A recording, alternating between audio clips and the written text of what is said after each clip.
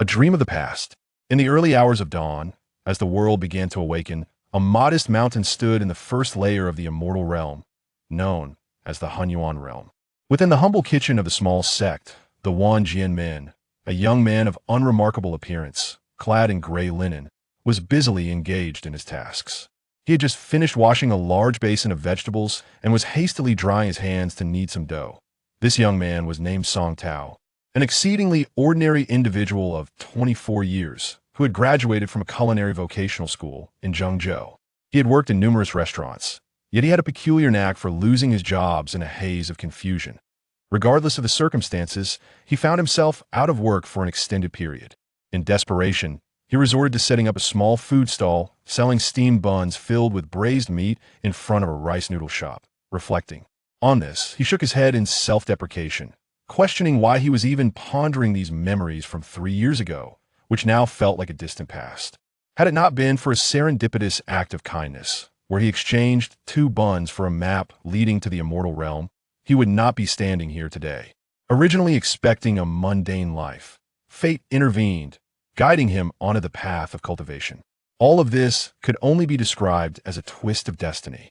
After kneading the dough, Song Tao paused, placing the large ball of dough into a redwood basin and setting it aside to rise by the hearth. Completing this task, he exhaled a sigh of relief, wiping the beads of sweat from his forehead. He had thought that finding the gateway to the immortal realm would herald a bright future. However, due to his lackluster aptitude and advanced age, he was looked down upon by the sect leader. After much pleading, he was reluctantly allowed to stay, only to be assigned to the kitchen as a menial worker. The thought left him feeling disheartened. After 3 years of laboring in this role, he wondered if this was to be his fate. No matter how well he performed, the highest he could aspire to was the position of a cook. Would he truly remain in the immortal realm as a mere chef until the end of his days? No, I refuse to accept this, he resolutely declared, shaking his head in defiance. Just then, the door creaked open, and 2 young men, yawning, entered the room. "Are the buns ready?" inquired a short, sturdy fellow, his eyes still heavy with sleep. "Almost done, almost done," Song Tao replied, forcing a smile. "Good morning, Meng Ge," the young man, named Meng Zhong, along with his lean brother, Meng Chong, hailed from the nearby town at the foot of the mountain. Both had joined the Wan Jianmin at a young age, but due to their mixed spiritual roots and lack of connections, they were relegated to the kitchen as cooks. Despite this, they had attained the 2nd level of the Ling Dong stage in their cultivation. Having navigated the complexities of life for several years, Song Tao had learned the valuable lesson that a strong dragon cannot overpower a local snake. Although he felt immense disappointment upon arriving, he maintained a friendly demeanor towards the brothers, striving to win their favor. Meng Zhong shot him a glance but offered no further acknowledgement, heading straight to the stove to roll up his sleeves and begin his work. Not wishing to appear idle, Song Tao quickly moved the nearly risen dough back to the counter to start steaming the buns. During his 3 years here, Song Tao had absorbed much knowledge about cultivation, learning that the path to immortality encompassed 8 stages: Ling Dong, Juji, Jindan, Yuanying, Lihe, Dongxian, Fenxin, and Dujia. Cultivation was notoriously difficult, akin to climbing the heavens, and throughout history, few had succeeded in overcoming the tribulations to ascend in broad daylight. Each stage was divided into 7 tiers, with the first 2 representing the early phase, the 3rd and 4th the mid-phase, and the 5th and 6th the late phase. The pinnacle of the late phase was known as the 7th tier, or the Great Perfection, where a breakthrough could lead directly to the next stage of cultivation. The immortal realm was categorized into 7 layers, with Song Tao residing in the first, known as Hunyuan, which closely resembled the mortal realm. This layer mirrored the customs, lifestyle, and architecture of the Eastern Han dynasty, boasting vast expanses and a considerable population of ordinary people. However, most sects hid away in the mountains, with only a few immortal families dwelling among mortals. Most cultivators here were at the Ling Dong stage, with those at the Juji stage being exceedingly rare. It was said that once one achieved the Juji stage, they had to decide whether to ascend to the next layer. If they chose to remain, their cultivation would stagnate, ultimately leading to their demise. To truly cultivate the Tao, one must enter the next layer. The second layer, known as Jin Wei, was shrouded in mystery, as no one from the first layer could describe it. Thus, some cultivators, out of fear, chose to remain behind, though such individuals were few. After all, the pursuit of immortality was a quest for transcendence, a defiance against the heavens. Inspired by this knowledge, Song Tao resolved to cultivate diligently until he reached the Juji stage, fully committing to the path of immortality. "Serve the dishes," a commanding voice suddenly echoed, startling Song Tao from his reverie. He turned to see Meng Zhong, visibly impatient, holding a pot of food. Swiftly, he grabbed a large white porcelain plate and rushed over. It was noteworthy that most cultivators led simple lives, eschewing the indulgence of extravagant feasts. The daily fare at the Wanjian Min was remarkably meager, consisting solely of plain steamed buns, vegetables, tofu, and thin rice soup. Despite Meng Chong's role as the chef, the dishes he prepared were far from appealing, often resembling bland boiled food. The lack of flavor left Song Tao longing for the vibrant street markets of his past, where summer evenings were filled with the delights of chilled beer and savory skewers. The flavors rich and unforgettable. "The soup is ready," Meng Chong called out, cautiously lifting the lid from the steaming pot of buns. "First, serve the sect leader and the elders. Then return to bring the large pot to the front hall," Meng Zhong instructed. Song Tao, eager to comply, retrieved a food container and carefully filled it with a platter of vegetables, several buns, and bowls of porridge. Just as he was about to step outside, Meng Zhong's voice rang out behind him. "Meng Chong, you should go instead." Understanding his intent, Song Tao halted, glancing back at the reluctant expression on Meng Chong's face and the insincere smile of Meng Zhong. He nodded hastily. "Thank you, Mengge. He'll take the food to the senior brothers." Song Tao grasped Meng Zhong's underlying motive, recognizing that he wanted his brother to curry favor with the sect leader for a chance to learn more about cultivation techniques. Despite the insincerity of the request, he maintained a cheerful facade and, with a forced laugh, lifted a large pot of porridge onto a small wooden cart, along with a bucket of vegetables and buns, before leisurely pushing the cart toward the mountain's front. As the saying goes, a mountain appears closer than it is. Although the modest hill that houses the 10,000 Swords sect may not seem imposing, traversing it can indeed be quite exhausting. Song Tao fondly recalls that his arrival at the 10,000 Swords sect was largely thanks to the benevolence of his senior sister. In the woods from which one cannot escape, I recall the moment he first entered the realm of cultivation. Following the map inscribed in the ancient tome, he traversed to the Shenangjia, where he scoured the primeval forest for a full 49 days, nearly transforming into a modern-day savage. It was only by chance that he stumbled upon a portal that plunged him into the world of cultivation. Upon his arrival, he was utterly bewildered, nearly becoming a feast for the bone-eating bird amidst the dense foliage. Fortunately, he was rescued by Li Pingyan, a female disciple of the Wanjian sect, who was on a mission. Thus, he found himself back at the Wanjian sect, though instead of becoming a disciple, he unexpectedly took on the role of a cook. Given the circumstances, dwelling on it was futile. Shaking his head vigorously, he cast aside thoughts of that enchanting, white-clad fairy sister, unwilling to linger on the matter. Finally reaching the hall at the front mountain of the Wanjian sect, he observed that the early disciples had already gathered in small groups. As he unloaded the food from the cart, two young disciples in white approached to assist with the distribution. Wiping the sweat from his brow, Song Tao leaned against the cart, waiting quietly. "Good dogs do not block the way." A haughty voice suddenly rang out behind him. Startled, Song Tao turned to see a somewhat plump man in white glaring at him with disdain. A surge of anger welled up within him. Could he not find another path in this vast space? Why must he trample over his cart? Yet, despite his inner turmoil, he dared not show his feelings, bowing humbly and moving his cart aside, perhaps sensing the flicker of anger on Song Tao's downturned face. The man did not simply pass by. Instead, he rolled his eyes and scolded, "You dog-like servant. You are not to appear in the front mountain again." Song Tao kept his head down, his shoulders trembling with suppressed rage. "Senior Brother Qin, what is the matter?" A delicate voice interrupted from behind them. Immediately, Qin's demeanor shifted to one of infatuation as he turned to greet the newcomer with a smirk. "Little junior sister." "Nothing at all. Just teaching a roadblock servant a lesson." Song Tao dared to glance up and saw that it was indeed Li Pingyan, the very sister who had guided him up the mountain. clad in pristine white. Her delicate hands glimmered as her long, dark hair was elegantly styled into a high bun, resembling a cloud blossoming atop her head. Her fair complexion was framed by delicate willow-like brows, almond-shaped eyes, a petite nose, and soft pink lips, with subtle dimples adorning her cheeks. At that moment, she moved with the grace of a willow swaying in the breeze, effortlessly capturing the attention of every male disciple present. A wave of embarrassment washed over Song Tao as he felt blood rush to his face.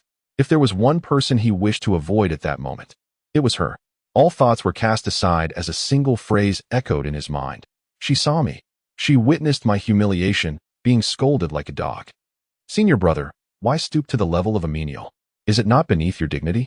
Li Pingyan remarked, casting a glance at Song Tao. Indeed, junior sister speaks wisely. Qin replied, grinning like a lapdog, before abandoning the still-standing Song Tao to pursue Li Pingyan with a flirtatious demeanor. Li Pingyan did not look back at Song Tao, but as she passed, she gently shook her head and sighed. Song Tao stood there in a daze, wishing he could vanish on the spot. His face flushed with embarrassment and anger.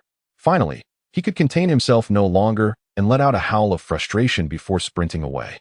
He dashed towards the rear mountain, burying his head and running with abandon, as if to outrun his discontent. Unbeknownst to him, he entered a dense thicket in the back mountain, where his fury boiled over. Clenching his fists, he struck the tree trunks in a frenzy, oblivious to the pain, even as blood stained the bark. After what felt like an eternity, he gradually calmed. Leaning against a massive tree, feeling utterly drained and in pain, his fists were a bloody mess. Sitting quietly, he seemed to have expended all his energy. As darkness enveloped the land, a chill wind swept through, carrying the distant howls of wild beasts.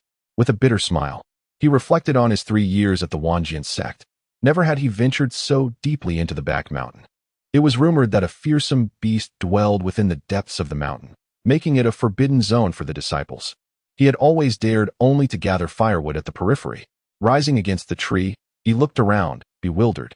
Every direction appeared the same, and he could not retrace his path. Resolutely, he chose a direction and cautiously began to walk. As the night deepened, Song Tao's anxiety mounted. After walking for what felt like ages, the surrounding trees remained unchanged, as if he were wandering in circles. This one and Oppos, T-do.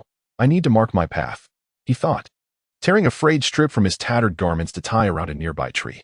Thus, he would walk a distance and then tie another mark, moving forward with renewed determination. What he failed to notice was that each time he passed a marked tree, it silently shifted positions, leading him further into the heart of the forest. Damn it, what kind of cursed place is this?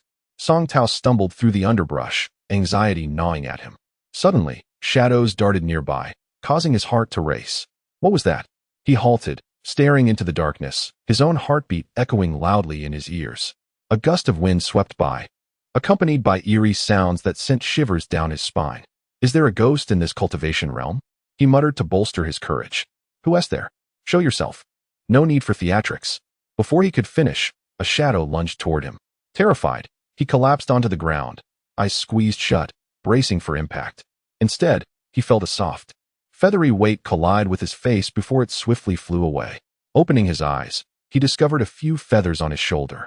It turned out to be a bird, most likely an owl, restless in the dead of night. With a wry smile, he dusted himself off and resumed his quest for an unmarked path. At this rate, I might end up stripped bare. He ripped another strip from his attire, realizing he was nearly threadbare. Cursing the seemingly endless forest, he kicked a stone in frustration, only to hear a mournful cry as it struck something nearby. His scalp tingled with unease. Who is there? He called, his voice trembling. Suddenly, a shadow darted out, startling him. As he focused, he discerned it was a silver-eared rabbit, a creature distinct to the realm of cultivation, its ears shimmering with a silvery glow. Yet, it moved sluggishly, as if injured, stumbling and then collapsing to the ground, twitching. Song Tao was overjoyed and hurriedly rushed over to grab the silver-eared rabbit. This was a splendid find, renowned for its exceptionally tender meat. Although it was merely a low-level demon beast, it was still a great tonic for cultivators. At that moment, his stomach rumbled like a drum, hunger gnawing at him. How could he possibly let such a delicacy slip away? He lifted the rabbit by its ears and discovered it weighed a good 4 to 5 pounds. Such a plump creature. Tongue licking his lips, he swallowed hard. It had been a long time since he had tasted meat. Upon closer inspection, he noticed a deep gash on the rabbit's neck, exposing bone and oozing hot blood. It appeared to have been inflicted by a blade. Perplexed, Song Tao stood up and glanced in the direction from which the rabbit had fled, wondering if anyone else was around. Just then, his stomach growled again, and he decided to set aside his concerns. First, he needed to fill his belly. He quickly drew a small knife from his pocket and deftly skinned the rabbit, leaving it perfectly clean. Gathering some dry twigs, he kindled a fire and skewered the rabbit meat to roast it. In no time, a mouth-watering aroma filled the air. As he watched the rabbit sizzle and glisten, Song Tao couldn't help but lick his lips, lamenting that it would be perfect if only he had some seasoning. Suddenly recalling something, he stood and searched diligently around the base of a large tree. Before long, he let out a joyous laugh as he pulled up a few small, finger-thick white mushrooms. Crumbling them, he sprinkled the fragrant cow-tongue grass over the rabbit meat. Its salty and spicy flavor was a staple seasoning in the cultivation world. Song Tao had indeed learned quite a bit during his 3 years of training. The rabbit was now perfectly roasted, golden, and glistening with oil. Song Tao couldn't contain his excitement, blowing on the meat before taking a hearty bite. Instantly, he nearly yelped from the heat. It was scorching, but oh, how delicious. Just as he was about to indulge further, he felt an itch on his leg. Looking down, he was startled to see a small, snow-white creature resembling a dog rubbing against his calf.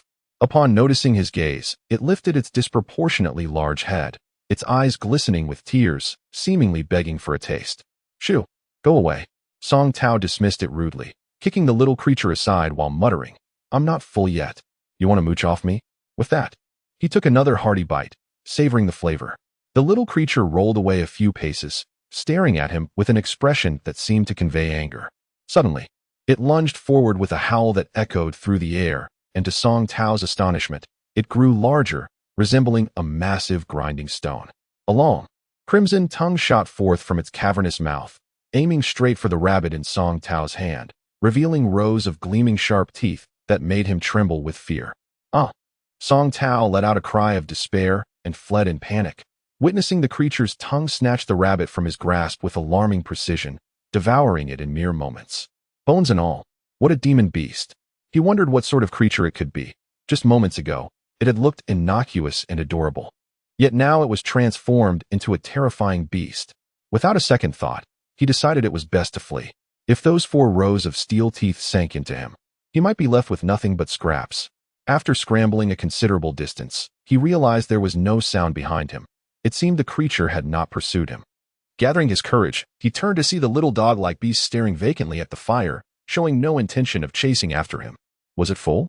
Song Tao speculated, halting to hide behind a tree and observe. To his astonishment, the little creature suddenly took a deep breath, and the vibrant flames were entirely consumed by it. Its expression shifted to one of satisfaction, even licking its lips and letting out a contented belch. It could actually eat fire? Song Tao watched in amazement, his mind racing with thoughts. Could this little dog-like demon beast be the legendary fire Qilin? The only fire-devouring demon he had ever heard of was the Qilin. Despite being a mythical creature, how could it possibly be here? He had heard that these ancient divine beasts were long extinct. Scratching his head in confusion, he pondered the improbability. Just then, the little beast perked up, its nose twitching as it turned and joyfully bounded toward him, stumbling slightly as it ran. Clearly a juvenile. Startled, Song Tao instinctively tried to evade it, but before he could escape, the little creature leapt onto him, affectionately nuzzling against his leg as if it regarded him as kin. Trembling, he cautiously reached out to stroke its head, fearful that it might suddenly turn aggressive and bite him. To his surprise, the little one seemed to relish the attention, leaning into his hand and purring contentedly. Gradually, he relaxed as the little beast rolled over, exposing its soft, white belly, as if inviting him to scratch it. Tentatively, he complied, and it closed its eyes, appearing blissfully comfortable, as if on the verge of drifting off to sleep. Yet Song Tao's mind was racing. Was this truly a young fire Qilin? Such legendary creatures were only spoken of in tales. No one had ever seen one in person. But given its earlier display of power, even if it were not a Qilin, it surely was a high-level demon beast, and capturing it could only bode well. However, how could he tame a demon beast? He recalled that in the Wanjin sect, there was a trained demon beast, the ascending cloud leopard, which he had glimpsed from afar. It was nearly human-sized, 3 meters long, with long fangs protruding from its mouth and a body covered in golden fur. complete with a pair of fleshy wings on its back. It was said that only the sect leader could tame it. Ordinary disciples would not dare approach. As a mere servant with no magical training, Song Tao was at a loss as to how to capture a demon beast. He gazed at the seemingly slumbering creature, wrestling with his uncertainty. Suddenly, a haunting howl echoed from deep within the forest, chilling him to the bone. He watched as the little dog-like beast, which had been blissfully snoring, sprang to its feet, erecting its ears in alertness. Its expression shifted dramatically as it stumbled off towards the sound in a frenzied dash. Though he had yet to devise a way to tame it, Song Tao could not bear to let it go alone. Gritting his teeth, he hurriedly followed. As he pursued, the path grew increasingly treacherous, with towering trees creating narrow gaps that were difficult to navigate. He watched as the little creature squeezed through the openings, and with determination, he followed suit, forcing his way through the tight spaces. Suddenly, he emerged into a vast clearing, where an enormous beast lay sprawled on the ground. As Song Tao squeezed through the thicket, he realized it was too late to flee. The little dog-like creature emitted a mournful cry and dashed toward the massive beast. Steadying himself against a tree, Song Tao focused on the sight before him. The creature was colossal, dwarfing the ascending cloud leopard by threefold. It bore the form of a deer, yet its entire body was cloaked in dark, scaly armor, with the head of a dragon and the tail of an ox. Its hooves resembling those of a horse, and a pair of wings sprouting from its back. However, it was mired in blood, much of it congealed and dark, with numerous wounds oozing crimson. Injured? It appeared gravely so. Song Tao and Appo's eyes sparkled with recognition. It looked like a Qilin. It truly resembles the legendary Qilin. Could this little dog be its offspring? The great beast struggled to lift its head, extending a long tongue to gently lick the pup and Appo's crown. This simple act seemed to drain the last vestiges of its strength, and it weakly lowered its head, appearing half alive. Song Tao, unable to contain his curiosity, stepped closer for a better look. Human. Suddenly, a faint feminine voice rang in Song Tao's ear, causing him to glance around in astonishment, yet he saw nothing.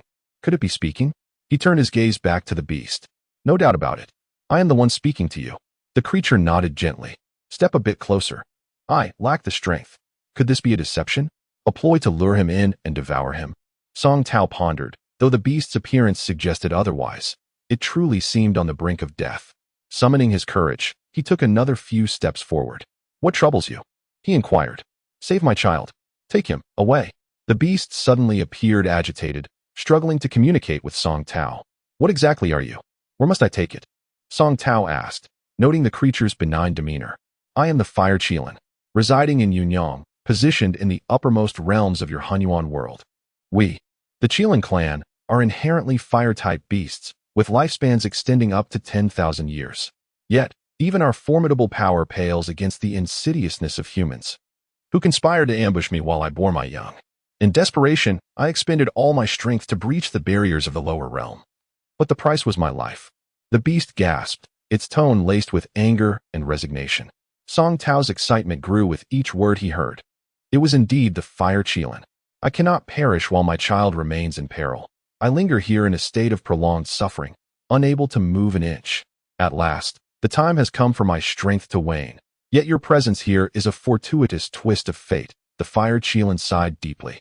I beseech you to forge a blood pact with my offspring, to take it as your companion. Song Tao and Appo's heart soared, but he feigned a look of hesitation.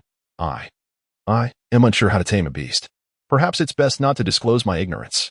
The Fire Qilin, mistaking his reluctance for unwillingness, took a deep breath and stated, Our Qilin clan possesses immense power.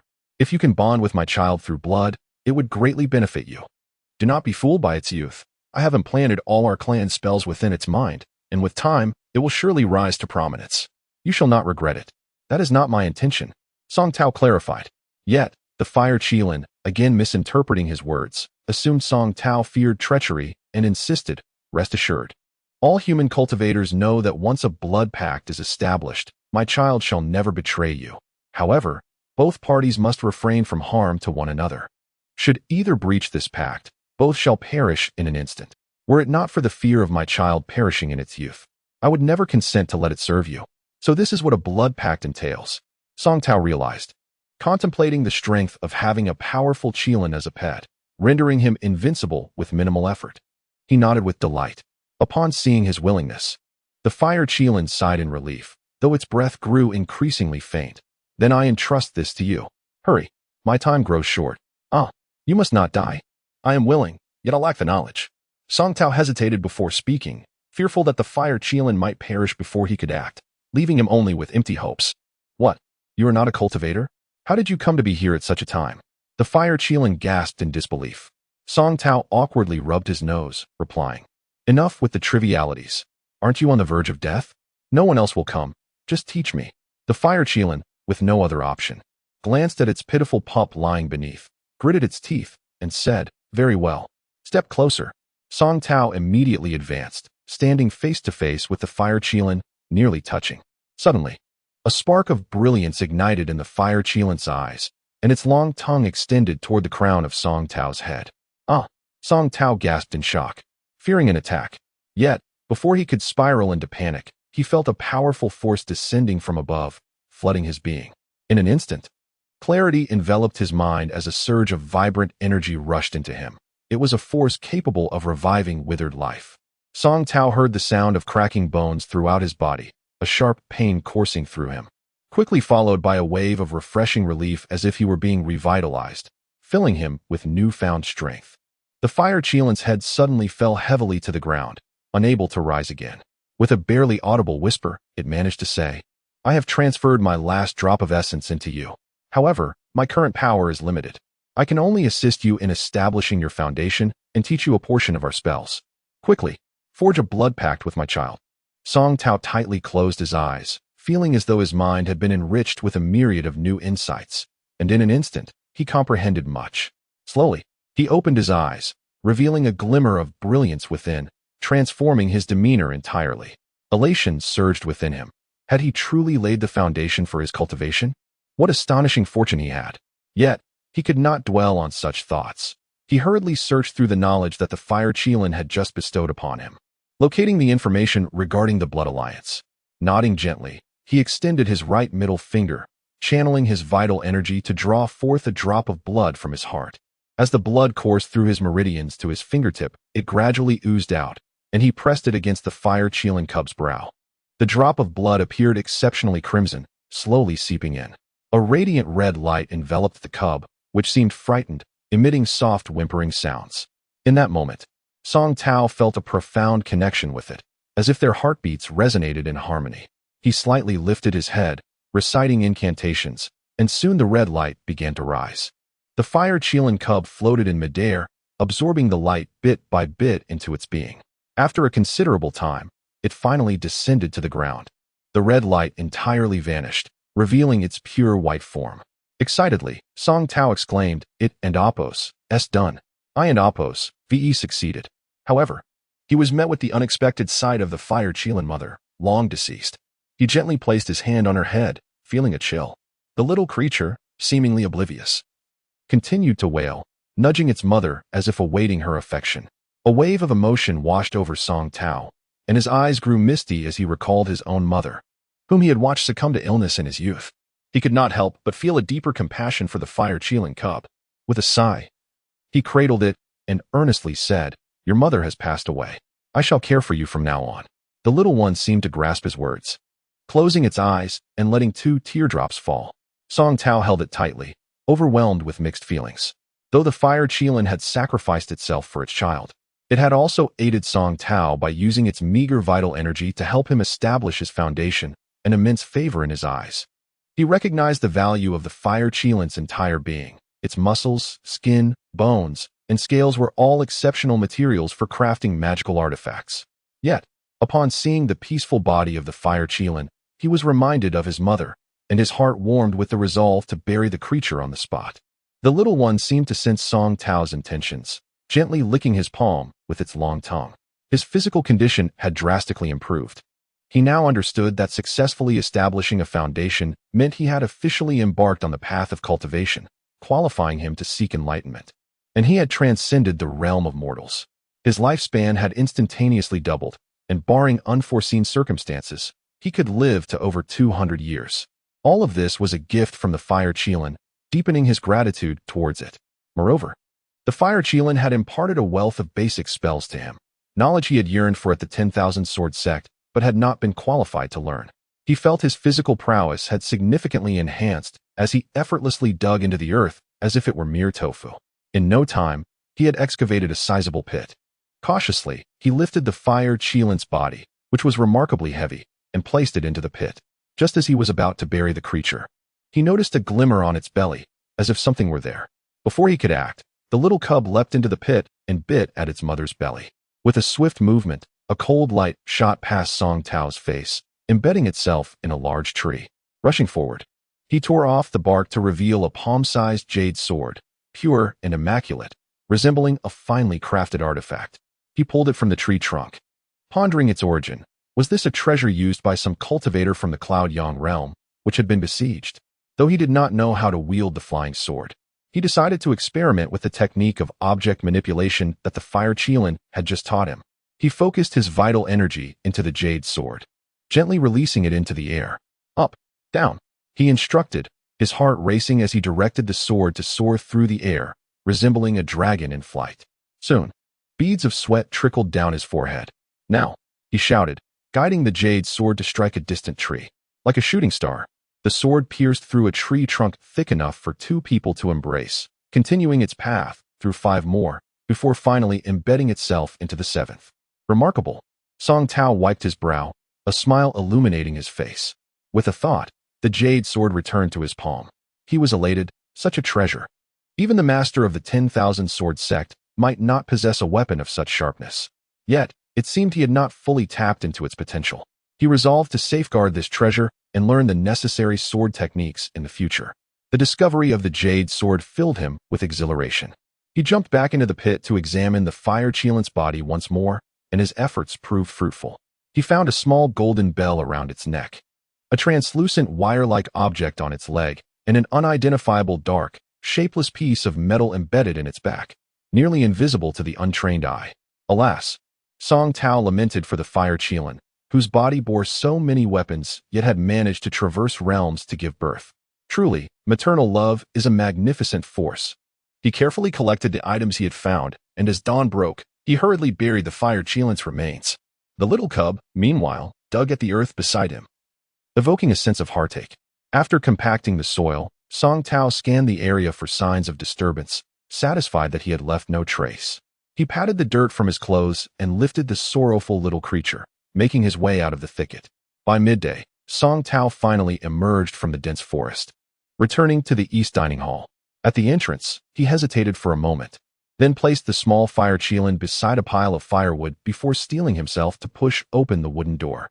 Inside, he found Meng Zhong and Meng Chong, their faces clouded with displeasure as they appeared to be in the midst of a discussion.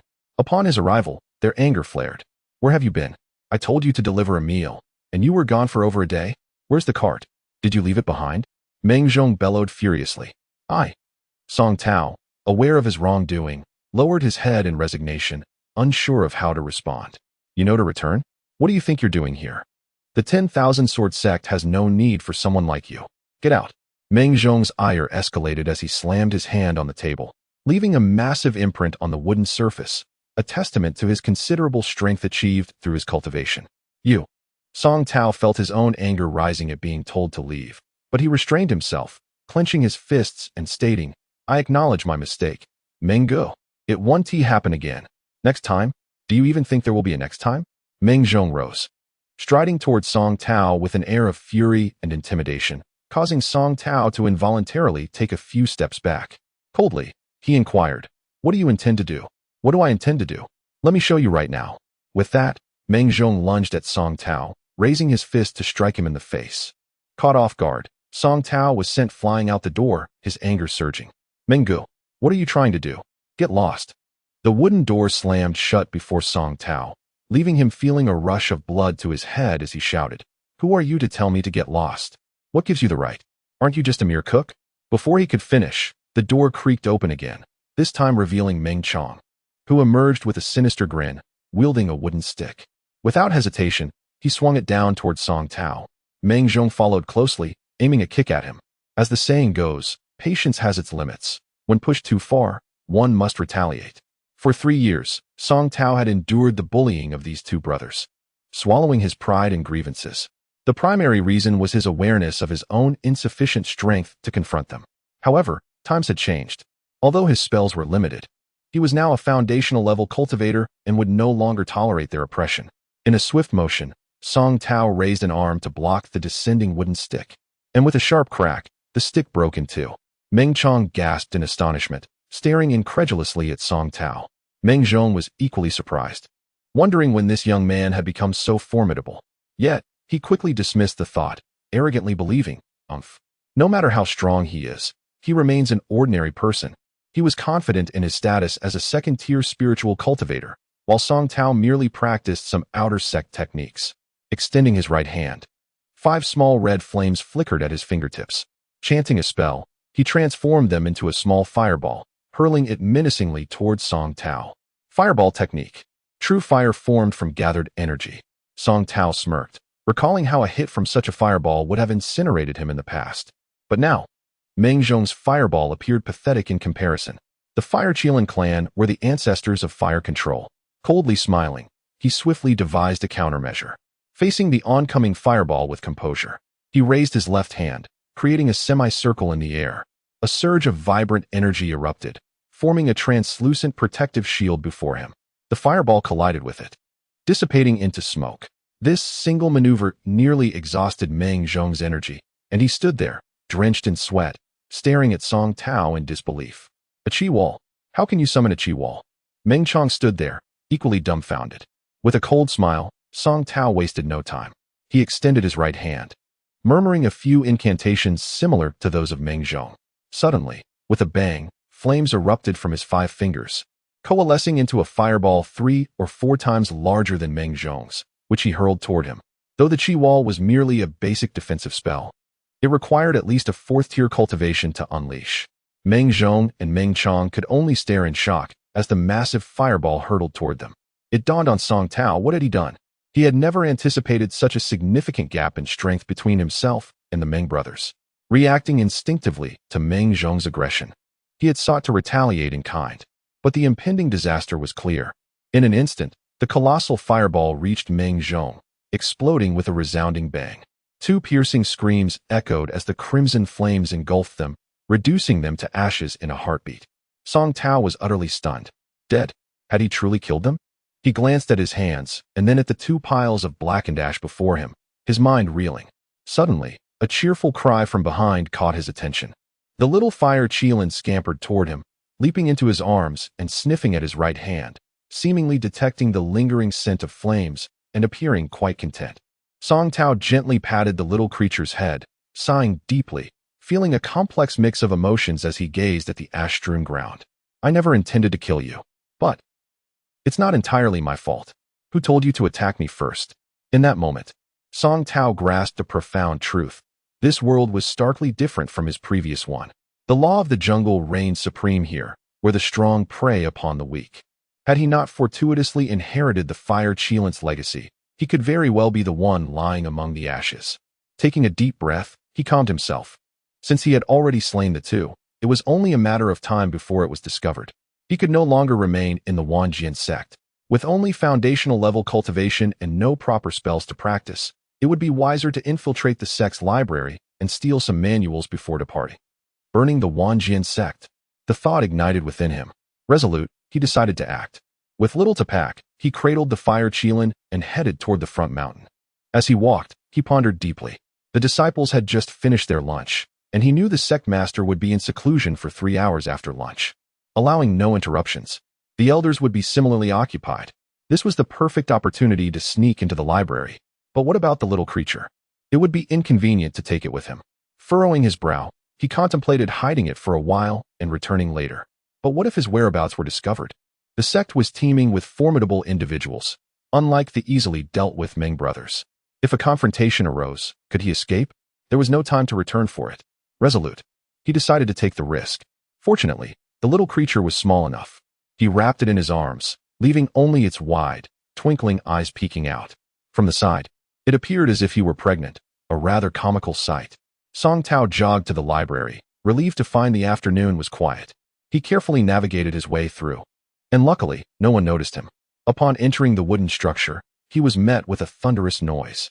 To his astonishment, the third elder, who usually exuded authority and scolded disciples for their lack of diligence, was sprawled out, napping lazily. Song Tao could not help but smirk quietly. Feeling that fate was on his side, he cautiously bypassed the elder's chamber on the first floor and tiptoed up the wooden stairs to the second floor. The library was indeed filled with an extraordinary number of tomes. Entering, Song Tao was awestruck. As a mere kitchen servant, he had never had the privilege to enter the library, and now, faced with a mountain of books, he felt utterly at a loss. Yet, time was of the essence, and he could not afford to dawdle. He hurriedly began to search through the volumes. 4 symbols and 2 instruments: sword, Bodhi technique, weeping blood blade technique, 5 poisons manual. After rummaging for a long time, he realized that all he found were martial arts manuals for ordinary people. It was puzzling. Where were the manuals for cultivators hidden away? He scratched his scalp vigorously, anxiously glancing around the room. After a cursory examination of all the bookshelves, he found nothing amiss. Suddenly, the fire chilin in his arms began to squirm vigorously, as if it wished to leap down. Song Tao could only pat it gently, murmuring, "Easy now? Don't cause a ruckus." However, before he could finish his sentence, the fire chilin had already wriggled free from his grasp and leapt out. Startled, Song Tao hurried to catch it, but he was met with the mischievous gaze of the chilin as it darted toward the far end of the study, launching itself straight at the wall. Song Tao's eyes widened in disbelief as the chilin's form vanished before him, seemingly merging with the wall. Rubbing his eyes in astonishment, he realized this must be the infamous illusion technique. He couldn't help but chuckle wryly. Had it not been for this little creature, he would have stood there foolishly. Resolute, he approached the wall as though it were non-existent. In an instant, his vision blurred, and indeed, he found himself standing in a larger study beyond the wall. Before him were ornately carved yellow pair with tea tables, each piled high with various bamboo scrolls. The little creature stood joyfully in front of one of the tables, wagging its tail at Song Tao. He hastily approached, snatching up a scroll titled Wind Manipulation Technique. Excellent. His heart leapt with joy. He grabbed another, Object Control Technique. Though he had already learned it from the fire chilin, perusing the text was still worthwhile. Realizing time was of the essence, Song Tao decided against further selection. He quickly shed his outer garments and spread them on the floor, piling the scrolls atop them. Just as he was engrossed in his task, he heard faint footsteps approaching from outside. Panic surged within him. He hurriedly shuffled a few more scrolls and bundled the little chilin atop the pile, hoisting it onto his shoulder. Just as he turned to flee, it was too late. A blinding flash erupted from the wall, and a figure crashed through. It was none other than the very person who had humiliated him in front of senior sister Li Ping. Qin, his senior brother. Dazed and bleary-eyed, Qin stared at the burdened Song Tao. "You." His confusion was palpable, yet Song Tao seized the moment, opting for a preemptive strike. With swift resolve, he drew a jade dagger, channeling his energy, and directed it with the object control technique straight toward Qin's chest.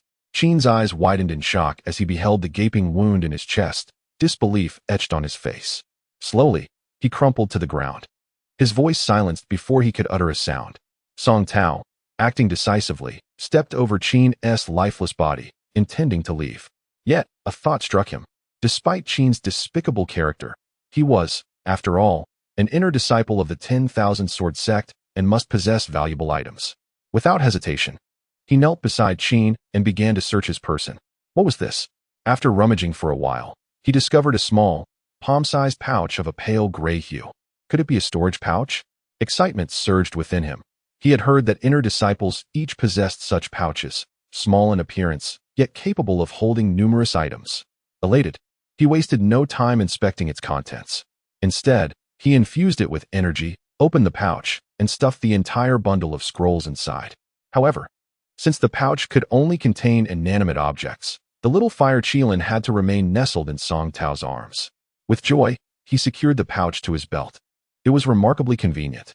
The entire bundle of scrolls fit into that tiny pouch with ease, and it felt weightless, a splendid treasure indeed.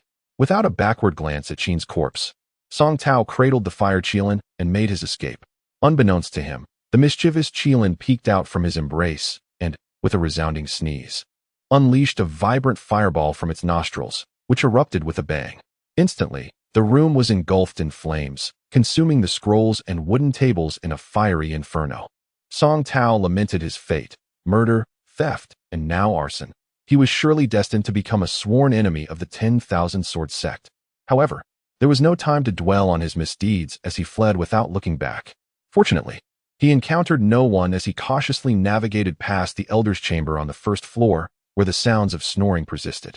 Yet, as he ventured further away, he glanced back to see the small building engulfed in flames, chaos erupting around it as disciples rushed toward the blaze. Taking advantage of the confusion, Song Tao escaped down the mountain, his bounty substantial. Song Tao traversed mountains and valleys, deliberately choosing the less traveled paths, apprehensive of any pursuers behind him. After an arduous day without nourishment, he finally arrived at a bustling city just as dusk began to fall. Adhering to the principle of concealing oneself in the mountains while seeking refuge in the city, Song Tao hastily filled his belly and found a quaint inn to rest. After completing the check-in process and dismissing the loquacious innkeeper, he eagerly secured the door, retrieved a gray pouch, and infused it with his vital energy. With his eyes gently closed, he watched as the contents of the pouch materialized before him. With a mere thought, the items he coveted floated into the air. He decided to empty the pouch entirely, laying everything out on the bed for a careful examination. Senior Brother Qin, an inner disciple of the Wanjian sect, although known for his harsh demeanor, hailed from a respectable lineage. He was a disciple of the sect's second elder, who was notorious for indulging his students. Consequently, Senior Brother Qin possessed a fair number of valuable items. Among them were 5 primary water attribute spirit stones, 8 primary fire attribute spirit stones, 4 primary earth attribute spirit stones, a large knife named Blood of the Emerald, a small vial of Qi nourishing pills, a small vial of blood restoration pills, a small vial of carefree water, and an exquisite white jade box. Curious, Song Tao opened the white jade box to discover a tattered yellow talisman within, adorned with faint silver characters forming the shape of a small sword, appearing somewhat incomplete. Not giving it much thought, he carelessly returned it to the pouch, his excitement growing as he grasped the spirit stones, laughing heartily. Unbeknownst to him, he had just stumbled upon a treasure of immense value. The most precious item belonging to Senior Brother Qin was likely that talisman. Despite its ragged state, it was a genuine talisman of great worth. It was a talisman that could only be crafted by cultivators at the core formation stage and contained the sealed power of certain magical artifacts. When unleashed, its might was boundless. However, in the hands of a cultivator below the foundation establishment stage, it could only manifest a fraction of its power. Whereas a foundation establishment cultivator could unleash its full potential, rivaling that of a top-tier magical artifact. Yet, this talisman had a fatal flaw: each use depleted it. And once its stored magical power was exhausted, it would turn to ashes. Despite this, such items were coveted by cultivators, especially those at lower levels, as possessing a talisman was akin to having additional lifelines. However, Song Tao, lacking the discernment, merely regarded it as an ordinary talisman and stuffed it back into his storage pouch. As he toyed with the spirit stones, he picked up the Blood of the Emerald knife, nodding in satisfaction. He swung it a few times, marveling at the finely crafted steel blade, its sharp edge gleaming brilliantly. Suddenly, a thought struck him. How did this imposing knife compare in sharpness to the white jade sword he had obtained from the fire Qilin? He swiftly drew the white jade sword from his bosom, holding the knife in his left hand and the sword in his right. Gritting his teeth, he brought them down in a clash. To his astonishment, Song Tao's eyes widened as he beheld his hands. The white jade sword proved to be incredibly hard and sharp, effortlessly slicing the Blood of the Emerald knife in two, as if it were mere tofu. He couldn't help but beam with delight, tenderly caressing the white jade sword before carefully stowing it in his storage pouch. He remembered he still had some valuable items obtained from the fire Qilin and hurriedly pulled them out, along with the spirit stones and elixirs, stuffing them into his pouch. Finally, he eagerly turned his attention to the bamboo slips he had pilfered. Captivated, Song Tao spent 3 days and nights ensconced in his room, with meals brought in by the innkeeper. He had little appetite, most of it going to the small fire Qilin, which, having eaten and slept for 3 days, seemed to have gained a noticeable amount of weight. After closing the last bamboo slip, he exhaled deeply. Although the contents consisted of elementary spells and Qi training methods suitable only for cultivators in the spirit movement stage who had yet to establish their foundation, they perfectly filled the gaps in his foundational knowledge of spells. Typically, a disciple in the spirit movement stage would require several years to master such spells. However, With his foundation establishment cultivation, Song Tao found the learning process considerably more efficient. Regardless of whether he fully grasped them, he had committed them all to memory, ready to reinforce his practice and mastery in due time. Yet, he felt a pang of regret at the absence of a spell regarding flying swords, as relying solely on the object manipulation spell would not allow him to unleash the true power of the white jade sword. He pondered for a while, realizing that isolating himself would not suffice. He needed to find a way to join a larger cultivation sect to seize opportunities for further learning. After stretching his limbs, which had grown numb from 3 days of stillness, Song Tao glanced at the small fire Qilin, now soundly asleep on the bed. He resolved to venture out, gather some news, and seek opportunities to enter a sect. However, he hesitated. Should he take the small fire Qilin with him? Although it resembled a small dog, there was still a risk of it being discovered by a powerful cultivator. What if it were snatched away? Yet, leaving it in the inn also stirred unease. Suddenly, an idea struck him. He would try the newly learned warding spell. Approaching the door, he quietly opened it, and finding the corridor empty, he seized the moment to cast his spell. Gently closing the wooden door, he deftly pointed his fingers, releasing a faint azure energy that flowed from his fingertips. As he softly chanted the incantation, the energy coalesced into several large Sanskrit characters that silently embedded themselves into the door.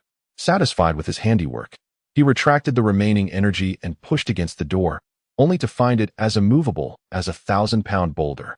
With a sense of relief, he stepped out with a proud gait, descending the stairs. This city was indeed remarkably prosperous, with streets wider than those adjacent to the Wanjian sect, lined with an array of stalls selling various goods that dazzled Song Tao's senses. He wandered aimlessly until he found himself beneath a city tower, where a large red notice was affixed to the green brick wall, surrounded by a throng of onlookers. Struggling to squeeze through, he discovered that it was a recruitment notice for cooks by the Zhao family, the city's ruling clan. Disappointed, he turned to leave, when he overheard a conversation nearby. I heard that our Lord Zhao Mingyue has already reached the late foundation establishment stage, a young scholar remarked enviously. Not just that, you underestimate the Zhao family. In our mixed Yuan realm, they are a prominent cultivation family, unrivaled in strength. Countless talented cultivators have ascended from their lineage. It is said that this generation's Lord Zhao Mingyue is particularly exceptional, having reached the pinnacle of the foundation establishment stage, yet has yet to find a suitable successor to ascend. A middle-aged man replied leisurely. Oh, so the Zhao family is a lineage of cultivators, not mere mortals. Song Tao pondered thoughtfully, realizing their formidable strength was precisely what he sought. He mused, pushing through the crowd to the notice, tearing it down with determination. Alas, he would have to rely on the guise of a cook to infiltrate once more. In the Zhao family courtyard, in a somewhat secluded courtyard, 7 or 8 individuals clad in identical blue garments stood in 2 rows on a modest stone platform, listening attentively to a white-haired elder delivering a lecture. These were the new cooks recruited by the Zhao family, and the elder before them was Zhang Bo, the head of the kitchen. Song Tao found himself among this throng of mortals, his mind drifting elsewhere as he absently listened to Zhang Bo's lengthy discourse. The method of concealing one's cultivation is indeed remarkably effective. The spell imparted by the fire Qilin mother in his mind possesses a unique ability to obscure one's aura. When Song Tao employs it, it perfectly conceals his cultivation level, making him appear merely as a practitioner at the second stage of the spirit movement realm. Nonetheless, his presence among these mortal cooks is conspicuous. The head chef, Zhang Bo, couldn't help but steal a few glances at him. Enough said. I shan't elaborate further. Seemingly sensing the impatience of the crowd, Zhang Bo shook his head and sighed, stating, in summary, our sole responsibility as cooks is to prepare exquisite meals. I expect none of you to overstep your bounds and engage in matters that do not concern you. While speaking, he cast a meaningful glance at Song Tao, unaware that the lad was lost in his thoughts, oblivious to the words being uttered. Thus began Song Tao's culinary journey within the Zhao household. Truly, the Zhao family is a prestigious lineage within the mixed origin realm. The kitchen alone is divided into 3 distinct sections. The inner kitchen dedicated to preparing meals for the family head and elders, the small kitchen for the disciples, and the large kitchen catering to the mortals and various servants unsuitable for cultivation. At present, Song Tao finds himself assisting in the large kitchen, which leaves him quite disheartened. Each day he is surrounded by nothing but servants and mortals. He wonders how long it will take to achieve his goals in such an environment. However, The Zhao family practices cultivation and does not accept disciples from outside, leaving Song Tao in a state of anxious frustration. The Zhao family has a daughter named Mingyue, a natural talent who is exceptionally intelligent and eager to learn. It is said that she reached the pinnacle of the spirit movement realm by the tender age of 8, becoming a key focus of the family's nurturing. Everyone speculates that she will be the next head of the Zhao family. In a secluded courtyard adorned with lotus blossoms, Zhao Mingyue, with her hair styled in twin buns and dressed in a delicate pink garment, sits beside the lotus pond, diligently perusing a collection of bamboo slips. Yet, her ears inadvertently catch the conversation of the maidservants stationed at the gate. "Xiaoning, what do you think we will have for dinner tonight?" "How would I know? But that dish from yesterday was absolutely delicious. I ended up eating an extra bowl of rice, and now I'm worried about gaining weight." "You only had one extra bowl. I had 3. Even the old lady serving the rice laughed at me. Hee, you're such a little pig. It's mainly because that new chef cooks so well." "What was that dish called again?" "Sweet and sour pork?" "Sweet and sour pork. Silly girl." Zhao Mingyue cannot help but feel a bit dazed. What could be so delectable that it drives these young girls, who usually take great care of their figures and eat only sparingly, to frenzy? After all, she is merely an 8 or 9-year-old girl. Unable to suppress her curiosity, she sets aside her bamboo slips and softly calls out, "Xiaoning, Xiaodan, come here. I have a question for you." The 2 maidservants, around 11 or 12 years old, hurriedly rush over at the sound of her voice. "What were you just talking about?" Miss. Xiaodan glances at Zhao Mingyue, a hint of trepidation flickering in her eyes. Despite her youth, there is an innate authority about her that compels others to behave with utmost respect in her presence. "We were merely discussing last night's dinner. What is this sweet and sour pork? Has a new chef joined the household? Is it a dish of his invention?" Zhao Mingyue inquires with curiosity, wondering why she hadn't heard of a new chef, and if he is indeed exceptional, why he is relegated to the large kitchen. "Yes, I heard he is called Song Tao. Ever since he arrived, the old lady who steams the rice has been complaining that we eat too much. Each time she steams rice, it never seems to be enough. His culinary skills are truly remarkable.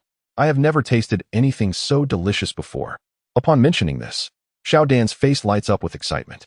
"Oh, is it truly that good? What does it taste like?" Zhao Mingyue asks. "I can't quite describe it. It's just pork. But he prepares it in a unique way, sweet and sour, crispy and tender. It's simply divine." As she speaks, Xiaodan squints her eyes, nearly drooling at the thought, as if savoring the exquisite flavor. Pork, sweet and sour, and it's delicious? Zhao Mingyue finds it hard to believe, unable to fathom such a taste. She has never encountered anything so peculiar throughout her life. Unable to contain herself any longer, she tosses aside her book and demands, "What time is it now?" "Miss, it is almost the hour of you." Xiao Ning replies respectfully. "Oh, so that means dinner is soon?"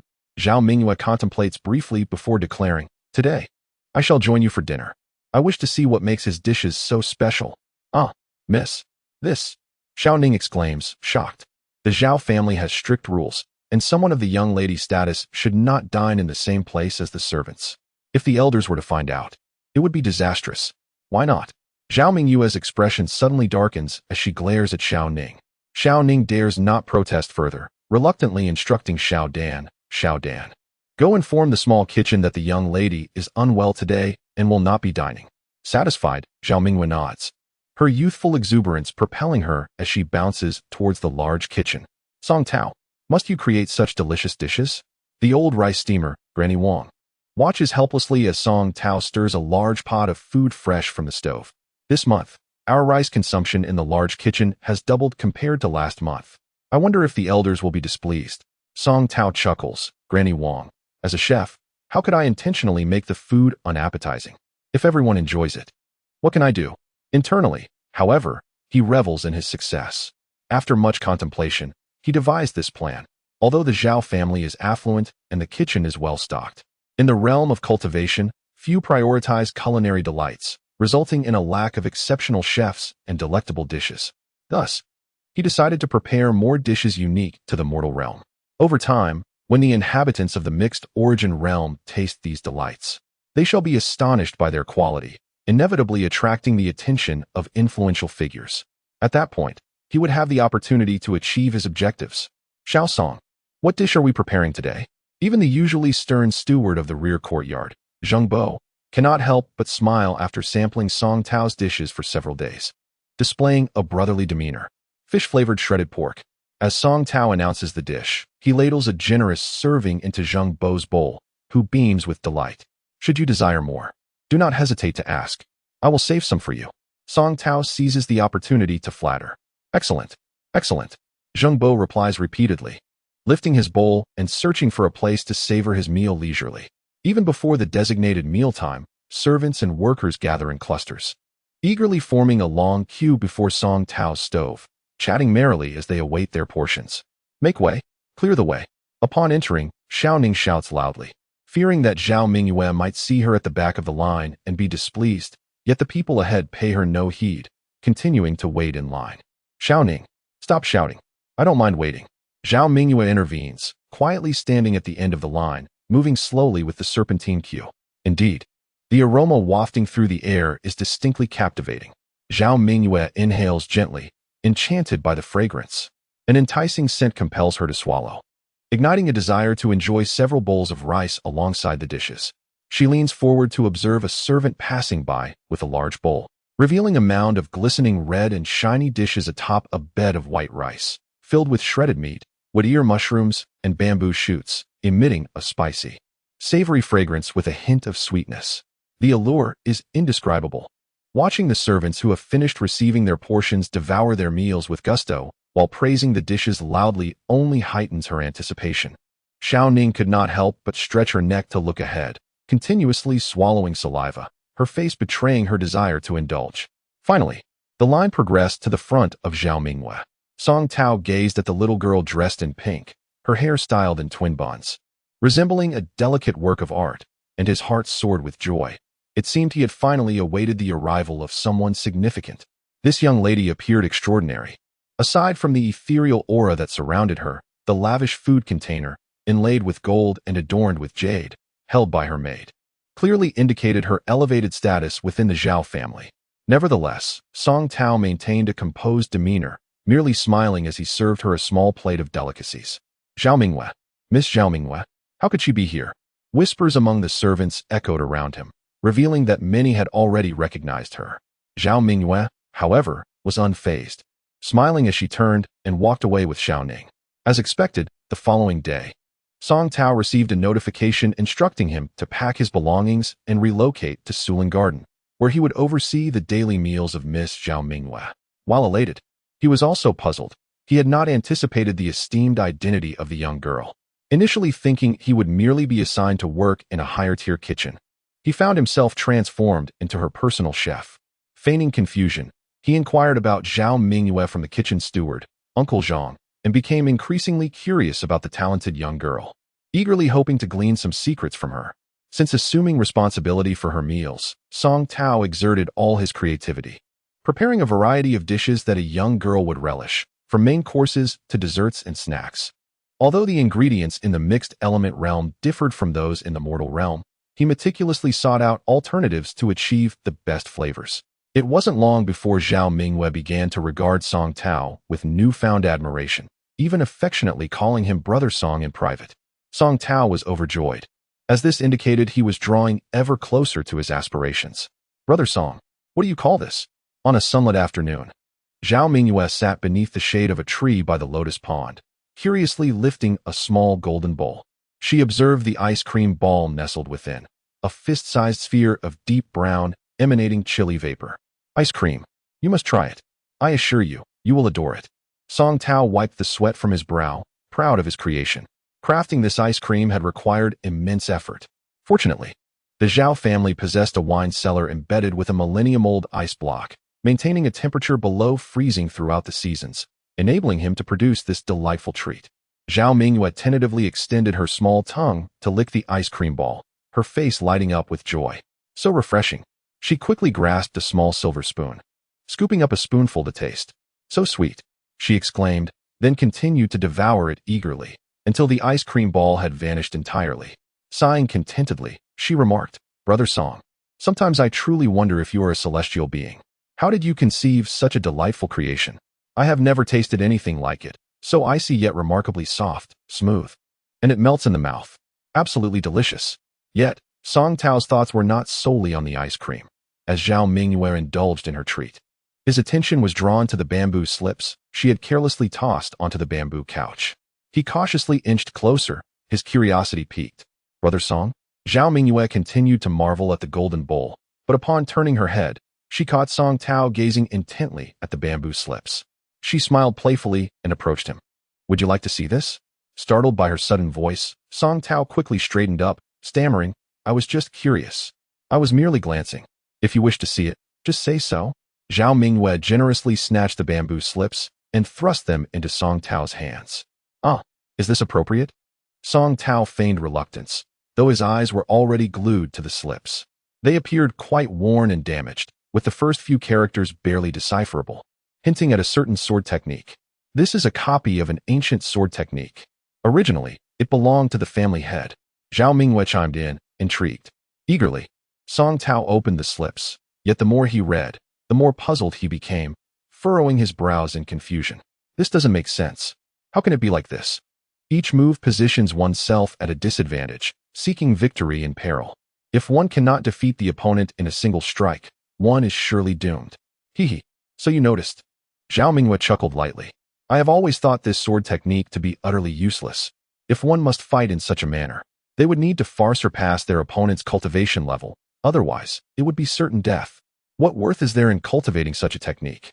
I truly do not understand why the family head values it so highly, as I am the only one to inherit it. Song Tao found Zhao Mingyue's reasoning compelling.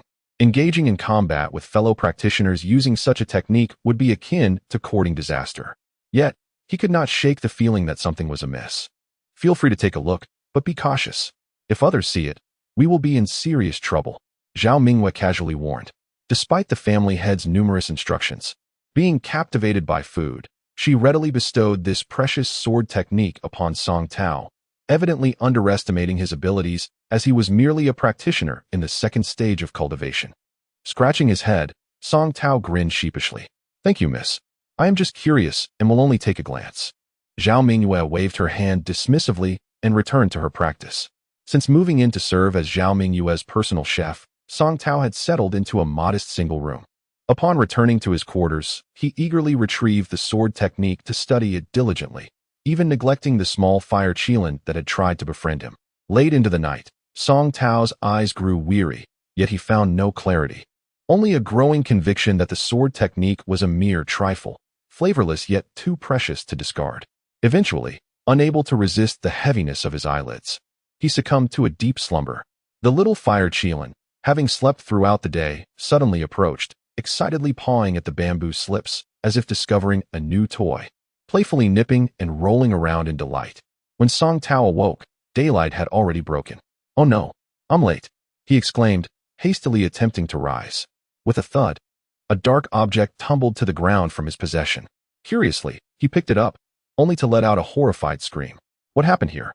The blackened, charcoal-like object was none other than the bamboo slips he had retrieved from Zhao Mingyue, now charred and transformed from its original ancient yellow hue to a darkened exterior. Though thankfully not entirely incinerated, merely carbonized on the surface, still intact. How would he explain this to Zhao Mingyue? Surely, this mischief was the work of that little creature. Frantically, Song Tao searched for the mischievous fire qilin, only to find it nestled deep within his bed, peacefully asleep. With no choice but to inspect the slip again, Song Tao's gaze was drawn in once more. To his astonishment, golden characters began to emerge upon the darkened surface, and he became entranced, reading intently. It turned out this was the true sword technique, and he wondered if perhaps the family head had devised this method as a test for Zhao Mingyue, inadvertently benefiting Song Tao in the process. Song Tao read earnestly, unable to resist the urge to draw forth the white jade sword. Following the method described, he refined it with his vital energy. Upon completing the refinement, Song Tao immediately sensed an inexplicable connection between the white jade sword and his own spirit. It was as if the sword had transformed into an extension of his fingers. With a mere thought, he could wield it at will. He then attempted to infuse it with more vital energy, and just as he was on the verge of exhausting his reserves, he noticed two golden characters faintly appearing along the blade, seemingly inscribed with the words "Chasing Wind." This must surely be the name of the white jade sword. With a gentle flick of his wrist, the Chasing Wind sword soared above his head, dancing and swirling in the air. The once opaque blade gradually became transparent, as a slender red line began to emerge from the tip and extended toward the hilt, accompanied by an overwhelming aura that enveloped him, creating an invisible barrier within 3 feet of his body. With a commanding shout, Song Tao glanced at the bamboo slips while addressing the chasing wind sword, casually gesturing toward the east with 2 fingers. In an instant, like a flash of lightning, the chasing wind sword vanished without a trace, piercing through the wall and flying away. Staring in bewilderment at the pigeon egg-sized hole in the wall, he was still trying to comprehend what had just transpired when a thunderous crash resonated from outside, sounding as if a building had collapsed. He had caused a calamity. Song Tao stood in a daze for a while before he remembered to rush outside to see what was amiss. Upon stepping out of his door, he found the vicinity of Zhao Mingyue's residence, Sulin Garden, unusually lively, teeming with people who seemed to be gathered around something. After much effort, Song Tao squeezed into the crowd and was instantly taken aback. Zhao Mingyue appeared as if she had just been struck by lightning. Her face blackened and her expression dazed, staring at what was once her embroidery building, now reduced to a heap of ruins. At the center of the debris stood Song Tao's white jade sword, the Wind Chaser. What on earth happened? Suddenly, the crowd parted to make way, and a deep, authoritative voice resonated through the air. Song Tao turned his gaze to see a middle-aged man, not very tall, seemingly in his 40s or 50s, walking slowly through the pathway. Upon seeing this man, Zhao Mingyue immediately rushed towards him, tears streaming down her face, exclaiming, "Grandfather, I don't know who is so wicked as to attack me." The middle-aged man gently embraced the utterly wronged Zhao Mingyue, yet his gaze was drawn entirely to the white jade sword amid the ruins as he murmured, "I wonder which esteemed guest has graced us with their presence. Why not reveal yourself?" The crowd exchanged glances, and Song Tao was eager to retrieve the Wind Chaser, but dared not act so brazenly. He was at a loss, scratching his head in frustration. The middle-aged man raised his voice once more, and upon seeing that no one answered, he lightly patted the sobbing Zhao Mingyue, attempting to step forward to grasp the Wind Chaser. In a moment of panic, Song Tao couldn't hold back any longer. He recited the incantation he had just learned, and the Wind Chaser instantly transformed into a streak of white light, flashing to his side and directly into his palm. The crowd gasped, and the middle-aged man looked toward the white light, furrowing his brow as he gently clasped his hands in greeting to Song Tao, proclaiming, "Might I inquire what brings you to the Zhao family and why you would attack one of our own?" As he spoke, a formidable aura emanated from him, filling the air with an overwhelming pressure. Song Tao was uncertain how to respond. The middle-aged man's hostility was unmistakable. He had yet to attempt flying with the sword, and now he had nowhere to escape. It seemed a confrontation was inevitable. Resolutely, he declared, "It was not intentional.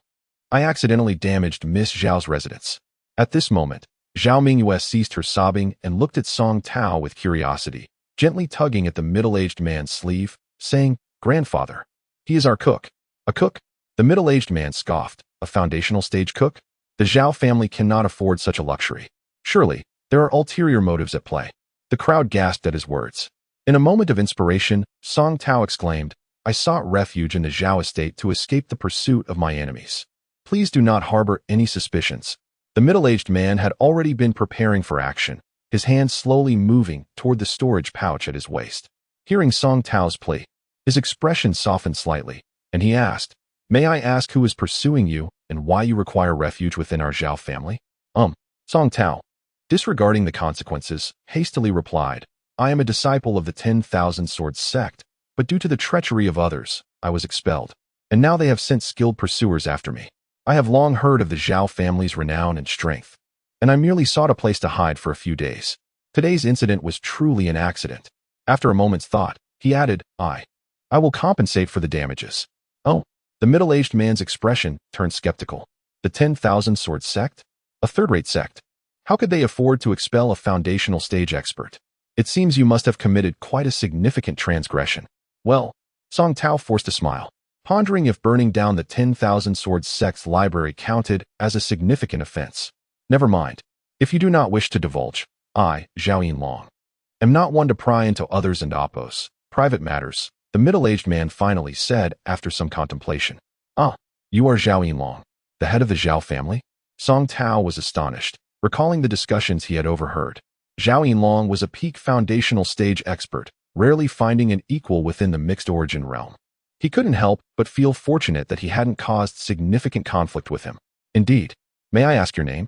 Zhao Yinlong waved his hand dismissively, exuding an air of arrogance. Oh, I am Song Tao.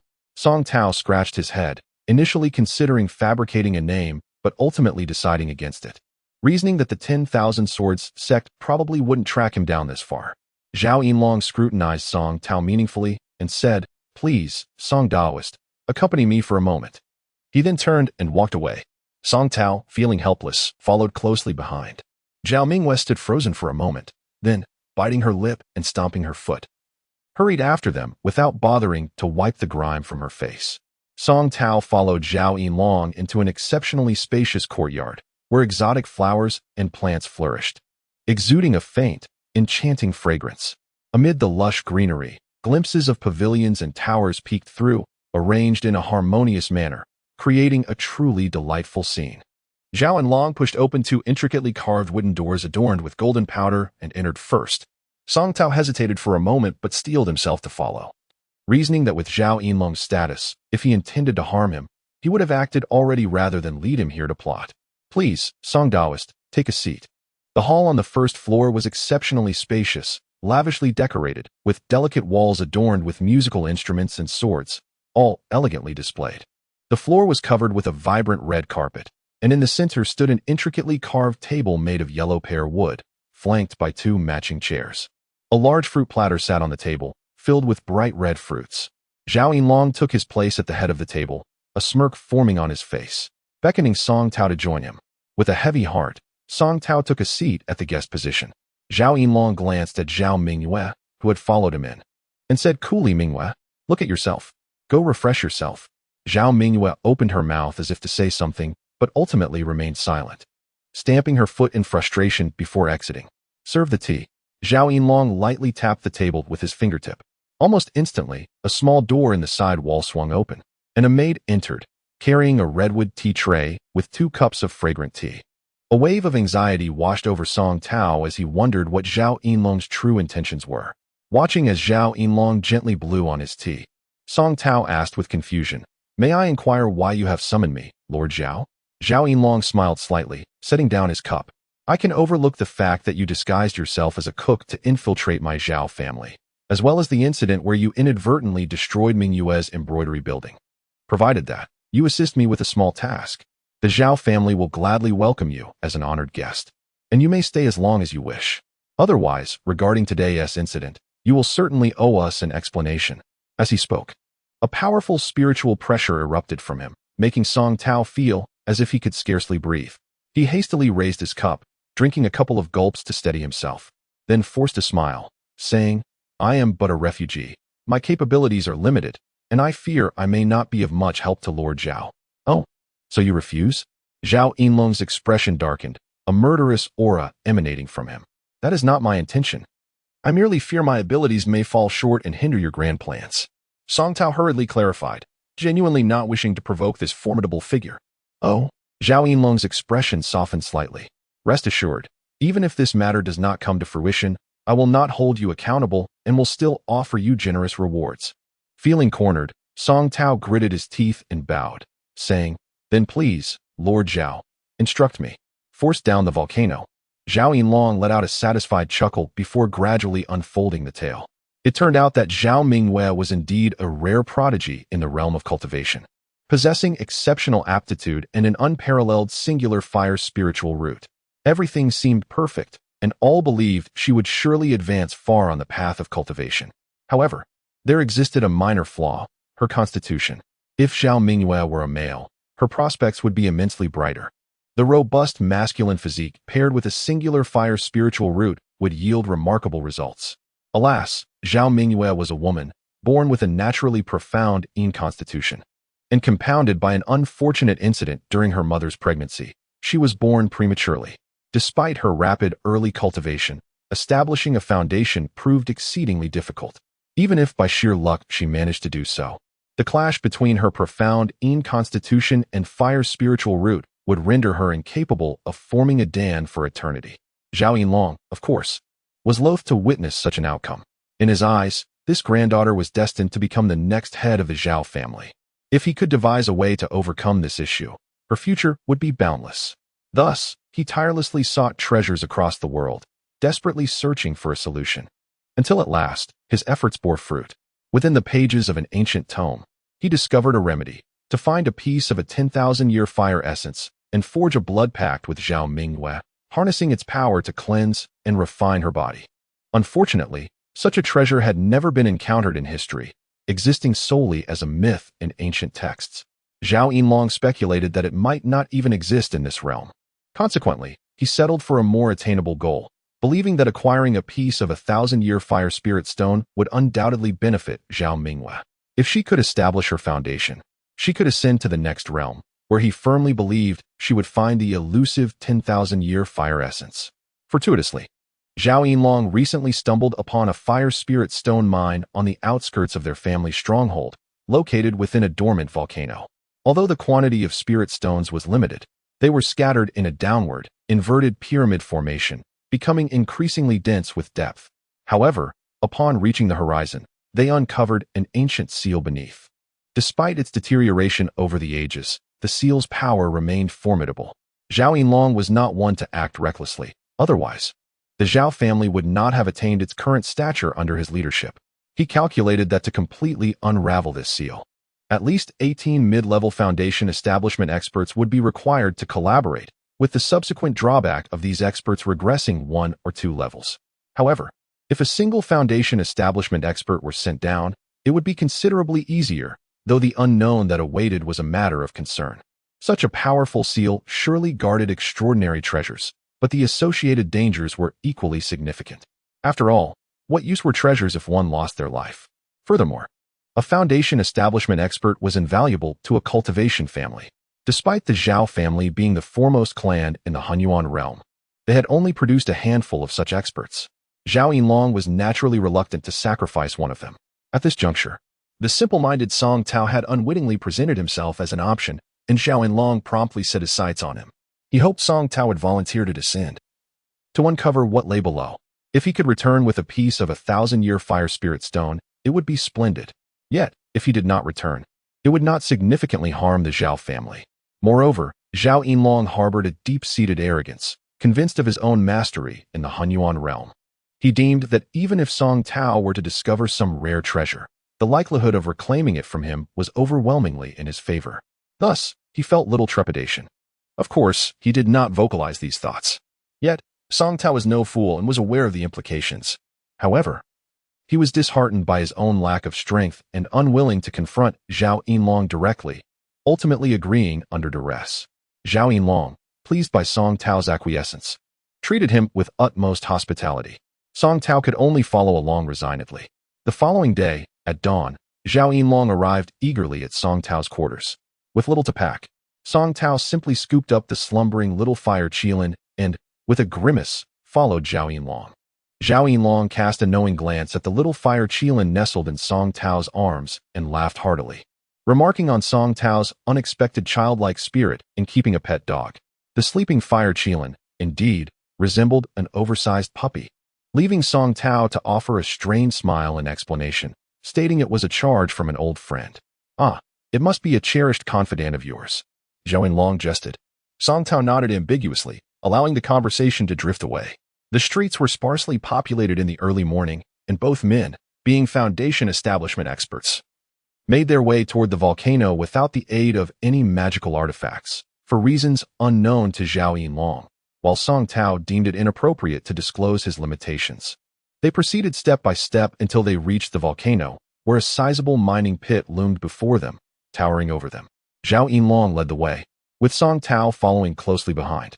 In the silent cavern, devoid of any presence, the duo followed a winding path until they reached a dead end, where an array of chaotic lines and unknown inscriptions adorned the ground, shimmering faintly with a ghostly light. It was evident that only a quarter of a circular formation had been excavated, with the remainder concealed within the rock. "This is it," Zhao Yinlong announced. Song Tao inhaled deeply, feeling a twinge of anxiety. Although Zhao Yinlong spoke lightly of simply retrieving a fire spirit stone, he remained skeptical of the ease of the task. If it were truly that simple, anyone could undertake the endeavor, So why was he, an outsider, chosen? He felt as though he were merely being used as a pawn. Despite his thoughts, Song Tao refrained from confronting Zhao Yinlong, silently vowing to confront the elder once he gained the strength to do so. Song Dao, please step forward. Zhao Yinlong gestured to a spot within the formation. Reluctantly, Song Tao complied. Zhao Yinlong then retrieved a small jade box from his robe, slowly opening it to extract a piece of blue talisman paper. When you find the item and wish to return, please use your true energy to ignite this communication talisman, and I shall open the formation to retrieve you, Zhao Yinlong instructed. Song Tao, without further ado, accepted the talisman, taking a deep breath as he declared, I am ready. Let us begin. Zhao Yinlong nodded in satisfaction, waving his hand as 5 fist-sized pale red spirit stones flew from his storage pouch into the formation. Instantly, a crimson light soared into the sky, enveloping Song Tao completely, as the ground appeared to transform into a vast quagmire, slowly swallowing him whole until he was no longer visible. Lava pool as Song Tao beheld the 5 fist-sized pale red spirit stones that Zhao Yinlong had cast into the formation, his eyes lit up with excitement, nearly succumbing to the urge to rush forward and seize one. Such substantial spirit stones. They appeared to be of considerable value. Undoubtedly, they were what one might refer to as intermediate spirit stones, and judging by their hue, they seemed to possess a fire attribute. It was truly a pity to see them consumed in activating the formation. Enveloped in a crimson glow, Song Tao gradually descended into the ground, a hint of anxiety blooming within him. Through the thin veil of red light, he perceived an abyss of darkness surrounding him as he maneuvered slowly through the solid rock, his speed increasing with each moment. How much longer must he descend? Impatience began to swell within him, and he lost track of time as the surrounding darkness remained unyielding, the crimson light enveloping him dimming further and further. A thought crept into his mind. What if the red light vanished? Would he then be trapped within the stone? A wave of profound dread surged through him, compelling him to abandon his passive waiting and muster all his strength to hasten his descent. Faster. At last, as the red light nearly flickered out, a sharp sting coursed through his face, and he felt the friction of his flesh against the unyielding rock. Suddenly, the ground beneath him gave way, and with a thud, he landed in a modest space, sprawled awkwardly on the ground, taking a moment to regain his composure. Where was this place? The subterranean realm was not merely dark, it was an absolute void, where one could not see their own hand in front of their face. Sitting up, Song Tao realized his little fire qilin was missing. Panic surged through him as he groped around, his hands meeting the cold, smooth stone.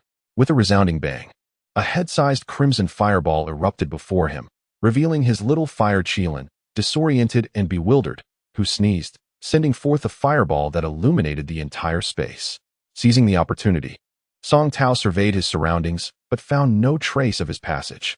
It was as though he had truly emerged from within the stone itself.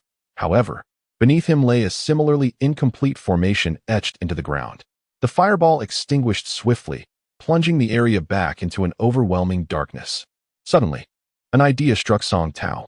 He gently patted the little creature's head and said, "Behave." Let out another fireball. The little fire qilin obediently opened its mouth, releasing a larger fireball that soared into the air. Song Tao quickly enveloped it with a layer of true energy, resembling a colossal crystal orb, within which a pulsating fireball danced, suspended in midair.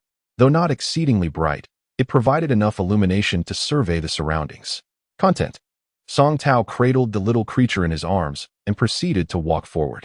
The pathway was long and narrow, winding endlessly as he ventured forth. With each step, it felt as though he would never reach the end. The profound silence of this subterranean depth was unsettling. Not even a whisper of sound to be heard. Song Tao felt as though time itself had come to a standstill. After an indeterminate period, exhaustion overtook him, and he plopped down onto the ground, wishing to rest for a moment. Was it merely his imagination? As he wiped the sweat from his brow and surveyed his surroundings, he felt an increasing warmth enveloping him. The surrounding inky black stone showed no signs of change, yet a searing heat permeated the air. After a brief respite, Song Tao reluctantly continued onward, the heat intensifying with each step. His throat felt parched, and irritation bubbled within him, while the little creature seemed to grow increasingly excited, repeatedly peering out from his arms, eager to leap down. Finally, just as Song Tao felt as though the air itself was ablaze, he rounded a sharp corner, and a dazzling sea of crimson flames unfolded before him. Song Tao stood in astonishment, beholding the expansive clearing at the tunnel's end, as if the very belly of the mountain had been hollowed out. A colossal pool of red-hot magma churned before him, bubbling and hissing, emitting smoke and sporadic pops. Above the magma pool floated a massive cocoon-like entity, appearing as large as an island, with countless semi-transparent threads extending from it, tethered tightly to the mountain wall, swaying gently with the rising heat. What on earth was this? A profound sense of danger surged within Song Tao, as he sensed that the cocoon bore an unsettling aura, hinting at the peril that lay within. Suddenly, the little creature leapt from his arms, bounding towards the magma pool with exuberant glee. Before Song Tao could intervene, the little creature reached the edge of the pool, tilted its head back, and inhaled deeply. A torrent of molten magma surged forth from the pool, and in a shocking display, it was swallowed whole. Song Tao stared in disbelief, his eyes wide with alarm, fearing for the little creature's safety. Yet, the fire Qilin appeared utterly content, indulging in several more greedy gulps before releasing a satisfied burp, tiny sparks emanating from its nostrils. Song Tao couldn't help but chuckle, deciding to let it be, while keeping a vigilant eye on the enormous cocoon, wary of any potential danger it might harbor. Eventually, the little creature, having feasted, waddled back towards Song Tao, its belly distended, wobbling as it approached. Just before reaching him, it appeared drowsy, swaying unsteadily before collapsing into slumber. With a resigned shake of his head, Song Tao stepped forward to scoop it up and retreated back into the tunnel. Thus, he found himself residing in this peculiar place, unable to locate the fire spirit stone and dreading what monstrous creature might emerge from the cocoon above the magma pool. He cautiously began to carve a stone bed into the wall with a broken blue-blooded blade, spending his days in cultivation. Thankfully, as a foundation-stage cultivator, he could survive without food for days, merely feeling a touch of weakness. Meanwhile, the little creature thrived in this environment, racing towards the magma pool each day upon waking, indulging in its feasts before returning to Song Tao's side to sleep. Unbeknownst to him, the little creature had grown considerably, noticeably plumper. Fortunately, since Song Tao had initially relied on the fire Qilin's true essence to establish his foundation, enduring the heat of this place was not overly taxing, and he gradually acclimated. Each time the little creature ventured to feast on the magma, Song Tao followed closely behind, meditating by the pool, absorbing the essence of fire, and gradually refining his control over fire techniques. Song Tao could never have imagined that the magma pool beneath him was, in fact, the lair of the ancient demonic beast, the flame moth. This formidable creature, characterized by its fiery attributes, grows to nearly 5 meters in length when its wings are fully spread. When its wings are folded, a grotesque yet alluring visage of a beautiful woman appears on its back, instilling terror in those who gaze upon it. The flame moth thrives in fire, absorbing the true essence of flames from its surroundings to cultivate its power. It can exhale toxic fiery breath, and its body is covered in a fine silver powder that incinerates anything that dares touch it. In ancient times, it was an exceedingly difficult beast to contend with. Fortunately, the reproduction of this beast is a challenging endeavor. It must dwell near volcanic magma to absorb sufficient true fire essence, taking a millennium to cocoon and a century to mature into a moth. Upon emerging from its cocoon, it signifies the end of its life, as it will perish after birthing the next generation. Furthermore, the larvae are exceedingly fragile, often succumbing to death at a tender age. Were it not for these factors, had the flame moth's population been greater, humanity would likely have faced extinction long ago. However, the cocoon of the flame moth is a rare treasure, lightweight and soft. Yet the silk it produces is incredibly resilient, semi-transparent, impervious to swords and fire, and can absorb a significant portion of fire-based attacks. It is an invaluable material for crafting protective armor. Many have endeavored tirelessly to procure its cocoon, and from ancient times to the present, this beast has nearly become extinct. Little did they expect that one would appear here. Regrettably, Song Tao was unaware of its value, consumed only by fear, oblivious to the fact that it was a precious treasure. The incomplete seal within the mountain was, in fact, left behind by ancient cultivators who had discovered the flame moth, making passage easy but breaking it exceedingly difficult. He had intended to wait until the flame moth cocooned itself to claim the treasure. Yet he did not have the fortune to wait so long, ultimately perishing in a subsequent battle. Time passed, and as Song Tao stroked his beard, he pondered the magma pool before him, which had long ceased to radiate its initial heat and was now gradually drying up, its color darkening. Unbeknownst to him, this change was due to both the flame moth and the little fire chelan absorbing the true fire essence. The little fire chelan, undeterred, continued to feast heartily at the magma pool daily. Finally, one day, the magma pool vanished entirely, leaving only massive black stones standing resolutely in its place. As hard as iron. What was that? With keen eyes, Song Tao noticed a faint red glow emanating from the center of the pool, a stream of true fire essence being drawn into the enormous cocoon above. Unable to contain his curiosity, he cautiously approached the magma pool despite his fear of the cocoon, which had shown no signs of activity for a long time. The red glow, roughly the size of a fist, was nestled in the hard ground, faintly visible. As he stepped closer, he felt his true energy stir within him, as if yearning to break free. It must be the 1,000-year fire spirit stone. Overjoyed, Song Tao summoned his wind chaser sword and, reciting an incantation, struck downward. Sparks flew as the indomitable wind chaser sword failed to breach the surface of the magma pool. Taking a deep breath, he focused his energy and swung the sword once more. The blade, gleaming white, began to glow faintly red, and a serpentine line of blood coursed up from the tip, noticeably thicker than before. The sword radiated a searing and powerful aura as it struck downward with force. With a resounding crash, countless fragments of stone erupted around him. Song Tao's true energy surged outward, forming a translucent protective shield in front of him. Wiping the sweat from his brow, he was relieved he had reacted quickly. Otherwise, the unyielding debris would surely have harmed him. As the surface cracked open, a fist-sized orb resembling red jade was revealed, embedded tightly in the ground. The moment it was exposed, it emitted a brilliant red light, and the surrounding air seemed ignited, almost unbearable to breathe. However, with his protective shield activated, Song Tao felt no discomfort. At that moment, the little fire chelan, just awakened, came bounding over, clearly eager for a feast. Determined to extract the fire spirit stone first, Song Tao prepared for a second strike to unearth it, unaware that as soon as it broke ground, the large cocoon above began to tremble, greedily absorbing the spiritual energy and gaining weight. I cannot let you consume this, Song Tao thought, diligently clearing the debris around the fire spirit stone while simultaneously trying to fend off the ravenous little fire chelan. I need this for myself. After much effort, he finally succeeded. With a surge of true energy, the 1,000-year fire spirit stone began to levitate slowly, just as he reached out to grasp it. An overwhelming sense of danger suddenly gripped his heart. A shiver coursed down his spine, and as he raised his head, he was struck dumb with shock. The once light cocoon now loomed several times larger, writhing as if a colossal monster was laboring to break free. In the blink of an eye, as Song Tao stood frozen, one end of the cocoon began to decay, and an ugly, pointed head emerged. Gradually, a damp and glistening flame moth began to wriggle out of the cocoon, coming into view before Song Tao. Ah! Song Tao instinctively screamed, and just as he prepared to snatch the fire spirit stone and flee, he discovered it had vanished.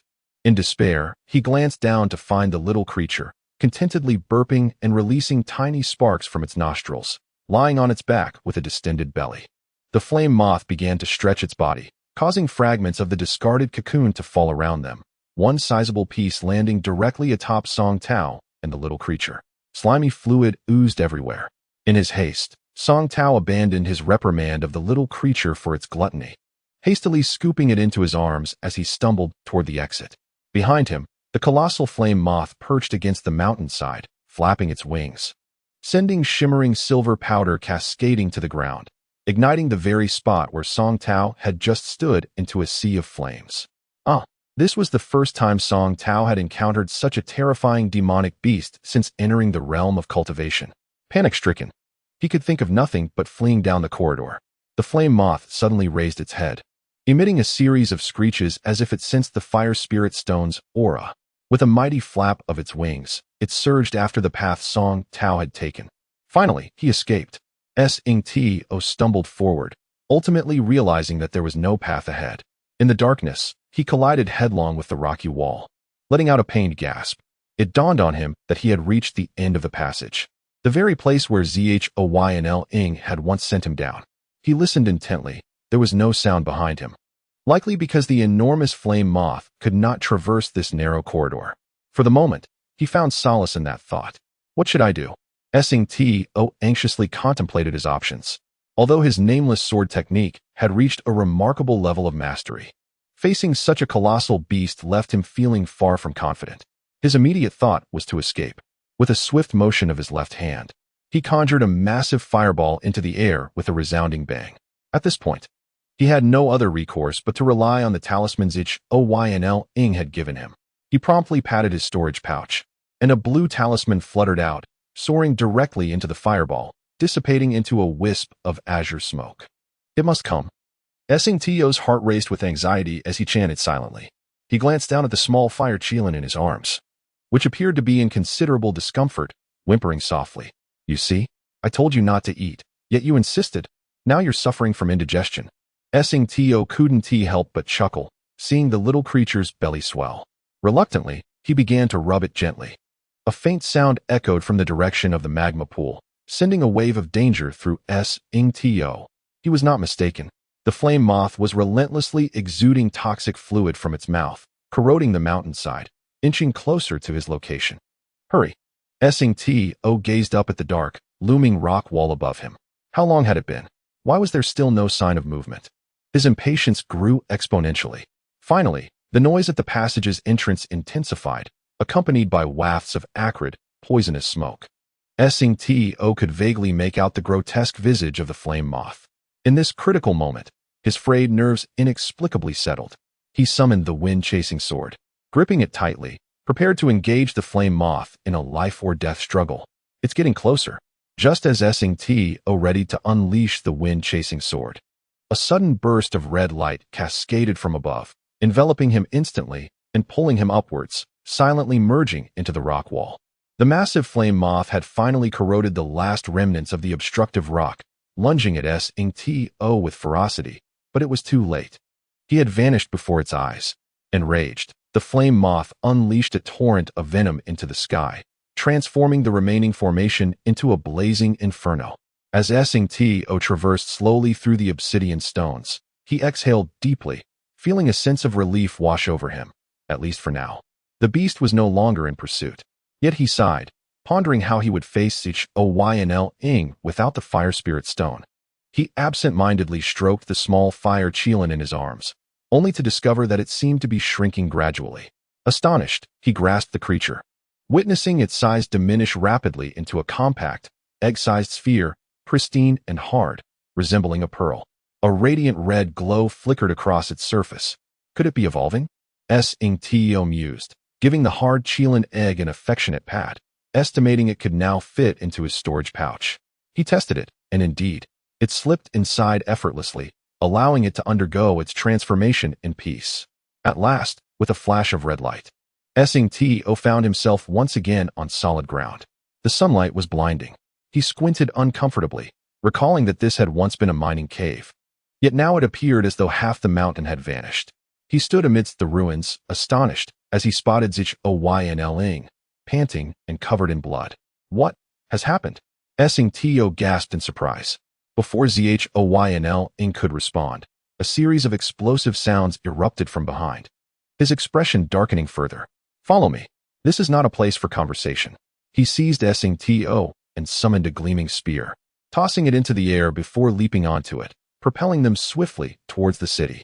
To lay flat on the spear, taking some time to adjust, gradually straightening up to gaze below. To his shock, he beheld countless cultivators embroiled in fierce combat below. The clamor rivaled that of a mundane war. What has sparked this conflict? To murmured. Oynl shot him a cold glance, saying nothing more, simply asking, "Did you obtain the Millennium Fire Spirit Stone?" "I did acquire it. However," To hesitated, recalling the chilin egg in his pouch. Surely, he could not hand that over. "Excellent." Oynl interrupted, breaking into hearty laughter. "Wonderful." But just as he spoke, a figure suddenly materialized ahead. Oynl halted, staring intently. "Who dares block my path?" he inquired loudly. To peered forward to see a billowing pink mist taking form in midair, revealing a magnificent white lotus. At its center sat a woman clad in colorful garments, her skin alabaster, hair raven black. Her skirt revealed legs as smooth as jade, and a red jade flute rested delicately at her lips. With sultry eyes, she cast her gaze upon them, and as her mouth opened, A melodious tune flowed forth. Humph. A mere trifling skill dares to flaunt itself before me. Zhonynl Ing retorted, displeased, and bellowed. Just then, Sing-to felt an ethereal melody wash over him, and before his eyes danced countless ethereal maidens, swaying gracefully in colorful veils, singing sweetly, enveloping him in a springtime reverie. Unconsciously, he reached out, yearning to grasp something. At that moment, Zhonynl Ing's thunderous voice jolted him back to clarity, and he gasped inwardly. That was close. Without further ado, Zhonynl Ing clapped his hands, summoning a fist-sized bronze cauldron that floated above him, spinning slowly and emitting beams of azure light. Humph. The head of the Zho clan is indeed as formidable as rumored. It appears my siren's song cannot ensnare your senses. The woman hissed, her silver teeth clenched, enunciating each word with precision. Sing-to found her voice somewhat husky, yet irresistibly alluring, captivating his very soul. Enough! Zhonynl Ing roared again, causing Sing-to to feel as if he had been struck, awakening him from his stupor. He realized, to his astonishment, that even her speech could bewitch the mind. He needed to tread carefully. You insignificant creature dare to ambush me? It seems you have a death wish. Zhonynl Ing remained unfazed by her seductive prowess, and Sing-to felt increasingly outmatched. The azure light from the bronze cauldron surged toward the woman, who clumsily maneuvered the lotus in the air, evading its attack. Indeed, she is but a trivial fish. But what about me? Am I not a grand crab? Suddenly, a languorous voice echoed from behind Sing-to and Zhonynl Ing, causing Zhonynl Ing's expression to shift dramatically as he quietly cursed. This is bad. Farewell, Zhomju. Song Tao turned to look and saw, unexpectedly, a green carefree fan floating silently behind them, with a young man dressed in white, his face like a jade crown, propped up on one hand, reclining on it, squinting lazily. Humph, Lu Ruolian, you dare to show up. Zhao Yinlong's expression darkened upon seeing the young man, his voice cold. What? Am I not allowed to come? The man named Lu Ruolian, despite being male, possessed an exceptionally alluring and exquisite face, appearing quite peculiar. His every movement was particularly enchanting, as he playfully flicked his fingers and giggled. If I don't come, won't my sister be bullied to death by you? Humph. Zhao Yinlong grunted, but secretly transmitted to Song Tao. This androgynous being is the leader of the Balian sect. Don't be fooled by his ambiguous appearance. He's quite formidable. You take my Qinglong spear and return to the city to find Mingwei and give her the fire spirit stone. I'll deal with these two and join you shortly. With that, he took a powerful step into the air, standing suspended, while the Qinglong spear surged forward, speeding towards the Zhao family's location with Song Tao atop it. Behind them, the enchanting figure swiftly joined Lu Ruolian, standing resolute against the formidable Zhao Yinlong, showing no signs of wavering. With a shout from Song Tao, he once again demolished Zhao Mingyue's abode. However, this time it was not his fault. Amidst the ruins, Zhao Mingyue struggled to crawl out from beneath the stones, her eyes brimming with tears as she looked at the still slightly quivering Qinglong spear embedded in the center of the debris. Grandfather, why must you do this? She cried out sorrowfully, then turned her furious gaze on Song Tao, who had just fallen from the spear. Where's my grandfather? How is it you? As she spoke, Zhao Mingyue suddenly slowed her pace, her eyes narrowing as she tried to recognize the bearded man before her, feeling a faint sense of familiarity. You are Song, big brother? It seemed time had indeed passed. Zhao Mingyue appeared to have grown taller, now resembling a graceful young maiden. Song Tao couldn't help but smile bitterly, nodding his head. Thankfully, Zhao Mingyue still remembered him, proving that his efforts had not been in vain. Zhao Mingyue let out a joyful cheer and rushed forward to embrace Song Tao. Song, big brother, where have you been? It's been so long since I last saw you. I've been craving ice cream. Song Tao fell silent, realizing that her longing was not for him, but for the treats he used to make. He chuckled, patting her head. Next time, Song, big brother will make some for you. Although he had always been deliberately trying to please Zhao Mingyue, he genuinely liked this innocent little girl, treating her as his own sister. Suddenly, a series of explosive sounds erupted around them. Song Tao, surprised, inquired, what is happening? I remember flying here, and this bustling city now lies in ruins. Song, big brother. Zhao Mingyue's voice trembled as her eyes glistened with tears. The 3 cities are at war. What do you mean by 3 cities at war? Speak slowly. Song Tao was utterly baffled. Finally, through Zhao Mingyue's sobbing recount, Song Tao grasped the situation. It turned out that in this mixed-element realm, there were 3 major cities. The largest being Yunyang, where the Zhao family resided. Nestled in a plain surrounded by mountains, rich in spirit stones and devoid of large beasts. It was a place of comfort and abundance. This had drawn the envy of the other 2 cities, Yunzhong, situated in the highlands with scarce resources, and Yunnan, known for its wetlands and harsh environment. They had united to attack Yunyang. Though the Zhao family was powerful, they could not withstand the combined forces of the 2 cities, plunging into a bitter struggle. Oh, Song Tao nodded in understanding, finally realizing why Zhao Yinlong had been ambushed as he left the city, leaving no time to attend to him. He couldn't help but feel relieved. It was precisely this chaos that allowed him to escape calamity. Suddenly, as they spoke, the Qinglong spear lodged in the ruins emitted a resonant dragon's roar. With a sudden tremor, it soared into the air. Not good. Grandfather is in danger. Zhao Mingyue frowned. Song Tao, though responding casually, couldn't he shake the selfish thought that perhaps it would be better if he didn't calm. Yet, seeing Zhao Mingyue's anxious demeanor, he decided to inquire further. What is the matter? Should we go help? Can you fly with a sword? Zhao Mingyue asked urgently. Song Tao, caught off guard, shook his head in despair. Zhao Mingyue sighed, gazing into the increasingly gray sky. Grandfather will be fine. Though her eyes were beginning to glisten with tears. Miss. A distant voice called urgently, and soon a disheveled maid named Xiao Ning stumbled into view, panting heavily. Miss, we must hurry. The city walls have been breached. What? Zhao Mingyue could hardly believe her ears. The Zhao family had stationed countless cultivators and soldiers within Yunyang. How could it fall so easily? The family head hasn't returned. And we don't know what happened. The head suddenly flew off alone. Xiao Ning continued. The enemy seized the opportunity and reinforced their troops, breaking through our defenses. They are about to invade the city. Upon hearing this, Song Tao pondered deeply. So Zhao Yinlong had been on the city walls leading the defense. His talisman had summoned him away, only for him to be intercepted and embroiled in battle. He wondered if he would be able to return. What if the underground beasts pursued them? It seemed this place was fraught with peril, and lingering here was unwise. Where can we go? Zhao Mingyue's eyes widened in confusion as she murmured, My uncles and aunts have all gone there. Xiao Ning's face turned grim as she replied, Your second uncle, third uncle, fourth uncle, and sixth aunt, as well as eighth aunt, have all reached the foundation building stage, and they are heading to the ascension platform. They are about to ascend to the next realm. Are we just going to abandon the Zhao family? Zhao Mingyue's expression darkened with profound sorrow. The ascension platform? Song Tao, listening intently, perked up at this information. Could it be the gateway to the next realm? With the current chaos in this realm, it was not suitable for him to linger here any longer.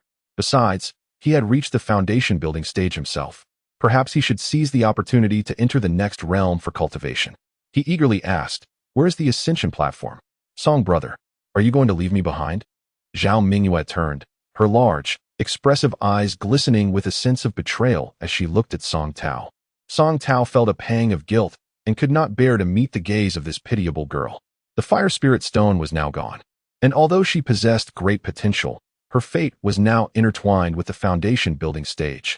Though he could not blame himself entirely, a twinge of remorse lingered in his heart. Very well. People strive for higher ground while water flows downhill. Xiao Ning, you take Song brother to the ascension platform. Zhao Mingyue suddenly bit her lip, resolutely stating, Miss, what about you? What will we do? Xiao Ning asked anxiously. You go first. I will gather my things and find you. Zhao Mingyue turned away, her tone final. Oh, I will wait for you near the ascension platform, Xiao Ning said, her heart full of hope as she led Song Tao away, glancing back 3 times. Song Tao walked with heavy steps, knowing that once he left, he would never see this girl again in this lifetime.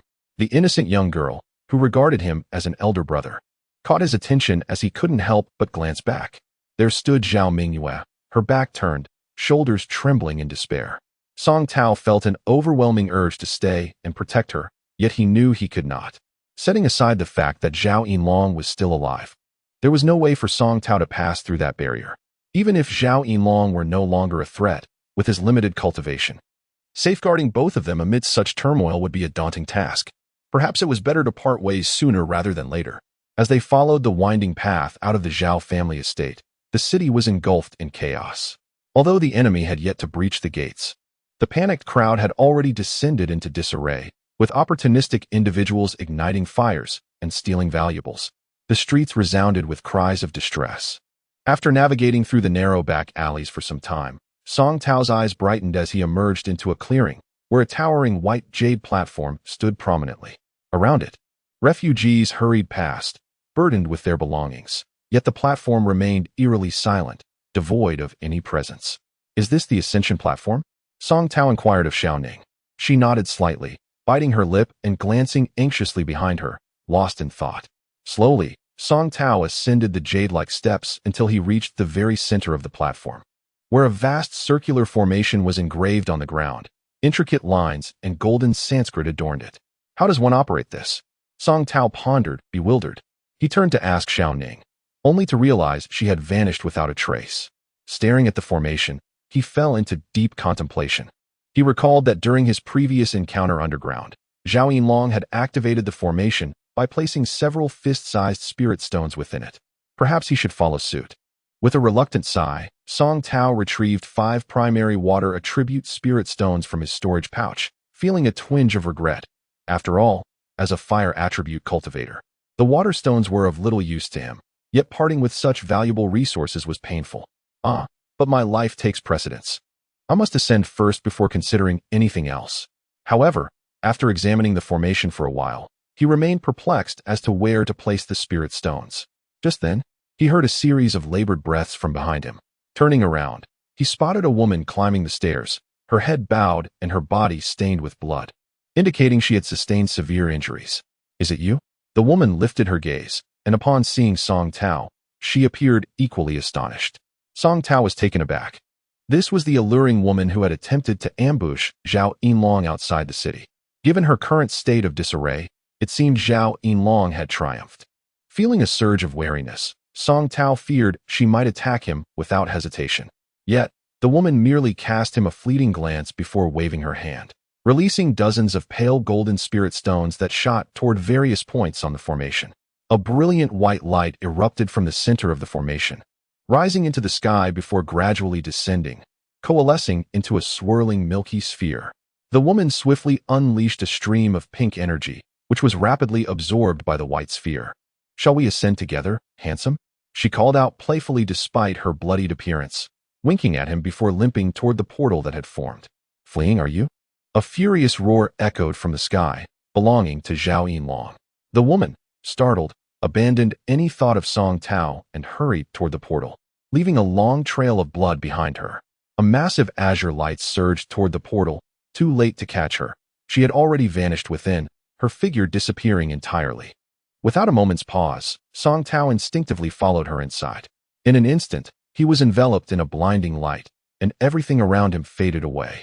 In a state of dreamlike confusion, it felt as though an eternity passed, or perhaps just a fleeting moment.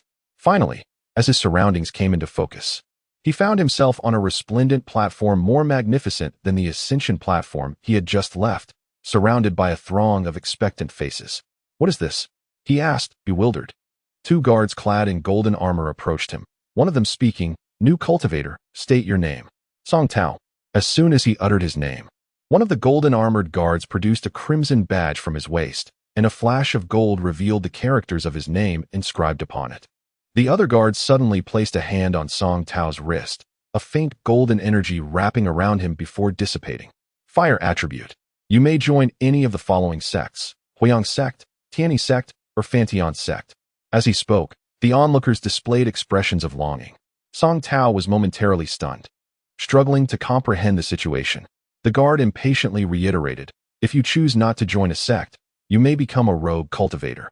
But do not regret it when you find yourself lacking resources for cultivation." Upon hearing this, Song Tao felt a jolt of realization.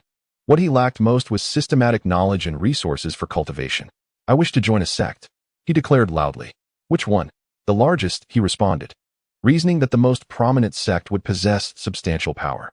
The guard regarded him quizzically before replying, "The largest fire attribute sect is Huiyang sect." "Then I shall join Huiyang sect," Song Tao exclaimed eagerly.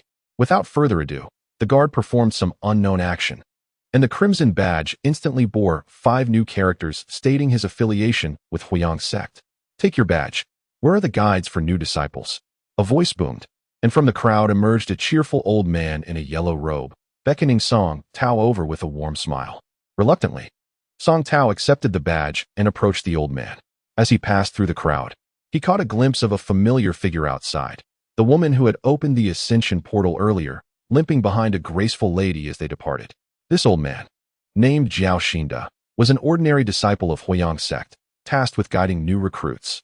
He had waited for over 3 months at the ascension platform for someone like Song Tao to arrive, marking the completion of a relatively safe mission. And he was exceedingly enthusiastic, answering every question posed by Song Tao. Under Jiao Xinda's guidance, Song Tao finally grasped the situation.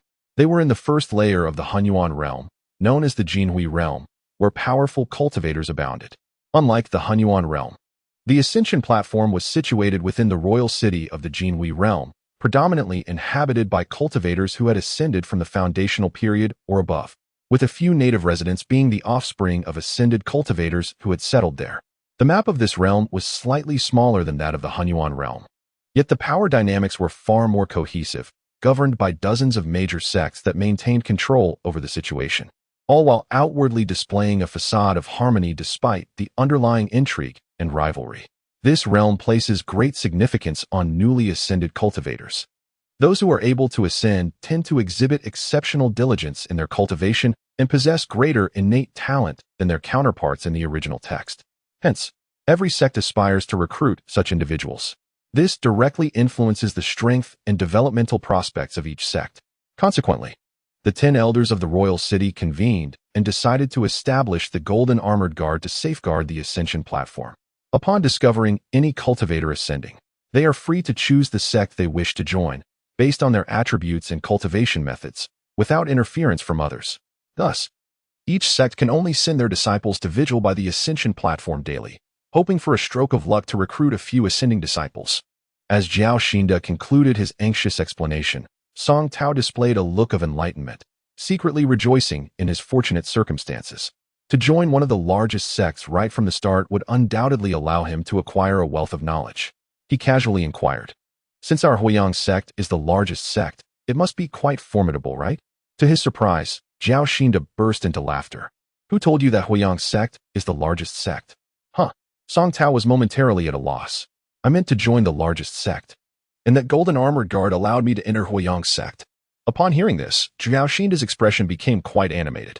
"It seems you must be a fire attribute cultivator. In a certain sense, our Huiyang sect can indeed be considered the largest sect." "In a certain sense?" Song Tao was puzzled. "What do you mean?" "Ah, we have arrived. See for yourself."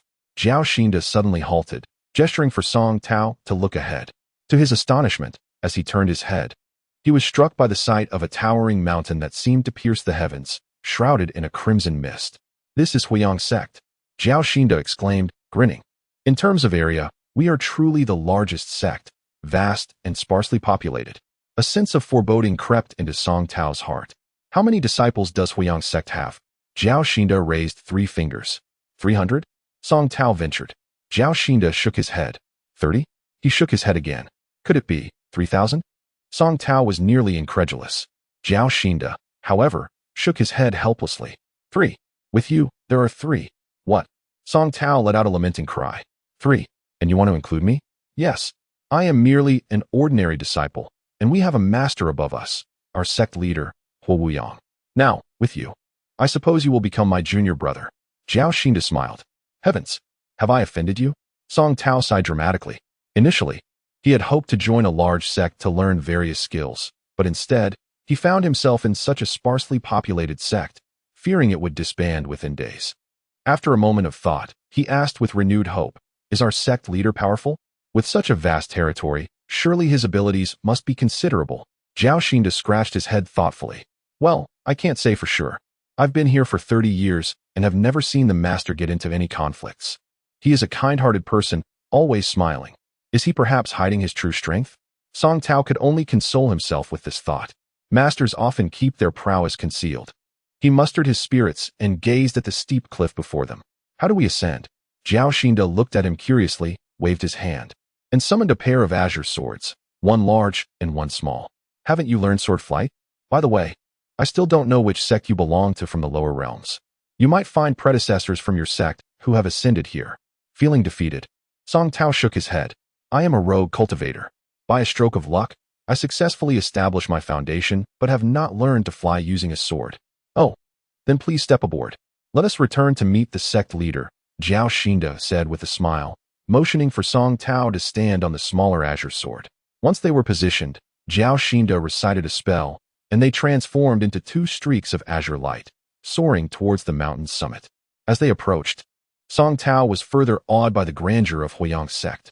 The mountaintop was remarkably flat, as if a giant had used a colossal sword to slice off its peak. Scattered across this level expanse were numerous cauldrons of various sizes, the largest resembling a towering building, while the smallest was no bigger than a palm, creating a bizarre scene. A chilling premonition surged within Song Tao. Why are there so many furnaces? What furnaces? You are quite amusing. Jiao Xinda rolled his eyes.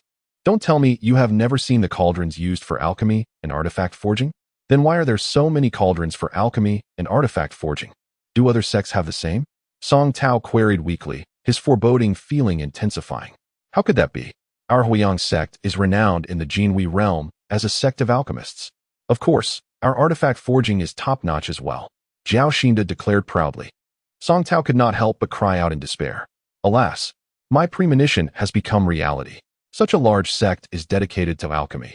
This is merely a supplementary profession in the world of cultivation. In my mind, a mundane cook equates to an alchemist in the realm of cultivation, both toiling tirelessly for others' gain. How could I be so unfortunate? Song Tao gazed up at the vast sky, his heart echoing with lamentations. I do not wish to be an alchemist. I want to learn spells. I aspire to be the best in the world. I aim to attain the status of a great Luo golden immortal. With the situation as it stood, lamenting was futile. Song Tao could only reluctantly settle in at Huiyang's sect for the time being. Fortunately, sect leader Huo Wuyang was a very kind old man, always smiling and engrossed in alchemy and artifact forging. He merely nodded at Song Tao's arrival and let him be. Thus, Song Tao found himself living quite freely within Huiyang's sect. Though Huiyang's sect had few disciples, its facilities were well equipped. Without hesitation, Song Tao immersed himself in the sect's library, studying diligently for several days without venturing downstairs. The sects of Jinhui Street were far from comparable to those of the Hunyuan realm.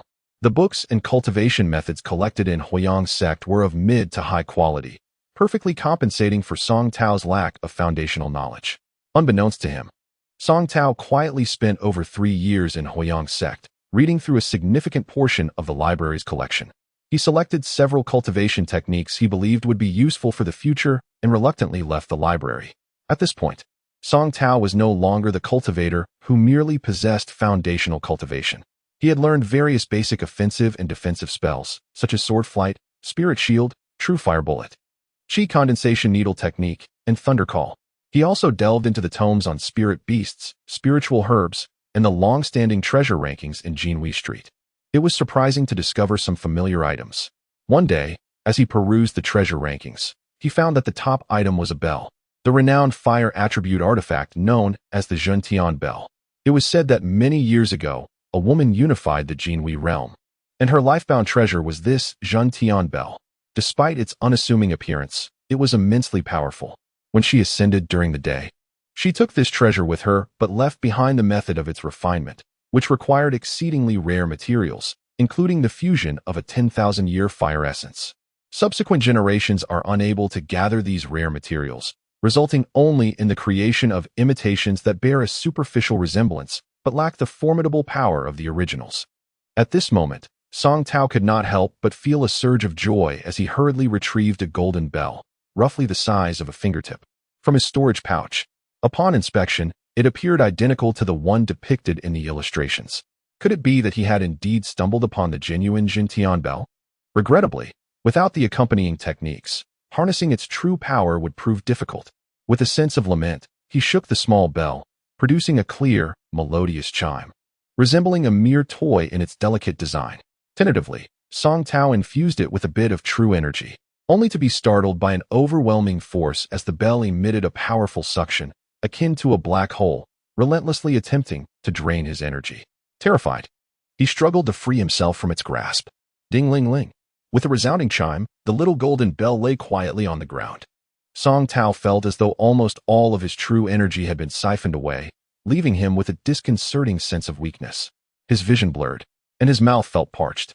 Cautiously picking up the bell, he noted that it had shown no visible change, remaining as innocuous as a toy. With a resigned smile, he decided against further attempts until he could find the necessary techniques to utilize it effectively. He reluctantly stowed the little golden bell away. As Song Tao aimlessly wandered out of the library, he chanced upon his senior brother, Zhao Xinda, who was dressed in a yellow bagua robe, holding the exquisite linglong banana fan, and appeared troubled while guarding a cauldron taller than a person. Curiosity piqued, he approached and inquired, "Zhao Shixiao, what are you up to?" At that moment, a peculiar herbal fragrance wafted towards him, prompting Song Tao to inhale deeply, instantly clearing his mind and invigorating his spirit. To his astonishment, the true energy he had nearly lost began to regenerate, igniting a strong curiosity about the contents of the cauldron. Alas, the sect leader tasked me with refining a batch of concentration pills for Elder Wang of the Wang City. He stepped out for a moment, leaving me here to keep watch. The furnace is about to open, yet he hasn't returned, and I am utterly anxious. Zhao Xinda lamented, peering intently into the cauldron while skillfully adjusting the flame's intensity with the fan. Concentration pills? What are they for? Song Tao asked, intrigued by the delightful aroma. Not only do they smell heavenly, these concentration pills are crafted from precious ingredients like buffalo horn, boron seeds, red plum fruits, and Jinling stones, meticulously extracting their essence while discarding the dross. Consuming one while cultivating will instantly double your absorption of the world's spiritual energy. It truly makes cultivation remarkably efficient. Zhao Xinda responded with a beaming smile. Song Tao, now even more intrigued, realized that the pills could indeed enhance his cultivation speed. Just then, the previously glowing cauldron began to emit wisps of green smoke, and the fragrance intensified as the cauldron trembled ever more vigorously. Song Tao was suddenly enveloped by a symphony of clanging sounds in his ears. Song Shidi stepped back. The furnace is about to open, Zhao Xinda exclaimed, his expression turning tense. Song Tao quickly retreated a few steps, watching as Zhao Xinda waved his hand, releasing a stream of white true energy that enveloped the massive cauldron, which continued to shake increasingly faster. Zhao Xinda chanted incantations, seemingly suppressing the cauldron's tremors, beads of sweat rolling down his brow. Song Tao observed with keen interest, having never witnessed the art of alchemy before. "Open!" Zhao Xinda shouted, and with a swift motion, blood droplets shot from his fingertip onto the cauldron, causing a brilliant white light to erupt, accompanied by an intoxicating aroma. A cloud of mist enveloped the area, swiftly being absorbed into the cauldron. With a resounding crack, the bronze lid of the cauldron slowly lifted, revealing several round, pearl-like pills floating in midair, each the size of a thumb. Zhao Xinda wasted no time, deftly sweeping them into a small jade box. After securing the lid, he exhaled a sigh of relief, wiping the sweat from his forehead. Song Tao eagerly approached, counting 1, 2, 3, 4, 5. So these 5 pills are the concentration pills. Such a large cauldron, and only 5 came out. Zhao Xinda nearly stumbled, almost dropping the jade box. Cautiously cradling it in his arms, he replied, "Refining pills is no simple task. Producing 5 in a single batch is already quite an achievement. It's not uncommon for none to emerge at all." "Oh, it's that difficult?" Song Tao nodded in understanding, then asked, "Zhao Shixiao, may I take a look at the pills?" "Of course. These concentration pills are just ordinary ones, and once placed in the jade box, they won't exhibit any more peculiarities. However, if they were spiritual pills derived from rare heavenly herbs, you'd need to be cautious. From the moment the furnace opens, they possess a consciousness of their own and may attempt to escape. One misstep, and they could be lost forever," Zhao Xinda cautioned, opening the jade box for Song Tao to examine closely. Inside the emerald box lay 5 round, pearl-like pills, exuding a fragrant aroma that was utterly enticing. Suddenly, a bold idea sparked in Song Tao's mind. He suddenly shouted, "Ah, the cauldron is going to explode," while pointing behind Zhao Xinda. Without a moment's hesitation, Zhao Xinda turned to look. Seizing the opportunity, Song Tao, swift as the wind, snatched a pill and popped it into his mouth, savoring its sweetness as it dissolved instantly. "Wait, what?" Zhao Xinda, oblivious to the commotion, slowly turned back. Song Tao quickly closed the jade box, forcing a smile as he said, "I must have misinterpreted. Please secure the pills, Zhao Shixiao." With that, he dashed away. Zhao Xinda, scratching his head in confusion, took the jade box and left without a second thought. As it turned out, the concentration pills were indeed remarkably effective. Having never consumed a spiritual pill before, this initial experience yielded exceptional results. Finding a secluded spot, he began to cultivate, feeling the flow of spiritual energy surge around him, pressing down upon him with fervor. After completing one cycle of cultivation, he felt invigorated. After 2 cycles, he was calm and composed. After 3 cycles, a wave of comfort enveloped him. To his astonishment, upon concluding his cultivation, Song Tao discovered he had broken through, advancing from the first layer of foundational building to the second. This unexpected development left him astounded. He mused to himself, "What I once thought to be a trivial skill in alchemy appears to hold immense potential. It seems prudent to delve deeper into this knowledge. If I could continue to break through with the aid of these pills, the journey would be effortlessly gratifying." Lost in this delightful reverie, Song Tao chuckled foolishly, unaware that this breakthrough was merely a fortuitous occurrence, not solely attributable to the pills. Primarily, it stemmed from the significant absorption of true fire energy he had previously gathered at the magma pool's bottom, which had already set the stage for a breakthrough. What he lacked was an opportunity, and consuming the spiritual pill while in a state nearly depleted of true energy allowed him to absorb the heavenly spiritual energy with remarkable intensity, propelling him beyond his previous limitations. Moreover, Song Tao remained unaware that as he continued to cultivate further, the efficacy of the pills would diminish significantly. Especially for these ordinary pills, their effectiveness would wane, necessitating the consumption of rare spiritual herbs that had matured for a millennium or more to truly enhance one's cultivation. The difficulty of searching for these ethereal entities that have existed for millennia is exceedingly great. Song Tao, entirely unaware of this, naively believed that alchemy was a simple endeavor. He thought that consuming elixirs would effortlessly enhance his cultivation. His interest in alchemy was profound, and he blissfully forgot that the elixir he had ingested was stolen from senior brother Jiao. Eager to learn the art of alchemy for self-sufficiency, he hurried to seek Zhao Xinda, only to be met with the sight of the sect leader, Huo Wuyang, furiously berating a distressed Zhao Xinda in the square. It suddenly dawned on Song Tao that the matter of the elixir had come to light. He cautiously approached, intending to eavesdrop on their conversation. However, Zhao Xinda, with keen eyes, spotted him and called out loudly, "Song Junior brother, come here." Song Tao inwardly lamented his predicament, but reluctantly approached. "You have arrived. Speak to the sect leader on my behalf. We indeed processed 5 elixirs that day," Zhao Xinda exclaimed, as if he had found a savior. "This, I." Song Tao stammered, at a loss for words. Huo Wuyang, narrowing his eyes, sniffed the air and remarked, "There is a scent of medicine." "Ah," Zhao Xinda cried out, suddenly recalling, "It must be you who took one while I wasn't paying attention." Though Song Tao contemplated denial, he felt a pang of guilt and, with a deep breath, nodded in acquiescence. Huo Wuyang scrutinized him for a moment before bursting into laughter, and Song Tao felt a surge of spiritual energy entering his body. "Indeed, you have made a breakthrough," Huo Wuyang declared. Embarrassed, Song Tao admitted, "Sect leader, I was wrong. I should not have stolen the elixir." Huo Wuyang raised his hand, revealing a small white jade box that landed in Song Tao's palm. "I did not give you a gift upon your arrival. That was my oversight. Go ahead and consume it. Here is a box of gathering essence pills to aid in your cultivation. Train diligently." With that, Huo Wuyang departed with a smile. Both Zhao Xinda and Song Tao were left in stunned silence, exchanging bewildered glances until Zhao Xinda let out a lament. How is it that the thief receives rewards while the diligent worker is reprimanded? Song Tao could not help but chuckle softly. With the box of gathering essence pills in hand, he wasted no time in seeking solitude.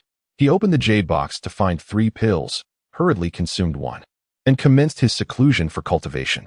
This retreat lasted over 3 months. Under the abundant spiritual energy, it took him 3 days to fully absorb the potency of the first pill, while the second and third took even longer.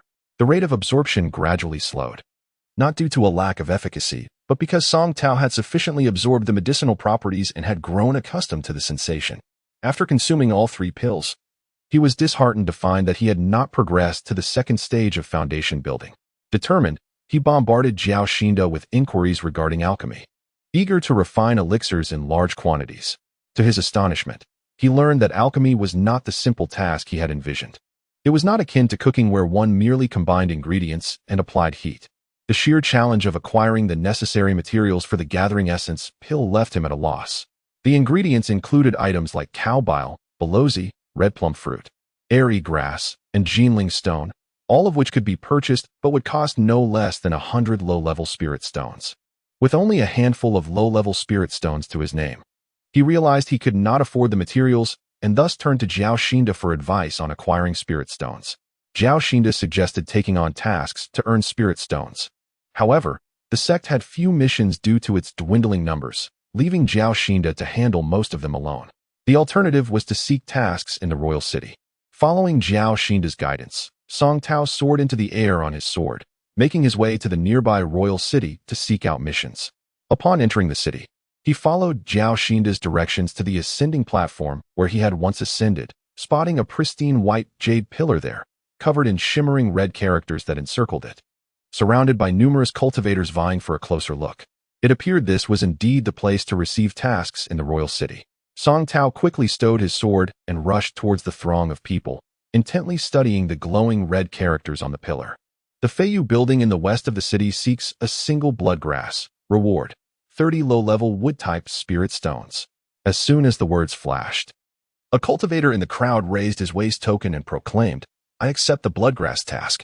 The red light flickered, and the characters on the pillar vanished into his token. Several cultivators nearby sighed in regret, realizing they had missed their chance. Understanding how to accept tasks at last, Song Tao resolved to be more vigilant. 30 miles south of the city gate, the bloodthirsty crabs of Yushi are ravaging the area. The reward is 100 low-level water-type spirit stones. As the words shimmered, countless cultivators raised their tokens. Recognizing this as a lucrative opportunity, Song Tao hastily shouted, "I accept. I accept." Yet, the red characters remained unmoving until another cultivator clearly stated, "I accept the bloodthirsty crab task." Only then did the red light merge into his token.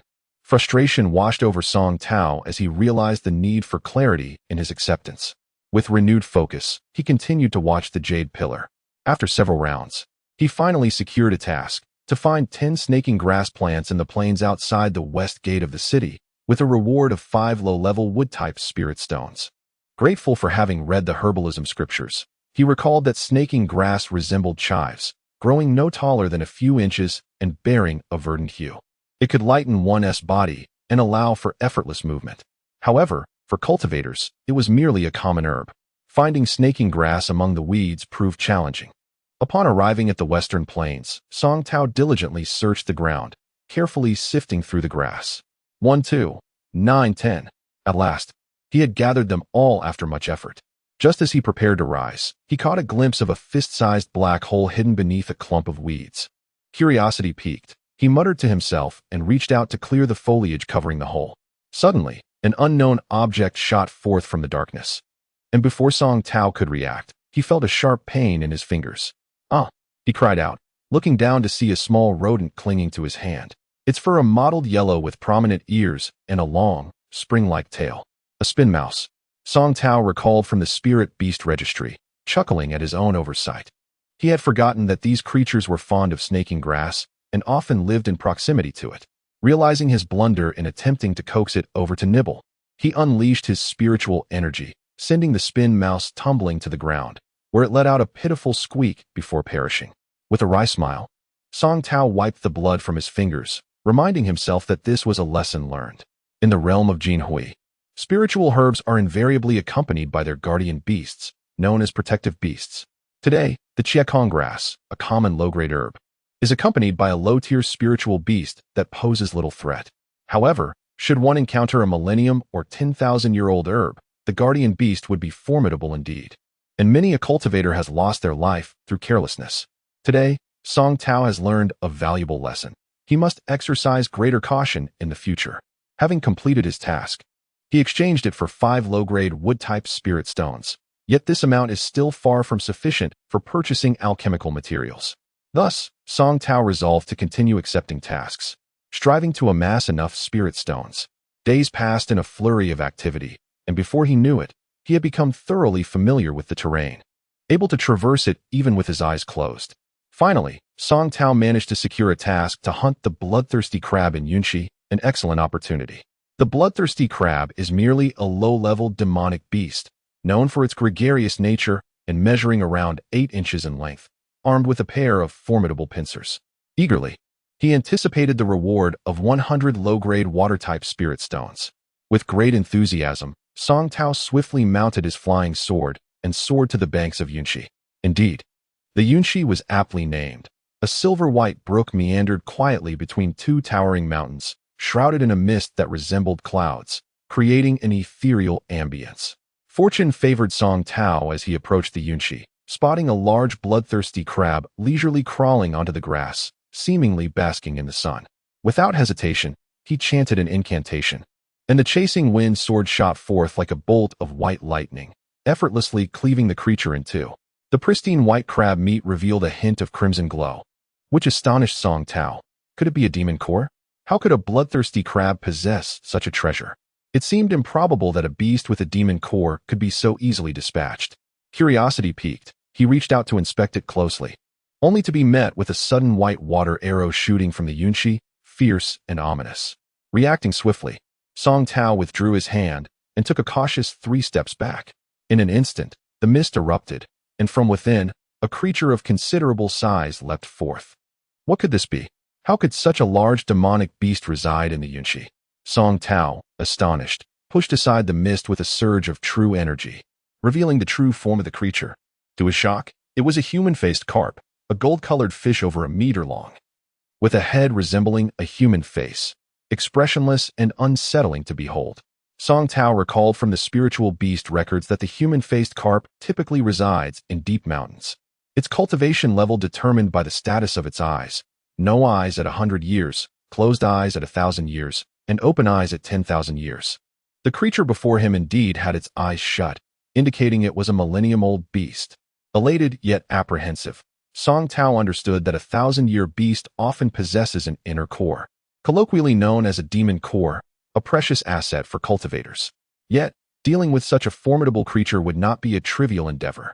Suddenly, the human-faced carp leapt onto the corpse of the bloodthirsty crab, greedily devouring its flesh. Seizing the opportunity, Song Tao wasted no time, summoning the chasing wind sword to strike at the human-faced carp. However, the beast proved to be a worthy adversary, enveloped in a sudden burst of green light. Its scales erect like those of a massive hedgehog, effectively repelling the chasing wind sword. Determined, Song Tao concentrated his true energy into the sword, gradually overpowering the creature. At last, the human-faced carp appeared to falter, making a desperate leap back into the Yunxi, thrashing its tail in retreat. Song Tao was not about to let this prize slip away. He pursued with unwavering focus, closely monitoring the ripples on the water's surface. Fortunately, the Yunxi was clear, revealing the substantial form of the human-faced carp. As he closed in, he directed the chasing wind sword toward it once more. This time, he struck true, inflicting pain upon the creature, which writhed in agony, a trickle of dark blue blood spreading in the water. Just as Song Tao prepared for a final blow, the human-faced carp unexpectedly opened its mouth and expelled a small, round, pale blue orb, resembling an egg yolk. The moment it appeared, a pale blue radiance enveloped the carp, twisting its expression into a more menacing grimace. Suddenly, a bolt of lightning erupted from the demon core, darting towards Song Tao. Startled, he instinctively summoned a protective shield of true energy, which crackled and flickered under the onslaught of the electric attack, resembling a writhing silver serpent until it finally subsided. Indeed formidable, Song Tao noted, yet he understood that such a powerful attack could not be sustained for long. With the emergence of the demon core, it was evident that the creature was nearing its limits. Consequently, he formed a hand seal, channeling his true energy into thousands of sharp silver needles, which surged toward the human-faced carp. In this brutal world of the survival of the fittest, the human-faced carp soon found itself riddled with wounds, each gushing dark blue blood. As Song Tao prepared to deliver a fatal strike, an unexpected turn of events occurred. A flash of red light appeared, and a crimson ribbon swiftly wrapped around the struggling creature, pulling it to the left. Dumbfounded, Song Tao watched as a scholarly-looking cultivator ensnared the human-faced carp with the ribbon, preparing to make his exit. Enraged, Song Tao shouted, "Stop!" The cultivator paused, casting a sidelong glance at Song Tao, a look of disdain plastered on his face. "This human-faced carp is my prey. I kindly ask you to return it." Song Tao suppressed his fury, speaking coolly. Did it bear your name? Or will it respond to your call? The cultivator retorted, exuding arrogance, clearly intent on claiming the prize for himself. Are you refusing to return it? Song Tao gradually calmed himself, but discreetly tightened his grip on the chasing wind sword, realizing that a confrontation was inevitable. Humph.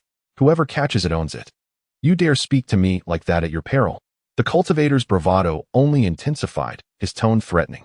Without further ado, Song Tao unleashed the chasing wind sword, which danced through the air like a startled dragon, shifting forms. The cultivator, recognizing the threat, quickly adopted a serious demeanor, drawing a purple-black longsword from his waist to counter the chasing wind sword. Both combatants fell silent, channeling their true energy to the fullest. Soon, it became evident that Song Tao's sword was gaining the upper hand, the cultivator's purple-black sword struggling against the onslaught, beads of sweat forming on his forehead. Pride began to swell within Song Tao. Yet, in an instant, the situation shifted. The cultivator gritted his teeth, stomping his foot, and surprisingly, 3 drops of his true essence blood oozed from his index finger, which he smeared onto a small black pouch at his waist. Confused, Song Tao watched intently. A dark cloud of mist emerged from the pouch, gradually expanding while emitting a persistent buzzing sound. It grew larger, bearing down upon Song Tao with an ominous intent. As he focused, he realized that this menacing cloud was comprised of enormous venomous bees, each the size of a palm, and there were thousands of them approaching with ferocity, sending chills down his spine. Lacking sufficient combat experience, Song Tao felt momentarily panicked. Nevertheless, he swiftly gathered his energy and transformed it into countless silver needles, launching them toward the swarm of bees. He anticipated that at least a significant portion would be struck down. To his astonishment, the silver needles simply bounced off. The bees merely shook themselves and continued their relentless advance. In a state of alarm, Song Tao hastily summoned his wind-chasing sword and retreated. The swarm, resembling a furious black whirlwind, relentlessly pursued him. He heard a mocking voice behind him. Humph. Dare to cross me?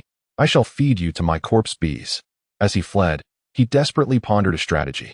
The bees seemed impervious to the silver needles formed from his energy, suggesting they had remarkably tough exoskeletons. He wondered if they might be vulnerable to water or fire. Thus, while fleeing, he conjured enormous fireballs from his inner fire energy and hurled them behind him. Unfortunately, the fireballs merely exploded in the air, providing little more than a temporary distraction before the bees resumed their pursuit. Song Tao was left bewildered, rummaging through his storage pouch. He searched for items to aid him. A bell? He couldn't use it. The blood blade? It was in 2 pieces. Ah, a talisman. Suddenly, he recalled the white jade box he had taken from Senior Chin of the 10,000 Sword Sect. In a moment of desperation, he opened it and retrieved a tattered yellow talisman, hastily infusing it with his energy, hoping it would offer some reprieve. Just as he did, a burst of silver light erupted, and the talisman vanished, revealing a small silver sword that danced above his head, emanating a formidable sword aura. Astonished, Song Tao recognized the immense power of this talisman. Perhaps it was a remarkable artifact. As the silver sword emerged, the pursuing swarm of bees halted in their tracks. Sensing the imminent danger, with a thought, the silver sword surged forward like a shooting star, piercing through the mass of bees. In an instant, the swarm was thrown into disarray, and soon, the ground was littered with their fallen bodies, while the survivors fled in panic. The scholar who had been pursuing him watched in astonishment, murmuring to himself, "A talisman treasure? You possess such a thing?" His expression shifted to one of terror as he hastily retreated, gathering the remaining bees. Fortune had turned. Now it was Song Tao who commanded the scene. The silver sword silently hovered above the scholar, and with another mental command, it erupted in a blinding flash, enveloping the man entirely. Song Tao halted, gazing at the brilliant explosion of silver light with a mix of surprise and dread, hearing a heart-wrenching wail echo within. Moments later, the light dimmed, leaving behind only a few bags and tattered clothing on the ground. The scholar had vanished without a trace. Gasping, Song Tao wondered about the man's fate. Had he perished? Approaching the remnants, he noticed the yellow talisman lying among the debris, its silver sword now dim and the talisman appearing even more worn, as if it might crumble into 1,000 pieces at any moment. Realizing the true value of this item, he carefully wrapped it in his energy, gingerly placing the talisman back in the white jade box and storing it away, finally feeling a sense of relief. Looking at the remnants of the scholar's clothing, he shook his head. How could it come to this? He pondered. He had never intended to take a life. Yet, reflecting on the events, he acknowledged that the man had initiated the conflict, attempting to seize his prey and even plotting to harm him. Had it not been for the talisman, he might have become fodder for the bees. He patted his chest, grateful for his narrow escape. This was the realm of cultivation, a world where the weak were preyed upon by the strong. Through this encounter, Song Tao's resolve deepened, and he understood that in this world, one must possess formidable power to rise above and achieve greatness. After gathering the belongings of the unknown scholar, ensuring no trace remained, Song Tao hurriedly departed. Upon returning to the Fire Sun sect, he swiftly entered his secluded chamber, allowing himself to exhale deeply, relieved to examine the treasures he had acquired. To his surprise, he found a substantial haul, for bags, 2 large and 2 small, comprising a storage pouch, a spirit beast pouch, and a medicinal herb pouch. He excitedly grabbed the largest storage pouch, erasing the imprint left by its previous owner. Shaking it gently, a cascade of various spirit stones tumbled out, forming a small mountain on the floor. Song Tao's eyes widened in astonishment at this unexpected wealth. After a long moment of disbelief, he gasped, how could this person possess so many spirit stones? Was he some kind of privileged heir? This storage pouch contained only spirit stones, and after considerable effort, he counted 300 primary metal spirit stones, 500 primary water spirit stones, 780 primary wood spirit stones, 890 primary fire spirit stones, and 1,000 primary earth spirit stones. Additionally, there were 5 fist-sized pale gold spirit stones, which he suspected were the so-called intermediate spirit stones, of excellent quality and extraordinarily pure spiritual energy. Overwhelmed by this stroke of fortune, Song Tao felt a mix of excitement and unease. While his conscience nagged at him, he could not suppress the thrill within. Eagerly storing the spirit stones back into the pouch and safeguarding them close to his heart, he then turned to the second storage pouch, employing the same method. This pouch contained the scholar's weapons and a cultivation manual. Among these, he discovered a jade slip, which caught his attention. Eagerly, he infused his consciousness into the slip. The words Supreme Demon Technique materialized in crimson letters within his mind. It was a demonic sect's heart method. Realizing that the man had been a demon cultivator explained his penchant for breeding such sinister bees. Song Tao recalled the scholar referring to them as corpse bees, confirming his suspicions. With this revelation, any lingering guilt within him dissipated. Historically, righteousness and evil could not coexist. As a practitioner of the righteous path, it was only justifiable to eliminate demon cultivators. With renewed conviction, Song Tao felt a sense of peace. As he continued reading, he was filled with dread. The demonic heart method was indeed malevolent, steeped in bloodshed and human sacrifice for the sake of self-cultivation. The very thought made him shiver, and he resolved not to pursue such dark powers, perhaps setting it aside for possible future use. He felt no inclination towards the demon cultivator's weapons. Despite erasing the ownership mark, they exuded a palpable aura of malevolence. The purple-black sword, soaked in the blood of countless victims, emanated a chilling energy that made him recoil. Shaking his head, he decided to set it aside for the time being, contemplating selling it for spirit stones at a later date. He once again grasped the spirit beast pouch, undoubtedly containing the corpse poison bee. Song Tao had little interest in opening it. He merely wiped away the man's mark. Although this item was venomous, it could prove to be a significant aid in battle, so he resolved to investigate the spirit beast register later and seek methods for nurturing them. In the final spirit medicine pouch, Song Tao extracted several jade boxes of varying sizes, opening each one with meticulous care. He couldn't help but gasp at the sight of numerous poisonous herbs, including some exquisite varieties over 1,000 years old. It appeared he had struck a small fortune. Joy illuminated his face, for it seemed that killing and plundering treasures was indeed a pathway to wealth. Suddenly, he was struck by the realization of how such thoughts had entered his mind. A chill ran through him. Could this be the so-called heart demon? Just moments ago, he had fleetingly entertained the notion that killing was quite favorable. No, this cannot be. How could he possibly become a great fiend? Hastily, Song Tao rose, composed himself, and turned away from the heap of items on the ground, pacing back and forth in deep contemplation. What was happening to him? No, this could not continue. Once the heart demon seized control of his mind, he would find himself unable to cultivate towards immortality, instead plummeting into an abyss of endless suffering. Sooner or later, he would transform into a monster devoid of conscience and humanity. With a deep sigh, Song Tao focused his thoughts and calmed his heart. After a while, he managed to gather his mind, silently resolving to seek methods to control his thoughts in the future. Otherwise, should the heart demon invade, even the highest cultivation would not spare him from calamity. He then noticed a handkerchief-sized piece of red silk, which had shrunk to the size of a palm, tightly wrapping something within. With a gentle shake, the lifeless body of the man-faced carp fell out, returning to its original size, lying quietly on the ground. Song Tao released his true energy and swiftly split its head in two, revealing the faintly azure demon core embedded within, now appearing somewhat dim. He carefully extracted it, placed it into a jade box, and tucked it into his robe. Gazing at the enormous fish on the ground, an idea flickered in his mind. It was said that the flesh of a 1,000-year-old demon beast was exceptionally delicious and had great nourishing properties for cultivators. Unable to resist, he decided to make a dish from the man-faced carp to reward himself. What should he prepare? A clear stew, braised, or grilled?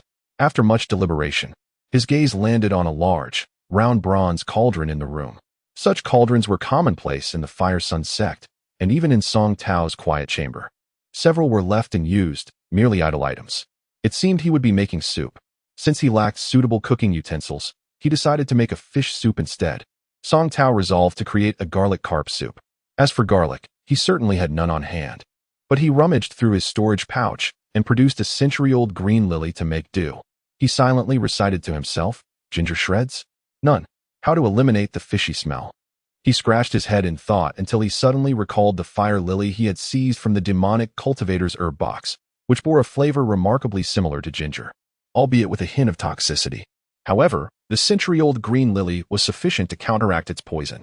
As he busied himself with the preparation, a fragrant aroma wafted through the air, captivating Zhao Xinda, who happened to stroll by. His curiosity piqued. He couldn't help but swallow hard, pondering, what is that delightful scent? How can it be so enticing? I have fasted for many years, yet now my stomach feels as if it's drumming. Unable to contain his excitement, he pushed open Song Tao's door and called out, "Song Junior Brother, what are you making? It smells divine." "Haha, Zhao Senior Brother, your timing is impeccable. Come, come, taste my culinary skills." Just as Song Tao was about to scoop some soup with a small spoon formed from his true energy, he noticed Zhao Xinda sniffing eagerly as he stepped inside. Upon reaching the cauldron, Zhao Xinda was taken aback. "Are you concocting a pill? What kind of elixir is this? With its broth and liquid?" "Senior Brother Zhao, you're jesting. This is clearly fish soup. Would you not care to taste it?" Song Tao blushed and replied, "Fish soup?" Zhao Xinda paused, then burst into laughter. "You're using our Fire Sun sect's 4 divine cauldron to make soup?" "Ha!" Despite his laughter, he couldn't help but lean closer to the cauldron, nearly drooling at the sight. "Huh, what 4 divine cauldron? I know not. Since it was lying around, why not put it to good use?" Song Tao bashfully stated, scratching his head. Quite the resourceful approach. Suddenly, a hearty laugh erupted from the doorway. "Ah, Sectmaster." Both Song Tao and Zhao Xinda turned to see the elusive Huo Wuyang, his face brimming with excitement as he strode towards the cauldron, inspecting the fish soup with keen interest. "I see the timing is just right. If it simmers any longer, the fish meat will disintegrate. Ah, how could I have forgotten?" Song Tao smacked his forehead and hurriedly extinguished the flames beneath the cauldron, turning to Huo Wuyang with embarrassment. "Sect Master, since you're here, do partake." Huo Wuyang nodded and gently inhaled towards the cauldron. The steaming white broth surged forth like an arrow into his mouth. Zhao Xinda watched in envy, anxiety gnawing at him as he feared Huo Wuyang might finish it all in one gulp without leaving any for him. "Ah!" Huo Wuyang downed a significant portion in one go, then exclaimed, "The 1,000-year man-faced carp possesses a delicate and fragrant texture, the fish bones gelatinous and elastic. It seems you've added fire lily to the mix? The salty, spicy flavor, though slightly toxic, is perfectly countered by the century-old green lily you included, enhancing the unique taste." This time, it was Song Tao's turn to be astonished, his mouth agape. He hadn't anticipated Huo Wuyang to be so discerning, identifying the ingredients with such clarity in a single sip. Clearly, he was a culinary master.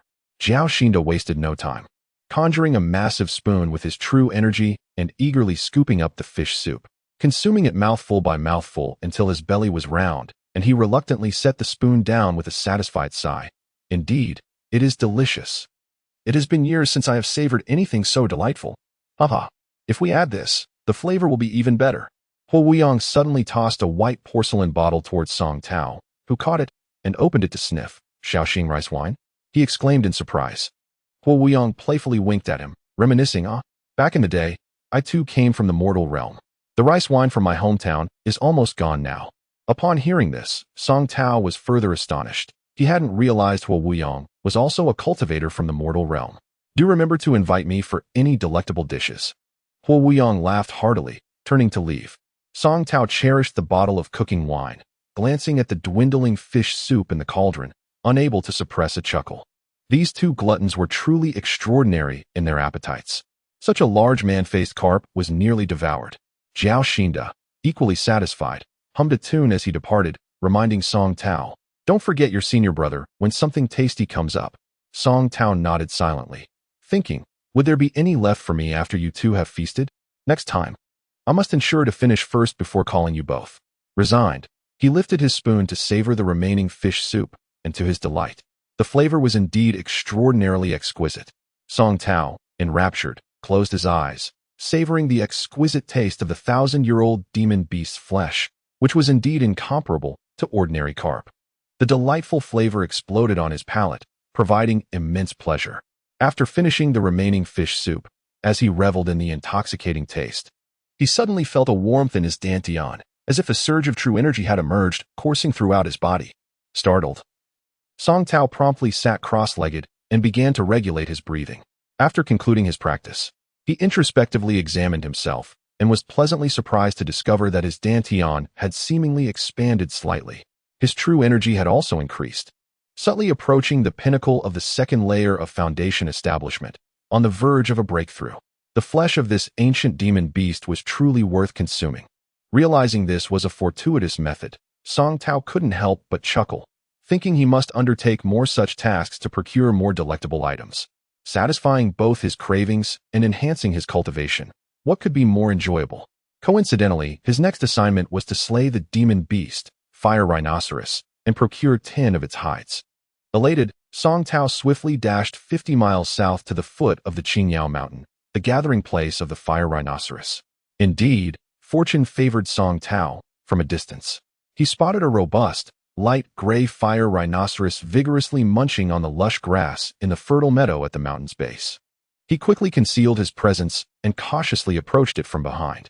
The fire rhinoceros appeared docile, but once provoked, it was a formidable opponent. With its massive body and thick skin, capable of resisting ordinary flying swords. Not to mention its ability to breathe true fire, making it a considerable challenge for typical foundation establishment cultivators. Reciting a spell, the pursuit sword silently emerged from his storage bag, transforming into a streak of white light aimed at the ample rear of the fire rhinoceros. Instantly, the creature let out a tremendous, anguished roar, turning to glare at Song Tao with its crimson eyes, clearly enraged. The pursuit sword was no ordinary weapon, although Song Tao could only exert about half of its power. It was more than sufficient to deal with the fire rhinoceros. The pursuit sword darted like a flash of lightning, weaving deftly, and in no time. The colossal beast collapsed with a resounding crash, akin to the collapse of a wall. Only then did Song Tao step forward, a smile on his face. And with a flourish of his hand, the pursuit sword cleaved the fire rhinoceros's head in two. However, he was disappointed to find that this creature was merely an ordinary demon beast and had not formed a demon core. Muttering to himself, he reflected on how easy it had been to dispatch it. Nevertheless, he resolved to skin it first to complete his task. Reluctantly, he crouched down with the pursuit sword in hand and began to peel off the hide of the fire rhinoceros. Just as he successfully removed a bloody hide and stuffed it into his storage bag, he felt a powerful gust of wind surge from behind, accompanied by a searing heat. Quickly, he spun around and was astonished to see a dark red flame erupting toward him from behind. What a close call. He silently thanked his quick reflexes, otherwise, he would have been charred to a crisp. Swiftly mounting the pursuit sword, he soared away and turned to focus on the source of the danger, only to behold a fire rhinoceros 3 times the size of the previous one charging at him, flames billowing from its nostrils and mouth. Wow, it has grown so large. Song Tao exclaimed, his mouth agape in disbelief. Could it be the rhinoceros king had emerged? No, He recalled there was no mention of a rhinoceros king among fire rhinoceroses. Why was this one so enormous? He pondered that it must have gorged itself on delicious food and become bloated. Unperturbed, he lightly dismounted the pursuit sword and recited a spell, directing the sword toward the massive fire rhinoceros. Initially aggressive, the creature flinched upon sighting the sword. In that fleeting moment, Song Tao could have sworn he detected a glimmer of fear in the beast's eyes. Had it attained sentience? He was momentarily taken aback. Different types of demon beasts had varying lifespans, but those that had cultivated for a millennium were relatively common. However, a demon beast with sentience was another matter entirely. Much like human cultivators, who were categorized into levels of spiritual awareness, foundation establishment, and golden core, a sentient demon beast was at least equivalent to a human golden core cultivator, definitely not an adversary to be trifled with. Was he mistaken? Doubt began to creep in as he observed the fire rhinoceros's furious, bloodshot eyes, which seemed no different from other fire rhinoceroses. Yet after several exchanges, the pursuit sword had failed to inflict any harm. A sense of danger welled up within Song Tao. Suddenly, the fire rhinoceros halted, snorted forcefully, and expelled 2 streams of pale blue flames from its nostrils, each as thick as an arm. Even from a distance, Song Tao felt the air grow increasingly scorching. The pursuit sword was engulfed in the blue flames, nearly severing its connection to him and plummeting to the ground. Why were the flames blue? Song Tao was utterly astonished. It seemed he had indeed encountered a formidable opponent. What to do? Should he flee or stay? He struggled with the thought of abandoning such a magnificent quarry. Surely this powerful fire rhinoceros would possess a demon core, and its flesh could substantially enhance his cultivation. But continuing the fight posed the risk of becoming the prey himself. While he hesitated, he noticed the fire rhinoceros glance at him, raising its hooves as 4 vibrant red flames materialized beneath it, propelling its massive body toward him. Not good. Song Tao's heart raced as he swiftly summoned the pursuit sword and fled. In a heartbeat, the fire rhinoceros closed the distance between them, snorting as 2 scorching blue flames surged toward him. Before the flames reached him, Song Tao could feel the intense heat, which must have exceeded several thousand degrees, capable of melting even steel. The air became unbearable, and he felt excruciating pain searing through his back as his skin began to blister. He thought he was doomed and let out a desperate wail. Suddenly, he felt a violent tremor from his storage bag at his waist, as if something within was about to emerge. Hastily, he checked and discovered the fiery chilen egg was vibrating uncontrollably, seemingly on the verge of hatching. In his frantic escape, he pulled out the chilen egg. Was it just his imagination, or did the air around him feel slightly cooler upon its emergence? The relentless fire rhinoceros, hot on his heels, unleashed another torrent of blue flames, engulfing him entirely.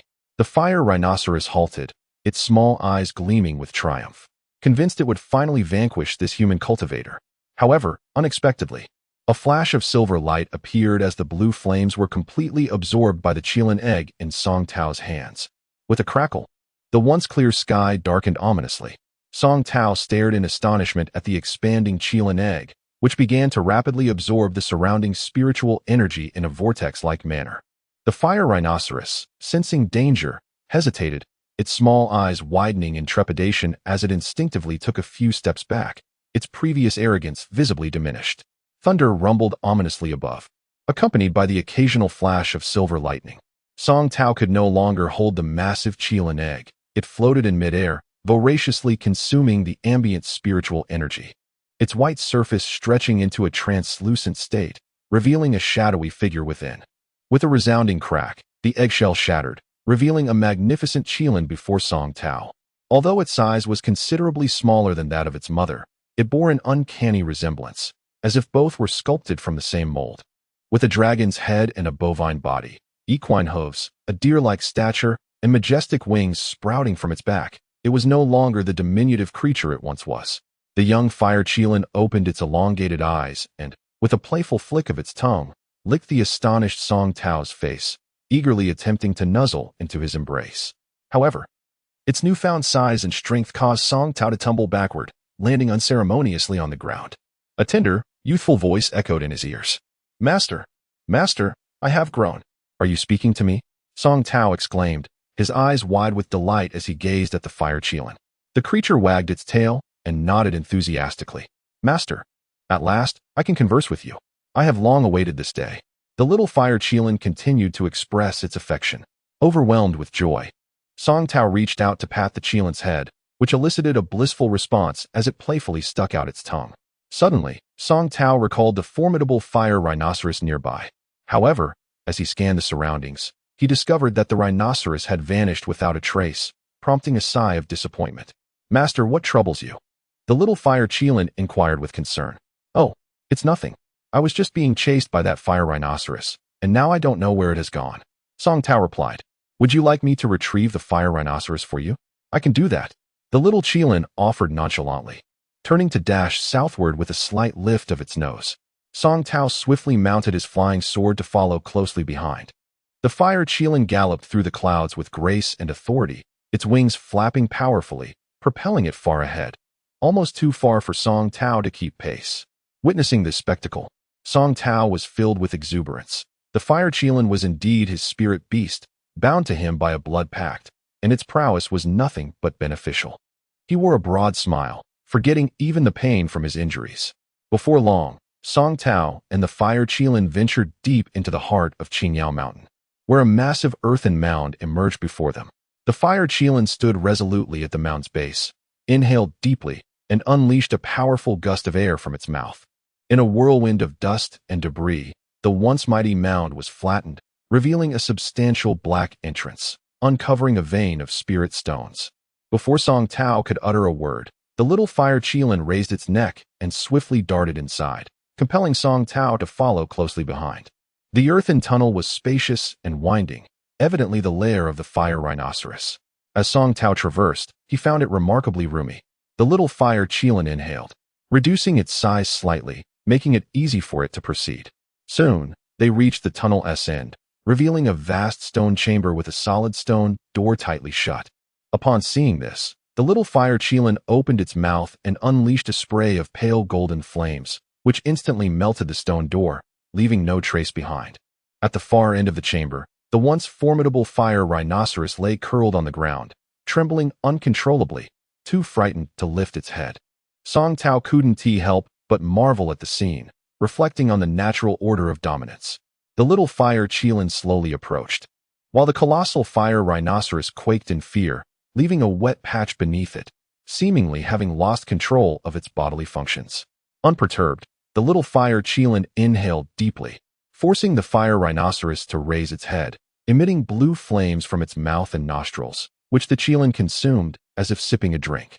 The fire rhinoceros displayed an expression of extreme agony, its body convulsing. At last, it seemed to exhaust its blue flames, its form shriveling up, and with a final kick, it collapsed lifeless. The little fire Qilin let out a satisfied sigh, licking its lips in delight as it bounded over to Song Tao. Observing closely, Song Tao noticed something glimmering beneath the deflated body of the fire rhinoceros. He hurried over and pushed the corpse aside, discovering several fire elemental spirit stones embedded in the ground, including 3 medium-sized ones the size of fists. Song Tao was astounded, never expecting such a windfall. 1 medium spirit stone was worth 1,000 low-grade ones. Without hesitation, he joyfully retrieved his wind chaser's sword, eager to excavate the spirit stones. After a moment's thought, he put away the sword and took out the previously broken blood sword, deciding it prudent to use that instead, lest he damage his wind chaser. In no time, he had collected all the spirit stones into his waist pouch. Yet, Song Tao was not inclined to cease. He continued to dig, for he sensed that the soil here differed from elsewhere, imbued with a rusty red hue and abundant in spiritual energy. Indeed, it was not long before he unearthed another low-grade fire elemental spirit stone. Encouraged, he devoted himself to the task, oblivious to all else. Soon, he had excavated a deep pit, with the little fire Qilin curiously peering down. Gradually, Song Tao unearthed an entire vein of ore, stretching dozens of miles, with fire elemental spirit stones of various sizes glimmering amongst the hardened rock. While most were low-grade, the sheer quantity filled him with joy. This was a treasure trove. Taking a break from his excavation, Song Tao emerged from the mine, glancing at the sleeping fire Qilin, realizing that such a hoard of spirit stones would be difficult to transport all at once. Moreover, carrying so many stones would be unsafe. It would be wiser to leave them here and retrieve them when needed. Suddenly, His gaze fell upon the withered body of the fire rhinoceros. And a thought struck him. The creature must possess a demon core, given its awakened intelligence. With a swift motion, he summoned the Wind Chaser's sword and struck at the rhinoceros's head. As expected, nestled within was a fist-sized red demon core, glistening with a translucent sheen, clearly a superior quality. Just as Song Tao extracted the core, the little fire Qilin, previously asleep, perked up, drooling as it gazed at the prized demon core. "Master, I want to eat it. Please give it to me." Song Tao, recalling that the discovery of the spirit stone vein was due to the little fire Qilin's efforts, and that it had saved his life, generously tossed the demon core into its mouth, inquiring, "Is it tasty? I have another one, though it's not fire elemental. Would you like it?" The little fire Qilin, ecstatic, swallowed the core in one gulp, nodding eagerly at the mention of the second core. Without delay, Song Tao retrieved the demon core of the human-faced carp and tossed it to the Qilin. Upon consuming both cores, the little fire Qilin squinted its eyes, remaining motionless for a while, as tiny golden flames erupted from its body, enveloping it and gradually being absorbed. Song Tao observed closely, noticing golden inscriptions appearing on the wings of the little fire Qilin. "Master, if I can consume more demon cores, I'll grow faster," it exclaimed. Song Tao, contemplating, nodded affirmatively, declaring, "Very well. I will ensure to gather more demon cores for you." Suddenly, a flash of red light emanated from the freshly excavated mine, and a fireball, the size of a baby's head, wobbled out. Upon spotting the fire Qilin, it quickly retreated. Intrigued, Song Tao formed a protective shield with his vital energy and leapt into the mine. The little fire Qilin, having shrunk significantly in size, resembled a small pony, followed Song Tao into the depths. Upon their arrival, the fireball darted toward the end of the mine. Quick on his feet, Song Tao summoned the Wind Chaser's sword and pursued it, while the little fire Qilin, intrigued, closely followed suit. As he approached, Song Tao realized the fireball was exceptionally beautiful.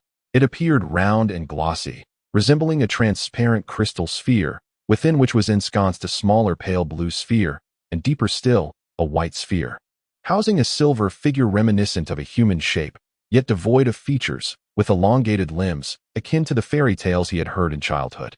Gingerly, Song Tao reached out, causing the fireball to tremble as it recoiled, gradually retreating into the vein of spirit stones. Alarmed, Song Tao recognized it as a treasure and could not allow it to escape. He raised his Wind Chaser's sword to block its path, drawing it closer with his vital energy. The little fire Qilin, seeing its master's intent, inhaled deeply and unleashed a stream of golden flames in an attempt to reel in the sphere. The moment the golden flames made contact with the sphere, a series of crackling noises erupted. Startled, Song Tao feared the sphere might be damaged, but upon closer inspection, it remained unscathed, filling him with delight. He was well aware of the high temperature of the heavenly flames emitted by the little fire Qilin, and yet, they had no effect on this blue sphere, indicating it was indeed a remarkable item. Finally, after a prolonged struggle, the sphere, seemingly fatigued, began to drift towards Song Tao. He extended his hand, opting to envelop it with his vital energy rather than touching it directly, lifting it into his palm for admiration. How exquisite! What could this be? He mused aloud. The little fire Qilin, hearing his query, chirped joyfully, "I know. Master, I know. It's like a child eager for the admiration of an adult." Song Tao regarded it with approval, prompting the little fire Qilin to puff out its chest proudly, declaring, "This is the legendary 10,000-year fire essence. It's delicious." Upon hearing this, Song Tao was momentarily taken aback, nearly colliding with a wall, realizing he had stumbled upon a little glutton. 10,000-year fire essence. Is this truly the fabled 10,000-year fire essence? He exclaimed, overwhelmed with joy, relieved that he had refrained from directly touching it, for had he done so, he would have surely been reduced to ashes. As Song Tao's thoughts stirred, he suddenly recalled Zhao Mingyue from the Hunyuan realm. If that little girl were to possess this, would she not achieve her foundation establishment? Alas, such is the caprice of fate. It is truly unexpected that he only came into possession of the Millennium Fire Essence after his ascension. It seems she is destined to remain estranged from the path of the Tao. There is no use in dwelling on it. Thus, Song Tao shook his head and cast these thoughts aside. He carefully cradled the Millennium Fire Essence and made his way towards the cave's exit. "Master, please let me have some. I am so eager to taste it." The little fire Qilin trailed closely behind him, playfully pleading. Song Tao hesitated. Although he had yet to decide how to utilize the Millennium Fire Essence, it felt wasteful to simply allow the little fire Qilin to consume it.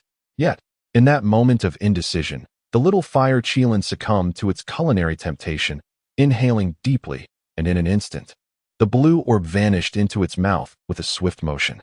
"Ah!" Song Tao exclaimed, but as he reconsidered, he thought it best to let it be. He smiled indulgently and turned to leave. However, from behind him came a sudden cacophony of distress. Turning around, he was met with the sight of the little fire Qilin's belly swelling visibly, glowing with a bright blue light, its expression contorted in pain, intermittently emitting mournful cries. "What on earth is happening?" Song Tao gasped, realizing the situation was far graver than the last time it had pilfered the Millennium Fire Spirit Stone. The little fire Qilin's abdomen was perilously close to bursting. In a panic, he placed a hand on it, only to feel a surge of powerful fire spiritual energy erupting within, cascading towards him. "Ah!" He gasped as the influx of true energy was overwhelming and searing. His hand seemed glued to the little fire Qilin, unable to break free. Reluctantly, he allowed it to ravage his insides. Moments later, he felt his own abdomen distending alarmingly, akin to a woman nearing childbirth. Beads of sweat rolled down his forehead, and he bit down on his lip, stifling any cries, leaving his mouth bloodied and raw from the exertion of pain. The pressure in his dantian felt unbearable, as though it would explode. The little fire Qilin, unable to contain itself, rolled about on the ground, dragging Song Tao along, causing him to collide painfully into the surroundings. Yet the agony in his abdomen overshadowed everything else, compelling him to fervently circulate his true energy, desperately attempting to disperse it throughout his meridians to alleviate the torment. But the stream of true energy continued to flood, and "I can't take it anymore. This is unbearable," Song Tao thought, as he noticed his abdomen swelling higher, enveloped in a ghostly blue light, on the verge of bursting. In a reflexive motion, he patted his storage bag, causing its contents to spill across the ground. He hastily grabbed several stalks of millennium poisonous herbs, disregarding their nature, stuffing them into his mouth and chewing vigorously. A blend of pungent and numbing sensations began to permeate his entire mouth, spreading throughout his body. He felt a slight relief. Driven by desperation, he continued to cram anything he could find into his mouth. Finally, after swallowing a seemingly inconspicuous pale red root-like plant, a sudden wave of intense heat surged through his mouth as if it were about to explode. He could not vocalize his agony, and darkness enveloped him as he fainted. Time appeared to freeze in that silent cave. When Song Tao finally regained consciousness, he felt as if he had awoken from a different era. His entire body ached, reminiscent of extreme physical exertion, each muscle throbbing painfully, and he dared not take a deep breath. Lying quietly on the ground, he turned his focus inward and was astonished to find that his once narrow dantian had expanded severalfold, now spacious and accommodating. Countless streams of true energy coursed through his body, converging in his dantian to form a small vortex of true energy. What level is this? Song Tao pondered, furrowing his brow. This sensation, it felt as though he had surpassed multiple levels. Unexpectedly, in this life-or-death crisis, he had turned misfortune into fortune, breaking through to the peak of the 5th level of foundation establishment, nearing the 6th level. Lying there in a daze, he felt utterly drained, yet laughter erupted from him. Fortune from misfortune. He had no idea what he had consumed that managed to suppress the Millennium Fire Essence, but he was too joyous to contemplate it further. However, this laughter stirred the muscles in his abdomen, sending a jolt of pain through him, prompting an involuntary cry of distress. After some time, having indulged in his happiness, he recalled the little fire Qilin. Gritting his teeth against the pervasive soreness, he painstakingly sat up. To his surprise, beside him lay a pearlescent egg, the size of an infant's head, now adorned with even more intricate and luminous Sanskrit patterns. Song Tao chuckled wryly, shaking his head.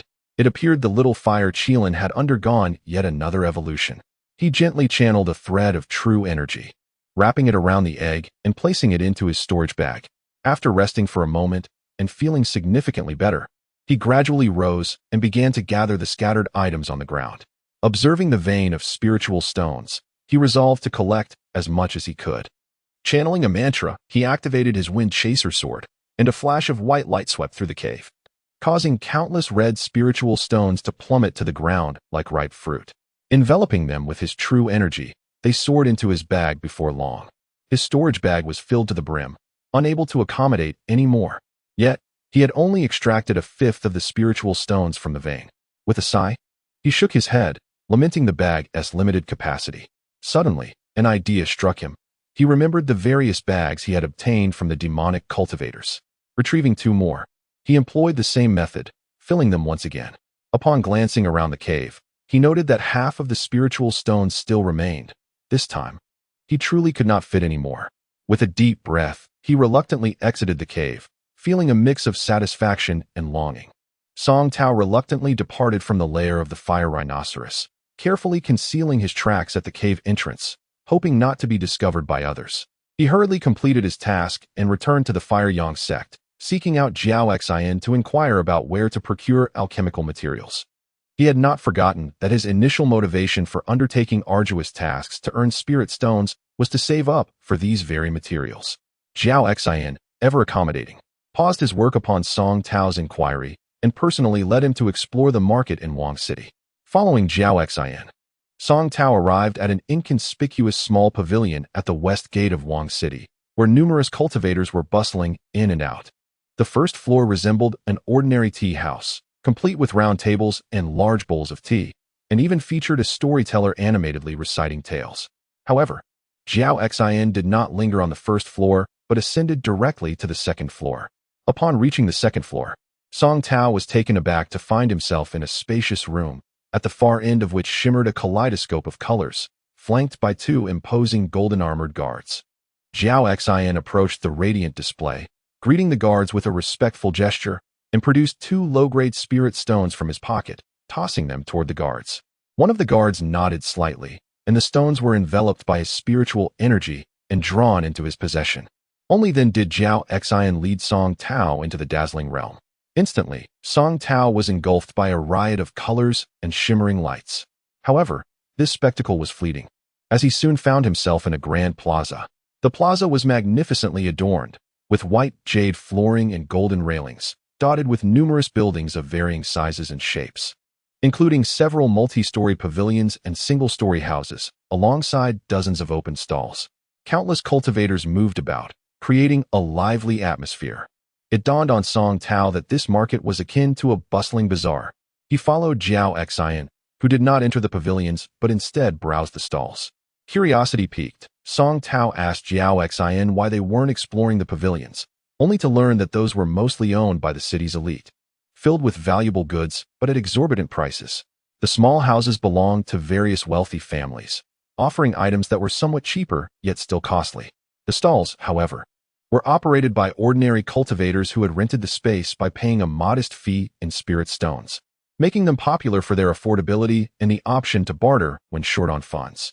Song Tao chuckled at this revelation, realizing it was akin to the distinction between high-end boutiques and street vendors in the mortal realm.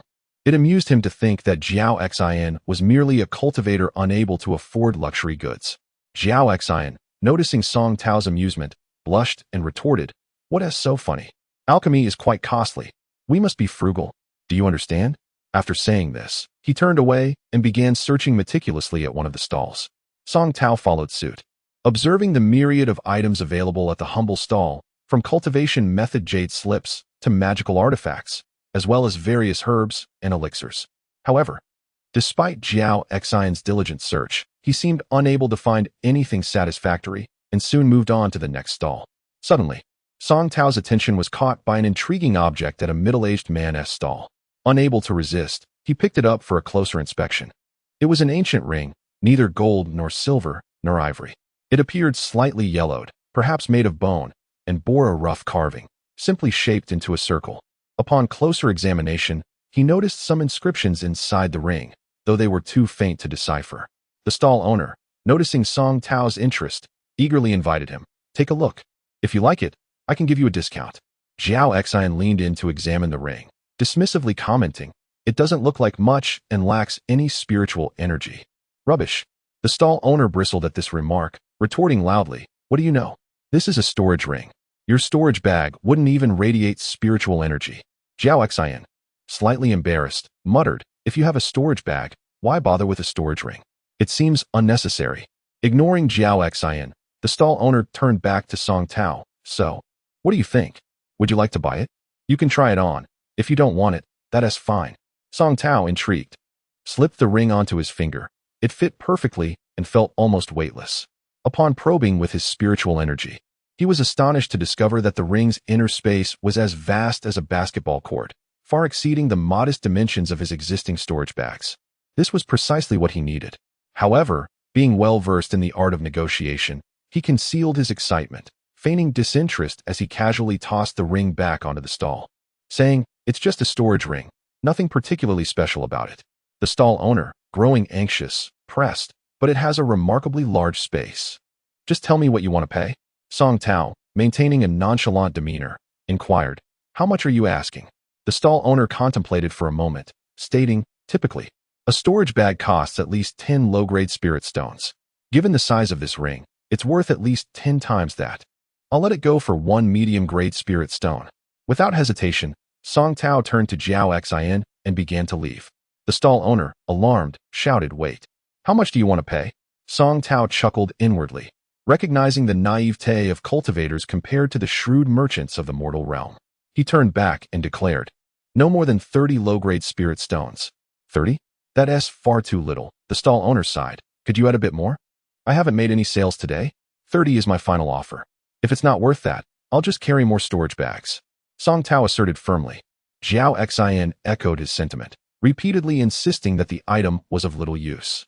Finally, the stall owner reluctantly nodded. "All right, but I want wood-type spirit stones." Song Tao promptly produced 30 low-grade wood-type spirit stones from his pocket, exchanged them for the ring, and walked away, the stall owner's dissatisfied mutterings fading behind him. Jiao Xin followed closely, continuing to grumble about Song Tao's perceived extravagance. Unfazed, Song Tao joyfully donned the bone ring, resolved to return to the spirit stone mine and collect the remaining stones once they completed their market exploration. As they browsed a few more stalls, Jiao Xin struck gold, finding numerous urgently needed herbs at remarkably low prices. Under his guidance, Song Tao gathered all the necessary ingredients to concoct gathering spirit pills. Eager to return and showcase his skills, planning to indulge in a few batches like delightful treats. Lost in thoughts of a promising future, Song Tao could not help but chuckle, recalling the scene of Sun Wukong stealing the elixirs from the Supreme Lord, one after another. It would be as exhilarating as munching on roasted beans. He wondered when he might reach such heights. Just as they were about to leave the market, Song Tao suddenly witnessed a peculiar scene. A disheveled young man was unceremoniously ejected from a beautifully ornate pavilion, landing on the ground with a thud, grumbling in apparent dissatisfaction. Song Tao, curious, stepped forward a few paces to get a better look, only to hear a burst of angry shouts from the loft. "Take your trash and get lost. Go as far away from our Lingxiao pavilion as you can." He saw the young man sitting on the ground, his face flushed with indignation. He seemed ready to retort, but swallowed hard, suppressing the anger boiling within him, and chose silence as he rose to leave, his back appearing profoundly desolate. Jiao Xin, anxious to gather his belongings, approached Song Tao and squinted. Noticing his perplexed expression, he took the initiative to explain. "This young man is named Lei Yuming, a native of the Jinhui realm, the descendant of cultivators whose parents were both at the Golden Core stage. Many years ago, they offended a formidable Golden Core peak cultivator who, while he was still in swaddling clothes, was killed by this enemy. Rather than eliminating him entirely, the adversary used great powers to sever his spiritual roots and seal his dantian, condemning him to live as a mortal in this Jinhui realm. He has suffered painfully as a commoner ever since." Upon hearing this, Song Tao was taken aback, astonished by the cruelty of such a cultivator and further surprised that spiritual roots could indeed be severed. He then asked, what happened to him? Why was he driven away? Jiao Xin shook his head, a hint of pity crossing his face as he responded. While Lei Yuming's parents had a few close friends during their lifetime, they did not dare to risk offending that powerful cultivator to offer him assistance. That cultivator made it clear he would not take his life, forcing him to endure a life of humiliation as a mortal. Fortunately, a few years ago, that great cultivator finally ascended to another realm. Only then did a close friend of his father take him under his wing for some protection. However, Lei Yuming remains unwilling to accept his fate, desperately seeking remedies to restore his spiritual roots and open his dantian. He has become notorious for shamelessly trading worthless items in the market for the spiritual herbs he covets. Luckily, His master is one of the 10 elders of the royal city, hence no one dares to harm him, though they do find him rather bothersome. Song Tao fell silent, feeling a weight in his heart and a twinge of sympathy for Lei Yuming. After a moment, he shook his head, dismissing the thought. He had his own matters to attend to and no time to spare for others. He turned to Jiao Xian, saying, "Have you finished your purchases? If there is nothing else we need, let us return." Jiao Xian nodded, and together they strolled out of the market. Song Tao concocted a casual excuse to return to the Fire Rhinoceros's cave to finish extracting the remaining spirit stone mine. Once assured that no spirit stones remained, he leisurely made his way back to the Huiyang sect. In the spacious alchemy yard, he found an empty cauldron and eagerly laid out the materials he had purchased, staring at the heap of items in a daze, pondering how to proceed. Eventually, he resolved to throw everything in and give it a try, since he had ample materials. Without further ado, he pinched off a bit of each and tossed them into the cauldron, reciting incantations as he ignited a true flame beneath it. Alchemy proved to be a laborious task. Under the blazing sun, Song Tao stood resolutely before the cauldron, vigilant and attentive, carefully managing the fire's intensity. Before long, he felt a significant portion of his true energy dissipate. It was indeed a strenuous endeavor. After another half-day, the cauldron remained silent, showing no signs of change. Was the fire not hot enough? Pondering this, Song Tao couldn't help but increase the flames. Suddenly, a loud explosion echoed, and a ball of fire erupted from the cauldron. Oh no!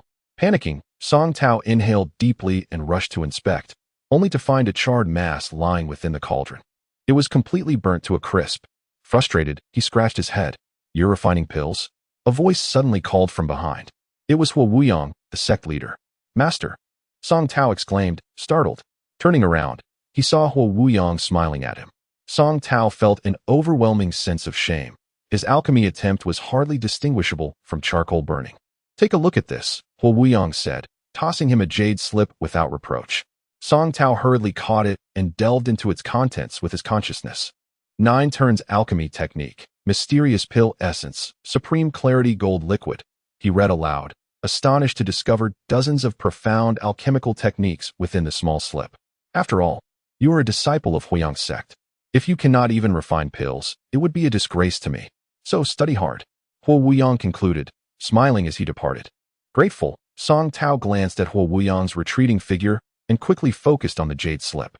After thoroughly reviewing its contents, he was surprised to find that what had been a bright day had turned to a starry night without his notice. However, fatigue was the last thing on his mind. He had just begun to grasp the intricacies of alchemy and was eager to experiment with his newfound knowledge. Under the luminous moonlight, he set out to concoct his first pill. It turned out that alchemy was no simple task. Song Tao quickly understood the importance of selecting materials. Every ingredient must be precise. Even the slightest deviation could lead to failure. Thus, the recipe was of utmost significance. The last part of the jade slip Huo Wuyang had given him contained several fundamental recipes, with the first being the concentration pill. Fortuitously, Song Tao had prepared more than enough materials. He meticulously organized the ingredients according to the recipe, then carefully inscribed a spell on the cauldron. A beam of white light enveloped the cauldron, gradually fading until it disappeared. To the naked eye, there seemed to be no change. This process, known as sealing the cauldron, required his true energy to tightly seal it, leaving no gaps except for the small opening for adding herbs.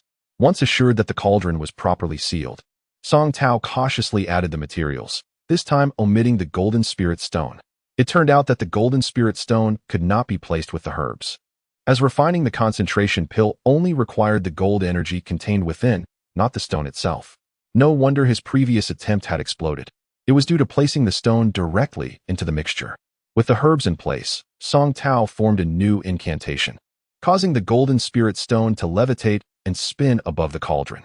"Now," he commanded, pointing with 2 fingers, and the stone abruptly halted, releasing a golden light that flowed into the cauldron below. Seeing the moment was right, Song Tao did not hesitate. He unleashed the true flames, skillfully controlling the fire, intently observing the cauldron as he began the refining process. After a grueling 18 days at the ascension platform, Song Tao had nearly exhausted the last drop of his true energy, casting spell after spell upon the cauldron. Finally, the once tranquil cauldron began to stir, as if on the verge of opening. A faint yet delightful fragrance wafted through the air, making Song Tao appear calm, yet inside, his heart raced like a startled deer. The aroma intensified, and the cauldron emitted a low hum, vibrating rhythmically. What was happening? The moment of truth was upon him. Song Tao held his breath, listening closely for the sounds of metal clashing. The time had come.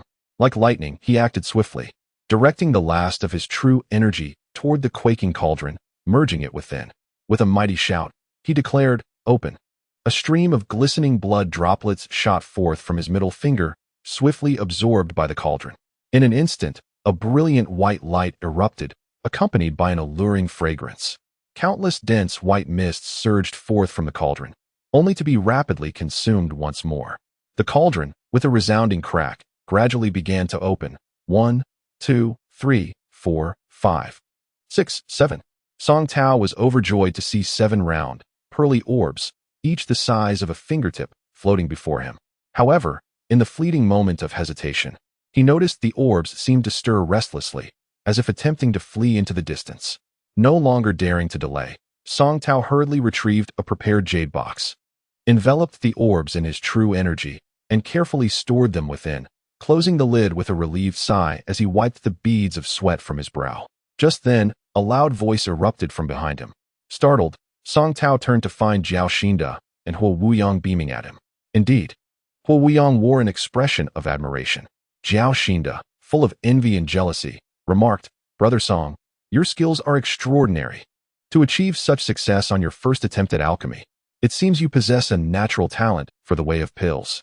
Song Tao smiled broadly, about to respond, when suddenly the heavens trembled violently. The three were taken aback, with Song Tao nearly exclaiming about an earthquake. It soon dawned on him that he was in the realm of cultivation, where such occurrences were impossible.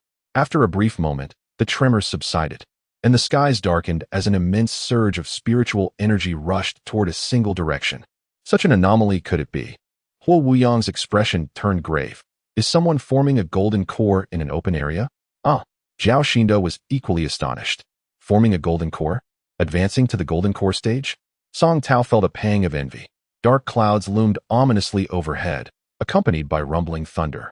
Huo Wuyang scrutinized the direction, a peculiar expression crossing his face. How can it be the royal city? Is it the ascension platform? No way. How could anyone be forming a golden core there? Impossible. In a flash, he transformed into a streak of red light, darting toward that direction. Zhao Xinda and Song Tao exchanged glances. "Shall we go and take a look?" Zhao Xinda proposed. "Sounds good." Song Tao agreed. The two hastily summoned their magical treasures and soared toward the ascension platform. Upon entering the royal city, they were met with an unprecedented throng on the streets, where countless cultivators maneuvered various magical artifacts toward the ascension platform. All around, vibrant hues of red, orange, yellow, green, blue, and purple flashed in a dazzling display. Song Tao had no time to marvel, his focus solely on the journey ahead. Upon reaching the ascension platform, they found themselves amidst a dense crowd, with countless cultivators encircling the platform in layers. Had it not been for the rule prohibiting flight near the platform, the skies would likely have been filled with onlookers. Song Tao and Zhao Xinda stowed their treasures and struggled to push through the throng, straining to see over the multitude. Alas, there were simply too many people. All he could see were a sea of heads bobbing before him, and he could only catch glimpses through the gaps. In the air, a powerful surge of spiritual energy coalesced into a tornado-like formation, pressing down with tremendous force. The crowd fell silent, collectively gazing at the unfolding spectacle. At that moment, on the ascension platform, a cultivator sat cross-legged, silently enduring the immense spiritual pressure. His once majestic silver armor was tattered and stained with blood, and his long hair danced wildly in the wind of spiritual might. His face contorted in agony, as if enduring tremendous internal suffering. This cultivator was none other than Zhao Yinlong, the head of the Zhao family from the Hunyuan realm. However, from Song Tao's distant vantage point, he could only discern the general outline and failed to recognize him. It appeared Zhao Yinlong had reached a critical juncture in forming his golden core. His expression grew increasingly grave, alternating between shades of green and red, as beads of sweat trickled down his forehead. The spectators were not merely there for entertainment. The principle of seizing opportunities during another's weakness was widely upheld in the world of cultivation. Even the mightiest cultivator appeared vulnerable during the formation of a golden core. Easily crushed by a single finger, this act of forming a golden core was inherently defiant against the heavens, fraught with peril. A slight misstep could lead to chaotic true energy and self-destruction, teetering on the brink of life and death. Should external forces intervene, the outcome would be fatal. Yet, the benefits of slaying a golden core cultivator were undeniably immense. Those who had successfully formed a golden core would undoubtedly possess valuable treasures. Just the magical artifacts in their storage bags would entice countless lower-tier cultivators to take risks. Of course, if Zhao Yinlong were to ascend as a golden core cultivator, no one would dare to strike against him. However, the fact that he had invoked the spiritual energy of heaven and earth to form his core on the ascension platform naturally attracted the attention of countless cultivators. Now witnessing Zhao Yinlong in the critical phase of his golden core formation, many unscrupulous cultivators below were growing restless, secretly grasping their weapons, contemplating the opportune moment to strike and seize treasures. Yet, no one was willing to take the lead, remaining vigilant and observing one another. Finally, with a resounding shout, a beam of azure light shot toward Zhao Yinlong on the platform. The crowd gasped, turning to see the source of the light, none other than the mortal Lei Yuming, who had been expelled from the market. He could no longer restrain himself and was the first to attack. In an instant, from various directions within the crowd, a cacophony of shouts erupted, and an array of weapons surged toward the platform. The crowd could no longer contain themselves. They were unwilling to let Lei Yuming, a mere mortal, claim all the benefits, and thus they rushed to act. Some aimed to knock away others' weapons, while others targeted Zhao Yinlong directly. As the chaos of battle loomed, a sudden flash of golden light enveloped Zhao Yinlong on the ascension platform, forming a 3-meter square golden protective shield. Attacks struck the shield as if they had hit a bottomless abyss, dissipating harmlessly. In an instant, the golden light blinked, and before the crowd's eyes, a figure clad in golden armor appeared atop the platform. In the blink of an eye, he multiplied, swiftly transforming into 10 or more golden-armored cultivators, forming a protective circle around Zhao Yinlong. With a powerful roar, Zhao Yinlong inhaled the massive black tornado of true energy above. In an instant, the heavens rumbled, and silver lightning flickered. Zhao Yinlong rose to his feet, unleashing a triumphant howl, radiating dazzling golden light from his entire being. Experienced cultivators knew that Zhao Yinlong had succeeded. He had formed his golden core and transformed into a golden core cultivator. Soon, the ominous signs receded, and the skies cleared to a serene hue. Zhao Yinlong gradually straightened his posture, opening his eyes, which glimmered with a brilliant light. He remained silent, but his gaze swept across the locations of those who had attacked him moments before. Before long, Zhao Yinlong glanced at the golden-armored cultivators guarding him and, with a respectful bow, proclaimed, "Thank you, fellow cultivators, for your assistance. Zhao shall remember this." The leader of the golden-armored cultivators stepped forward, saying, "There is no need for such formality. May I ask for your esteemed name and why you were forming a golden core on the Ascension platform?" The attitude towards the newly ascended Foundation Establishment cultivator is vastly different, for Zhao Yinlong has now reached the golden core stage, placing him among the elite few in this realm. With a heavy sigh, Zhao Yinlong introduced himself. "I am Zhao Yinlong, the head of the Zhao family in the Hunyuan realm. Recently, our family has been besieged by the joint forces of the other 2 cities amidst the chaos of the 3 cities' war, as if the heavens conspired against us." A savage beast, the fiery moth, emerged from a nearby hill, leading to the near annihilation of my family. As he spoke, his eyes widened with fury, as if the flames of his past battles were reigniting within him. Fortunately, he managed to slay the fiery moth in a desperate struggle, consuming its core in a moment of dire necessity. Truly, a stroke of fortune. That beast was no ordinary creature. It granted me an unexpected boon, allowing me to ascend to the golden core stage in a single leap. Ha ha! Zhao's face radiated joy, and he could not help but burst into laughter. The armored cultivator, upon hearing this, revealed an expression of understanding and nodded, saying, "You are in the Jinhui realm. Your ascension at the receiving platform is indeed a rarity. Please accompany me to the royal palace to meet the 10 elders before we discuss further." Zhao Yinlong pondered briefly before nodding in agreement. However, before departing, he cast a glance at the audience below, his gaze betraying a trace of malice. Those who had previously ambushed him were visibly shaken. Some bowed their heads, while others discreetly slipped away. Offending a golden core cultivator was no trivial matter. Although Song Tao had refrained from attacking, he was taken aback upon recognizing Zhao Yinlong. He had not anticipated that he would arrive at the Jinhui realm so swiftly, and as a golden core cultivator at that. Song Tao reflected.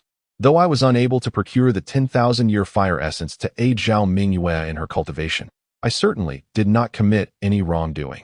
Of course, I did not unleash that fiery moth. If Zhao Yinlong were to insist on blaming him for it, Song Tao felt powerless to refute. He recalled the murderous intent Zhao had harbored towards him just before his own ascension. After much contemplation, Song Tao decided it wise to avoid someone as cunning and petty as Zhao Yinlong.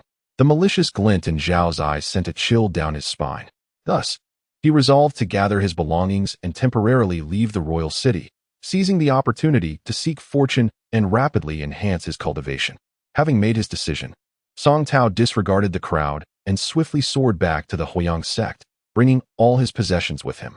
He even stored the large cauldron from his chamber in his storage bag, leaving a note on his bed for sect master Huiyang and his senior brother, Zhao Exan, explaining that he was venturing out to seek spiritual herbs and would borrow the cauldron temporarily, promising to return in 10 years. With a heavy heart, he departed. His time at the Huiyang sect had been the most joyful and peaceful period since he entered the realm of cultivation. As he left, he felt a faint anticipation about the adventures that lay ahead, affirming to himself, I shall return. He stood on the alchemy square of the Huiyang sect, silently solidifying his resolve. Just as he turned to leave, he was startled by a presence behind him. Master. To his astonishment, Huiyang stood silently behind him, stroking his beard and observing him intently. Song Tao was at a loss for words. Without a word, Huiyang raised his hand, and a dark object flew towards Song Tao's face. Startled, he instinctively caught it, only to find himself holding a hefty, dull black kitchen knife that appeared quite unremarkable.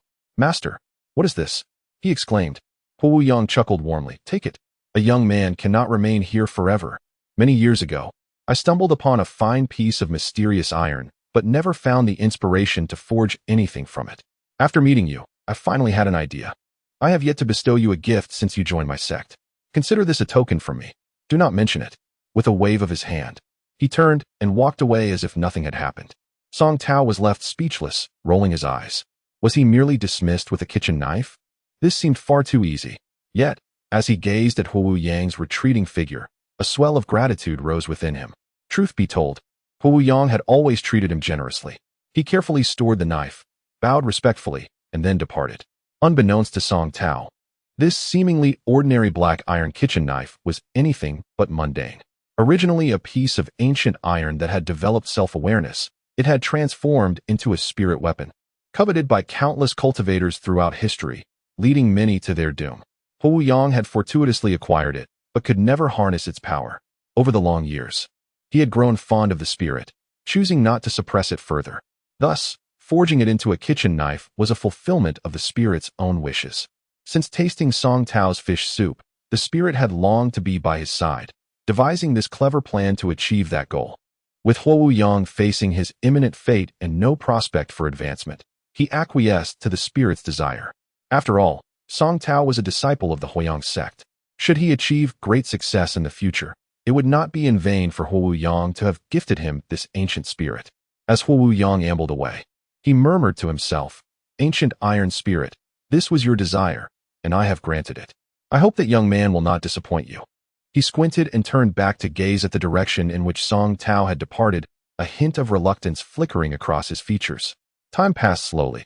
The journey through the Soul Separation Valley was fraught with peril. After leaving the Fire Yang Gate, Song Tao proceeded westward, casually pulling out a map he had stealthily acquired from the gate's library and meticulously discerning his direction.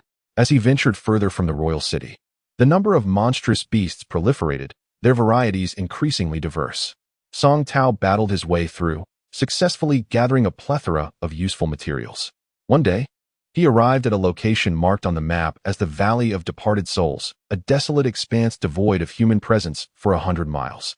Outside the valley, he stumbled upon a multitude of lifeless beasts sprawled across the ground, some freshly deceased, others long decayed. Strikingly, there were no visible wounds, and the cause of death remained a mystery. It appeared as though they had simply collapsed and succumbed to death without warning. Furrowing his brow, Song Tao approached a few of the fresher corpses, discovering that their souls had been violently extracted prior to their demise. Hesitation gripped him as he contemplated whether to change his course. Suddenly, a tremendous roar erupted from behind him, startling Song Tao. He quickly leaped up and concealed himself within the dense foliage of an ancient tree, observing intently. Before long, a herd of striped horned horses charged desperately toward the valley. What was happening? Moments later, as the horned horses entered the valley, Song Tao felt an ominous presence in the air. He focused his gaze and spotted a lithe silhouette emerging on the distant horizon. Possessing the head of a tiger and the body of a leopard, a creature that was 3 parts human and 7 parts beast, adorned with swirling brown patterns, leisurely making its way towards him. Could it be the cloud-swallowing leopard? Song Tao pondered, recognizing its striking resemblance to one of the 10 most formidable beasts listed in the Spirit Beast Register. But why would such a powerful creature appear here? So close to the royal city? These great beasts were typically reclusive, dwelling deep within the mountains. As Song Tao lost himself in speculation, the cloud-swallowing leopard drew closer. It seemed poised to hunt the very herd of striped horned horses that had just passed. Song Tao decided it would be prudent to remain hidden and wait for the creature to pass before continuing his journey. As the distance between them diminished, he could discern the gleaming fangs of the leopard's fearsome visage. Holding his breath, he awaited its movement past the ancient tree. However, an unexpected turn of events unfolded. The cloud-swallowing leopard, exhibiting an intelligence unlike that of ordinary beasts, revealed a cunning expression just as it reached the base of the tree where Song Tao was concealed. It opened its mouth and unleashed a searing beam of white light directly at his position. Startled, Song Tao reacted swiftly, propelling himself backward like an arrow released from a bow. In an instant, the area struck by the white light was reduced to ashes. The cloud-swallowing leopard, thwarted in its attack, erupted with potent demonic energy, letting out a thunderous roar as its form expanded, more than doubling in size. In a flash, it crouched low and lunged at Song Tao. Alarmed, Song Tao recognized the cunning nature of this beast. It had detected his presence all along. There was no time for further contemplation. He swiftly recited an incantation, summoning the wind-chasing sword to strike at the cloud-swallowing leopard.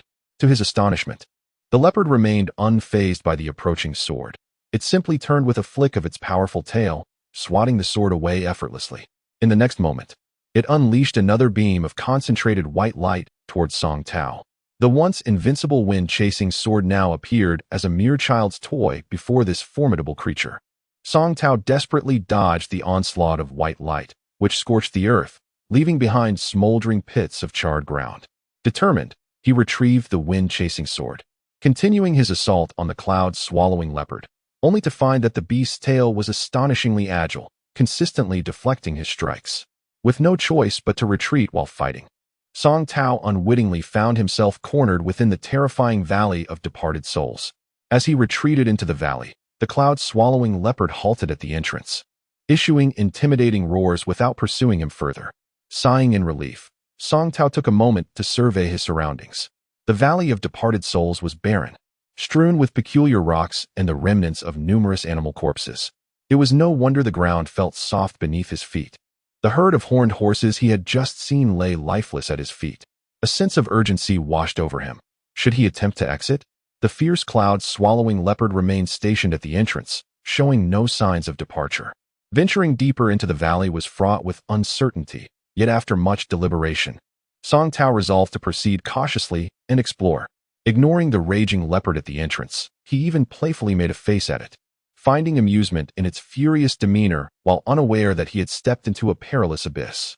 As he turned to enter the valley, the cloud-swallowing leopard's expression transformed into one of cunning satisfaction, as if its scheme had succeeded. Unfortunately, Song Tao was too far gone to notice. After a few more roars, the leopard relaxed, lowering itself and narrowing its eyes, feigning sleep. The further Song Tao traversed, the sparser the corpses became, revealing a dark, sticky ground beneath. A sense of nausea gripped him as he suspected the black soil was composed of decomposed beast remains.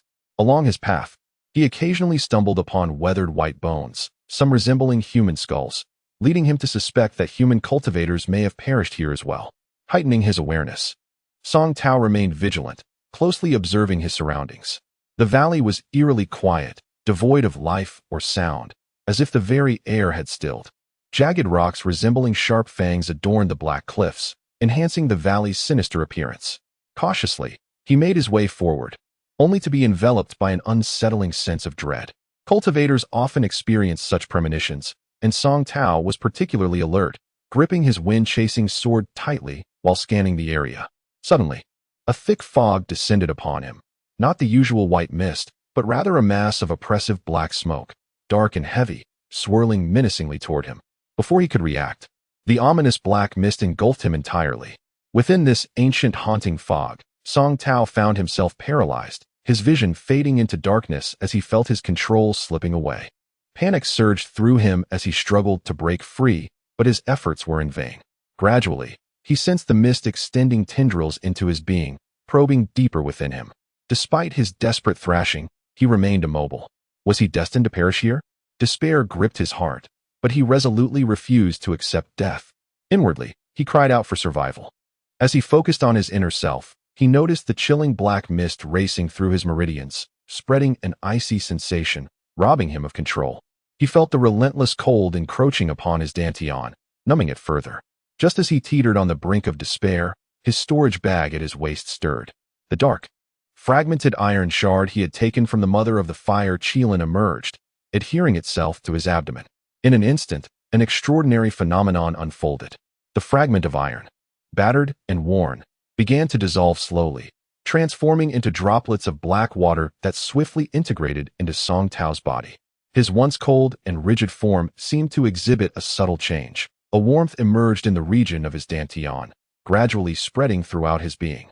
Slowly, his limbs regained a semblance of movement.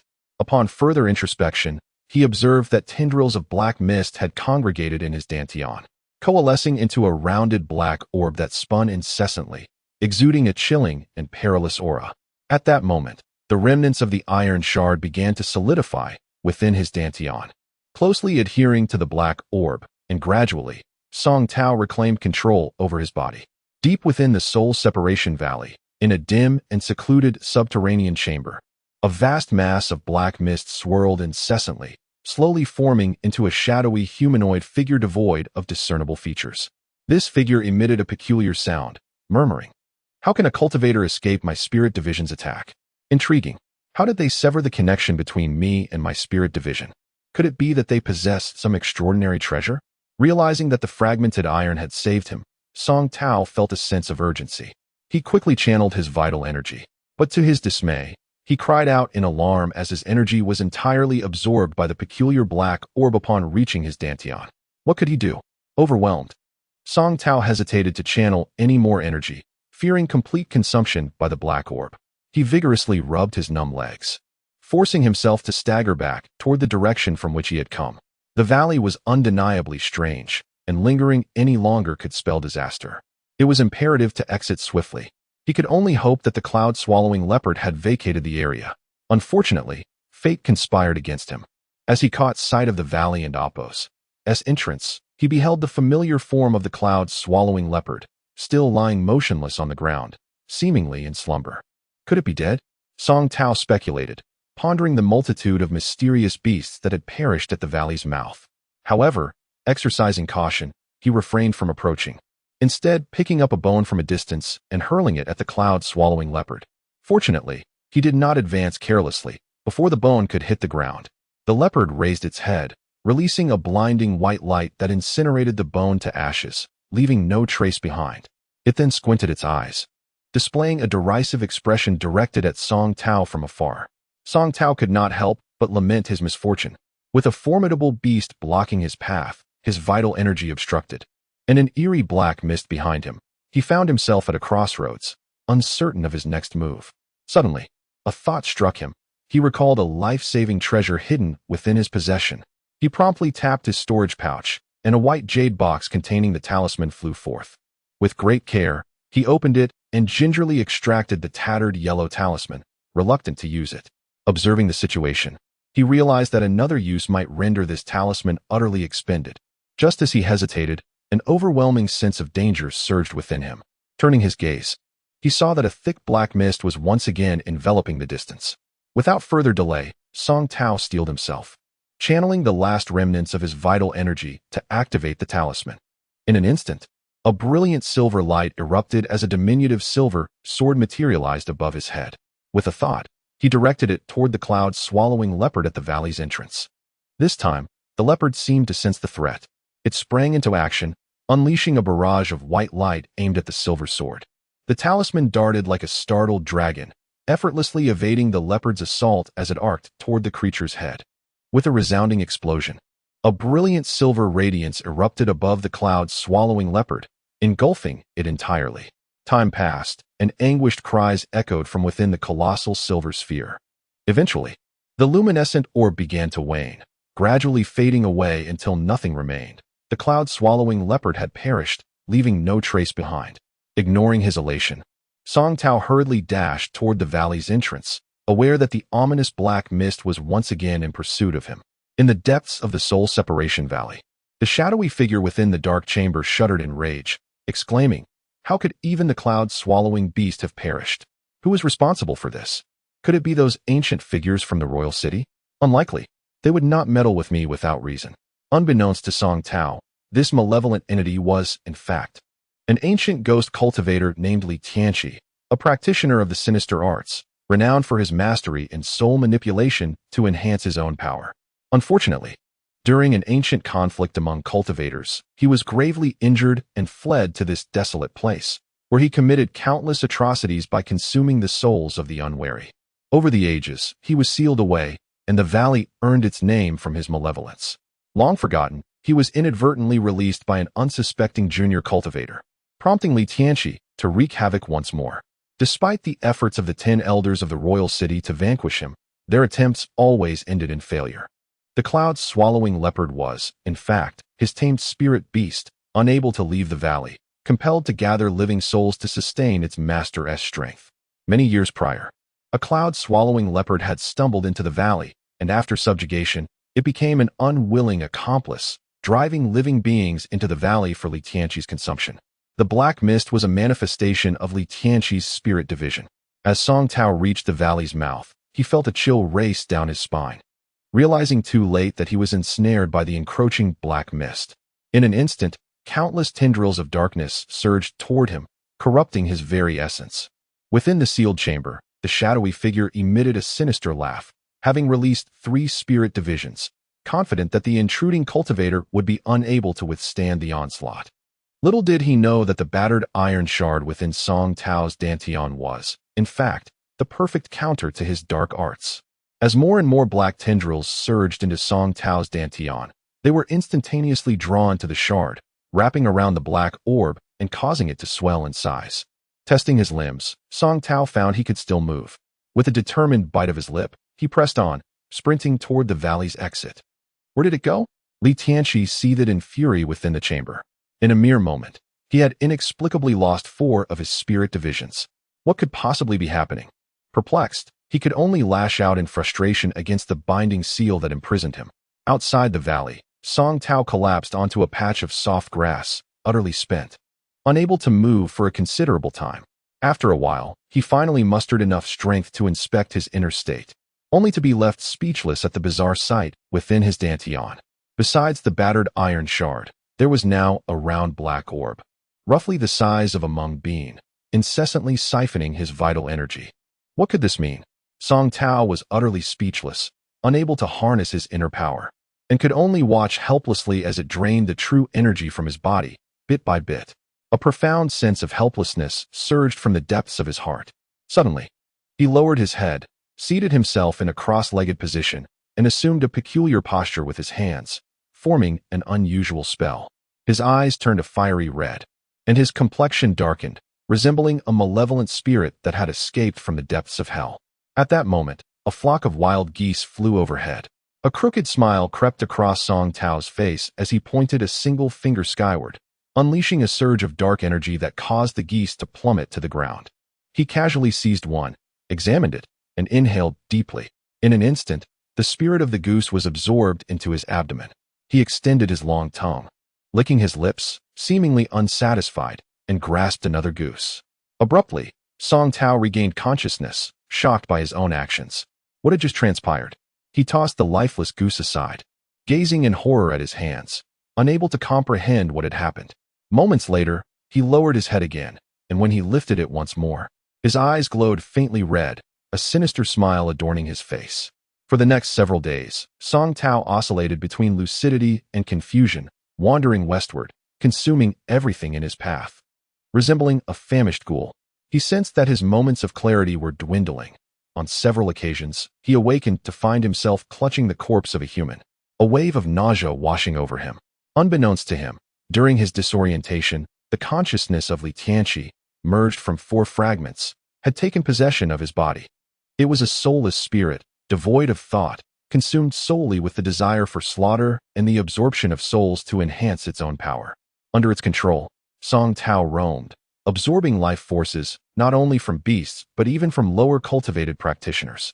On the surface, he appeared no different from an ordinary person, cheerfully engaging with solitary cultivators, only to strike from behind, extinguishing their lives and seizing their belongings. In no time, rumors spread of a ghostly figure haunting the area, instilling fear in practitioners below the core formation stage, all terrified of encountering him. Song Tao gradually became aware of his predicament, realizing that the malevolent black orb within his dantian was the source of his troubles. Yet, despite his desperate efforts, he could not devise a way to expel it, and was left helplessly to its whims. One day, as he ambushed a wandering cultivator, a booming Buddhist chant echoed from above. A venerable monk clad in a golden robe appeared in midair, shaking his head sorrowfully as he regarded Song Tao. With blood-red eyes, Song Tao gazed greedily at the elderly monk, discarding the corpse in his hand and launching tendrils of dark energy toward him. Such heinous acts are truly sinful. The monk lamented, shaking his head in anguish. He slowly raised a single palm, continuously reciting incantations, and gradually, a colossal golden lotus blossomed beneath him, radiating a blinding light that rendered it nearly impossible to behold. Song Tao felt a sharp pain in his eyes, accompanied by a throbbing headache. He let out a cry of torment, clutching his head and rolling on the ground in agony. The monk shook his head, retrieving a golden alms bowl from seemingly nowhere, preparing to strike it down upon Song Tao. At that pivotal moment, however, Song Tao suddenly regained clarity. He sat up abruptly, fervently bowing to the monk. "Master, please save me. Save me." The monk paused, halting his actions, squinting at Song Tao with keen interest, uttering an involuntary gasp. "Master, I am a disciple of the Fire Yang sect. I am not a villain. I do not kill indiscriminately. I am possessed by a malevolent spirit." Song Tao cried out in a panic, fearing the monk's wrath. Fortunately, upon hearing that he was a disciple of the Fire Yang sect, a peculiar expression crossed the monk's face. He gracefully descended, retracting the golden light behind him, and alighted gently upon the ground. The monk approached Song Tao, scrutinizing him carefully. After a lengthy pause, he spoke gently. "Have you ventured into a place you should not have? It seems you are afflicted by a malevolent spirit. Have you been unable to control your thoughts lately?" "Yes, yes," Song Tao exclaimed, urgently bowing repeatedly. "Master, please help me. I do not wish for this. Rise, my disciple." The monk replied softly. "It so happens that I share a connection with the head of the Fire Yang sect. Since we have crossed paths, I cannot turn a blind eye." Gratitude flooded Song Tao's expression as he rose to his feet, standing respectfully before the monk. "May I ask your name, master?" The monk smiled gently. "I am known as Fa Lien." At this revelation, Song Tao nearly burst into laughter. A venerable monk named Lotus? Yet, considering his current predicament, he found little amusement. This master was his only glimmer of hope. He bowed deeply, uttering, "Master Fa Lien. The situation is as follows." Just as he was about to recount his experiences within the Valley of Departed Souls, he suddenly trembled as though struck by lightning, his head bowing involuntarily. When he lifted it once more, his eyes were blood-red again, and without hesitation, he lunged at Master Fa Lien with claw-like hands. Fa Lien remained unperturbed, merely sighing softly. He closed his eyes and murmured sacred words. Instantly, a torrent of golden light erupted from his being, rendering Song Tao motionless before him. As the crimson hue faded from his eyes, bringing him back to consciousness. "Master," Song Tao called out helplessly. "It's happening again." Fa Lien gently gestured for silence, dividing a strand of his consciousness to penetrate Song Tao's mind. Moments later, he turned and declared, "I understand. Please follow me." The massive golden lotus appeared beneath them, lifting them slowly into the air. "Master, my true energy is obstructed. I cannot fly with my sword." Song Tao cried out in alarm. Fa Lien said nothing further. Extending his hand. In a flash of golden light, a colossal Buddha's hand materialized above Song Tao, descending upon him. In the blink of an eye, he was grasped by the hand and placed atop the golden lotus, following Master Fa Lien as they ascended. Before long, they arrived at a lush, verdant hill, where a small temple stood at its base. Though dilapidated, it exuded an air of cleanliness. Fa Lien retracted the golden lotus and entered the temple slowly. Song Tao followed closely behind. As they crossed the threshold, he looked up to see the three characters inscribed above the door, Golden Lotus Temple. Unbeknownst to him, despite its modest size, the temple housed a significant deity. Master Fa Lien was one of the foremost Buddhist cultivators in the Golden Radiance realm. Having reached the pinnacle of the Sherry stage, equivalent to the peak of core formation among Taoist practitioners, he awaited only to unravel the final layer of mystery before ascending in broad daylight. Upon entering the temple, a young novice, appearing no older than 13 or 14, rushed toward Master Fa Lien, bowing nervously and glancing curiously at Song Tao trailing behind. Zhishan, prepare a guest room for this disciple in the back courtyard. He will be staying with us for a time, Fa Lien instructed. The young novice complied and hurried off to make arrangements. Song Tao waited patiently, adopting a demeanor of submission. It is indeed a stroke of fortune. Ever since entering this small temple, Song Tao felt an immediate sense of tranquility enveloping his heart. An unparalleled peace that quelled the malevolent energy that had previously stirred within him. Please follow me, Master Fa Lien beckoned, leading the way to the rear courtyard. With all his hopes resting on Master Fa Lien, Song Tao naturally adhered to his words without hesitation. Thus, Song Tao settled in at Jin Lien Temple, where Master Fa Lien instructed him to continuously recite various Buddhist scriptures, without any other actions of note. Strangely, during this period, the malevolent spirit had not once stirred, seemingly intimidated, lying dormant within Song Tao. After approximately 6 months, Master Fa Lien unexpectedly summoned Song Tao and presented him with a golden page of scripture. As Song Tao focused his gaze, he saw the title The Wonderful Dharma Lotus Sutra inscribed at the top. The young novice, Zhishan, stood beside him, eyes wide with astonishment. Confused, Song Tao reached out to accept it. Master Fa Lien merely advised him to read it thoroughly before allowing him to leave. Zhishan, unable to contain his excitement, wondered aloud how this treasure of Jin Lien Temple, the unique manual of Master Fa Lien, could be shown to an outsider when he himself had not yet earned the privilege after decades of study. Unable to restrain himself, he discreetly slipped away, eager to find Song Tao. As Song Tao immersed himself in reading, deeply contemplating the true essence of the text, he felt an unusual sensation in his lower abdomen, as if it were responding to the sutra in a harmonious dialogue. Just then, Zhishan pushed open the door to Song Tao's chamber and stood frozen in disbelief. Song Tao was passionately reciting the scripture, surrounded by a soft golden light, with his abdomen radiating a brilliant aura, as if something were striving to emerge. As expected, it truly resides within him. In the abbot's chamber, Master Fa Lien appeared indifferent to Zhishan's departure, already entangling a sliver of divine awareness around him. Upon witnessing the extraordinary phenomenon within Song Tao's room, he was overwhelmed with joy, his usual benevolence replaced by a shadow of malice. My patience over these 6 months has not been in vain, he exclaimed, unable to contain his elation, his expression transforming into something sinister. Oblivious to the unfolding machinations, Song Tao continued his fervent recitation, lost in a trance, feeling an insatiable urge to complete the text in one breath. As he read, his abdomen gradually swelled, as if something were on the brink of bursting forth. Zhishan stood speechless, unsure of how to respond. Song benefactor, he finally stammered, attempting to approach and pat Song Tao, only to be abruptly repelled by an invisible barrier formed by the golden light surrounding him. You fool! Master Fa Lien observed the scene with a furrowed brow, his voice laced with anger. You nearly thwarted my grand design. You must not remain. With a flick of his finger, a stream of qi shot forth like a sword, piercing Zhishan's heart. Without a sound, he collapsed, oblivious to the fact that his own master had claimed his life. At that moment, Master Fa Lien's visage transformed into one of pure malevolence, no longer resembling a benevolent monk, but rather a fearsome demon. Laughing maniacally, he swept his robe and glided towards Song Tao's chamber.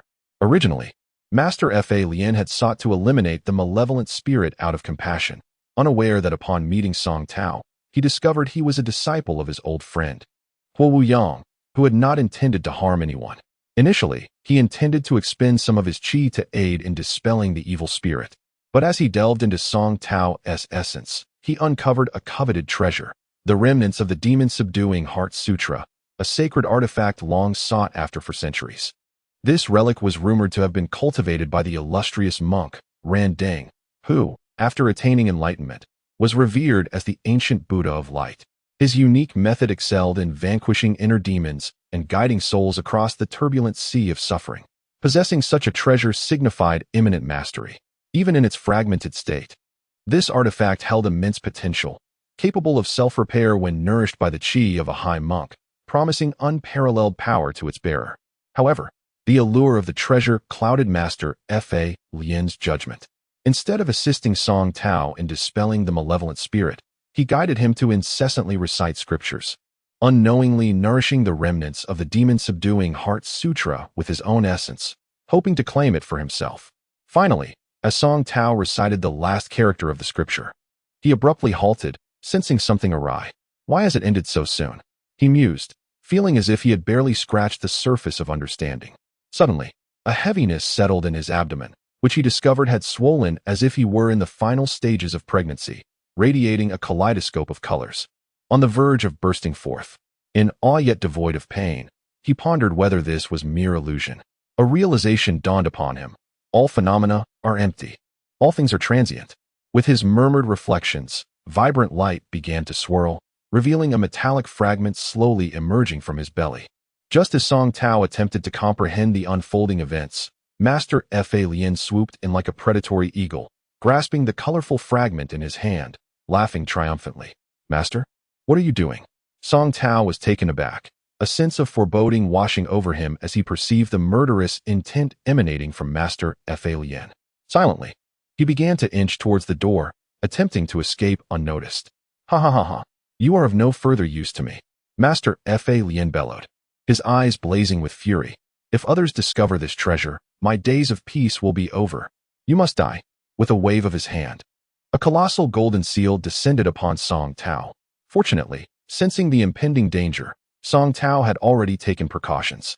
Master Fa Lien, now consumed by madness, lacked the precision to strike true. As the fragment detached, it seemed to expel the malevolent spirit along with it, and in an instant, Song Tao felt his vital energy flowing freely once more. Like an arrow released from a bow, he dashed towards the exit, invoking a mantra as the wind-chasing sword soared from his storage pouch, hurtling towards Master Fa Lien. Ha ha ha, you little rascal. It appears you possess some fine items. Master Fa Lien cackled, effortlessly grasping the wind-chasing sword in his hands, inspecting it closely. No matter how Song Tao attempted to channel his vital energy, it was as if a stone had sunk into the ocean, utterly unable to stir even a fraction. Alarmed and desperate, Song Tao was unwilling to abandon his two prized possessions, yet he found himself powerless. With a swift decision, he prioritized his name over the wind-chasing sword and hurriedly fled outward. Where do you intend to go?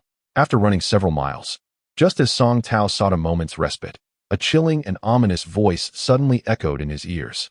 Startled, he turned his head, only to see Fa Lien eerily floating behind him, a sinister grin etched upon his face. Something was amiss. Song Tao sensed that Fa Lien appeared too strange, resembling his own state when under the control of an evil spirit. How could Fa Lien also fall victim to such control? Unbeknownst to him, Fa Lien had been compromised by internal demons, his mind in disarray. When he seized a fragment of the demon-slaying Heart Sutra, he failed to notice that the malevolent spirits of Li Tianqi had also been drawn away from Song Tao's dantian along with it. In his haste to entomb the sutra within his dantian, he inadvertently brought those evil spirits along. Under normal circumstances, with his level of cultivation, those spirits would pose no threat. However, at the moment he sought to eliminate Song Tao, his Buddha nature had vanished. The evil spirit seized the opportunity to dominate his mind. At that moment, Master Fa Lien had completely transformed into a malevolent fiend. The disparity in cultivation between Song Tao and Fa Lien was insurmountable, and with the flying sword now in Fa Lien's possession, Song Tao found himself utterly defenseless. Despair washed over him as he gazed at Fa Lien. Was this truly the end? Was he destined to perish here? Resigned, he awaited the final strike. Fa Lien cackled as he raised his hand, the golden light dissipating, replaced entirely by a swirling black mist, extending slowly toward Song Tao. In utter despair, Song Tao closed his eyes. Time passed, yet there was no movement. Curiously, he opened his eyes to find Fa Lien seemingly writhing in agony, clutching his head and rolling on the ground. The golden light and black mist continuously fluctuated, as if engaged in a fierce battle for dominion over his body. Seizing the moment, Song Tao swiftly turned to flee, rummaging through his storage pouch in search of any artifact that could provide a moment's defense. The broken Bai Shui blade was utterly useless. He discarded it in frustration. The thunder bell? He grasped the immovable golden bell and, after a moment's consideration, turned to look back. To his dismay, he noticed that the golden light emanating from Fa Lien had seemingly vanished, and he was slowly rising to his feet. With determination, Song Tao steeled himself, gritting his teeth as he infused the thunder bell with his vital energy. As anticipated, the small bell emitted a powerful sucking force, akin to a black hole, voraciously drawing in all of Song Tao's vital energy. He could feel 70% of his energy depleting. Closer, closer. Fa Lien appeared entirely under the thrall of the evil spirit, his eyes blood red, extending a hand as a wave of black mist enveloped Song Tao. Suddenly, a brilliant golden light erupted. Just as Song Tao felt utterly despondent, the small golden bell, seemingly possessing its own consciousness, broke free from his grasp and ascended gently into the sky, swaying lightly. The myriad bell tones materialized, transforming into countless blades aimed at Fa Lien. Startled, Fa Lien hastily conjured a shroud of black mist to shield himself, narrowly deflecting the onslaught, yet several crimson gashes marred his body.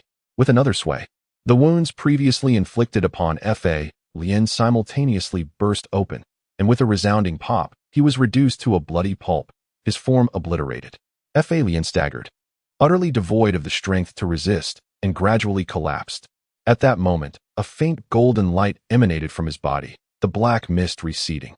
His expression transformed, reverting to that of the compassionate monk he once was. Straining, he opened his eyes to gaze at Song Tao. Shaking his head, it should not have come to this. One must not act upon misguided obsessions. Struggling to speak, he coughed up a mouthful of blood. Witnessing this, Song Tao yearned to reclaim the golden bell, yet found himself powerless, helplessly observing as the small golden bell swayed for a third time. In an instant, a tremendous burst of golden radiance erupted from the bell, forcefully striking toward Fa Lien. Within the brilliance, Song Tao discerned Fa Lien's expression of liberation. As he extended a hand, cradling the fragment of the demon-slaying heart sutra, seemingly wishing to return it to Song Tao. Unable to bear the sight any longer, time seemed to stand still. Enveloped by the colossal golden light, he watched as Fa Lien's form gradually disintegrated, vanishing into nothingness. At last, several items fell upon the grass, including Song Tao's wind-chasing sword and the fragment of the demon-slaying heart sutra. Thus, Fa Lien was completely obliterated in both body and spirit. From disaster came fortune. Song Tao gazed in disbelief at the scene before him. How could it have come to this? It was simply beyond his comprehension. Yet, the reality unfolded right before his very eyes. Helplessly, he stepped forward and slowly picked up the fragment of the demon-slaying sutra from the ground. Suddenly, an unexpected change occurred. The moment the fragment left the ground, a surge of black mist erupted from below, instantly engulfing Song Tao's body. "Ah!" he cried out, clutching his head in agony as that familiar icy sensation invaded him once more.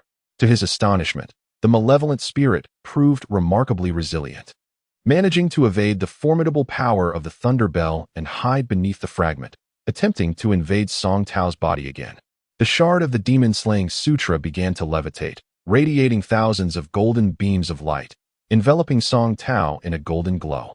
In the midst of his torment, Song Tao felt a stirring in his heart and uncontrollably began to chant, "Evil arises from the heart.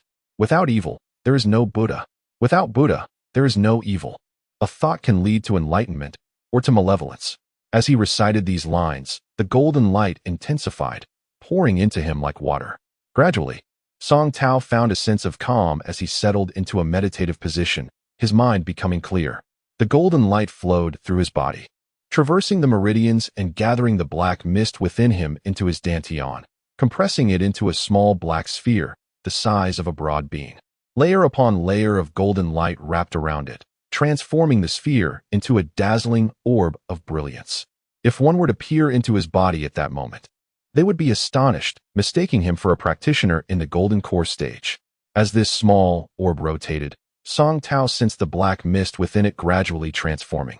He felt a surge of vital energy coursing through him, and to his astonishment, a faint rumbling echoed from his abdomen. Could it be that he was truly on the verge of forming a core? A gravitas settled upon his face. This sensation was unlike anything he had experienced before, a profound metamorphosis. Yet there was an elusive quality to it, as if he were striving to summit a great mountain. Tantalizingly close, yet unable to take that final step. Desperately, he circulated his vital energy, synchronizing it with the rhythm of the radiant orb, cleansing himself with each pulse. At last, he could bear it no longer. With a thunderous shout, he released all his vital energy. In an instant, the ground within a 10-mile radius erupted in a cacophony of explosions as massive fireballs burst forth into the sky. After a long while, silence returned. Song Tao collapsed to the ground, utterly spent, feeling as though he had been reborn. Yet, his heart brimmed with joy. He had just realized that he had bypassed the 6th level, achieving the pinnacle of the 7th level in the Foundation Establishment stage. Under the suppression of the demon-slaying sutra, the malevolent spirit had been completely expelled and transformed into pure vital energy, becoming his false core. Time passed, and when he finally regained his composure, he sat up, grinning foolishly, overwhelmed with happiness. He approached the relics left behind by Master Phalian, examining each one carefully.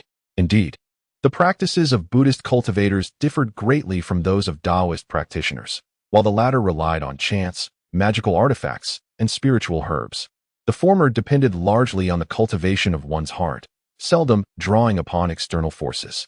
Thus, Master Phalian's relics were few, merely a string of sandalwood prayer beads, a purple gold alms bowl, and a golden sutra. As he played with these objects, he felt an immense reservoir of Buddhist essence within them, bringing him a profound sense of tranquility. Thoughts of Master Phalian's final words on delusion sent a pang of sorrow through him. Yet, there was no point in dwelling on the past. With a gentle sigh, he stored Master Phalian's relics in his storage pouch and rose to make his way toward Jinlian Temple, which had been his home for so long, now eerily silent. The little novice monks had been entirely slaughtered by Phalian. Unable to bear the sight any longer, Song Tao conjured a massive fireball. With a resounding explosion, Jinlian Temple was engulfed in flames. He turned and continued westward. Days later, upon successfully slaying a serpent-like beast at the edge of a perilous valley, a soft sigh came from behind him.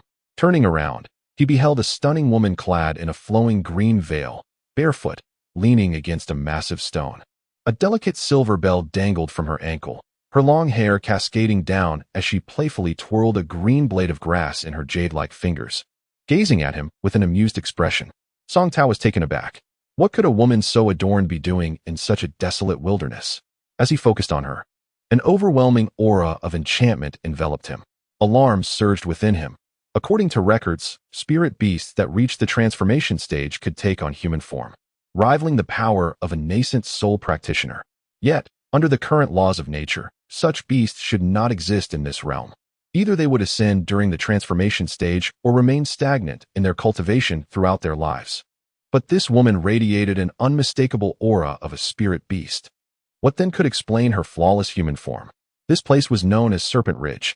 The woman gently crumpled the grass leaf into a ball and inhaled it deeply, her face lighting up with delight. "Who are you?" Song Tao asked, bewildered by her intentions.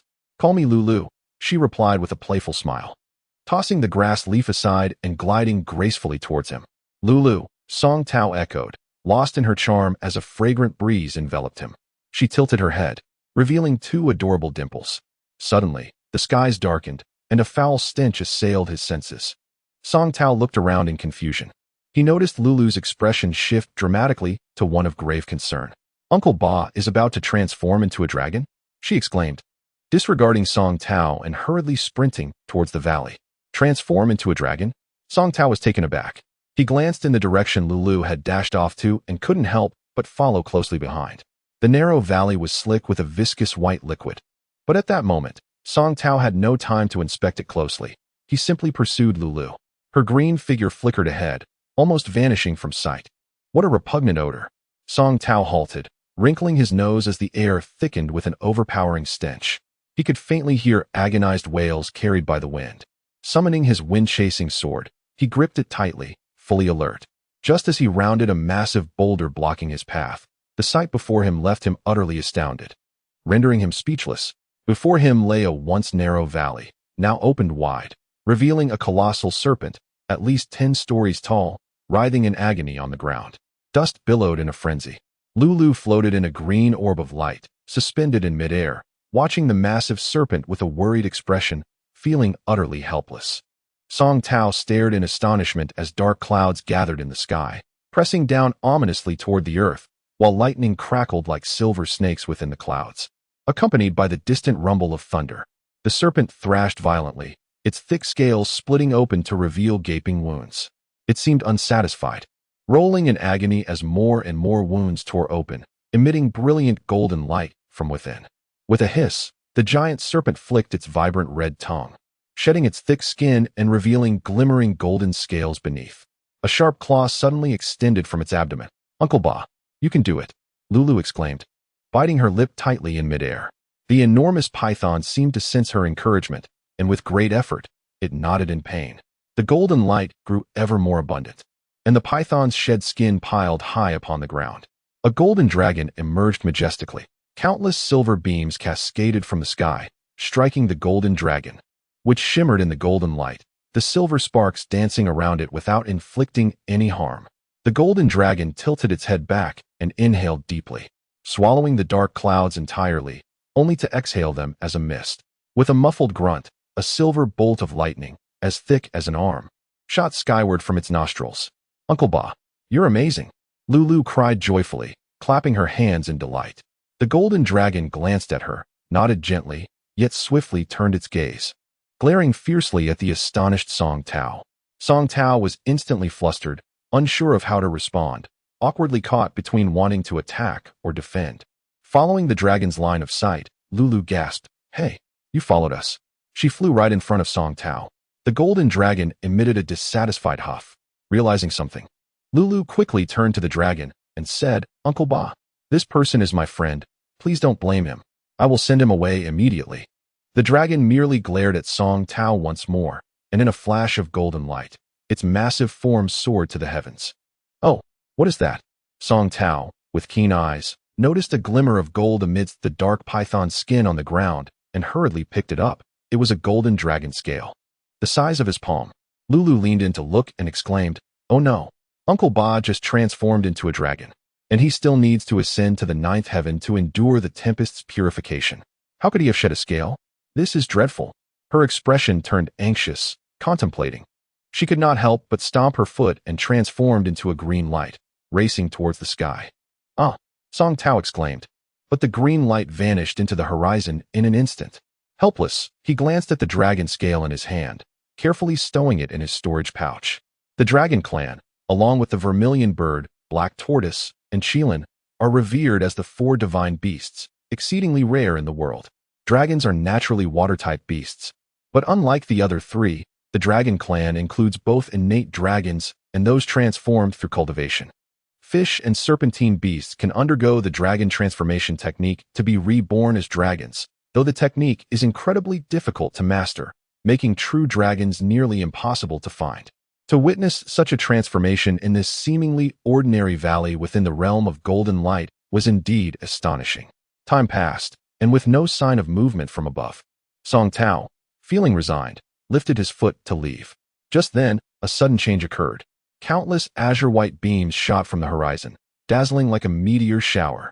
As the lights descended before Song Tao, figures of cultivators emerged. Clad in white robes adorned with golden borders and wide crimson sashes, the men were handsome, and the women were stunningly beautiful, yet all bore expressions of icy disdain as they gazed at Song Tao. The atmosphere was palpably tense. Before long, a melodious tune wafted through the air, and the gathered crowd instinctively looked upwards to see a pink cloud drifting from the west, accompanied by the sounds of silk and bamboo music. Drawing closer, the pink cloud hovered above the crowd, and a fragrant breeze swept through. As the cloud dissipated, it revealed an exquisite red wooden coffin. Song Tao was taken aback. However, the surrounding individuals remained calm, bowing their heads in reverence as the coffin appeared, collectively greeting, "We welcome the Lord of the Gate." The coffin rotated gently above them, and suddenly, a figure clad in white shot forth, tall and elegant, wearing a flowing white robe and a dazzling golden sash, wielding a bone fan. With eyes like shooting stars and a nose reminiscent of a hanging gallbladder, a charming smile graced his face as he descended gracefully to the ground. Clear Elegance Pavilion is here to subdue demons. All unrelated individuals should withdraw immediately. The crowd echoed behind him. The man waved his hand lightly and said nonchalantly, "My dear friend, I am Feng Xiao, the head of the Clear Elegance Pavilion, conducting business here. Might I request you to step aside?" Song Tao silently nodded. Although the cultivators he had seen earlier were merely at the peak of the foundation establishment stage, this leader was indeed a golden core cultivator. Not wishing to provoke them, Song Tao returned a courteous bow and quietly made his way towards the valley's exit. Just as he took about 5 steps, a thunderous crash erupted behind him, followed by an overwhelming force barreling towards him. Amidst the gasps of astonishment, Song Tao stumbled forward several paces before turning to see. The enormous golden dragon descended from the sky, its body marred with blood, writhing in agony on the ground. The members of the Clear Elegance Pavilion were thrown into disarray by the dragon's tremendous impact, with some even crushed beneath its weight, reduced to mere pulp. In the ensuing chaos, Feng Xiao, the head of the Clear Elegance Pavilion, radiated a soft pink glow. With each flick of his bone fan, torrents of true energy surged toward the golden dragon, splattering blood and flesh in every direction. The dragon, in pain, raised its head, glaring at him, flaring its nostrils, and let out a low growl. Suddenly, 2 silver bolts of lightning shot from its nostrils, forming a massive ball of azure mist in its cavernous mouth, which it hurled towards Feng Xiao. In an instant, water splashed everywhere. Droplets pierced the bodies of nearby cultivators, eliciting a chorus of agonized screams. Feng Xiao, indeed formidable, displayed remarkable agility, not allowing a single drop of water to touch him. Yet his face turned pale with fury. Feng Xiao and the golden dragon stood at a tense standoff, both sides poised for confrontation. Suddenly, a green light streaked from the sky, darting into the fray, positioning itself before the golden dragon. Gritting her teeth, Lulu declared, "Uncle Ba, you rest well. I'll handle these small fry." Feng Xiao's eyes brightened, being a man of charm. He couldn't help but smile upon seeing Lulu, feigning nonchalance as he waved his bone fan, saying, "Miss, your aura is quite potent, but it seems not innate. Rather, it appears to be acquired. How could such a beauty be allied with beasts?" Lulu gritted her teeth, but remained silent. Her sleeve sweeping as a wave of green light surged toward Feng Xiao. He chattered incessantly, but his hands remained swift. With a flick of his bone fan, he sent the green light flying, striking an unprepared associate nearby, who instantly screamed in agony as black, toxic smoke enveloped him, his skin blistering and peeling away, until he collapsed, reduced to a pool of putrid matter. What a ruthless poison! Feng Xiao's expression darkened as he suppressed his smile, adopting a serious demeanor. "Get out of Python Ridge. You are not welcome here," Lulu exclaimed angrily. Her emerald silk skirt suddenly infused with a malevolent aura as her long hair danced without the slightest breeze. "Humph," Feng Xiao grunted, letting out a fierce shout. "Rise." She cast the bone feather fan, which soared above her, instantly transforming into a towering figure. Pointing at Lulu, countless runes appeared on the fan, unleashing waves of white light toward her. Unperturbed, Lulu gritted her teeth and slowly ascended into the air, seemingly in great pain. Gradually, her lower half morphed into a thick serpent's tail, which adeptly struck at the oncoming waves of white light, dispersing them entirely. "Form the formation," Feng Xiao commanded, and 7 cultivators stepped forward, retrieving small yellow flags from their storage pouches. They hurled the flags towards Lulu, planting them in the ground to create a massive magical array. Feng Xiao bit her middle finger, sending a drop of her essence blood into the center of the formation. The 7 cultivators followed suit, directing their essence blood towards the 7 flags, activating the array, which glowed with a radiant yellow light that surged toward Lulu, attempting to pull her into the formation. "This is bad," Song Tao, who had been watching from the sidelines, couldn't help but break into a cold sweat for Lulu. It appeared she was beginning to tire, on the verge of being ensnared. Suddenly, the golden dragon roared in fury, its cry echoing through the skies. A flash of golden light erupted as several scales shot forth like swords, piercing the chests of the 7 cultivators who had formed the array. The dragon's roar was thunderous. The remaining onlookers staggered from the shock, with only Feng Xiaoxiao managing to hold her ground, until she could no longer endure the strain and blood trickled from her lips, indicating internal injury. The dragon's eyes burned crimson, nearly oozing blood. It opened its massive maw, releasing a torrent of water vapor. Enough! Feng Xiaoxiao wiped the blood from her mouth and declared fiercely, I misjudged this beast's power. I had hoped to obtain a Millennium Python elixir, but it just so happens that it is transforming into a dragon today. Nevertheless, with these few scales, my journey has not been in vain. With a sweep of her true energy, she collected the fallen 7 cultivators into a gigantic coffin, entering it herself as a pink mist enveloped them, whisking them away into the distance. The remaining cultivators also summoned their magical artifacts and retreated westward. I shall return. Feng Xiaoxiao's unwilling howl echoed from afar. The golden dragon glanced back at the remnants of the formation, swayed its head, and lunged toward Lulu. Ah! Song Tao gasped in disbelief. How could this be? Hadn't Lulu called it Uncle Ba? Why would it seek to harm her? Unable to restrain himself any longer, he summoned a white light, launching the chasing wind sword at the dragon's head. The golden dragon shot Song Tao a menacing glare, flicking its tail to deflect the sword effortlessly. With a mighty roar, it expelled Lulu, its immense form beginning to shrink gradually until it was no larger than a palm, appearing remarkably delicate and charming. It hovered before Lulu, exhaling a stream of true energy toward her. Song Tao hurried over, supporting Lulu as she slowly regained consciousness. She looked at him and smiled softly. Sitting up, she reassured, I am fine. She then cradled the golden dragon, seemingly listening to something. After a moment, she smiled and nodded, saying, I understand. Uncle Ba, you may continue your cultivation. With that, she raised her hands, and the tiny golden dragon appeared to smile as it slowly vanished into thin air. Lulu turned to Song Tao, who stood there in bewilderment, and smiled gently. Shall we go? With a flash of green light, her massive serpent tail transformed back into 2 exquisitely slender legs, and she gracefully stood, walking toward the cliff.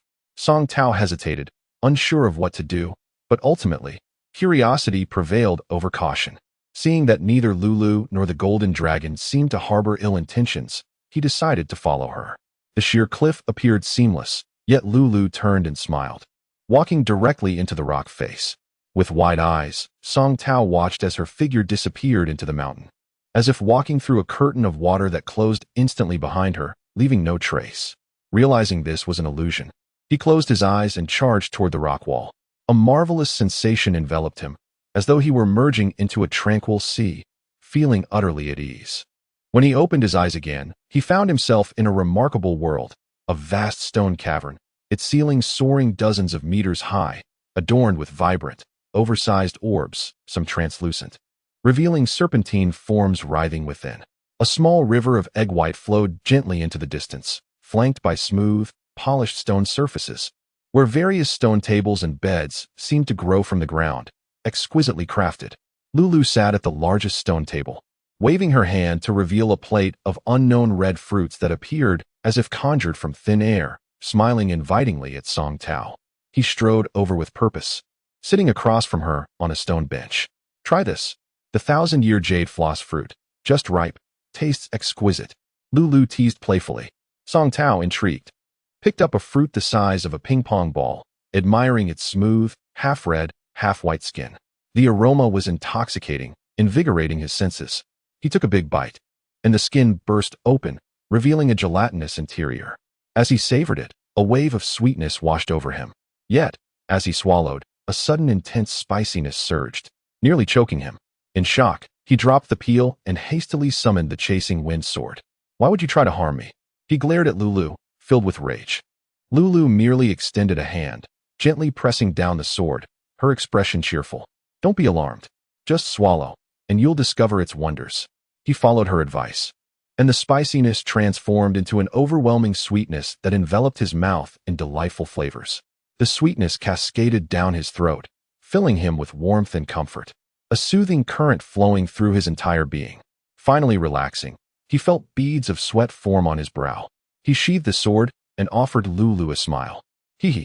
I merely wanted you to taste something new. You didn't trust me. Lulu pouted playfully, taking another fruit and savoring it with delight. In the ensuing conversation, Song Tao gradually learned the truth.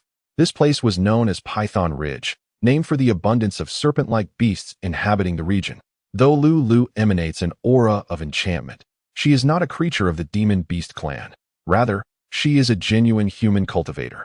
Tragically, she lost her parents shortly after birth and, through a twist of fate, was raised by the Python demon, the king of serpents. As the techniques of demon beasts did not suit human practitioners, the king devised a desperate plan. He eliminated a rival, a highly venomous serpent king, and infused Lulu with its inner core, resulting in her unique half-serpent, half-human constitution, thus enabling her to practice the demon beast techniques. This explains why she can take on human form despite not having reached the transformation stage. The valley is teeming with Python demons, divided into various factions.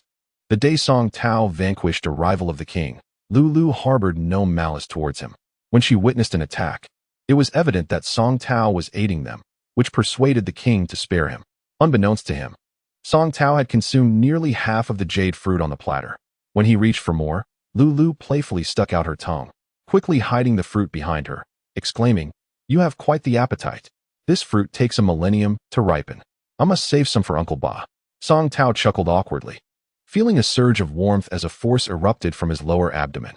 He hardly had time to ponder, as his inner energy coalesced into a tidal wave, relentlessly battering the false Dan within his dantian. Gradually, the false Dan began to merge with the external force, the tremendous impact cleansing Song Tao's dantian. His breathing grew heavy, and beads of blood emerged from every pore. "Ah, what is happening to you?" Lulu gasped, observing the chaos in the cave's spiritual energy. Swirling towards Song Tao, even the 5-colored python eggs hanging from the ceiling trembled, seemingly on the verge of hatching. "Are you about to form a Dan?" "Not here," Lulu exclaimed in a panic, realizing the potential catastrophe. "You'll destroy this place." However, Song Tao could no longer contain the surge of his spiritual energy. He could only helplessly adjust his breathing, allowing his true essence to wash over his dantian, which continued to swell and fill on the verge of breakthrough. The energy in the cave intensified, threatening to drag the python eggs into the turbulent vortex. In this critical moment, a flash of golden light appeared, revealing a diminutive golden dragon before them. The dragon sighed, shaking its head, and opened its mouth, enveloping Song Tao in a sphere of golden energy. Gradually, the fluctuations in the cave subsided, leaving only Song Tao, still surrounded by the golden light. "Uncle Ba," Lulu cried joyfully upon seeing the golden dragon restore calm. Suddenly, a deep voice echoed within the cave. "Lulu, should this person succeed in forming a Dan, he could protect you in this realm." "Uncle Ba, what do you mean?" Lulu asked in horror. "Where are you going?" "Alas, all gatherings must eventually disperse. Lulu, I have raised you for 300 years, and today I have finally transformed into a dragon. It is time for me to depart this realm." "Uncle Ba," Lulu pleaded pitifully, "you need not say more." "Alas, Lulu, it is all my fault. I could not find a suitable human technique for you, and was unwilling to entrust you to humans, fearing for your safety. This has led to your half-demon, half-human form. The technique you cultivate, the 10,000 Poisons Heart Sutra, is a demon beast method. Even if you reach the peak, advancement will be arduous. Unless you find a spiritual herb to fully transform into a demon beast, then perhaps ascend to the heavens. Unfortunately, I no longer have time to accompany you. My lifespan wanes. If I do not ascend soon, my efforts to reach transformation will be in vain." The golden dragon lamented. "Uncle Ba, I do not blame you." Lulu's eyes glistened with tears. "You may go with peace. I will take care of myself. I have just divined for you, and your fortune lies with this young man. Now, I shall lend him my aid. May he successfully form a golden Dan and assist you in the future." After speaking, the golden dragon opened its mouth, releasing a surge of vital energy that enveloped Song Tao anew, intensifying the golden light. "I truly must leave. Lulu, do not lose hope. I hope to see you again in the next realm." With that, the golden dragon resolutely bit its tongue, spraying a drop of vital blood into the golden aura surrounding Song Tao. then turned and flew toward the cave's exit. Lulu, tears streaming down her face, gazed at Song Tao enveloped in golden light. After absorbing the dragon's vital blood, his complexion grew rosier, expelling more impurities, while the golden aura gradually converged into his being. This process lasted an entire day and night, with Lulu remaining motionless, entranced by the unfolding spectacle. At last, Song Tao completed the absorption of the last vestige of golden light, retracting his true essence, appearing as though he possessed no cultivation whatsoever. Yet a glimmer of brilliance danced in his eyes. This marked a genuine transition into the golden dance stage. The difference was palpable, although his outward demeanor remained calm. A tempest of exhilaration surged within him, nearly overwhelming his composure. Cultivators in the golden dance stage indeed differ from those in the foundational stage. It is a profound leap. If the foundational stage signifies merely opening the door to the path, the golden dance stage signifies fully stepping onto the golden path itself. Song Tao felt transformed, every pore now able to breathe in the essence of the world, absorbing the surrounding spiritual energy without reliance on food or air, his body brimming with power. He could not help but muse. Had he not become a celestial being from myth? Yet, as he reveled in his newfound state, he noticed Lulu's tearful gaze, filled with sorrow, which dampened his joy. He approached her slowly, silently contemplating her. Despite the urgency of the moment, he had distinctly overheard the conversation between the golden dragon and Lulu, realizing his successful formation of the Dan was due to the dragon's intervention. Had he attempted this in the outside world, the disturbances in the heavens and the ensuing chaos would have posed insurmountable challenges, not to mention the lurking demons and cultivators, where even the slightest misstep could lead to utter ruin. With a heart full of gratitude, Song Tao promised, Lulu, rest assured, I will take you across the golden radiance realm to seek out spiritual herbs to aid your cultivation. Yet, as the words left his mouth, he was momentarily unsettled by the thought of transforming such a delicate and enchanting girl into a colossal venomous serpent. Nevertheless, if this was Lulu's desire, he would strive to fulfill it. Lulu gazed into Song Tao's eyes, tears shimmering, and leaned closer. At that moment, Song Tao wished time could freeze, lingering in this embrace forever. After a while, Lulu lifted her head, a playful smile illuminating her face as she gently wiped away her tears. I am fine now. By the way, you still haven't told me your name. Song Tao, can I call you Brother Song? Lulu giggled. Song Tao rolled his eyes. From the conversation between the golden dragon and Lulu, he discerned she had lived for at least 300 years. Yet she wished to address him as an elder brother. However, he let it slide, understanding women often prefer to appear younger than their years.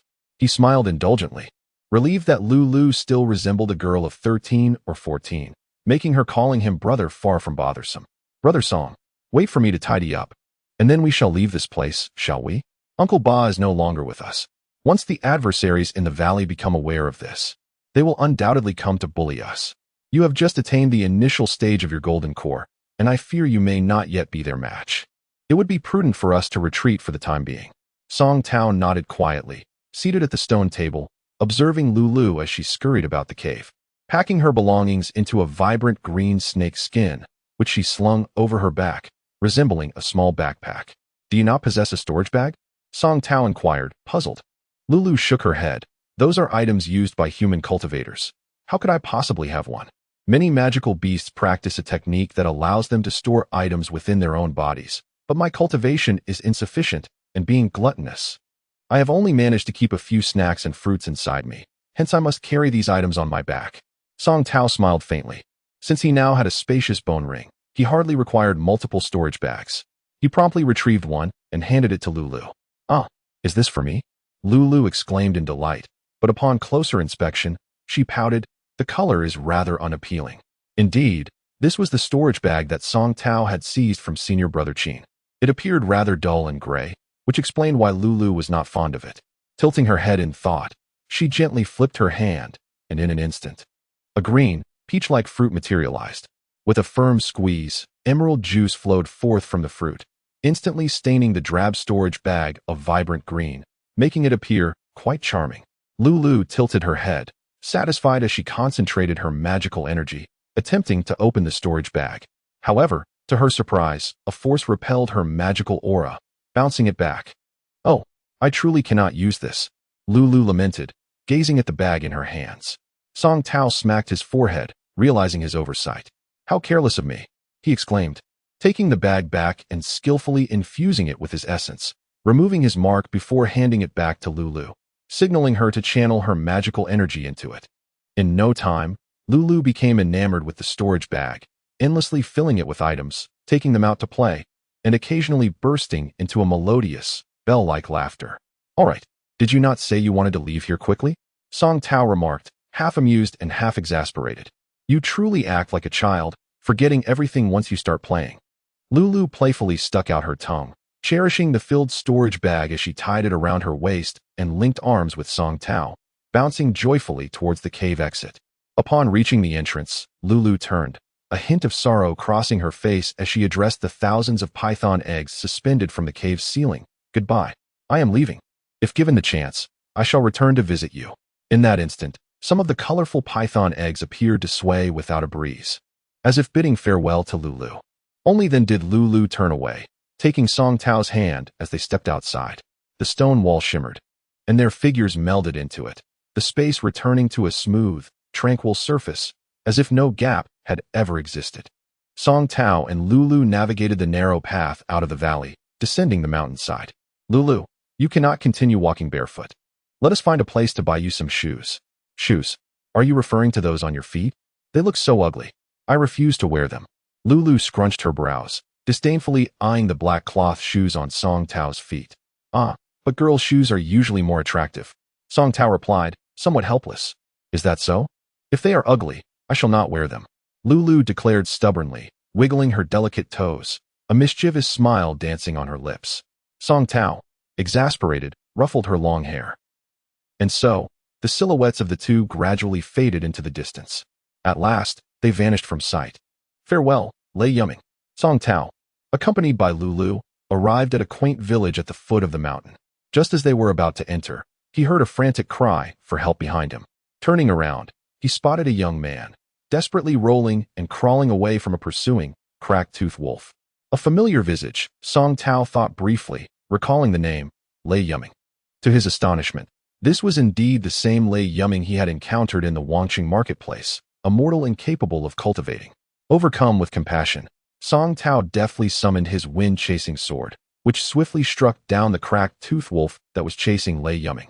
With a heavy sigh of relief, Lei Yumming swiftly turned and began to skillfully skin the wolf. Lulu, witnessing this, felt a surge of indignation and was about to reprimand him when Song Tao gently intervened.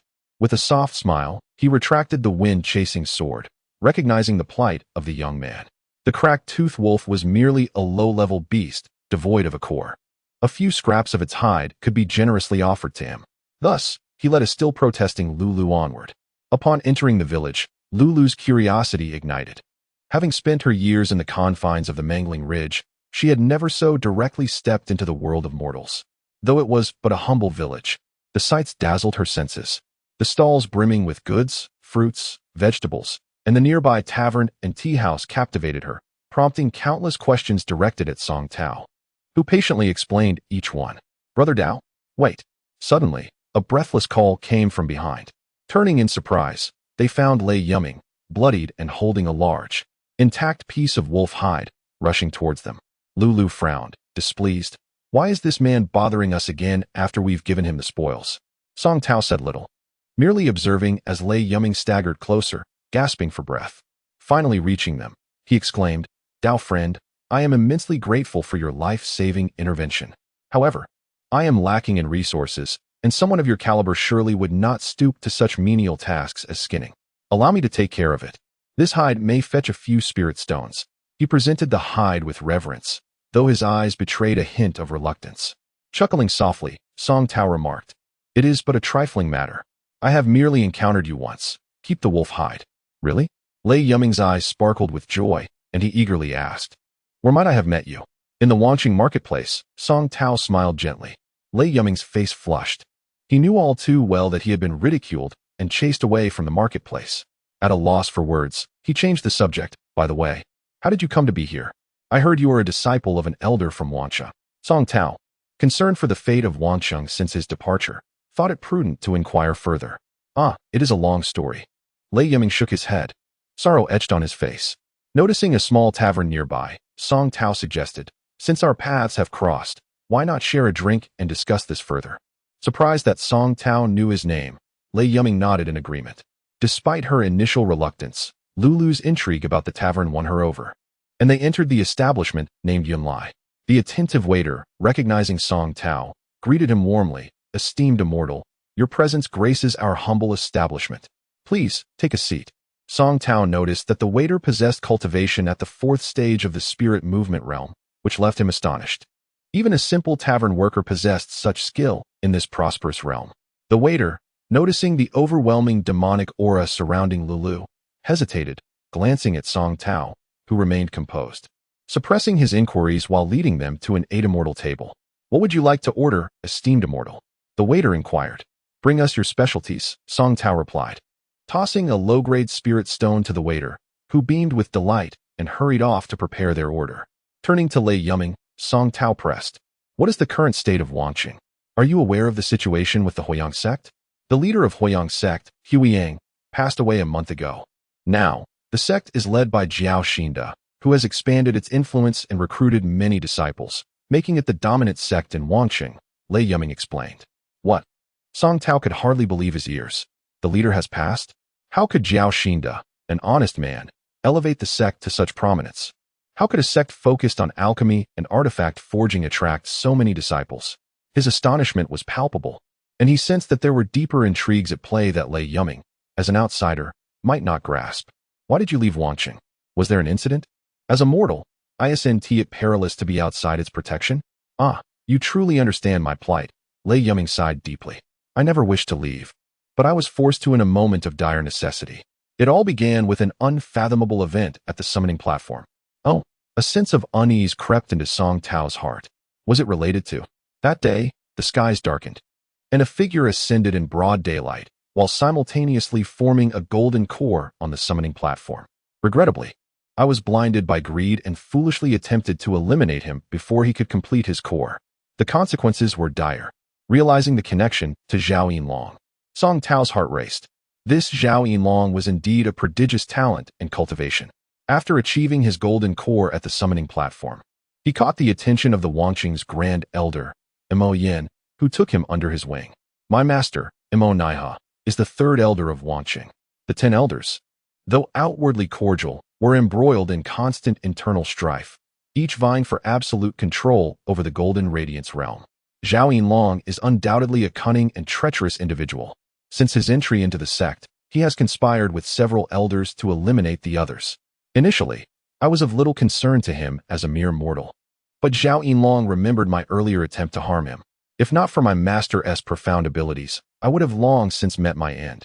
Tears welled in Lei Yiming's eyes as he recounted the escalating conflicts among the elders. With his master unable to ensure his safety, he was compelled to leave Wangqing, receiving 3 life-preserving items for his escape. It was a gesture of goodwill towards his father, but Zhao Yinlong's pursuit of his life continued relentlessly. If not for the items bestowed upon him by his master, he would not have survived this far. What are your plans now? Song Tao asked, noticing that Lei Yiming had fallen silent. At that moment, their food and drinks were served at the table. Lu Yiming raised his wine cup and drained it in one gulp, lamenting, I do not know. In this vast world, why is there no place for me? He continued to pour and drink for himself. Song Tao let out a faint sigh, choosing not to speak further. Yet his mind was racing with thoughts of what his future might hold. It seemed that the Golden Radiance realm was not destined for tranquility, and as a cultivator in the Golden Core stage, he pondered whether it would be better to ascend to the next level and cultivate there, thus avoiding entanglement in this intricate situation. What is this? Lost in contemplation, he was suddenly startled by Lulu's exclamation beside him. He turned to see her struggling to grasp a pair of bamboo chopsticks, vigorously poking at a plate of food before her. Upon closer inspection, he realized it was a dish of stir-fried snake meat. Remembering Lulu's half-human, half-snake nature, he felt a wave of discomfort wash over him. Without a second thought, he raised his hand and sent the dish flying, incinerating it into a charred mass with a flick of his finger. Hey, I hadn't even figured out what it was yet. Why did you burn it? Lulu protested, visibly displeased. Song Tao quickly smiled and replied, that dish was not fresh. It had gone bad and was inedible.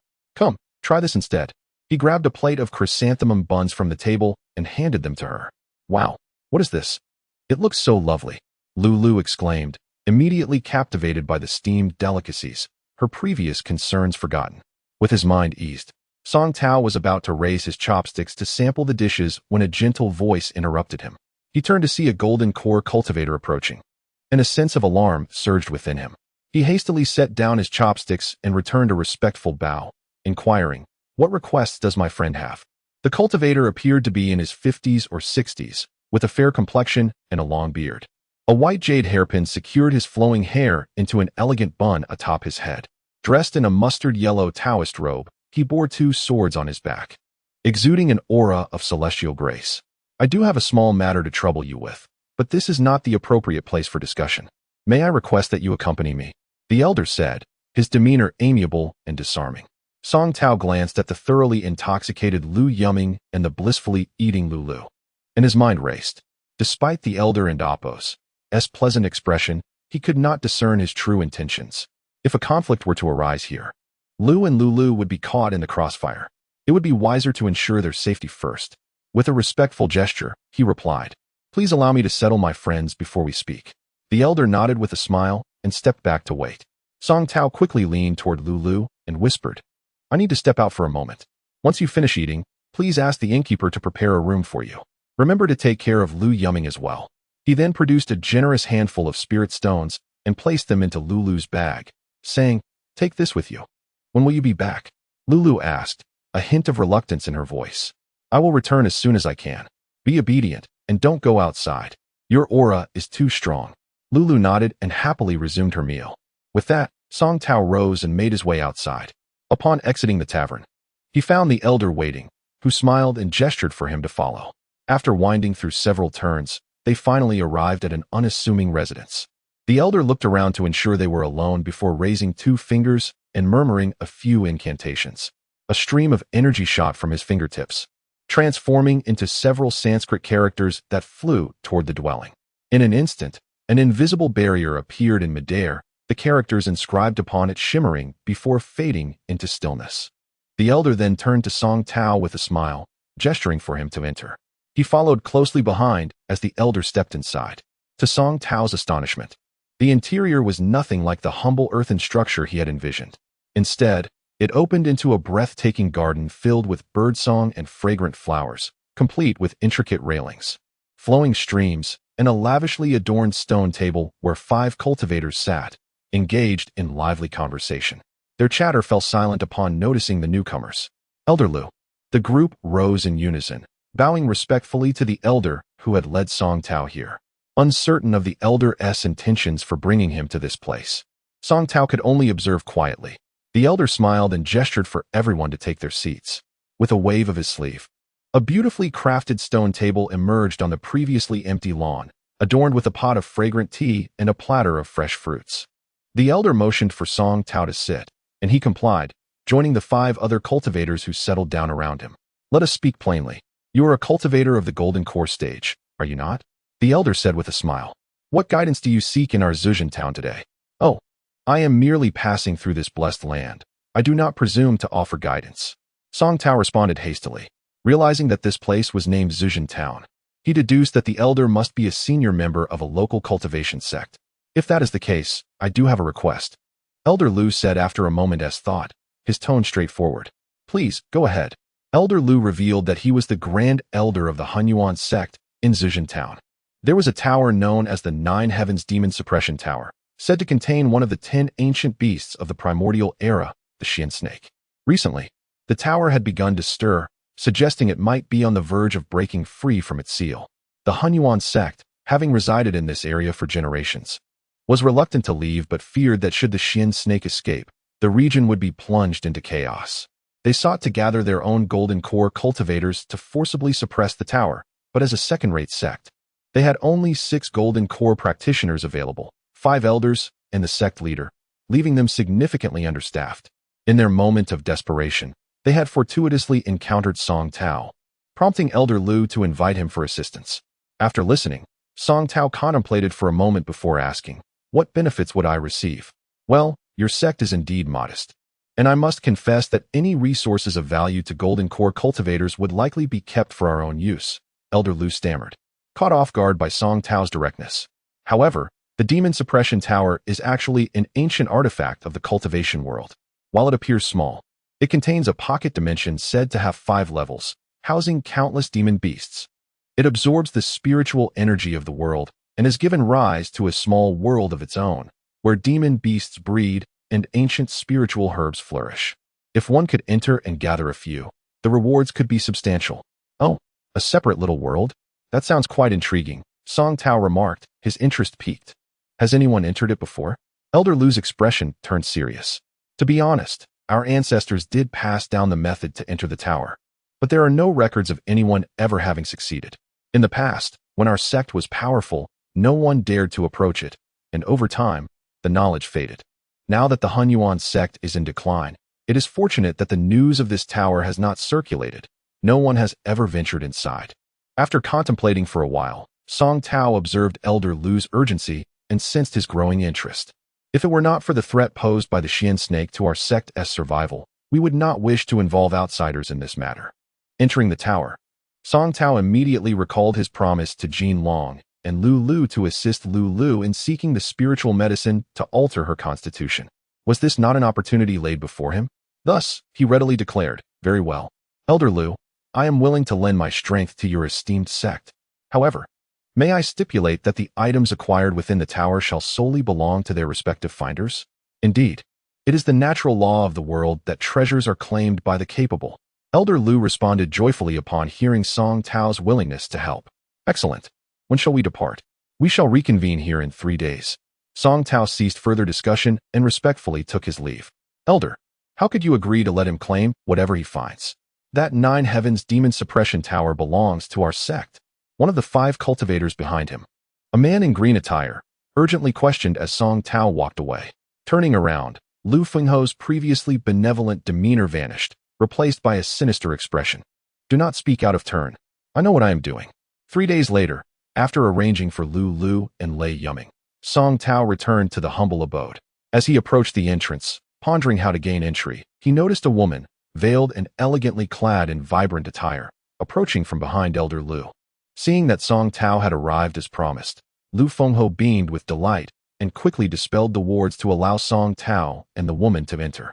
This time, the lawn was devoid of stone tables and benches. Instead, a multitude of cultivators stood in neat rows. Upon closer inspection, he recognized 5 golden core cultivators from his previous visit, members of the Hunyuan sect, alongside 2 unfamiliar golden core practitioners. One, a burly man with coal-black skin, and the other, a delicate, fair-skinned scholar. The stark contrast between the 2 was amusing, as they appeared to be engaged in lively conversation, seemingly quite familiar with each other.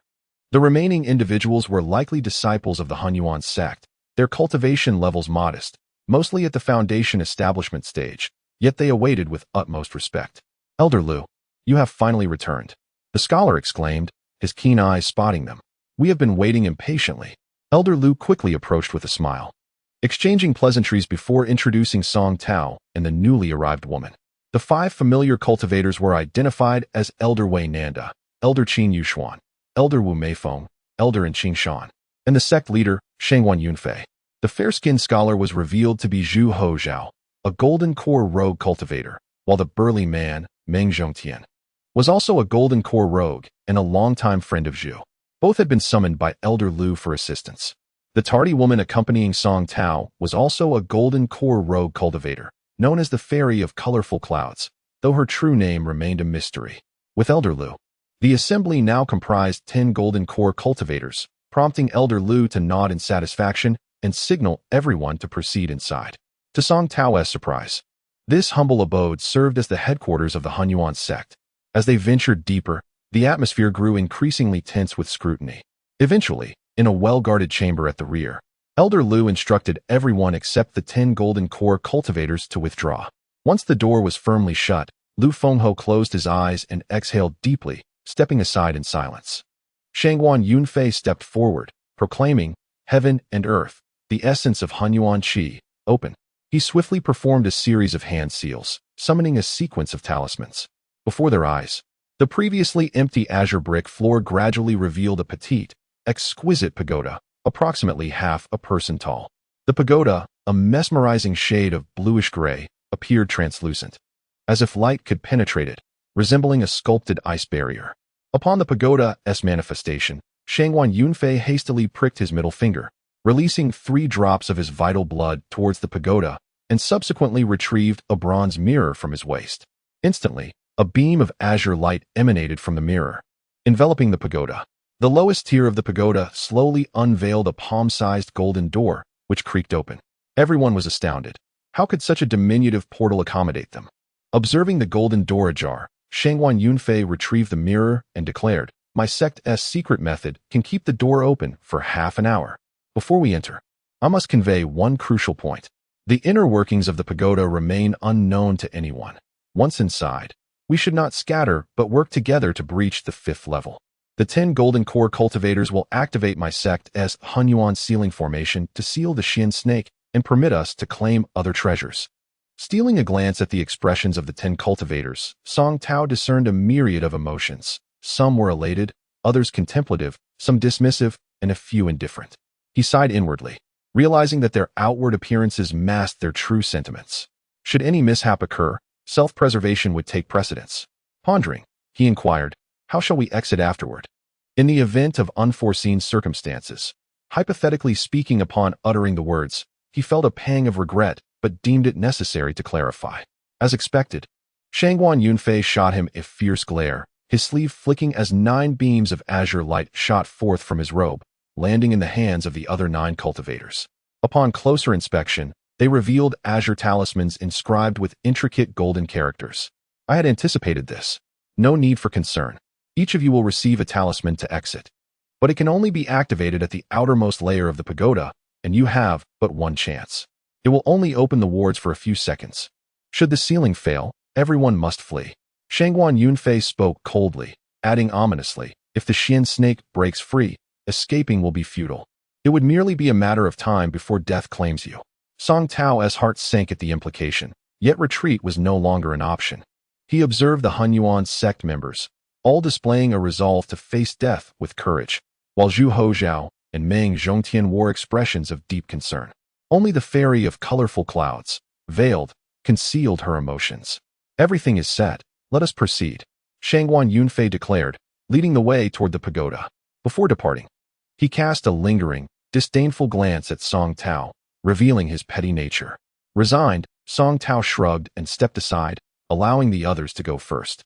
Trailing at the rear of the procession, as Shangguan Yunfei approached the entrance of the pagoda, he appeared to be drawn in by an unseen force, swiftly vanishing through the small door.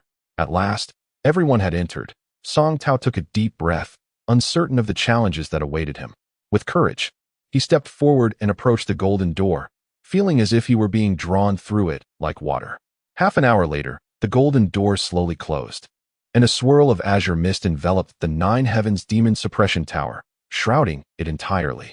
Moments later, the mist dissipated, leaving the room once again empty. The azure brick floor bare. Within the first level of the Demon Suppression Tower, Song Tao found himself encased in the azure mist, struggling to see beyond his outstretched hand. Just as he was about to conjure a spell to disperse the fog, a thunderous crack reverberated in his ear. A faint black whirlwind suddenly rose from the ground, drawing the surrounding azure mist upwards. As Song Tao focused his gaze, he noticed the 9 companions beside him, precisely the same number, and recognized that it was Shangguan Yunfei, who had just cast the spell. Speaking in a composed manner, "We are currently situated in the first layer of the outer world of the pagoda. Be aware that the small worlds within the pagoda do not ascend from lower to higher, but rather move from the outside towards the core. The closer we approach the heart of the pagoda, the more formidable the beasts become. The Xian snake is suppressed in the very center of the 5th layer of the pagoda." As the dense mist dissipated, Song Tao turned his gaze to the distance, only to find a realm of chaos, with no discernible end in sight.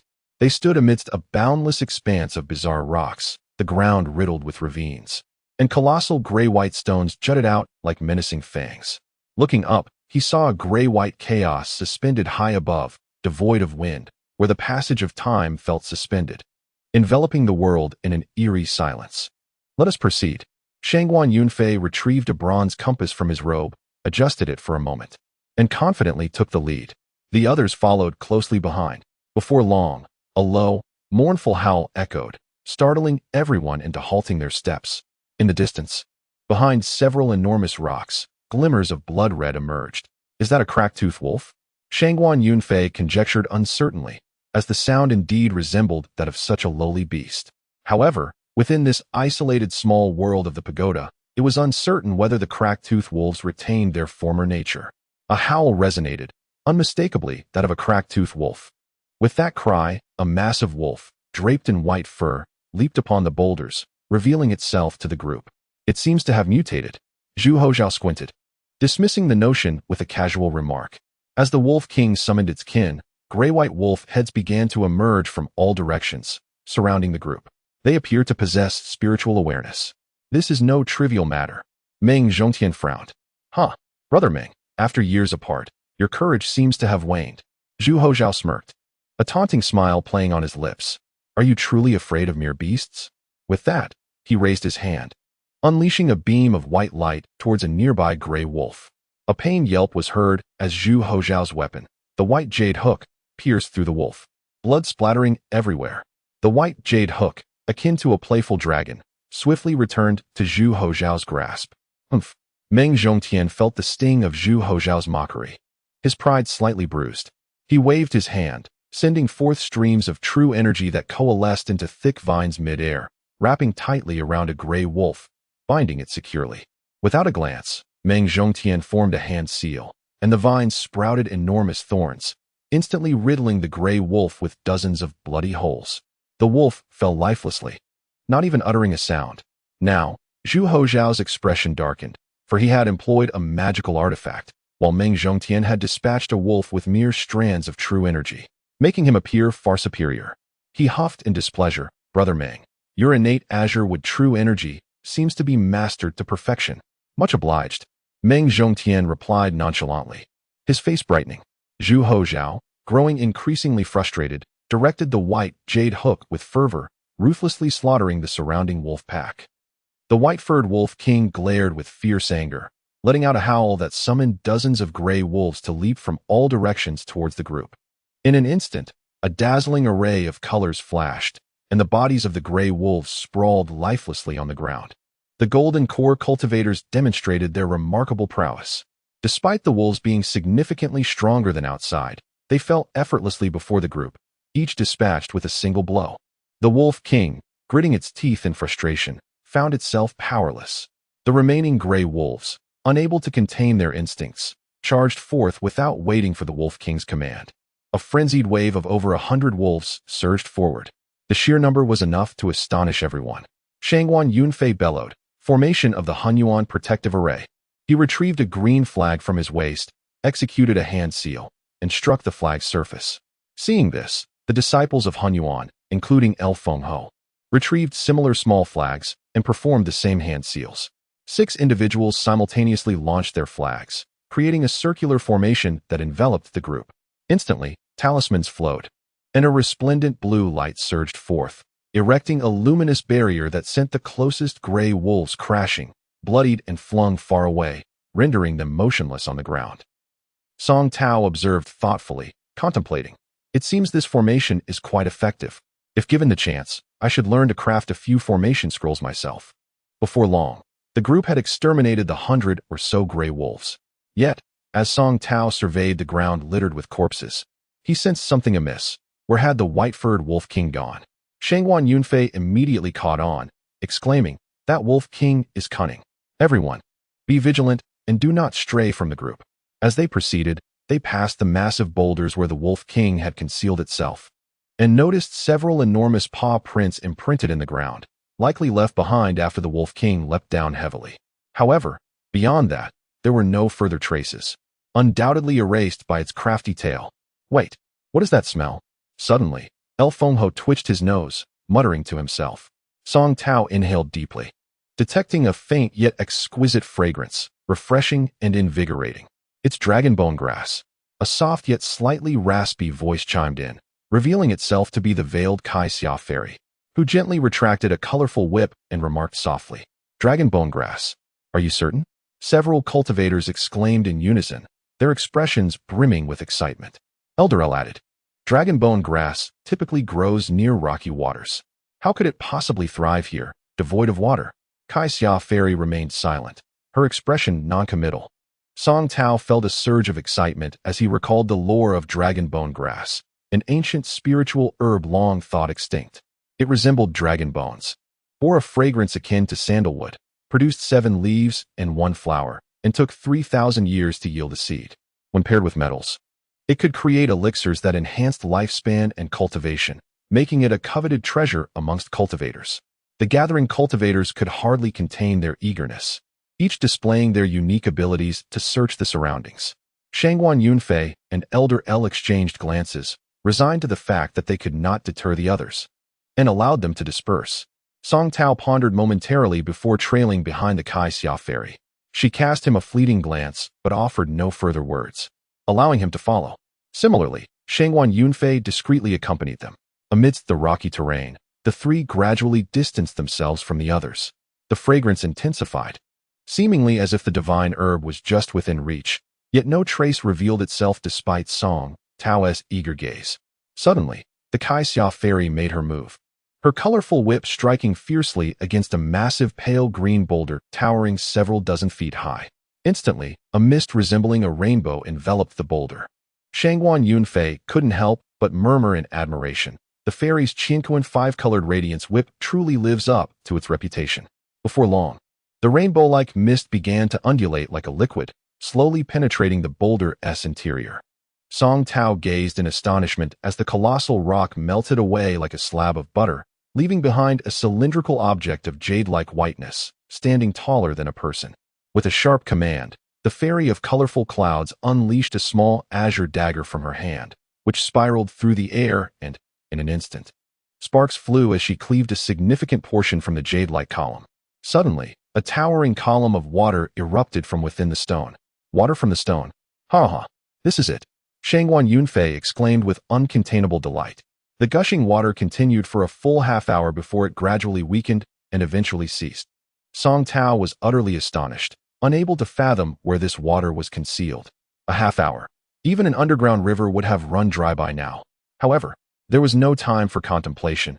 As the moment the water's force diminished, Shangguan Yunfei and the fairy of colorful clouds adopted an alert demeanor, vigilantly watching their surroundings. Song, be cautious. The spirit herb is about to emerge. The guardian beast will appear. The fairy of colorful clouds urged, noticing Song Tao's calm indifference. It was then that Song Tao came to his senses and summoned his wind-chasing sword to protect himself. As expected, a green light shot upward, and the jade-like stone column slowly cracked open, revealing a small patch of green grass sprouting from the ground, with slender branches spiraling into the air like dragon bones. 7 leaves adorned each branch, with a single seed hanging beneath, a golden-hued seed resembling a grape. It was indeed dragonbone grass. The 3 exclaimed in unison, filled with joy. In that moment, 3 streams of vibrant energy surged towards the dragonbone grass. Suddenly, a dark shadow flitted by, and out of nowhere, a gigantic spider materialized, standing as tall as a person. Its movements were incredibly agile, covered in crimson bristles, and with 8 long legs, it swiftly positioned itself before the dragonbone grass. Adopting a stance of fierce protection, 2 fangs emerged from its mouth, and as they opened, streams of milky, white venom shot forth, accompanied by waves of white mist, effortlessly blocking the trio's energy. The phantasmal bone-eating spider. Shangguan Yunfei cried out in alarm. Song Tao and the fairy of colorful clouds were equally shocked, never imagining that the guardian beast of the dragonbone grass would be such a terrifying creature. According to the records of spirit beasts, the phantasmal bone-eating spider was a mythical beast from ancient times, known for its innate malevolence, incredible speed, and potent venom capable of dissolving all matter. Thought to have vanished for many years, who would have believed it would appear here? As they blinked in disbelief, the phantasmal bone-eating spider was suddenly upon them, lifting its jaw slightly, its gleaming fangs prepared to unleash a torrent of milky, white venom towards the trio. Song Tao hurriedly commanded his wind-chasing sword to strike, but was met with frustration as his attack seemed to have no effect, akin to striking cotton. The assaults from the fairy of colorful clouds and Shangguan Yunfei yielded similar results. forcing the three to unleash a substantial amount of protective energy as they slowly retreated. The phantasmal bone-eating spider straightened its posture, a peculiar buzzing sound resonating around it, as if the long hairs on its chest were rubbing together. A dense cloud of white mist erupted from its mouth, enveloping the trio. The protective energy shielded them, but upon touching the ground, it formed a vast expanse of milky white spider silk, turning the area beneath it a charred black, emanating a foul stench. "What a potent toxin," Song Tao remarked, observing the melted remnants of the stone on the ground. "Humph." The fairy of colorful clouds scoffed, casting a dismissive glance. "Please allow me to handle this, esteemed friends." Shangguan Yunfei and Song Tao swiftly retreated several paces, watching as the fairy of colorful clouds commanded her colorful serpent whip to strike at the bone-eating spider, resembling a petite dragon as it lunged forward. True to its name, the phantasmal bone-eating spider's swiftness was unparalleled, creating an afterimage as it dodged the attack. Yet the fairy of colorful clouds was not slow either, her vibrant maneuvers creating a dazzling display, resulting in a stalemate. Unable to contain his impatience, Shangguan Yunfei chuckled nervously and suggested to Song Tao, "While the fairy of colorful clouds distracts it, we should seize the opportunity to acquire the spirit herb and eliminate it afterward." Song Tao shot him a sidelong glance, pondering the implications of the single seed. Who would claim it? However, this was not the time for such considerations. It was prudent to cooperate in obtaining the spirit herb and deal with the beast thereafter. He nodded in silent agreement. Elated, Shangguan Yunfei declared, "My expertise lies in the dragon-subduing true qi, adept at remote acquisition. I ask you to encircle the phantasmal bone-eating spider from behind. Once I secure the herb, I will immediately assist you in vanquishing it." Song Tao thought to himself that the monk might flee, but in this confined space, he had no fear of Shangguan Yunfei escaping with the treasure. He cautiously circled behind the phantasmal bone-eating spider as instructed. Yet, the spider seemed aware of his approach, its irritation evident. Amidst its fierce battle with the fairy of colorful clouds, it directed its myriad of red hairs like steel needles towards Song Tao, with the wind chasing sword drawn. A cacophony of sounds erupted as the ground became littered with red bristles, leaving charred marks wherever they fell. As the two engaged in combat with the spider, Shangguan Yunfei began to chant complex incantations, summoning a dark green whirlwind that surged toward the dragon bone grass. Just as it seemed he would secure the herb, Shangguan Yunfei wore a triumphant smile, only to witness the phantasmal bone-eating spider, cornered and agitated, unleash a torrent of venom. As it splattered onto the ground, a swarm of smaller spiders emerged, each the size of a palm, rushing toward the fairy of colorful clouds and Song Tao, while the giant spider darted towards Shangguan Yunfei, its sharp legs poised like a deadly blade aimed at his head. Caught off guard, Shangguan Yunfei narrowly evaded the attack, but several strands of his dark hair fell away, severed by the spider's assault. Enraged by its missed strike, the giant spider lunged at him again, its front legs thrashing wildly. Amidst their fierce struggle, a flash of white suddenly emerged from the rubble, a mutated howling wolf king, cautiously scanning its surroundings as if it had been lurking here for some time. As it observed the fierce confrontation, it deftly concealed its presence and stealthily approached the dragon bone grass. Suddenly, a melodious chime resonated, and a wave of potent sandalwood fragrance surged forth, nearly suffocating in its intensity. The dragon bone grass had matured. The fairy of colorful clouds became momentarily flustered, and in her haste, two small spiders lunged at her, biting into her arm, causing her to cry out in pain. The flowers atop the dragon bone grass slowly lifted, resembling golden bells, gently quivering as melodious chimes mingled with the rich aroma they released. Before long, the golden bellflower began to wither, its fragrance intensifying, while the seeds beneath swelled larger, their surfaces marred by faint silver cracks. The phantom bone-eating spider, upon witnessing this, was overcome with panic. The immortal herb it had guarded for countless years was finally ripe for harvest. Without a moment's hesitation, it abandoned its pursuit of the official Yunfei and hastily retreated. Meanwhile, Song Tao, Yunfei, and the fairy of colorful clouds disregarded all else, each channeling their energy towards the dragon bone grass. Alas, distant waters cannot quench immediate thirst, and as the clam and the snipe contended, the fishermen reaped the rewards. The white-haired wolf king, having stealthily approached the dragon bone grass, pounced with ferocity, swallowing the entire plant in one gulp. The phantom bone-eating spider, being the closest, was left with nothing but frustration, its fury igniting like flames as it trembled uncontrollably, emitting a cacophony of screeches. It expelled a torrent of milky white slime, enveloping the white-haired wolf king entirely. Song Tao, Yu Fei, and the fairy of colorful clouds exchanged glances, uncertain of their next move. Initially, they believed the wolf king, ensnared by the spider's venom, was doomed. Yet, just as they contemplated escaping, the milky cocoon began to quiver violently, sending tremors through the ground. Boulders the size of watermelons rolled chaotically across the rocky terrain. With a cataclysmic roar, the massive cocoon split asunder, and from its depths surged a monstrous black figure. Its speed was astonishing, surpassing the very light, and in an instant, the once mighty phantom spider was torn to shreds, its pieces cascading silently to the ground. Devoid of a final wail, the shadowy figure halted before the trio, revealing itself to be a creature that was half wolf, half human. With a wolf's head atop a robust human form, towering at over 2 men's height, its body was cloaked in impenetrable black fur, and its massive claws bore 5 hardened steel talons, glinting sharp and bright.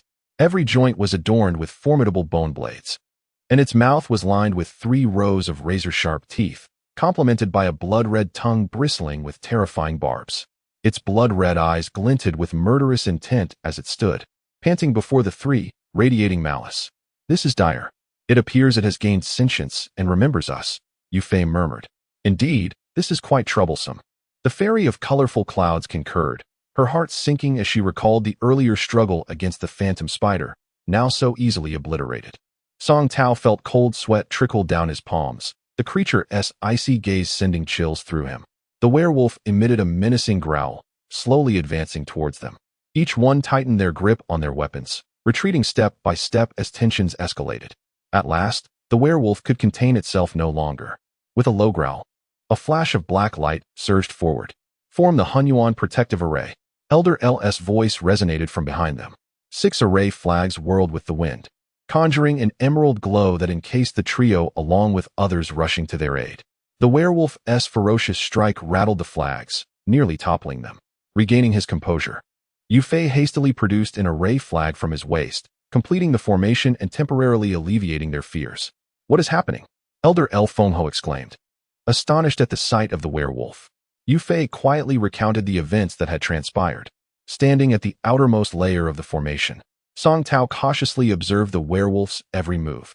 He watched as it swung its arms, the gleaming claws carving white marks across the protective array, yet failing to breach it. The werewolf's frustration mounted, and with a wild shriek, its black fur bristled, its abdomen swelling as a cloud of dark mist erupted from its mouth, sending a storm of debris flying. "Beware!" Elder L. Fengho shouted, sensing the impending danger. In an instant, Song Tao's vision darkened, the emerald glow flickered, and the array shattered. The werewolf grinned malevolently, lunging towards Song Tao. Despairing, Song Tao closed his eyes, only to feel a sudden tightness around his waist, as a powerful force yanked him backward, propelling him as if riding the clouds. The werewolf missed its target, swiftly pivoting midair to seize Elder Wu Meifeng, the 4th elder of the Hunyuan sect. In a brutal display, the werewolf tore off Wu's left arm, devouring it whole, blood gushing forth. Pale and weakened, Elder Wu commanded a silver dust to attack the werewolf. However, the creature casually waved its hand, enveloping the dust in a cloud of dark energy, causing it to lose control and plummet to the ground. "Ah, filth! It has sullied my treasure," Elder Wu cried out, his anger swelling as he bled profusely. Yet he had no choice but to retreat hastily. "I shall assist." Elder and Qing Shan, who had a long-standing friendship with Wu, rushed forward, wielding a massive violet-blue blade imbued with the force of thunder and wind, striking fiercely at the werewolf. Annihilate the werewolf. Song Tao, still shaken from his recent ordeal, discovered that it was the silent fairy of colorful clouds who had rescued him. At that moment, the vibrant serpent whip was slowly retracting from around his waist. Song Tao intended to express his gratitude, but the fairy of colorful clouds did not spare him a glance. She was intently focused on the fierce battle between the werewolf and Elder and Qingshan. Consequently, he turned his gaze towards the conflict, tension mounting within him. The werewolf appeared impervious to harm, as Elder and Qingshan's purple moon wind thunderblade struck its form but merely caused it to shudder, continuing its relentless assault. I shall lend a hand to Eldarin, exclaimed Zhu Hozhao, suddenly breaking the silence. He swiftly retrieved a pearl, the size of an infant's fist, from his storage pouch. Its milky white hue emitted a radiant glow. As Zhu Hozhao chanted incantations, the pearl vibrated continuously, producing a resonant hum. The shimming pearl, exclaimed Shangguan Yunfei, his eyes gleaming with greed upon spotting the jewel. He could barely contain his desire to possess it. Song Tao vaguely recalled having read about the shimming pearl, a relic of the ancient cultivator Xianming Laozu, said to bridge the realms of yin and yang and ensnare spirits. This artifact had once allowed Xianming Laozu to traverse the world unchallenged. Thus, its immense power was evident. One wondered from where Zhu Hozhao had acquired such a treasure, as he seemed to take pride in it, while the surrounding cultivators showed expressions of envy and jealousy. In the midst of their conversation, the Xianming pearl began to change color, shifting from white to black, exuding a chilling aura. With a swift gust, a cacophony of wails erupted as numerous spectral entities erupted from the pearl, converging upon the werewolf. Instantly, countless vengeful spirits coiled around the creature, opening their gaping maws and savagely tearing at its flesh, causing deep lacerations to mar its otherwise impervious hide, blood spraying forth. Zhu Hozhao laughed triumphantly at the sight, while Elder and Qing Shan retreated to observe from a distance, leaving the onlookers in shock at the formidable strength of the spirits unleashed from the Xianming pearl. The werewolf, in agony, emitted whimpers as it clawed frantically, yet the spirits dissipated under its assault, only to swiftly reform and continue their relentless attack. Soon, gaping wounds were visible down to the bone, and the werewolf grew increasingly frenzied. The burly man, Meng Zhongtian, pondered for a moment before pointing decisively. A surge of azure energy erupted from his fingertip, coalescing into a thick vine that ensnared the werewolf. Seizing the opportunity, Shangguan Yunfei quickly produced 5 gleaming silver spheres from his storage pouch, exclaiming, "Heaven's destruction thunder." He hurled them at the werewolf. In an instant, the earth trembled, accompanied by a thunderous explosion, scattering chunks of flesh across the battlefield, a foul stench permeating the air. Using 5 heaven's destruction thunders at once is sheer extravagance, Elder Lu remarked, dismayed at the waste. Shangguan Yunfei shot him a cold glance, displeased by his comment. Elder Lu, realizing his gaffe, hastily fell silent. The treasure of the Hunyuan sect, Heaven's Destruction Thunder, is indeed remarkable, Zhu Hozhao remarked, clearly taken aback by its power. I am not worthy of such praise, Shangguan Yunfei replied, a hint of pride creeping into his expression. It is a pity that it is a one-time use treasure. Once expended, it is gone. The previously silent fairy of colorful clouds interjected unexpectedly. Song Tao, still marveling at the treasure's might, realized it was akin to a grenade. Once the pin was pulled and thrown, it would explode and be spent. He no longer felt envious. Shangguan Yunfei, displeased with the fairy's interruption, chose not to argue further. As the dust settled, they gazed at the bloodied remains scattered across the rocky terrain, lamenting the loss of the precious dragon bone grass. Before long, Elder Qin Yushuan, the third elder of Hunyuan sect, noticed something amiss in the distance. Look, he exclaimed. The group turned their gazes to see a swirling black hole emerging from the chaotic backdrop, drawing the surrounding spiritual energy into its depths. In a brief moment, the black hole expanded to the height of a person, gradually enlarging. What is this? Shangguan Yunfei pondered, glancing toward Elder Lu, who nodded in affirmation. It appears to be the gateway to the next layer. Our records indicate that each layer harbors a superior spiritual herb, guarded by the most formidable spirit beast of that realm. Upon vanquishing the beast and claiming the herb, the gateway to the next layer will automatically open. Then what are we waiting for? Let us proceed. Zhu Hozhao, frustrated at losing the chance to claim the spiritual herb, was eager to advance to the next layer.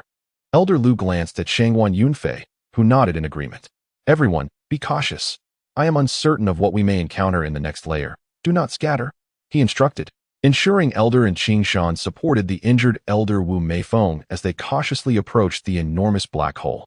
Song Tao cast a glance at the masked fairy of colorful clouds, feeling an inexplicable sense of familiarity, yet could not recall her identity. Why had she saved him? As the others began to file into the black hole, he hurriedly followed suit.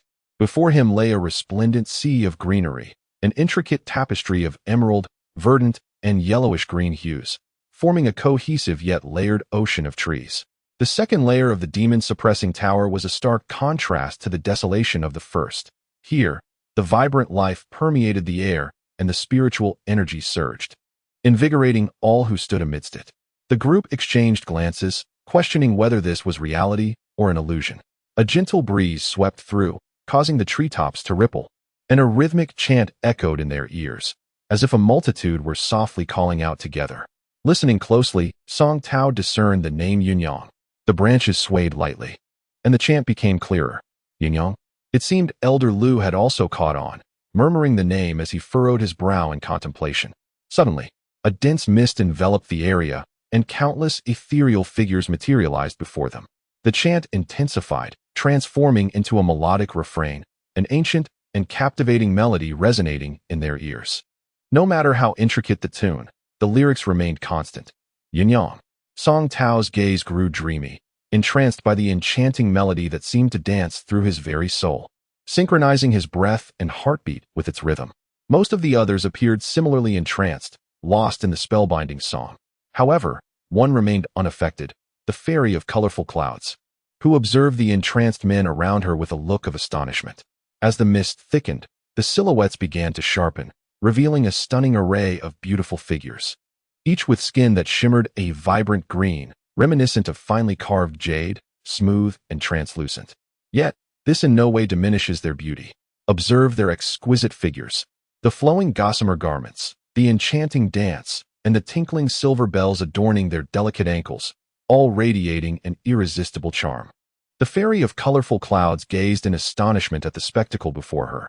In her eyes, she perceived only stout trees slowly writhing forward, their thick branches swaying ominously, while the entwined vines danced in a manner that was utterly terrifying. Song Tao felt a surge of blood coursing through him, forgetting everything as the captivating beauty before him began to entwine around him. Her slender waist arched at an incredible angle, revealing a scene of unparalleled beauty. The male cultivators beside him were similarly enthralled, with some already lost in ecstasy, pressing the enchanting figures down to the ground. Suddenly, a commanding shout pierced the air. A refreshing chill washed over Song Tao, as if a bucket of cold water had been poured over him. Regaining his composure, he found himself inexplicably ensnared, resembling an octopus clinging to a rugged old tree whose branches held him tightly like arms, sending a shiver of fear through him. Struggling to break free, he discovered that the tree's grasp was astonishingly resilient, refusing to yield. A dazzling burst of multicolored light surged from behind, accompanied by two sharp cracks as the branches snapped, allowing Song Tao to escape.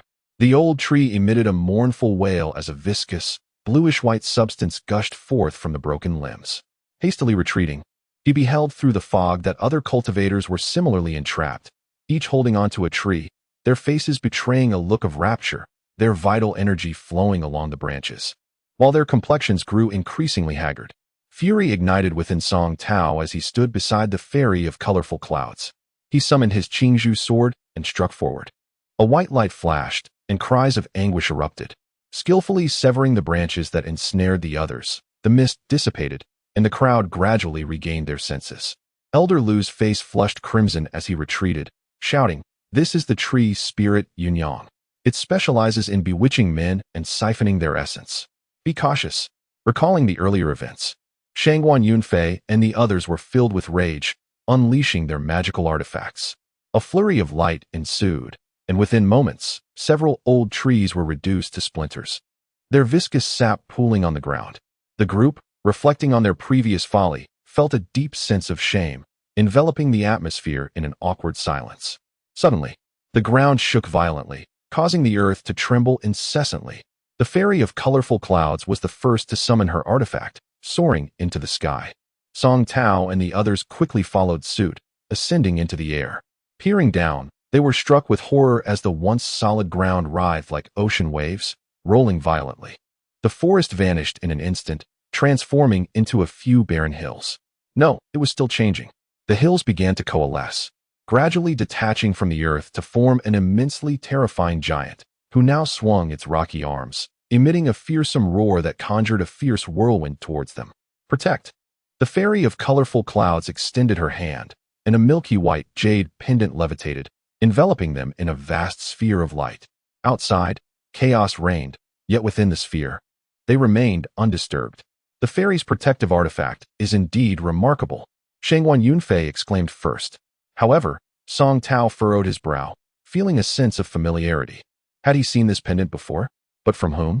The memory eluded him, seeming to belong to a distant past. Mountain Demon, the fairy of colorful clouds stated, glancing at the gigantic rocky creature. Mountain Demon? A creature that exists alongside the tree spirit. Elder Lu added anxiously. It possesses immense strength and is said to have devoured the sun and moon in ancient times. How could there be a mountain demon here? Alas, we are in deep trouble. With a mountain demon guarding this place, the treasures of this level must be extraordinary. Zhu Hujiao's eyes gleamed with excitement, his thoughts clearly diverging from the rest of the group. As the wind howled once more, the mountain demon swung its arms, sending countless massive stones hurtling towards Shangguan Yunfei. However, upon contact with his golden shield, they shattered like rain. Unfortunately, the blade chi he unleashed had little effect on the mountain demon, which merely tilted its head as if scratching an itch. Humph! Shangguan Yunfei grunted, shouting, "The bright moon rises over the sea. The bright moon illuminates my heart." Split. Moonblade. Instantly, the moon blade multiplied infinitely, an array of gleaming curved blades raining down upon the mountain demon, accompanied by the creature's anguished cries. Countless fissures opened across its form, stones crumbled, and as the smoke cleared, the mountain demon appeared significantly smaller, yet more enraged. It opened its mouth, unleashing a fierce yellow earth dragon that charged at Shangguan Yunfei. This earth dragon, formed from compacted soil, bore jagged stones protruding like bone spikes, its massive body surprisingly agile, twisting and darting like a true dragon, its colossal claws reaching for Shangguan Yunfei. The bright moon shines across the world. All things reside in my heart, Shangguan Yunfei proclaimed loudly.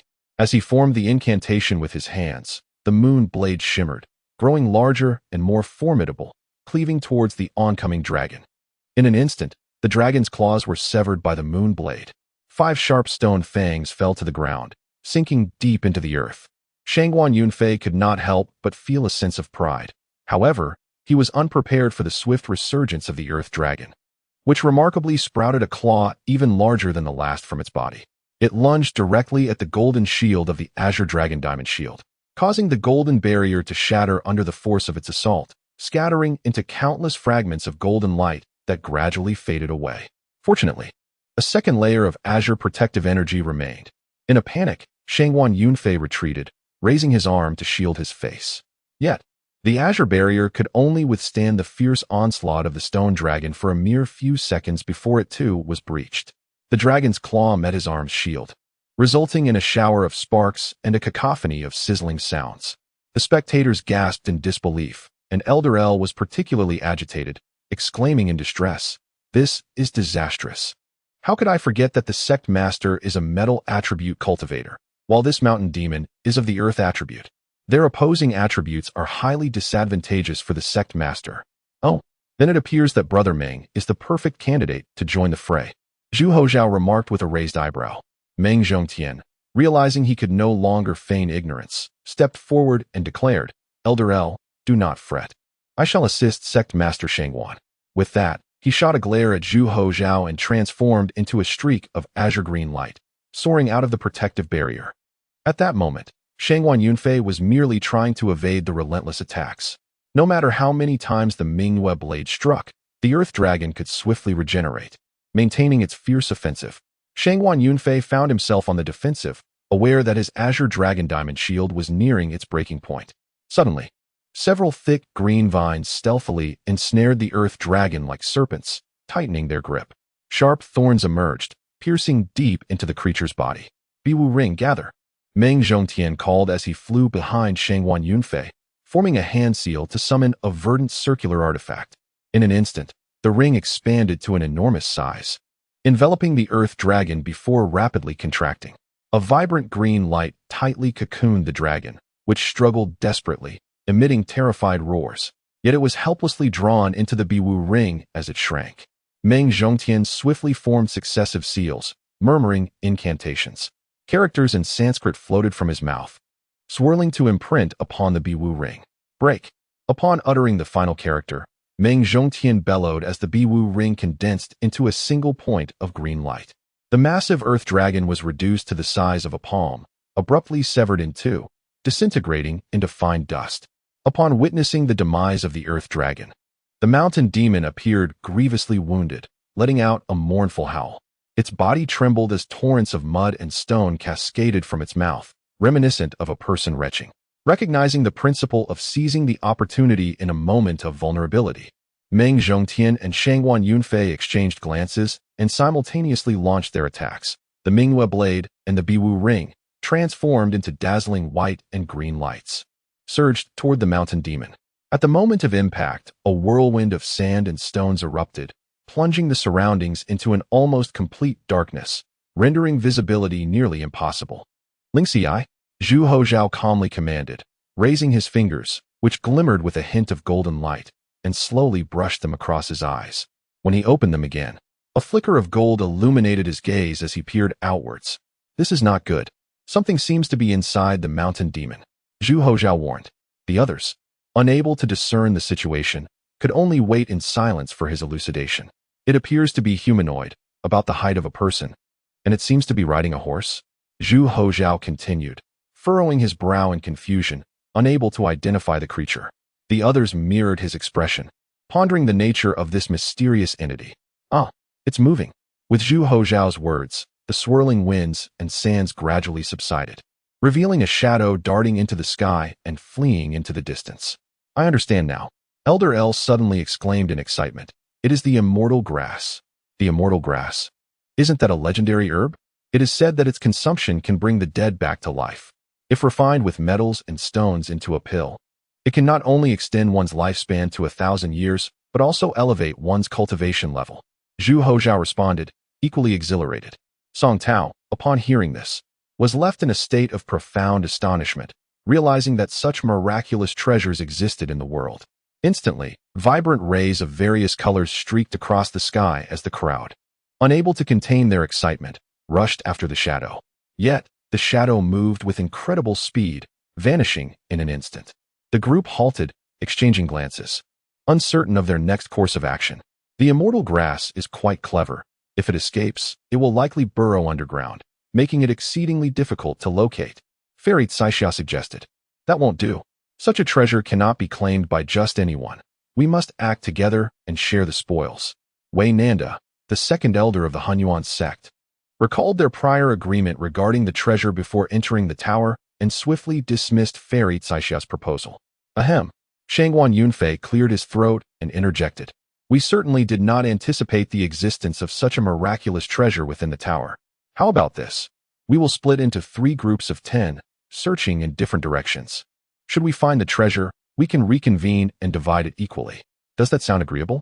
The members of the Hunyuan sect readily agreed, while Zhu Hozhao rolled his eyes. Meng Zhongtian remained silent. Fairy Caixia maintained a stoic expression, and Song Tao contemplated, unwilling to be the first to voice objections. Very well, let it be decided. Wei Nanda, Qin Yuxuan, and Zhu Hozhao, you shall form one group and search to the north. Wu Meifeng, and Qing Shan, and Meng Zhongtian, you will form another group and head south. I, El Fengho, Fairy Caixia, and Song Tao will form the final group, heading west. Shangguan Yunfei hastily organized the groups, whether intentionally or inadvertently interspersing his disciples among the 3. The others understood yet refrained from contesting, promptly dividing as instructed, activating their escape lights, stowing their artifacts, and embarking on their search. The quest for the immortal grass commenced. At this moment, the earlier storm of sand had dissipated, restoring tranquility to the land. Yet, the landscape remained barren, devoid of vegetation, and instead, an array of oddly shaped stones littered the ground, diminishing the vitality of the surroundings. Shangguan Yunfei took the lead, with Elder L closely following. Fairy Caixia moved leisurely behind, while Song Tao trudged at the rear, navigating the terrain with considerable difficulty. The ground was sandy, each step leaving a deep imprint, grains of sand infiltrating his shoes and socks. With every 10 steps, Shangguan Yunfei conjured a small, black whirlwind in his hand, driving it forcefully into the ground. In no time, a series of small, palm-sized black holes appeared, the fine sand pouring in only to be gradually filled again, leaving no further reaction. Elder El furrowed his brow as he trailed behind, releasing a powerful sense of consciousness to meticulously search within a 3-zhang radius underground.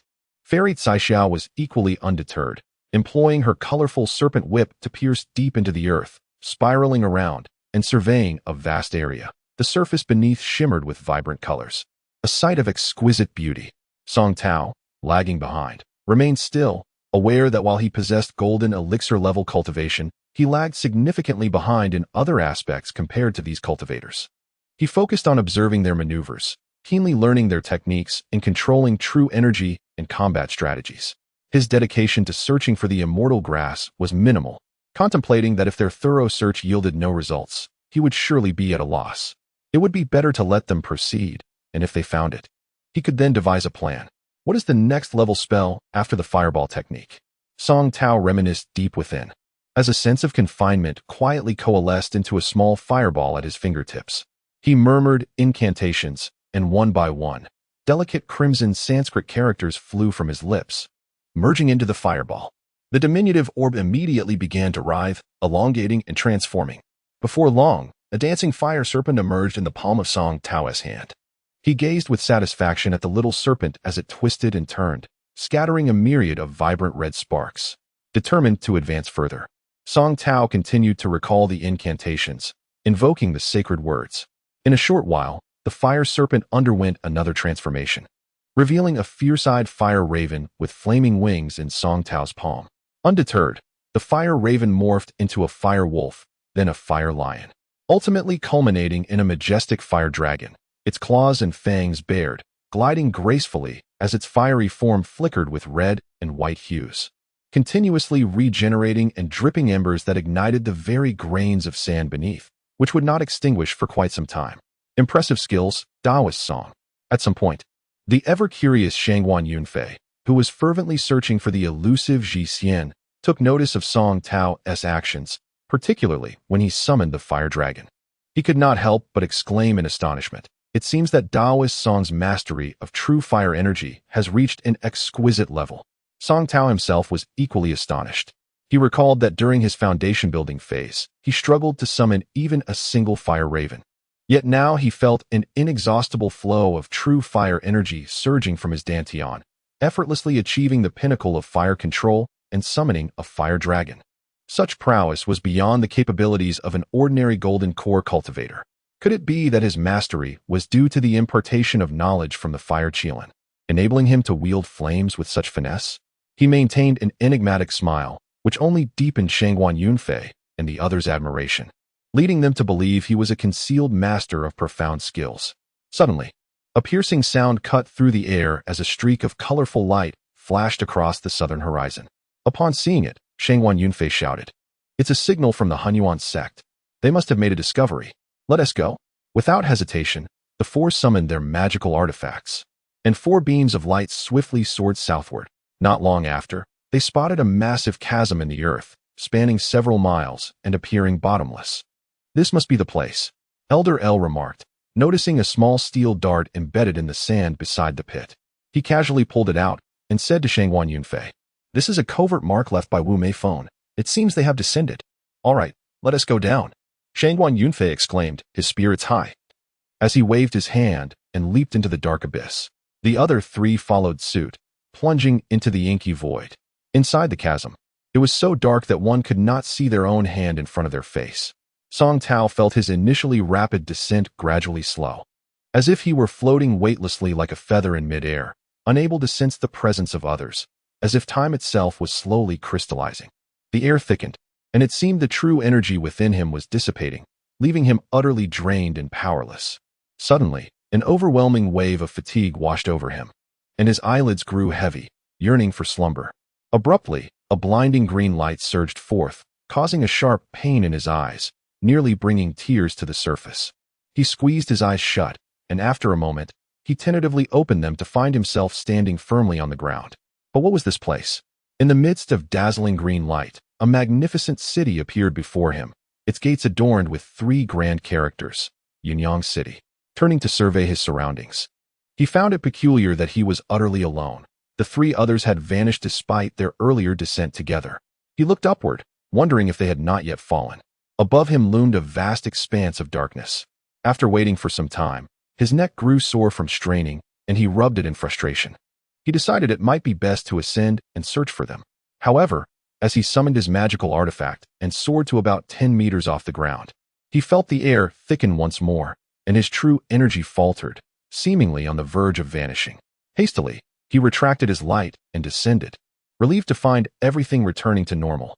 With no other options, he slowly made his way toward the city of Yunyang, shrouded in green light. Wasn't this the ancestral home of the tree spirits? As he approached the city's edge, he hesitated, pondering whether entering was akin to walking into a trap. Yet, what choice did he have? The others had disappeared, and he was uncertain whether the Ji Xian resided within the city. After much deliberation, inspiration struck him. He slapped his storage pouch, and a small jade box flew forth.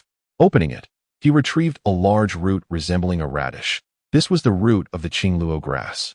Known for its cooling and fire-repelling properties, its juice of vibrant green that did not fade with time.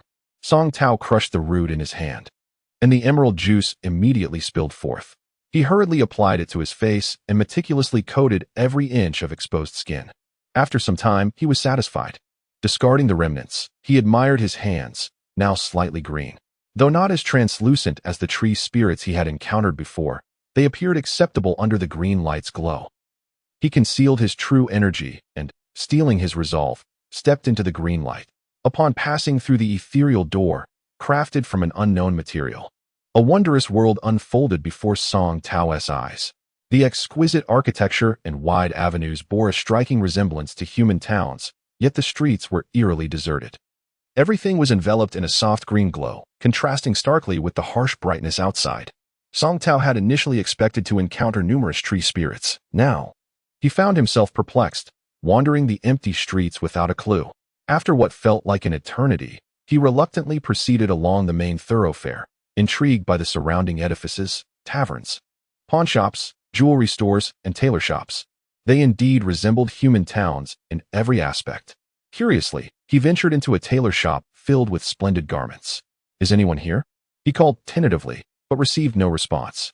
Glancing down at his own once-soiled attire, an idea sparked in his mind. As he exited the shop, had there been anyone present, they would have surely gasped at the sight of such a dashing figure.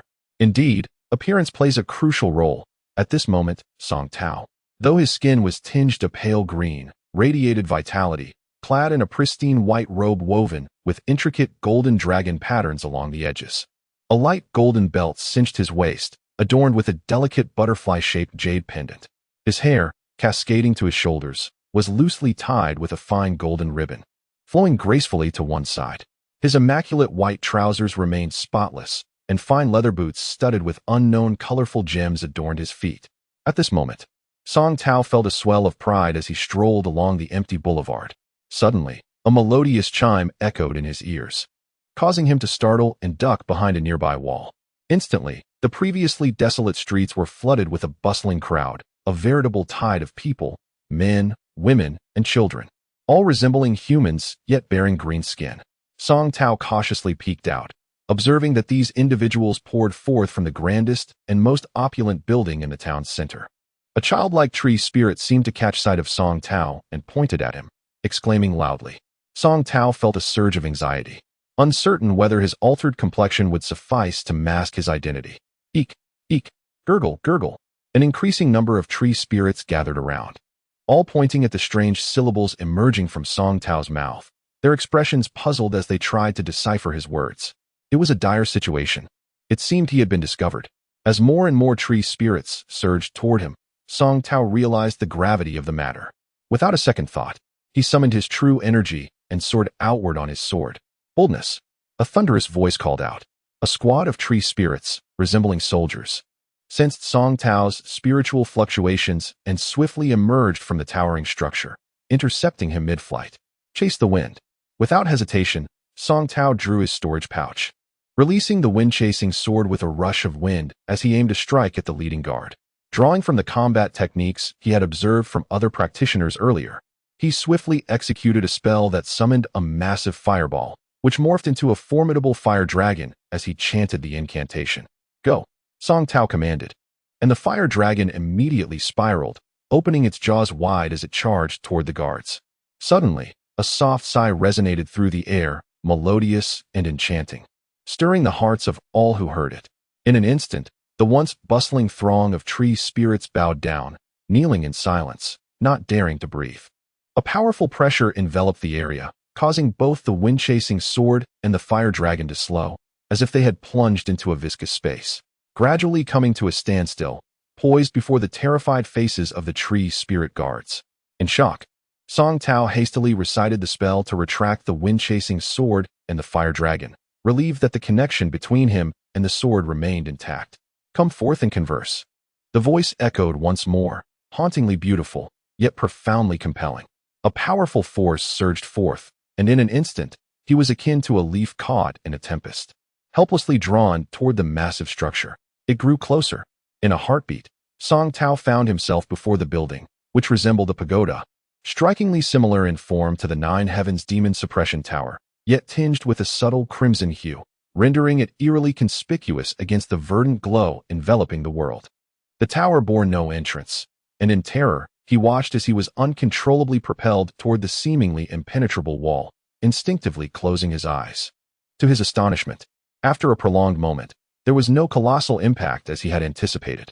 Confused, he opened his eyes to find himself in a realm of chaos, surrounded by a mist of pale azure, devoid of sky or direction.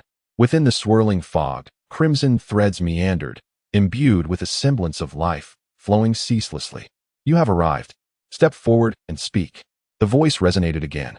Song Tao squinted toward the source of the sound, and suddenly, as if a gust of wind had swept through, the dense fog parted, revealing a figure before him. What a peculiar figure it was! Utterly unlike what Song Tao had envisioned. He had anticipated a breathtaking beauty, yet what stood before him was an infant-like being, entirely translucent, towering to the height of 2 adults. Its eyes were tightly shut, completely unclothed, seated cross-legged, and suspended upside down in midair. "May I inquire your name, young friend? It seems you are no ordinary individual to have breached the second layer of this demon suppression tower." The infant's lips did not move, yet the voice echoed around him, omnipresent and eerie. "And you are?" Song Tao cautiously inquired. After countless eons, even if I were to tell you my identity, you would likely remain unaware." The voice carried a profound sorrow, steeped in melancholy. "Countless eons?" Song Tao was taken aback. Could this being be an ancient entity? Was it a human cultivator or some otherworldly creature? The master of the Nine Heavens Demon Suppression Tower. Suddenly, a strange cry erupted, and a figure, accompanied by a steed, emerged from behind the large-headed infant. Upon closer inspection, Song Tao recognized it as the elusive Ji Xian. He realized Ji Xian appeared as a plump, white infant, also devoid of clothing, riding a charming Ji horse, their sizes remarkably similar to that of the large-headed infant. At that moment, Ji Xian, with a distressed expression, pointed at Song Tao, seemingly relaying grievances regarding their pursuit. "I understand now, Xiaomu. You may leave for now. Fear not. With me here, no one shall harm you." Upon hearing this, Ji Xian's face brightened with satisfaction, and with a playful smile, he bounded around the large-headed infant and vanished. Song Tao watched helplessly as Ji Xian departed, yet he dared not move under the oppressive presence of the large-headed infant. Do not gaze so. Throughout the endless ages within this tower, this small creature has been my only companion.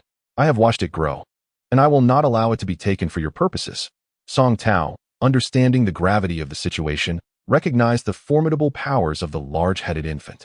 Despite his yearning for Ji Xian, he had no choice but to bide his time. "I am Immortal, an ancient cultivator who attained the pinnacle of the Golden Core stage over 10,000 years ago. I was the original master of this Nine Heavens Demon Suppression Tower. However, during the battle against the Shin Snake, I suffered grievous injuries. My enemies seized this opportunity, uniting several sects to annihilate my lineage. In the ensuing conflict, my physical form was destroyed. Fortunately, due to a secret technique I cultivated, I became a false infant. Though I am not a true nascent soul practitioner, I gained an additional lease on life. When my physical body perished, it was only the false infant that escaped, and in my weakened state, I could not seize another body. Despairingly, I sealed myself within my life-bound treasure to recuperate. He had entrusted this treasure to his beloved disciple, instructing them to conceal their cultivation and escape to a distant land to rise again. Yet, The injuries I sustained were far worse than anticipated. The unique true energy of my adversary contained a lingering poison that eroded my nascent soul and drained my vitality relentlessly. No matter how hard I struggled, I could not contain it. Furthermore, as a false infant, I lacked the strength of a true nascent soul practitioner. Thus, I could only prolong the poison's onset within the 9 heavens demon suppression tower. Once I leave, my life force shall wither away instantly. Helplessly, I became ensnared in my own web, trapped within this tower, unable to escape. Moreover, within this tower lies a volatile existence akin to a ticking time bomb, the Shin Snake. I expended tremendous effort to imprison the Shin Snake at the heart of the 9 heavens demon suppression tower. After entering, I could only rely on the remnants of my strength to divide the tower's space into 5 layers and set up basic restrictions, residing in the outermost layer. Over the years, the Shin Snake's activity has increased, and I sense its desire to break free. Yet, I possess no strength left to suppress it, and I can only helplessly observe. Should the Shin Snake escape, I shall be the first to suffer. Upon hearing his words, Song Tao was filled with astonishment. A false infant? Achieving such a state could rival a true nascent soul practitioner and equate to an additional life. The allure of this secret technique was immense for Song Tao.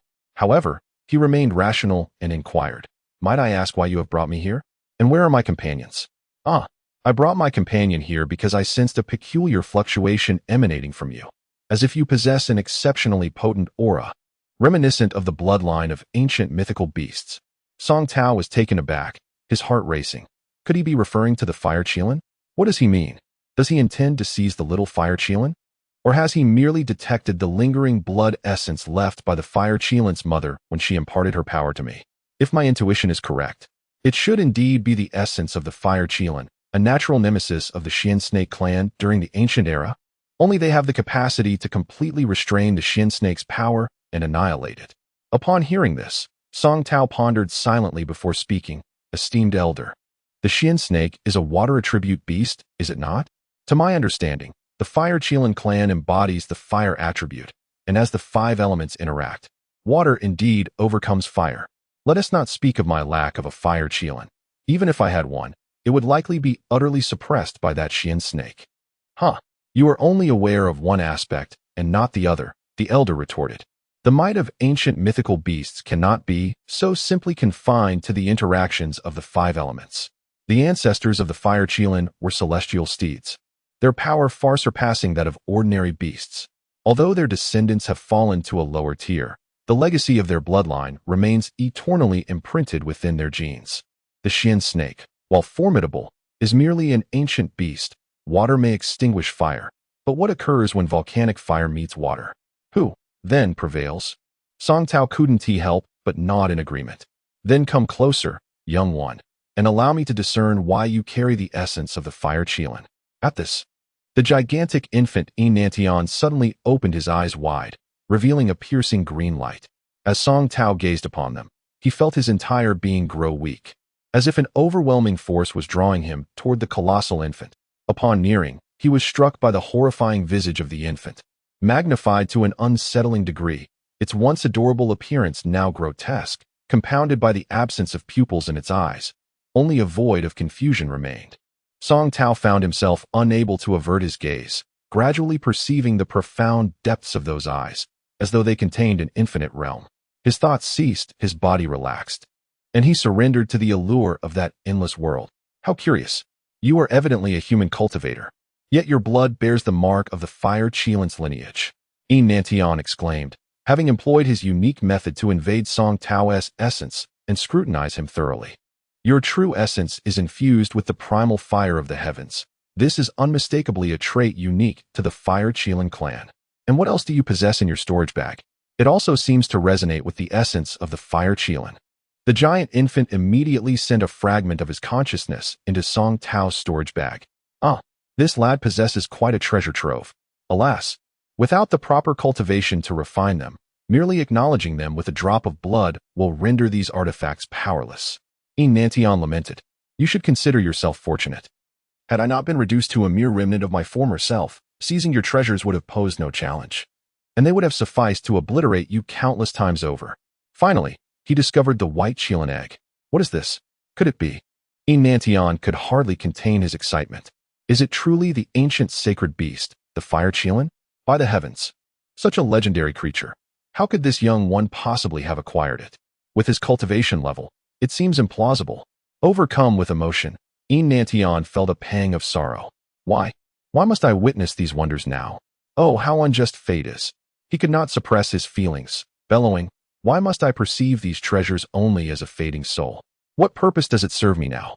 Nantian, bereft of tears, lowered his head despondently, casting Song Tao aside as he lamented, had this individual entered a century ago, I might have seized his body, granting me a glimmer of hope. Alas now, before he could finish, a fissure appeared at his toes, gradually spreading downward and radiating outward. Small fragments began to fall from his form, dissipating into tiny green motes of light in the air. Once again, Nantian helplessly observed his own body disintegrating, a futile endeavor. After a prolonged period, Song Tao finally broke free from the infant's enchantment and gradually regained consciousness. He beheld the gigantic infant Nantian, his lips tightly pressed, appearing as though he were enduring immense agony, his form crumbling bit by bit. Song Tao gazed at the scene before him in a daze. Time was indeterminate, but eventually, Nantian's body began to coalesce, returning to the appearance Song Tao had first encountered, albeit with a pallid complexion and labored breathing. When he spoke again, his voice was increasingly fragmented, lacking vigor. The toxicity within me is accelerating. It seems my remnant soul can endure no longer. Nantian's expression was one of profound sorrow, far removed from his previous ferocity. Enough of the trivialities. Your Qilin egg contains boundless primal fire energy. Had the Xian snake been in its prime, I suspect you would have been no match for it. However, the Xian snake and I were once locked in a fierce battle, both sustaining grievous injuries, and after being sealed for so long, its power now barely amounts to 1/10 of its former strength. I believe if you can harness the full might of your primal fire, you may stand a chance against it. Should the Xian snake escape, my descendants and disciples in the outside world will face dire consequences. Therefore, I am willing to expend the remainder of my strength to send you to the 5th layer, where you may confront it. Do you accept? Song Tao hesitated momentarily, and immediately, Nantian's eyes gleamed with menace as he declared, if you refuse, I would rather forsake this remnant soul than allow you to live. With a resigned smile, Song Tao thought, do I truly have a choice? He could only nod in acquiescence. However, he hesitated. What has become of the other cultivators who descended with me? They have long been captured by me. If you succeed, you will naturally be able to exit the tower together. Should you fail? Haha. Nantian chuckled ominously, his expression steeped in melancholy. Then none of us shall have the need to leave the tower, and we shall all meet our end together. Song Tao fell silent, awaiting what would come next. Nantian gathered his energy and suddenly rotated his head upward, his eyes wide, cheeks flushed. He struggled to release a massive crimson sphere from his throat, which gradually emerged before Song Tao, enveloping him entirely. Now, Nantian executed several intricate gestures, and a series of runes erupted from his fingertips, swirling around him. With a mighty shout, a rift suddenly tore open in the void before him, expanding to a size suited for a person. Song Tao, encased in the red light, moved as though under someone else's control, slowly advancing toward the opening. At last, the rift sealed, and tranquility returned. Nantian resumed his inverted posture, his complexion growing increasingly haggard, his once luminous skin now dull and lifeless, akin to a weathered stone. Suddenly, the figure of the celestial being emerged from the void, rushing to his side with concern, chattering incessantly, as if inquiring after the giant infant's well-being. I'm fine, little Moo. I'm fine. Nantian managed to force a warm smile through his struggle. Little Moo continued to chatter. What did you say? Nantian, initially adorned with a tender smile, silently absorbed the unfolding events. Suddenly, he jolted upright, exclaiming, you mean to say you sensed my bloodline within one of them? Ha ha. In an instant, Nantian erupted into a fit of laughter, exclaiming to the heavens, it seems fate has smiled upon me. I shall not perish. Salvation is at hand. After a prolonged bout of laughter, he gradually regained his composure and, noticing Ji Xian cowering in fear nearby, beckoned her over, saying, come, let us investigate. Ji Xian hurriedly approached, clasping Nantian's hand, her chubby, fair face breaking into a youthful grin. With a mere wave of his hand, 9 unconscious figures appeared on the ground before them. Ji Xian rushed forward, flipping them over to examine their faces, and after scrutinizing 4 or 5 individuals, the visage of Shangguan Yunfei emerged. In a flurry, she urged Enantian to look. Oh, indeed. Enantian closed his eyes, nostrils flaring, affirming, "This is undoubtedly the legacy of my bloodline." Extending his hand, the comatose Shangguan Yunfei was drawn into his grasp. Upon opening his eyes, a brilliant light shone forth as his consciousness surged into Shangguan Yunfei's body. Ha! As time passed, a look of elation spread across Enantian's face. Truly, he is a descendant of my lineage. At last, I am saved. Unable to contain his overwhelming joy, he fell into a frenzy, unable to calm himself.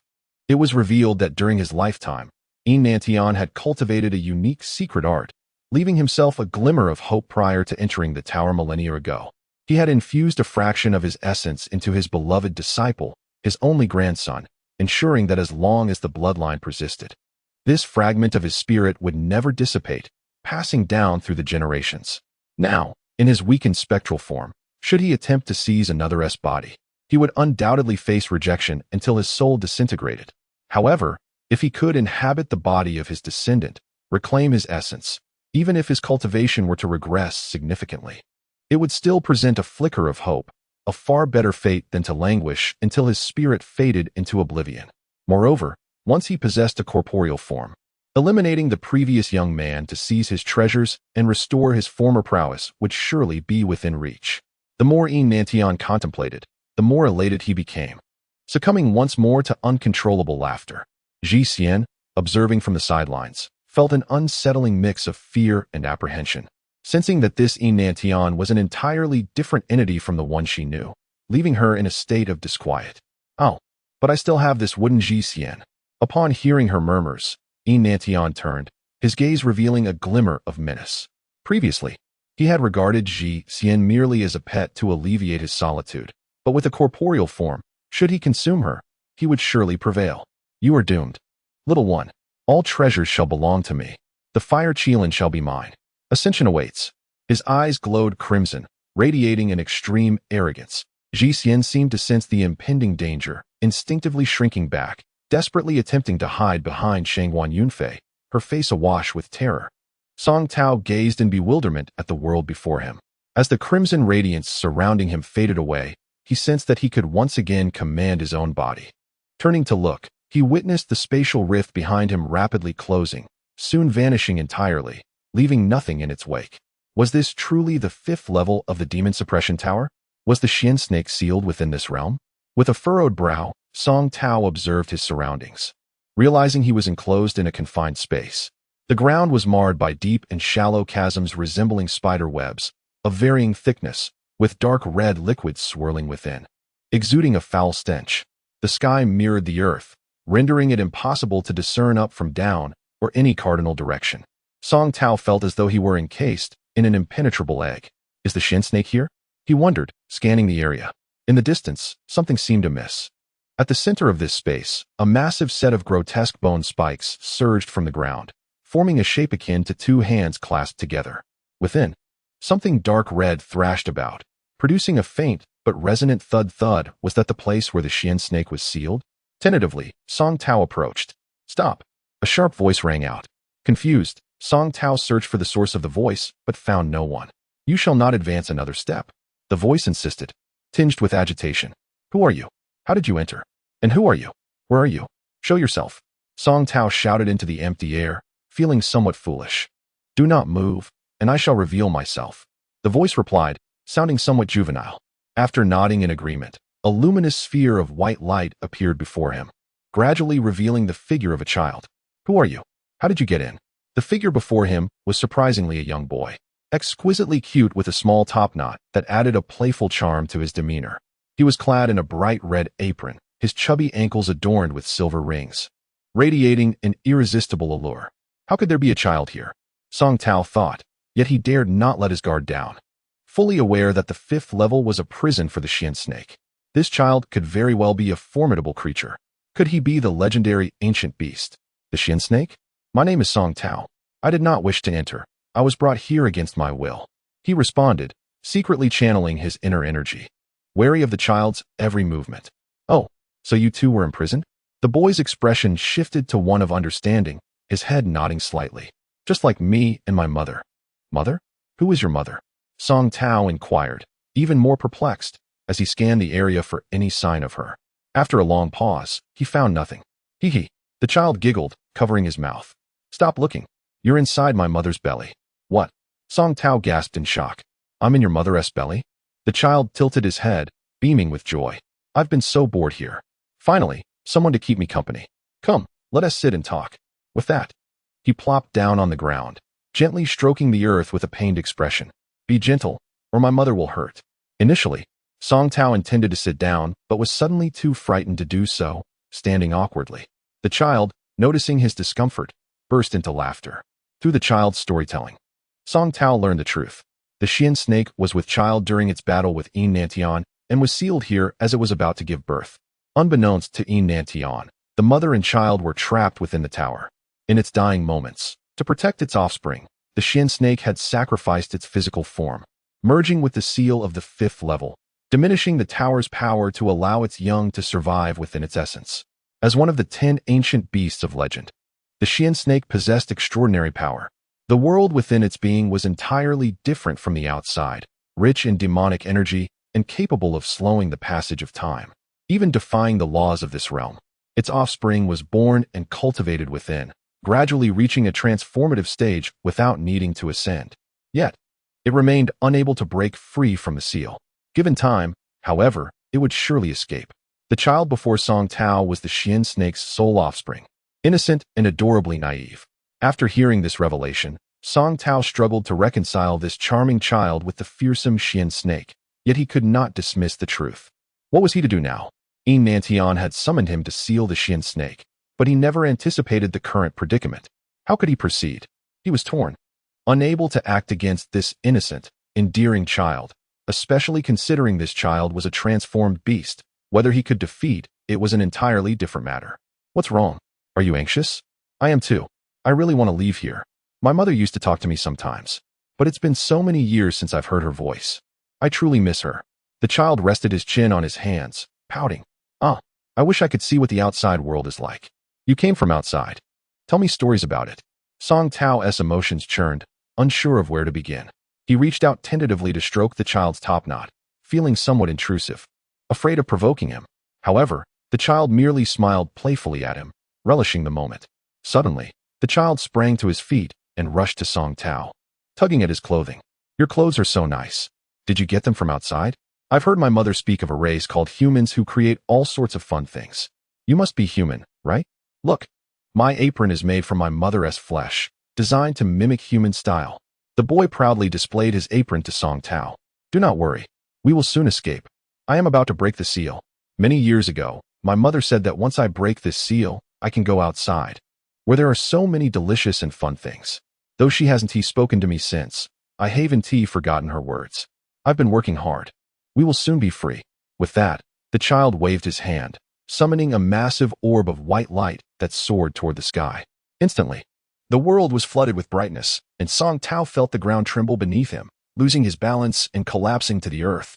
The child chuckled, raising his hand effortlessly to release an even larger sphere of light into the air. I regret this. I do not know if you are a descendant of mine, but I have no other choice. I must use your physical form. Yin Nantian murmured, his eyes glowing red. Though his words were apologetic, his face betrayed no hesitation. Rather, it was filled with exhilaration. Seated cross-legged before Shangguan Yunfei, he recited a complex incantation. A multitude of intricate Sanskrit characters flowed from his lips, gradually merging into Shangguan Yunfei's body. Finally, a brilliant azure light erupted, lifting Shangguan Yunfei's corporeal form as ethereal orbs of soul energy began to escape from within him. The 3 souls have departed.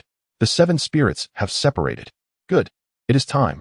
Yin Nantian let out a thunderous shout, and an enigmatic smile appeared on his face as he formed an unusual hand gesture, resolutely charging towards the corporeal form of Shangguan Yunfei. All the azure light was absorbed into Shangguan Yunfei's body in an instant, and with a thud, he collapsed to the ground. The surroundings fell into a tranquil silence. Ji Xian, having hidden nearby for a while, observed that Shangguan Yunfei lay still as if lifeless. Gathering his courage, he cautiously approached, intending to lean down and examine Shangguan Yunfei's face. Suddenly, Shangguan Yunfei's eyes flew open, radiating a piercing brilliance. Haha. Before he could rise, a series of maniacal laughs erupted from his lips. Ji Xian was startled and turned to flee. However, Shangguan Yunfei waved his hand gently and said softly, "Little Mu, it's me. Why are you running?" Ji Xian hesitated, slowing his pace as he cocked his head to scrutinize the now sitting Shangguan Yunfei, seemingly unable to comprehend the situation. "Little Mu, come here. Join me," Shangguan Yunfei urged with a warm smile. Ji Xian inquired in confusion. Hee, it's really me. Little Mu, hurry over." Shangguan Yunfei appeared slightly impatient, prompting him again. At last, Ji Xian, still hesitant, began to inch closer to Shangguan Yunfei. Hee. Shangguan Yunfei chuckled lightly, extending his arms. Ji Xian, trusting and joyful, rushed into his embrace. But unexpectedly, at that moment, Shangguan Yunfei's demeanor shifted. With lightning speed, he seized Ji Xian with his left hand, while his right grasped the Ji Ma beneath him, yanking it fiercely. A chilling wail echoed through the air. It turned out that Ji Xian and Ji Ma were inherently one entity, intertwined in flesh and blood. Shangguan Yunfei, or rather, Yin Nantian, had fully taken over Shangguan Yunfei's body and was now grinning wickedly, lifting the dripping Ji Ma to his mouth, chewing voraciously. "Let me consume a portion to replenish my vitality, while the remaining main part will be reserved for alchemical purposes. This will undoubtedly restore my cultivation to nearly its former glory," Yin Nantian murmured, emptying Shangguan Yunfei's storage bag and extracting a jade box to contain the remaining parts of Ji Xian. His gaze then fell upon the other unconscious cultivators. "Humph. You have no need to survive," Yin Nantian declared with malice, casually grasping Shangguan Yunfei's innate artifact, the crescent moon blade, and swinging it down towards the fallen cultivators. Instantly, a torrential rain of blood erupted. Wiping the splattered blood from his face, Yin Nantian grinned savagely. "Oh, what's this? A female cultivator?" He gently lifted the veil of Kai Xiaxianzi, his eyes widening in delight, saliva pooling. "Indeed, this little beauty is quite exquisite." Yin Nantian felt a stirring in his heart, recalling how many years it had been since he indulged in such pleasures. "Very well, I shall spare her life. She could serve as a cauldron for my cultivation." Thus, he discarded the crescent moonblade, his fingers moving like the wind as he pressed against several acupoints on Kai Xiaxianzi's body, still feeling a twinge of unease. After all, she was a golden core cultivator. Had it been his former self, her cultivation would have posed no threat. Yet, having just accomplished his soul snatching, his powers had diminished significantly. He could not risk being harmed by her, lest it tarnish his reputation. He then invoked incantations to set several restrictions on Kai Xiaxianzi, relieved only after confiscating all her storage bags and artifacts. Wiping the sweat from his brow, he indulged in a few lewd caresses on Kai Xiaxianzi, a wicked smile spreading across his face. Meanwhile, in the fifth layer of the world within the Xian snake's belly, Song Tao watched helplessly as the offspring of the Xian snake was on the verge of breaking free from its seal. Yet, he could not bring himself to strike. For compared to the giant-headed baby Yin Nantian, this offspring appeared far more benevolent. However, if he did not eliminate the Xian snake as progeny, how could he face Yin Nantian outside? Especially since his companions were likely in the latter's grasp. Others could perish without consequence. But Kai Xiaxianzi felt so familiar to him. She had saved him several times. How could he simply watch her perish? Resolutely, Song Tao gritted his teeth and stood tall, bellowing, "Stop!" The Xian snake's offspring was taken aback, tilting its head in confusion. "What is it? Don't you want to escape? I am so close to success. I cannot allow you to do that. I must seal you again," Song Tao stammered, unable to meet the clarity of its innocent eyes. "You absolutely cannot escape." "What?" the Xian snake's offspring exclaimed, its expression gradually darkening with hatred as it enunciated. "I will definitely go out." A silvery aura erupted around it, a powerful demonic energy surging skyward. Its once youthful and adorable face began to morph, revealing a greenish hue, though its features remained unchanged. Its expression twisted into a grimace of rage, hair cascading wildly, as if countless serpents writhed atop its head. "I must escape. This is my mother's only request. I will break the seal," the Xian snake's offspring declared vehemently. "Those who stand in my way shall perish." With a tilt of its head, the demonic energy around it exploded repeatedly, sending a shockwave towards Song Tao. "Hurry!" Song Tao dared not hesitate, unleashing a torrent of true energy to shield himself while swiftly summoning the chase wind sword, which danced around him like a jade dragon, forming a dense protective barrier to withstand the relentless onslaught of demonic energy. Even so, the sheer force of the energy forced Song Tao to stagger back several steps before he regained his footing. Humph! The Xian snake's offspring's eyes narrowed, glowing with bloodlust. With an annoyed grunt, it swung its arm, unleashing a white energy that surged forth like a great serpent, conjuring a massive python's head that opened its gaping maw to swallow Song Tao whole. Out of the tower, Song Tao felt an overwhelming surge of demonic energy pressing down on him like an immense mountain. Despite exerting every ounce of strength, he could only barely withstand it, his legs trembling and bending under the pressure. Humph! The son of the Xian snake disdainfully regarded Song Tao, and with a mere wave of his hand, the demonic aura coalesced into a spherical light, enveloping Song Tao and slowly lifting him into the air.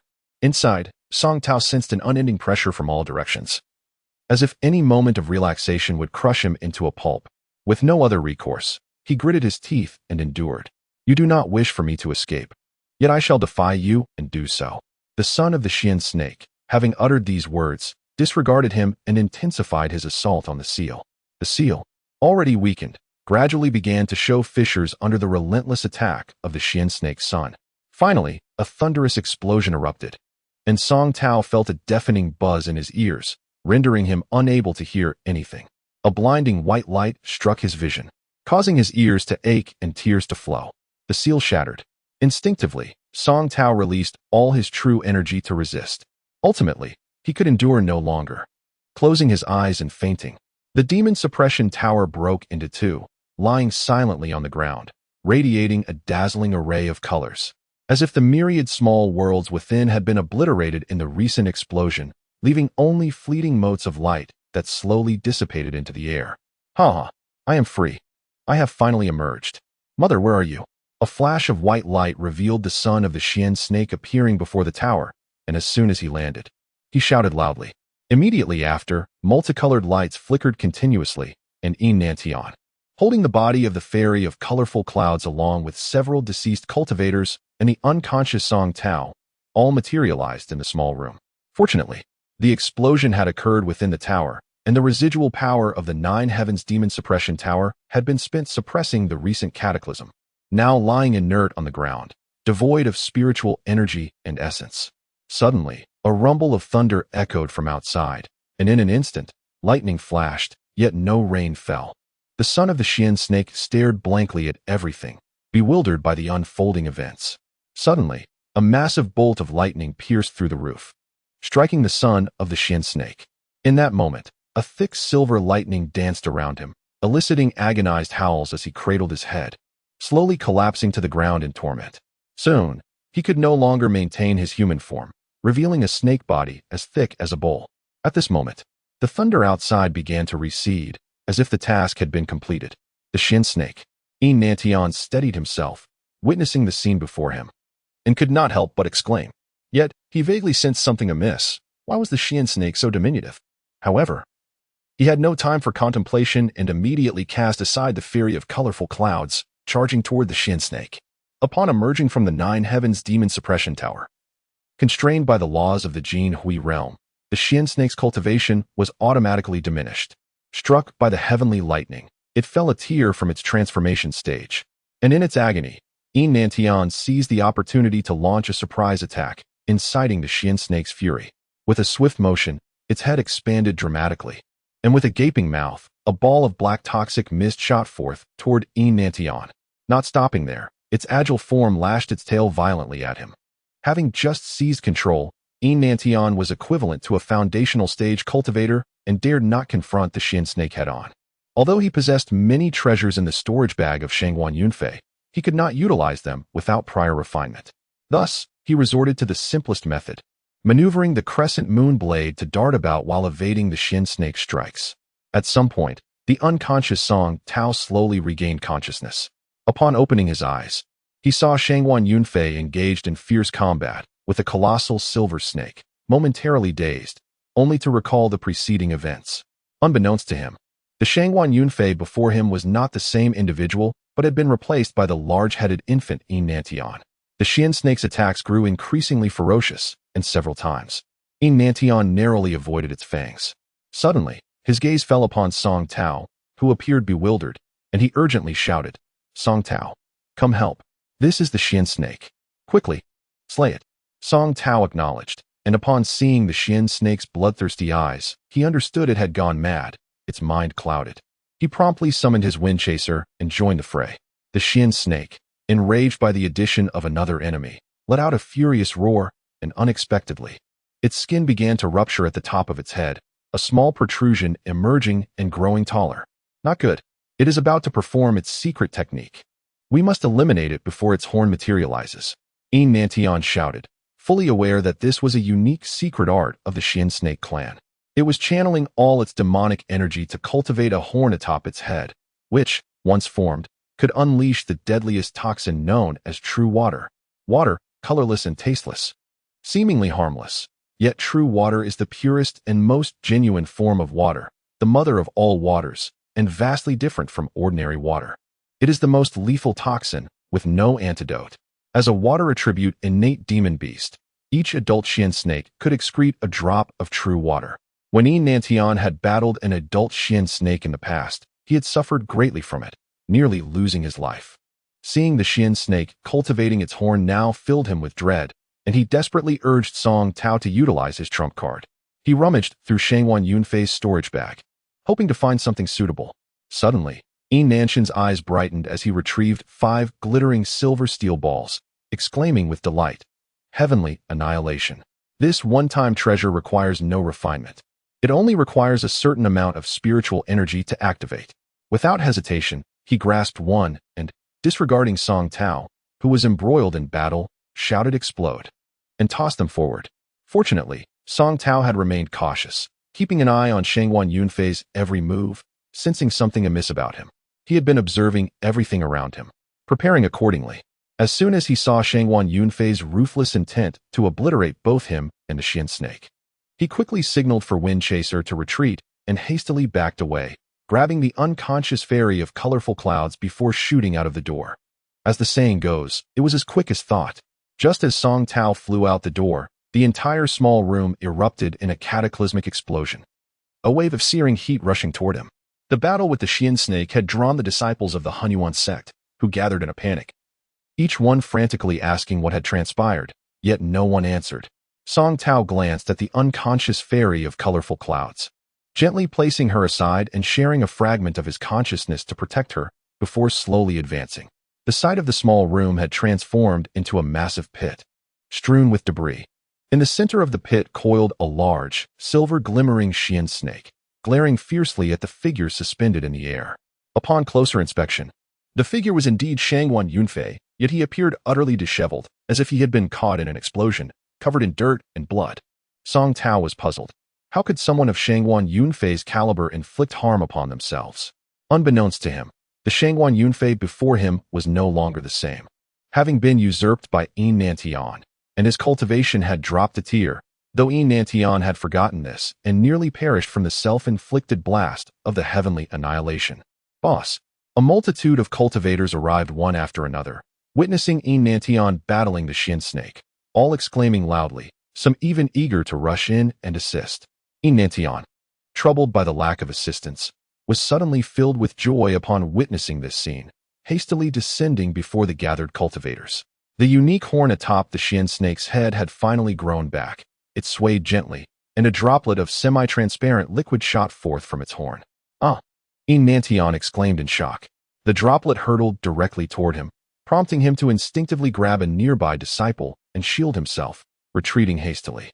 The droplet instantaneously penetrated the disciple's body, who let out no sound as he transformed into an ice sculpture, cold air wafting from his head, leaving those around him trembling in fear.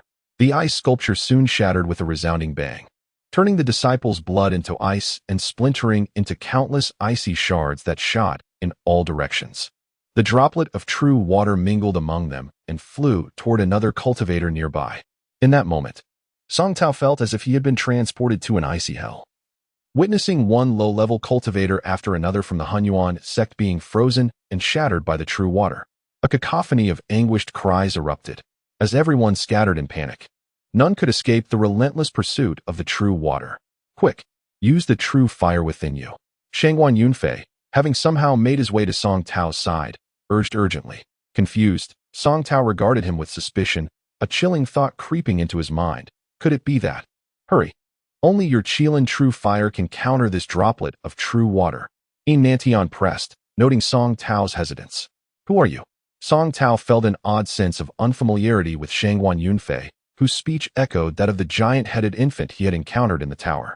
Hurry. If you don't want to die, act quickly. Yin Nantian shouted, witnessing the droplet penetrate yet another disciple, who silently vanished in an instant. As it approached them, he bellowed in rage at Song Tao, quick. Otherwise, I shall slay you instantly. Yet, he had forgotten that at that moment, Song Tao's cultivation far surpassed his own. The outcome of such a confrontation was uncertain. Upon hearing this, Song Tao became alert, realizing that Shangguan Yunfei might indeed be dead, and that the body before him belonged to the ancient cultivator he had seen in the tower. However, with the true water about to strike, he had no time for contemplation. He activated his true energy, chanting incantations. As the true fire transformed into a dragon shape and soared forth, the fire dragon roared, spewing massive fireballs toward the droplet of true water. Upon contact, the colossal fireballs emitted wisps of blue smoke, vanishing in an instant. The fire dragon opened its maw and consumed the true water, its belly turning blue as a series of crackling sounds erupted. Yin Nantian and Song Tao gazed in astonishment as the fire dragon was encased in a thin layer of ice, its red flames eerily frozen. With a resounding explosion, the fire dragon shattered into fragments, and the droplet of true water shot forth toward the two. It has shrunk. Yin Nantian's eyes lit up, realizing that the freezing of Song Tao's fire dragon had depleted a significant amount of the droplet's power, rendering it noticeably smaller. Gritting his teeth, Song Tao summoned a second fire dragon. The Xian snake silently teleported behind them, opening its massive maw to bite down. Yin Nantian, alert due to his extensive combat experience, casually tossed a yellow talisman, which transformed into a humanoid figure to take the bite for them. He quickly pulled Song Tao away. Release it, Yin Nantian commanded. Song Tao hesitated. Given his current abilities, conjuring two fire dragons was already a great strain, and his true energy was waning. Yin Nantian seemed to sense his struggle, rummaging through his bag to produce a mid-grade spirit stone, thrusting it into Song Tao's hand. Quick! Absorb the spirit energy and release it. This was indeed a considerable waste. Once absorbed, the mid-grade spirit stone would become a worthless rock. Reluctantly, Song Tao grasped the fire-attributed spirit stone, desperate as the Xian snake closed in and began to absorb its energy. The true water had shrunk to nearly invisible, yet it still wobbled menacingly toward them. Channeling all his true energy, Song Tao unleashed the largest fire dragon he could muster, which lunged at the true water. The Xian snake, sensing the impending demise of the true water, became frenzied, arching its body and releasing a dense black, poisonous mist. The chilling light from its horn shone ominously, and its massive head lunged toward them. The noxious gas was overwhelming, and Song Tao hurriedly covered his nose. Yet dizziness immediately struck him. The potency of the poison was formidable. Without hesitation, he retrieved a small golden bell from his storage bag. Grasping the bell tightly, he infused it with his entire true energy, causing a blinding golden light to erupt, unleashing countless razor-sharp sounds toward the Xian snake. What a treasure! Yin Nantian couldn't help but eye it with envy, his desire palpable. However, the Xian snake, with its tough skin and robust flesh, merely sustained a few superficial scratches from the barrage of sound blades, inciting its wrath. It instantly teleported before them, opening its gaping maw to bite down. Yin Nantian was startled, disregarding everything else. Gritting his teeth, he drew blood from his middle finger, releasing 3 drops that formed a complex talisman in midair, then bellowed, "Break." Instantly, a sea of blood materialized, countless hands emerging to strike at the Xian snake. The massive body of the Xian snake was pinned to the ground by the multitude of hands, a flash of blood light indicating it had sustained significant injury, remaining prostrate for a long while. Meanwhile, Yin Nantian's earlier spell had evidently drained his entire true energy. His complexion was pale, blood seeping from the corners of his mouth. Wiping away the blood, his expression twisted into one of fury. He widened his eyes, biting his tongue to draw more blood, and swiftly conjured 2 more complex talismans that shot toward the Xian snake. causing the sea of blood to surge once more, waves crashing down upon the serpent. Impressive, Song Tao marveled, realizing he had relied too heavily on magical artifacts in the past. It seemed he truly needed to seek out a place to learn other skills. Nantian, panting heavily, wore a vicious grin, believing this time victory was assured against the Xian snake. Yet, unexpectedly, a dazzling white light streaked across the sky, releasing several shining short swords that embedded themselves around the Xian snake, forming a peculiar pattern. With the Xian snake already on its last legs from Nanshan's assault, it was rendered immobile. 5 elements, binding dragon formation. A low shout accompanied the arrival of several unknown cultivators dressed in black, who raced through the air like meteors. Song Tao was taken aback. They were all late-stage golden core cultivators, numbering in the dozens, moving in perfect formation, exhibiting a disciplined demeanor. Nantian, in a state of exasperation, cried out, "Help! Capture them!" Yet, there was no response. Turning to search, he discovered that apart from the scattered corpses on the ground, there were no remaining members of the Hunyuan sect. Find. With the low commands of the black-clad cultivators, a towering white light enveloped the Xian snake, sealing it within. Though obscured from view, even Song Tao could feel the overwhelming killing intent. He quickly stowed the small golden bell and began to stealthily retreat to the periphery. "Do not touch my prize," Nantian roared in fury, having expended his own blood and vitality to near the slaying of the Xian snake, only to be interrupted by these unexpected interlopers, clearly intent on claiming the spoils for themselves. Nantian, disregarding his current low cultivation level, was consumed by rage and embarrassment, and he unleashed his fury. With a swift motion, the crescent moon blade was directed toward one of the cloaked figures. However, the black-clad man, displaying his impatience, waved his hand lightly, and a flash of azure light soared forth, severing the crescent moon blade in two, causing it to clatter to the ground. Nanshan's fury rendered him nearly speechless, and in his moment of desperation, he bit his lip in resignation, preparing to flee. Yet, unexpectedly, a streak of light shot in from the horizon, striking him down like a bolt from the blue. The remains of Shangguan Yunfei's shattered body fell gracefully to the earth, twitching a few times before falling still. From a distance, Song Tao sensed something amiss. Nantian had previously claimed to have formed a false infant, although he was bound by the laws of nature to possess only once. The fact that the flying sword merely destroyed his physical form should not have led to his demise. The group of black-clad figures, however, paid no further heed to Nantian, and instead turned their focus to the trapped Xian snake. Shortly after, a mournful cry pierced the air, and the white light dissipated. The Xian snake was dead.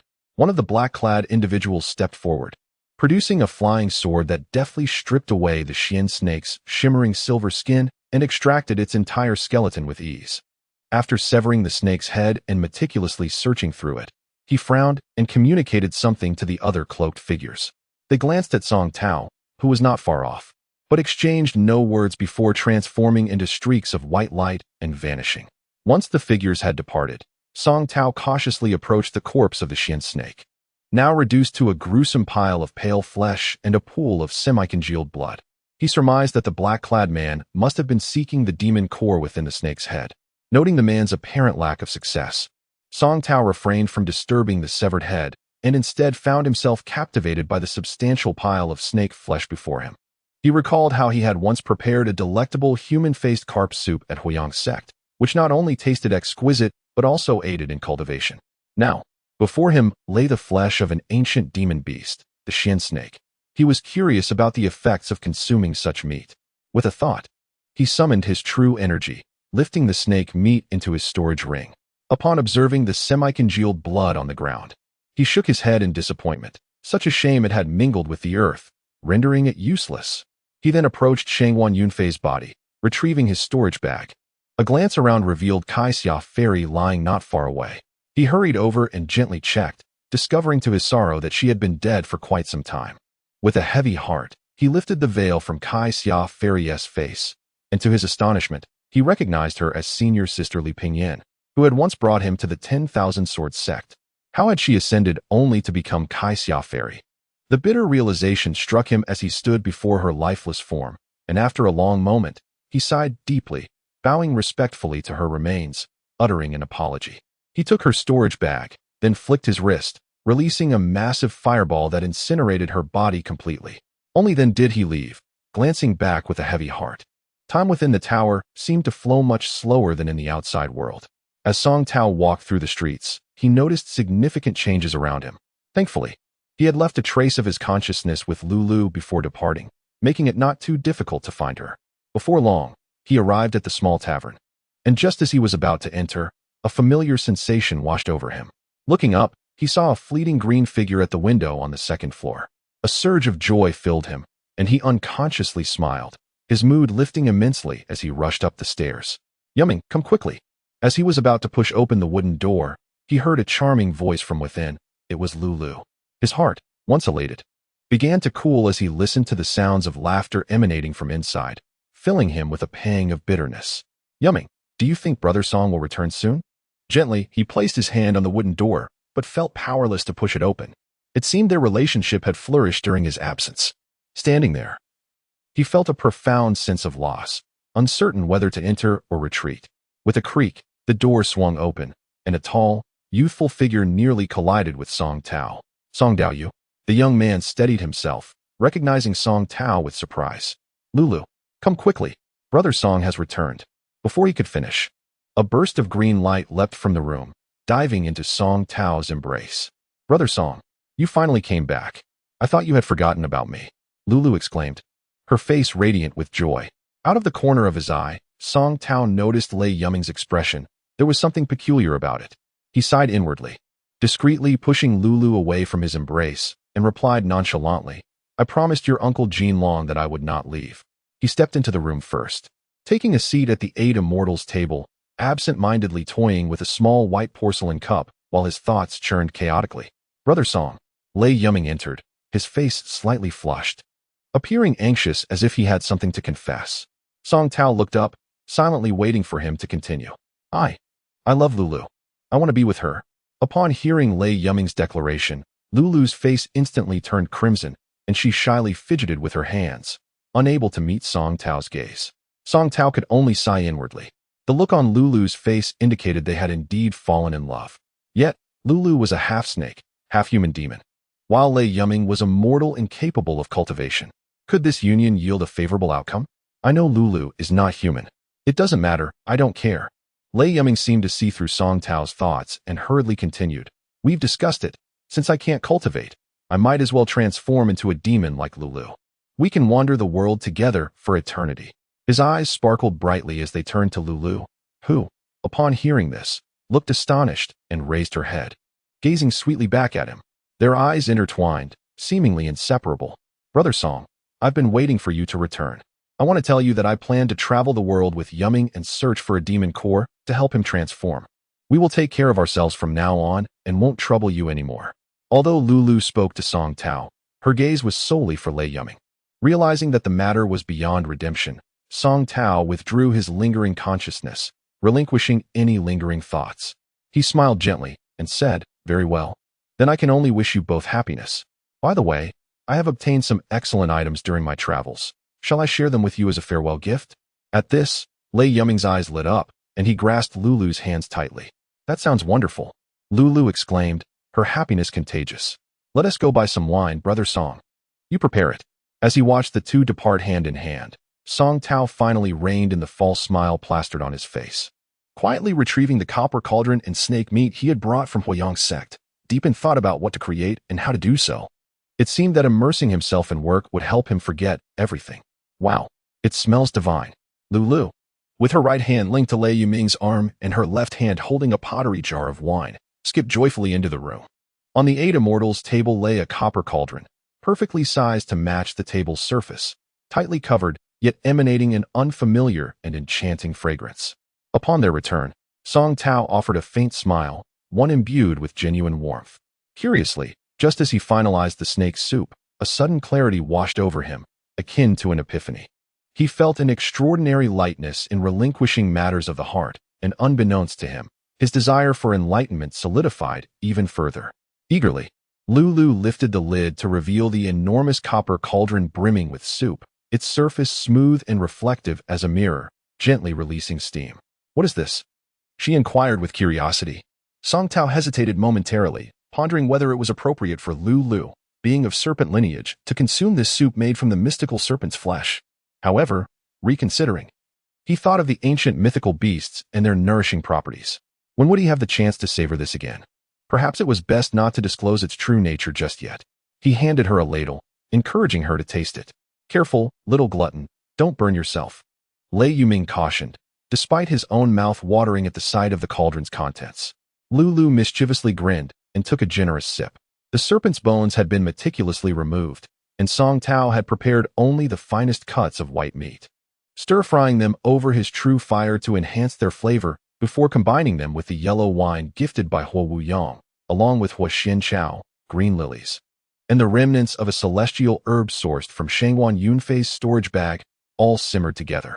At this moment, the white meat had transformed into a gelatinous texture, rendering its origins unrecognizable. As Lu savored the soup, she stood frozen in astonishment. "What is wrong, Lu? Are you okay?" Lei Yuming exclaimed, his worry evident. Song Tao, with a faint smile, scooped some soup into his own mouth, closing his eyes to relish the flavors, rich, sticky, and smooth, interspersed with delicate fragments of the smoky mushrooms, offering a delightful chewiness. He nodded in satisfaction and took another large mouthful. "This is amazing. What is this?" Lu finally exclaimed, her eyes sparkling as she disregarded all else and plunged her spoon into the cauldron.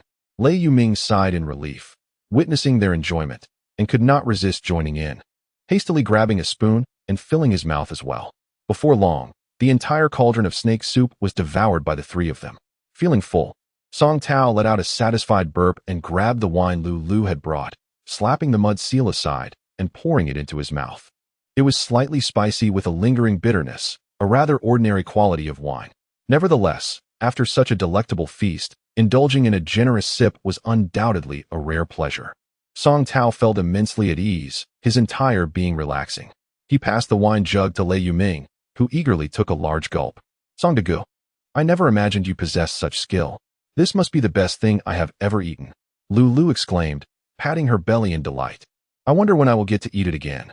Hearing this, Song Tao could not help but smile faintly. The ancient mystical serpent had long been extinct, and it seemed she would have little hope of tasting it again. Yet, he kept this thought to himself, taking another hearty swig from the wine jug. Not long after their meal, Song Tao felt a warmth rising in his abdomen, as if a fireball resided within him, causing his entire body to gradually heat up. "Ah, my stomach!" Lu cried out, beads of sweat forming on her forehead, bewildered by the sudden discomfort. Lei Yuming, sensing a similar burning sensation, turned pale as he realized the gravity of the situation. "What is happening to you?" Before he could finish, he anxiously reached into his robe, seemingly searching for something. Song Tao merely glanced at him, calmly stating, "If I wish for your demise, I would need to resort to poison." With that, he closed his eyes and seated himself on the ground, intently attuning to the sensations within him. Lei Yuming felt a flush of embarrassment at this, realizing the truth in Song Tao's words. He relaxed, observing Song Tao with renewed interest. Could it be that what they had just consumed was some kind of celestial treasure? Why else would he be meditating? As the fireball in his stomach expanded, it transformed into a gentle warmth that flowed through his entire being, soothing him to the core, even loosening his bones. After about an hour, Song Tao sprang to his feet, eyes wide open, feeling an inexhaustible energy coursing through him. He glanced at Lu and Lei Yuming, still seated on the ground, and offered a subtle smile. With a flick of his wrist, he summoned the wind-chasing sword and shot out the window like a streak of white light. As he soared, Song Tao gazed down at the earth, his mind racing with reflections on his recent experiences. He realized that, despite possessing the cultivation of the golden core stage, he lacked its true essence. If he continued in this manner, he would inevitably face dire consequences. It was prudent to conceal his cultivation level and seek out a sect for systematic training. Otherwise, returning to the royal city to ascend would prove to be a formidable challenge, especially with Zhao Yinlong undoubtedly obstructing him. According to Lei Yuming, Zhao Yinlong was vengeful, unwilling to spare even a worthless individual. If he ever discovered Song Tao's whereabouts, he would surely hold him accountable for all grievances.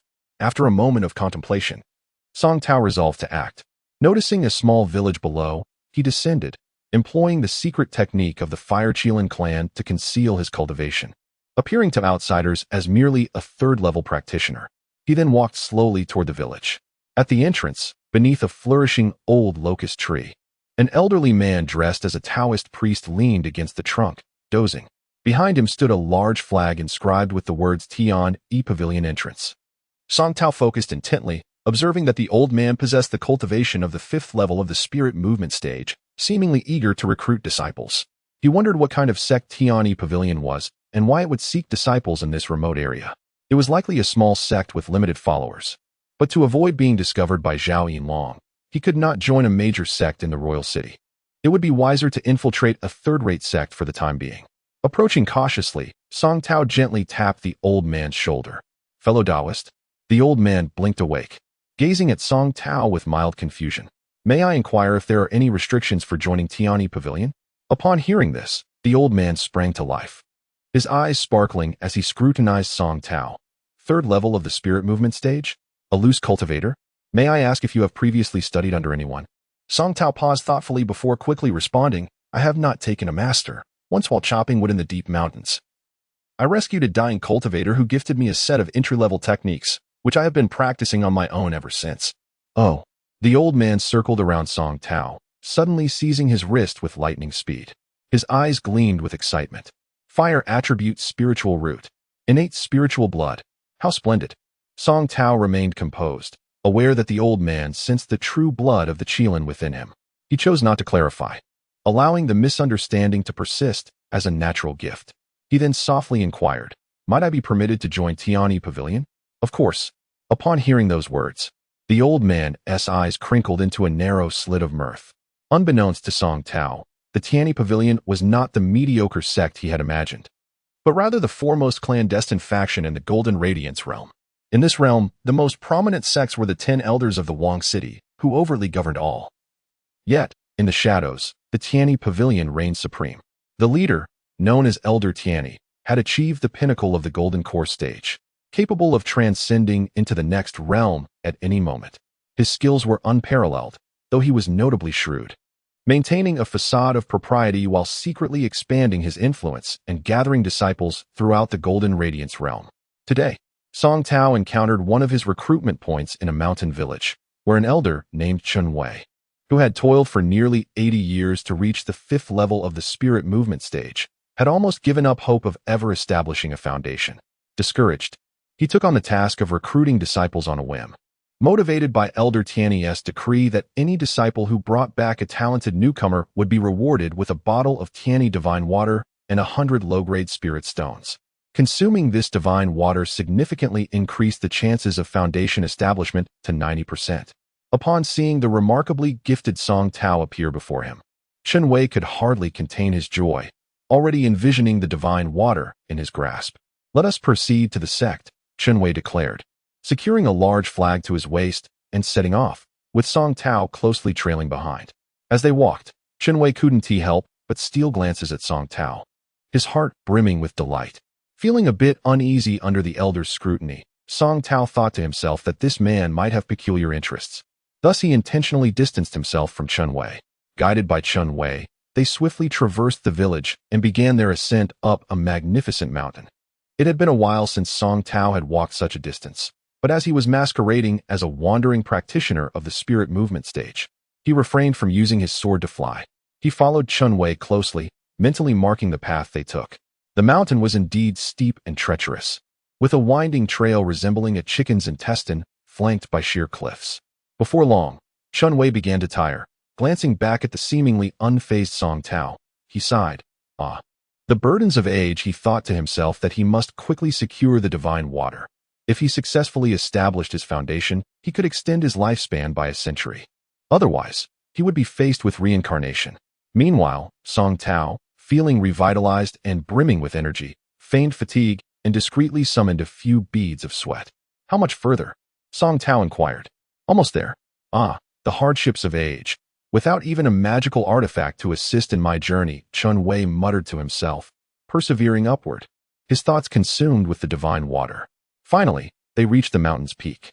As they rounded a bend, a splendid and antiquated gate, adorned with blue bricks and red tiles, came into view. Beyond the gate lay a winding path of bluestone steps, ascending into the clouds. Chen Wei regarded the path with hesitation but steeled himself, continuing onward. After considerable effort, they reached the end of the stone steps, where a blue stone wall loomed within the mist, and a figure could be discerned ahead. Song Tao cautiously extended his spiritual awareness, only to discover that the mist impeded his perception. Alarmed, he promptly retracted his awareness, adopting a nonchalant demeanor. As they approached, Chun Wei bowed deeply to the figure within the mist, exclaiming, "I, Chun Wei, disciple of the Tianyi Pavilion, have returned with a new disciple. May you open the door." Esteemed uncle, with a wave of his hand, he sent a blue waist token toward the figure. Moments later, a deep voice commanded, "Open," and the dense mist parted, revealing a passage. At the end of this passage stood a young cultivator, similarly attired to Chun Wei, though clad in light gray. He bore a small bun atop his head, secured with a hairpin of neither gold nor jade, appearing to be in his 20s. In contrast to Chun Wei, his features were striking, with delicate brows and a fair complexion, standing tall and handsome, yet exuding an air of indifference. He glanced at Song Tao and remarked, "Third level of Qi training? Chun Wei, your laziness grows more apparent. You were instructed to find a disciple of exceptional quality, yet you return with this?" Chun Wei hastened forward, whispering in the cultivator's ear. Upon hearing of Song Tao's innate fire attribute spiritual root derived from ancient bloodlines, the cultivator's demeanor shifted, and he scrutinized Song Tao more intently. "Are you certain this is indeed an ancient spiritual bloodline?" he inquired. Chun Wei nodded vigorously. The cultivator regarded Chun Wei with a knowing gaze, then led him inside. As Chun Wei cautiously guided Song Tao past the figure, they walked a considerable distance before Chun Wei whispered, "That is Wang Chong, the third disciple of our branch master at the Tianyi Pavilion. It is said he has reached the mid-stage of foundation establishment. He is proud and merciless. Do not provoke him." Song Tao nodded, sensing a lingering spiritual awareness trailing them, yet chose to remain silent. They had arrived at the Tianyi Pavilion's Ling Mountain branch, and Song Tao was taken aback by the grandiosity of the place, rivaling any sect he had encountered in Wang City. What if a golden core master discovered his concealed cultivation through a series of intricately designed, ancient buildings? They finally reached a magnificent hall. Chun Wei did not enter, but instead prostrated himself on the stone floor, declaring, "Disciple Chun Wei, under the name of my master, has descended to recruit disciples and has found one of exceptional talent. Please, master, make your judgment." Song Tao hurriedly bowed as well, contemplating the possibility of summoning his Wind Chaser sword should circumstances turn dire. After a prolonged silence, they remained still until hurried footsteps approached from behind. "Chun Wei, who permitted you to come here?" Turning to see the newcomer, Chun Wei exclaimed, "Master." The individual appeared to be in his 30s or 40s, dressed in gray robes, his face pale and beardless, radiating anger as he approached. "Peak of foundation establishment," Song Tao noted, feeling a sense of relief wash over him. "The master is in seclusion. What trouble are you stirring? Come with me."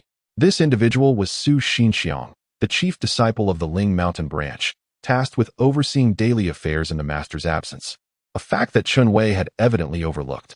Hastily, Chun Wei pulled Song Tao along to follow Su Xinxiang, eager to avoid disturbing their sequestered master. They navigated through an elegantly designed courtyard, surrounded by blue stone walls and purple sandalwood doors, imbued with charm. Upon entering the hall, Su Xinxiang took his seat at a carved Wangwali wood table and sternly inquired, "Lu Wei, after so long, you return with such an aged disciple? Do you dare present yourself before the master?"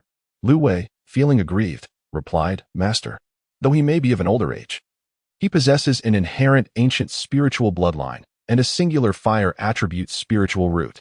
That is why I brought him back." "Is that so?" Su Xinxiang's interest piqued. He rose and approached Song Tao, carefully examining him. He extended 3 fingers, delicately resting them on Song Tao's wrist. Song Tao could not help but chuckle to himself, having concealed his cultivation level with the unique secret arts of the Fire Qilin clan.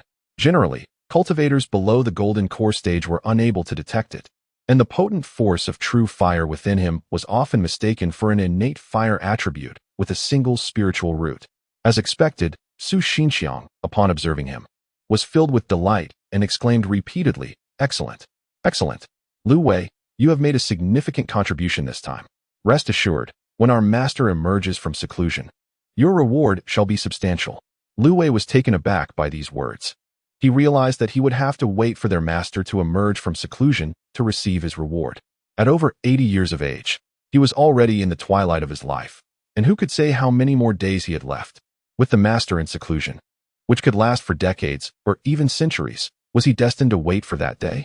Grimacing, he implored, "Master, you see, I am already over 80.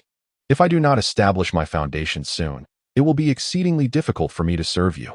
Do not speak further. The Heavenly One Divine Water is a precious treasure of our sect. If our master does not emerge, who could possibly bestow rewards upon you?" Su Xinxiang retorted angrily. "That is indeed true," Lu Wei said with a wry smile, hoping he could wait until that day. He dared not utter another word. Su Xinxiang looked at him and sighed. "I have watched you grow up. Naturally, I do not wish to see you perish." With a flick of his hand, a bottle of elixir flew towards him. "You have been stuck at the 5th level of the spirit movement stage for quite some time. Today, having made a significant contribution, I shall reward you with a bottle of heavenly marvelous pills to assist in your cultivation." This was certainly better than nothing, and Lu Wei's face brightened as he accepted it. "All right, you may leave now," Su Xinxiang instructed. Lu Wei hurriedly dashed away, clutching the elixir. Su Xinxiang turned to Song Tao, his gaze sharp as a blade. "How did you cultivate to the 3rd level of the spirit movement stage? Do you have a master? If you are concealing anything, I will not show mercy." Unperturbed, Song Tao calmly recounted the story he had shared with Lu Wei. Su Xinxiang remained silent for a long while, simply observing Song Tao. Song Tao met his gaze, wide-eyed, when suddenly he felt a jolt in his mind, as if a wisp of divine consciousness had entered his being. Not daring to delay, he quickly conjured a false memory in his mind, using his consciousness to obscure other recollections. In that instant, the divine consciousness flickered away. Su Xinxiang displayed a hint of fatigue on his face after reviewing the fabricated memory. Satisfied, he waved his hand. "Good. I shall accept you as a 3rd-generation disciple of the Tianyi Pavilion's Lingshan branch on behalf of our master."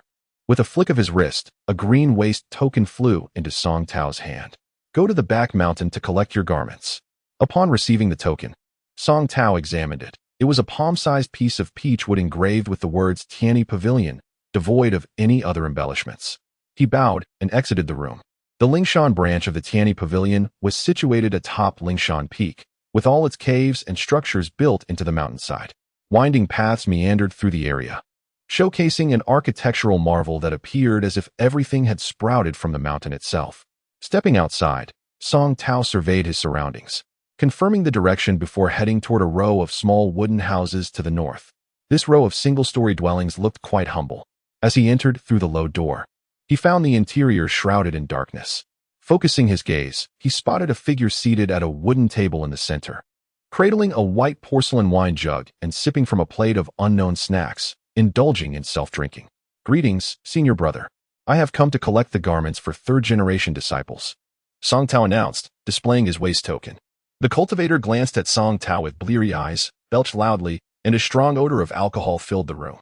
He slowly rose, rummaged through a dark cabinet, and tossed a stack of garments toward Song Tao.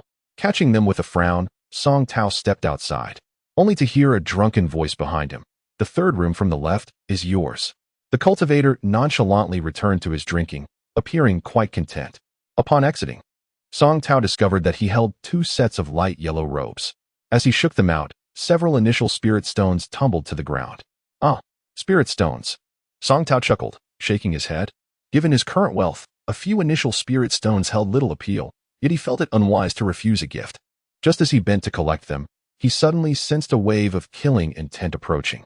Swiftly, he sidestepped, witnessing a gleaming sword shoot past him, quivering slightly as it struck the ground beside the spirit stones. Turning around, he saw a rotund, boisterous disciple clad in yellow striding toward him, accompanied by a lanky figure resembling a monkey, sporting a sinister grin. "What do you want?" Song Tao asked, displeased. "Hey, are you new here?" The hefty cultivator's companion chimed in, smirking. "So what if I am?" Song Tao could vaguely predict the unfolding events. These two were likely the type to bully newcomers and seize their belongings. "Do you know who he is?" The monkey-like disciple pointed proudly at the plump figure. "He is the direct descendant of Ning Taisu, the chief disciple of our sect's founder, Tianyi Laoren." After delivering this boastful proclamation, he eagerly awaited Song Tao's astonished reaction. However, Song Tao merely replied indifferently, "And what of it?" He silently bent down to pick up the spirit stones, disregarding their presence as he attempted to leave. "You, Ning Xiaoyi," the rotund disciple, was infuriated by Song Tao's indifference to his status and bellowed, "Drop the spirit stones. Get lost." "What did you say?" Song Tao halted but did not turn around, forcing the words through clenched teeth. He was no longer merely a fledgling cultivator. Even in his early days at the Wanjian sect, those who had once uttered such derogatory remarks to him had long since met their demise. "Get lost. Do you not understand? Or do you want to crawl through my legs?" the monkey-like disciple foolishly added. Upon hearing this, Song Tao's expression turned as frigid as ice. Yet he understood that violence was not an option here. Slowly turning to face the arrogant duo, he relaxed his grip, causing several spirit stones to clatter to the ground. "Humph." Ning Xiaoi, seeing this, assumed Song Tao was intimidated and puffed out his chest, signaling the monkey-like disciple to retrieve the stones. The monkey-like disciple nodded eagerly and stepped forward, his eyes gleaming as he said, "Kid, pick up the spirit stones and hand them over to me. Otherwise, prepare for trouble." Song Tao remained unperturbed. Unexpectedly, the monkey-like disciple, seeing he was being ignored, suddenly lunged forward, drawing the sword from the ground and thrusting it towards Song Tao. In a swift motion, Song Tao turned, pinching the sword between his fingers. With a surge of true energy, the gleaming blade shattered into countless fragments. "Ah!" The monkey-like disciple gasped in shock, turning to Ning Xiaoi in panic. "Is it just because you've practiced martial arts? What are you so proud of?" Ning Xiaoi's complexion paled. Yet he feigned bravado, convincing himself that this person must have trained in worldly martial arts before entering the sect, thus capable of breaking the sword's edge. With that thought, he produced a small azure jade bottle from his waist. "Let me show you my prowess." He uncorked the bottle and hurled its contents towards Song Tao. Instantly, a massive wave erupted from the bottle, crashing towards Song Tao. In response, he concentrated his true energy, summoning a colossal fireball in his right hand to meet the approaching tide. "Haha, this is a protective treasure bestowed by my ancestor from the Ning family. How can your fireball, at the spirit movement stage, possibly contend with it?" Ning Xiaoi exclaimed triumphantly, raising his chin as if victory was assured. Yet, to his surprise, Song Tao merely snorted coldly, and with a swift motion of his left hand, conjured another equally massive fireball to confront the oncoming wave. This time, it was the turn of the lean monkey-like cultivator and Ning Xiaoi to be utterly astonished. In mere moments, Song Tao effortlessly conjured 4 or 5 enormous fireballs, encircling the massive wave, which instantly evaporated into a wisp of white smoke that dissipated into the air. This. Ning Xiaoi could hardly believe his eyes. Was this truly a cultivator in the spirit movement stage? How could such a simple fireball technique be executed with such extraordinary finesse in his hands? Yet the aura emanating from this individual undeniably indicated that he was indeed at the third layer of the spirit movement stage. The two exchanged glances, at a loss for words. "Humph." Without sparing them another glance, Song Tao turned and walked away. "Just you wait. I won't let you off the hook. I'll summon my family's ancestor to deal with you," Ning Xiaoi declared defiantly after a moment of stunned silence. Song Tao did not respond, yet at that moment, a murderous intent began to brew within him. This person must not be left alive. He discreetly divided a fragment of his consciousness, marking the two of them, biding his time until an opportune moment to act. The lean monkey-like cultivator, seeing Song Tao depart, sidled up to Ning Xiaoi and began to flatter him. "Ninggu, your magical treasure is truly formidable. That lad must be terrified of you, not daring to utter a sound. Indeed, this jade vial is a staple for every direct descendant of the Ning family in the spirit movement stage. Once unleashed, even a foundation establishment cultivator must retreat, let alone a mere boy at the third layer of the spirit movement stage." Ning Xiaoi laughed proudly. Unbeknownst to them, Song Tao, overhearing their conversation, merely sneered coldly, thinking to himself, "You, little chubby one, are doomed. You've truly encountered a formidable opponent. My grandfather is not merely at the third layer of the spirit movement stage, but a cultivator at the golden core stage. Just wait, you shall suffer for this." The intention to annihilate the two lingered in the air. Song Tao returned to the designated wooden cabin, discovering that it was shared with another cultivator, a spirited individual named Ma Tianlei, who was at the 4th level of the spirit movement stage. Ma was notably warm and welcoming, but after a brief exchange of pleasantries, Song Tao changed into the attire of Tianyi Pavilion and settled onto his wooden bed to meditate. Observing Song Tao's diligent demeanor, Ma Tianlei chose to focus on his own cultivation without further conversation. with his eyes closed in contemplation. Song Tao utilized a fragment of his spiritual awareness to monitor the actions of Ning Xiaoyi and the emaciated monkey-like cultivator. Indeed, within the ranks of the third generation, they behaved with brazen arrogance. Ning Xiaoyi seized whatever he desired, and the slender monkey served as his accomplice, occasionally teasing the lower-ranked female disciples. The onlookers, intimidated by his status, could only see it in silence. As dusk approached and mealtime arrived, Song Tao witnessed Ning Xiaoyi and the monkey cornering a rather attractive female disciple of the second level of the spirit movement stage in the forest behind the mountain. Intent on committing an egregious act, the young woman, her face marred by indignation and despair, found herself powerless against the two men, unable to escape as her garments threatened to be stripped away. Surveying the surroundings, Song Tao recognized an opportune moment. The tranquil forest was devoid of onlookers. As everyone had gathered in the dining hall, he had intentionally lingered in his cabin and, upon confirming the area was clear, swiftly summoned his wind chaser, transforming into a streak of white light racing towards the mountainside. Upon arrival, he found the female disciple pinned beneath the corpulent Ning Xiaoyi, who had rendered her unconscious from sheer fright. The monkey-like cultivator stood nearby, salivating in anticipation, clearly experienced in such nefarious deeds. With silent fury, Song Tao approached from behind. In a swift motion, he unleashed the wind chaser, wrapping it around the necks of the two miscreants like a silken serpent. Their heads tumbled to the ground, blood gushing forth as their lifeless bodies slumped to the earth.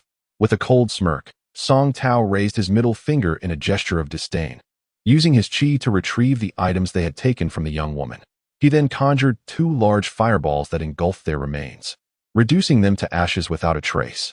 To his surprise, the corpulent one possessed a storage pouch. Examining the verdant pouch closely, he noticed a small silver character inscribed in the corner, reading Ning. Upon opening it, he discovered a considerable number of low-grade spirit stones, possibly several hundred. Alongside them lay a diminutive jade vial, seemingly a low-tier magical artifact, and an assortment of mundane treasures, including several bottles of wine, which made Song Tao's mouth water in disbelief. He shook his head silently and stowed the pouch into his storage ring, noting that the monkey-like cultivator bore little of value, merely a few low-grade spirit stones and a sword. As the remnants of the charred bodies merged with the earth, leaving no trace behind, the still unconscious female disciple remained unharmed.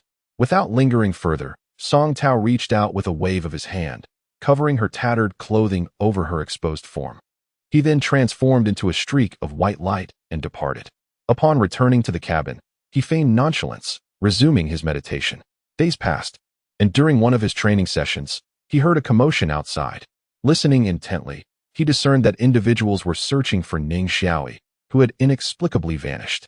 Fortunately, Ning Xiaoyi, relying on his status as a direct descendant of the Ning family, often indulged in worldly pleasures, neglecting his cultivation, making his absence for several days not particularly alarming.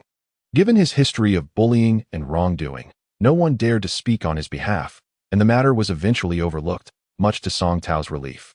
After a month of cultivation, the day arrived for the master uncle to hold a discourse. It was fortuitously the turn of Wang Chong to guide the disciples. On the appointed day, Song Tao arrived early at the designated hall, which was filled with pale yellow cushions scattered across the stone floor, already occupied by a few disciples.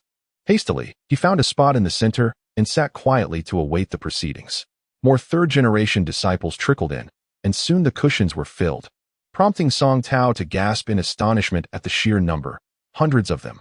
This sect, even as a branch, boasted an incredible assembly of third-generation disciples, a truly astonishing sight. Suddenly, a young attendant burst forth, lifting a bronze gong and striking it thrice, producing a resonant sound. Instantly, the disciples fell silent, as if even the air had ceased to stir. Wang Chong emerged from the back hall, his gray robes accentuating his fair complexion, and took a seat upon a colorful cushion at the head of the assembly. Today, I shall address your inquiries. If you encounter any issues or feel stuck in your progress, feel free to voice them, he said calmly. A profound silence enveloped the room. The disciples exchanged wary glances, all too familiar with Wang Chong's notorious cold demeanor, quick to punish any perceived disrespect. No one dared to speak. After a prolonged pause, a female disciple timidly raised her hand and asked, "Master Uncle, I have recently been troubled by what seems to be a voice echoing in my ears during meditation. It is quite challenging to focus. Wang Chong glanced at her, his expression icy. Ignore it. Close your eyes and concentrate. To see without distraction is to be free of sight. A cultivator should not heed the sounds of the world. Yet, the ears are the gateway to the spirit. Thus, one must listen without letting it disturb the heart. When the heart remains undisturbed, the spirit finds tranquility. It is essential to master the art of ignoring both sight and sound. At your current level of only the second stage of spirit movement, if you cannot accomplish this, perhaps you should consider marriage instead of cultivation. The female disciple's face flushed crimson, and she fell silent, deterred from further inquiry. The remaining disciples, witnessing Wang Chong's demeanor, were equally intimidated into silence. Intrigued, Song Tao ventured, Master Uncle, would you impart some combat techniques to your disciple? Wang Chong's eyes widened in surprise, and he glared at Song Tao, reproaching, you wish to build a tower with an unstable foundation? Do you not realize the folly of your aspirations? With your mere second level of spirit movement, you lack the qualifications to study such matters. When you reach the 5th level, then seek me out. With that, he turned away, disregarding Song Tao entirely. Left without a retort, Song Tao regretted not showcasing his 5th level prowess, but after merely days into his training, rapid advancement would surely raise suspicion. He awkwardly touched his nose, opting for silence. Ma Linger, have you encountered any bottlenecks recently? Wang Chong suddenly inquired, breaking the silence after a considerable time. The individual addressed was a petite and beautiful female cultivator.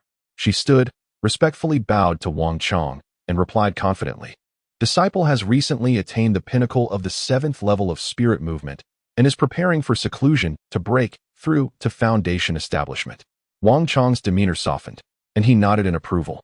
The surrounding disciples gasped and murmured among themselves. Song Tao listened intently, learning that the leader of this branch, Wang Chong, had 3 major disciples, Su Xinxiang, Feng Yiming, and himself, each vying for supremacy. Ma Linger was Wang Chong's top disciple, consistently ranked among the top 3 in strength among the 3rd-generation disciples, and with her impending breakthrough, it seemed Wang Chong's influence would surge accordingly. Chenwei, how have you been faring? Wang Chong suddenly turned and mentioned the name of Su Xinxiang's senior disciple, Chenwei, inquiring, I have heard that you were rewarded with a vial of Tianyao Dan by your master. Pray tell, how is your cultivation faring now? Chenwei's face flushed crimson, and he stammered, I have made some progress. You have yet to break through the 6th level of the Lingdong stage. Chenwei, you were among the first of the 3rd-generation disciples to enter Ling Mountain-S branch, yet your cultivation remains stagnant. Do you not feel a sense of shame? Wang Chong reprimanded sternly. Chenwei felt his head droop in embarrassment and dared not utter a word, standing awkwardly in silence. The intent behind these words is but to undermine Su Xinxiang, Song Tao mused inwardly, clearly recognizing that Chenwei was aligned with Su Xinxiang. Wang Chong was evidently attempting to elevate himself by belittling others. Yet, in comparison to that Ma Ling-er, Chenwei indeed fell woefully short. Wang Chong abruptly shifted the topic, stating, the Tianyi Pavilion's decennial Tianqi trial is imminent. How are you all preparing for it? Tianqi trial? Song Tao perked up, intrigued. What was this? He was utterly unaware. Each time the Tianqi trial occurred, our Ling Mountain branch received a spirit talisman, selecting the top 10 outstanding disciples to enter. They could engage in fierce competition, and the final 3 who emerged would be designated as elite disciples, sent for training in our sect. With merely over a month remaining, you all must strive diligently. Upon hearing this, Song Tao was taken aback. Would this not lead to many casualties? What sort of moral compass did the Tianyi Pavilion possess to gamble with lives and trials? He furrowed his brow, observing that the other 3rd-generation disciples were filled with uncontainable excitement, eagerly anticipating the event. Very well. If there are no further questions, you may disperse. The Tianqi trial commences in a month. In 10 days, our Ling Mountain branch will hold preliminary matches to select participants. Prepare yourselves accordingly. With that, Wang Chong waved his hand, signaling for everyone to leave, and he rose to depart. Song Tao deliberately searched for his fellow disciple, Ma Tianlei, and upon spotting him, noticed the same exhilaration etched upon his face. He hastily approached, asking, Senior Brother Ma, could you enlighten me on the nature of the Tianqi trial? Ma Tianlei, upon seeing Song Tao, eagerly began to explain. It turned out that the elder Tianyi possessed a treasure known as the Tianqi gourd, which originated from an ancient cultivator's tomb of unknown provenance. Its power was immense and heavily fortified, Even Elder Tianyi could only unlock 3 layers of its restrictions, permitting the use of 3 functions. First, to draw in cultivators below the golden core stage. Second, to absorb the spiritual energy of heaven and earth, creating a self-contained realm rich in spiritual essence, approximately 10 times that of the outside world, beneficial for Lingdong stage disciples to establish their foundation. And third, to enlarge or shrink at will, rendering those and objects contained within oblivious to their presence. With just these 3 capabilities, the item could indeed be deemed a treasure of immense value in the Jinhui realm. Elder Tianyi, with a burst of inspiration, devised a trial for his Lingdong stage disciples to engage in combat and cultivate within, ensuring that only the elite would remain, thereby strengthening the sect. Thus, the decennial Tianqi trial was instituted. What benefits accrue from becoming an elite disciple? Song Tao inquired further. Oh, the benefits are manifold. Ma Tianlei's face flushed with excitement at the prospect. Elite disciples could enter the Tianqi gourd for cultivation at any time outside the trial, where the abundant spiritual energy would yield remarkable results. Additionally, the sect provided each disciple with 10 mid-level spirit stones, 100 low-level spirit stones, a vial of Tianmiao Dan each month, and the chance to receive personal guidance from Elder Tianyi himself. Furthermore, those fortunate enough might even be rewarded with several lower-grade magical treasures. At this point, Ma Tianlei and Apos' expression dimmed slightly. Alas, my cultivation is too insufficient. I fear even the preliminary matches in 10 days will be difficult for me. Upon hearing this, Song Tao's mind began to whirl with thoughts. Regardless, he had already attained the golden core stage. Gaining entry to the Tianqi gourd might require considerable effort. Whether he could even enter remained uncertain. The rewards of spirit stones and treasures held little allure for him. As for the Tianmiao Dan, it seemed more suited for Lingdong stage disciples and would not greatly benefit him. As for Elder Tianyi's guidance, he was more concerned about exposing his true abilities. Yet, the Tianqi gourd did possess a certain allure. However, such a precious item would undoubtedly be guarded closely by Elder Tianyi, making it unlikely to be easily obtained. It seemed this opportunity was merely a double-edged sword for him, neither particularly beneficial nor entirely dismissible. With a slight smile, he reassured Ma Tianlei, "Do not be disheartened, senior brother. It is but once every decade, is it not?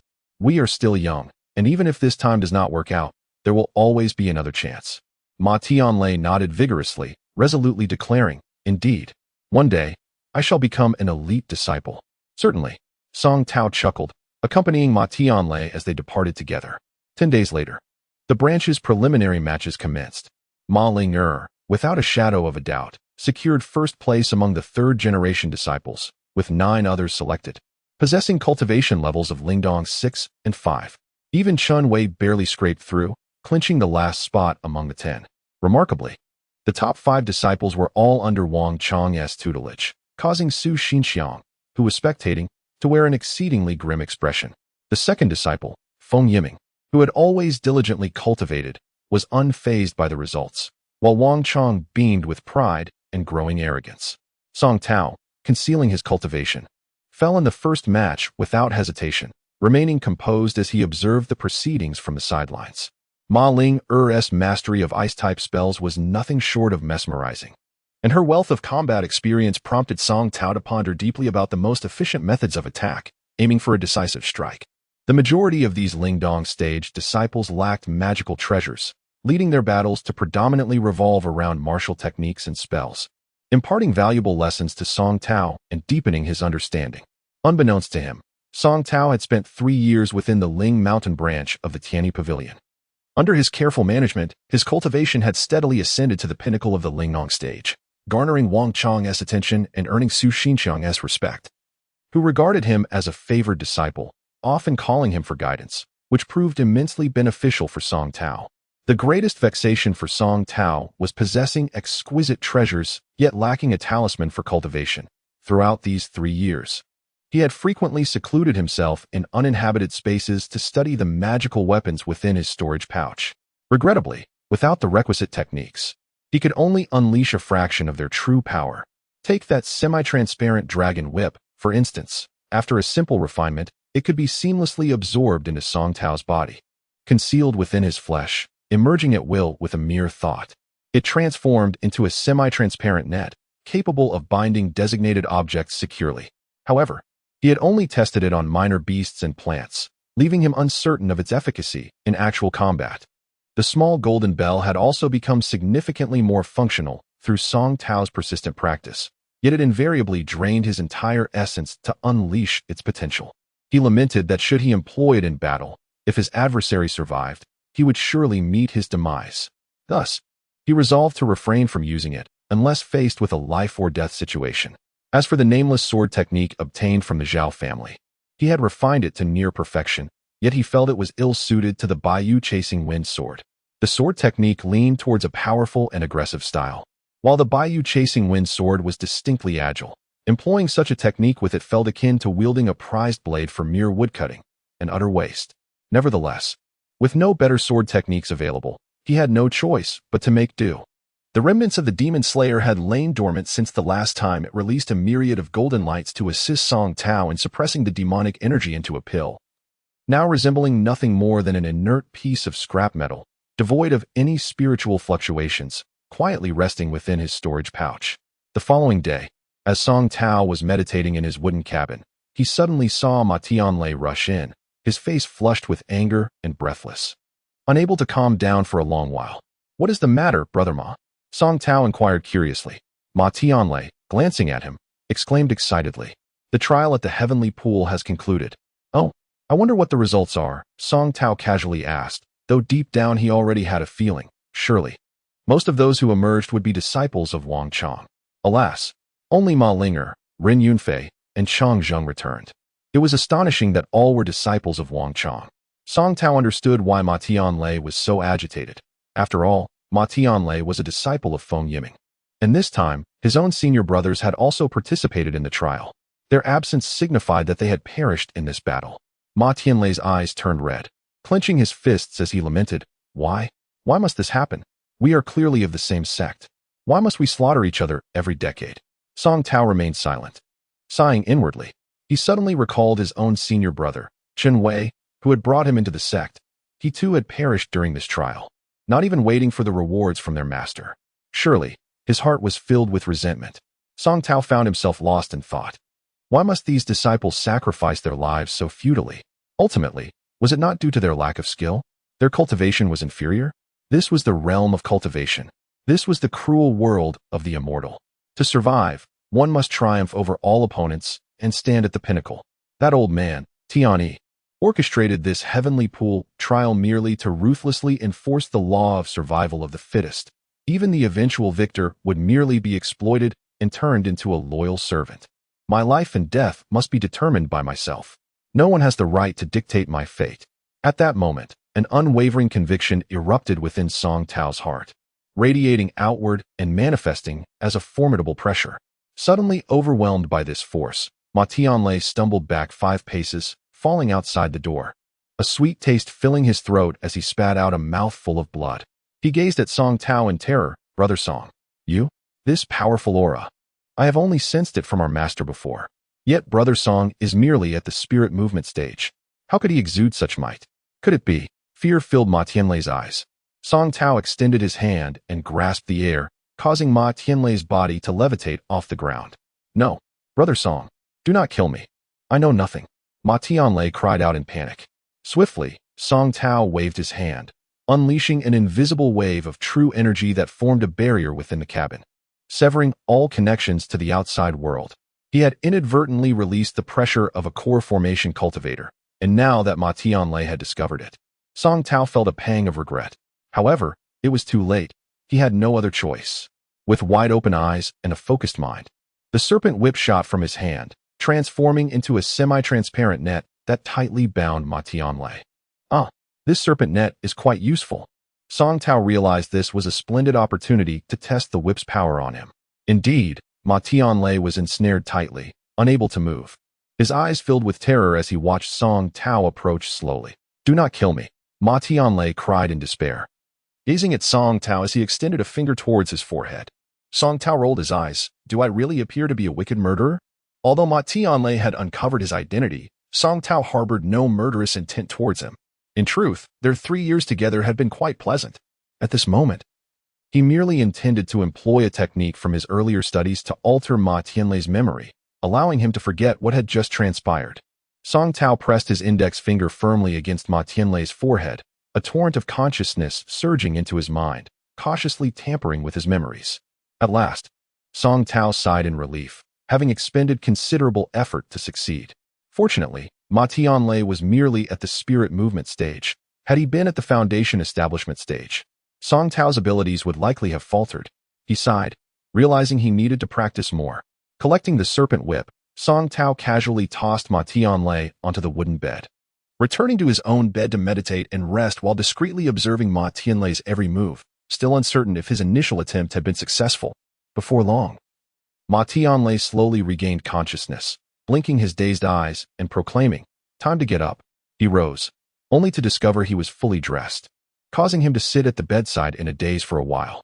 Finally, he looked up at Song Tao and asked, "Brother Song, what did I do yesterday? Why do I feel so exhausted? Did I fall asleep without undressing?"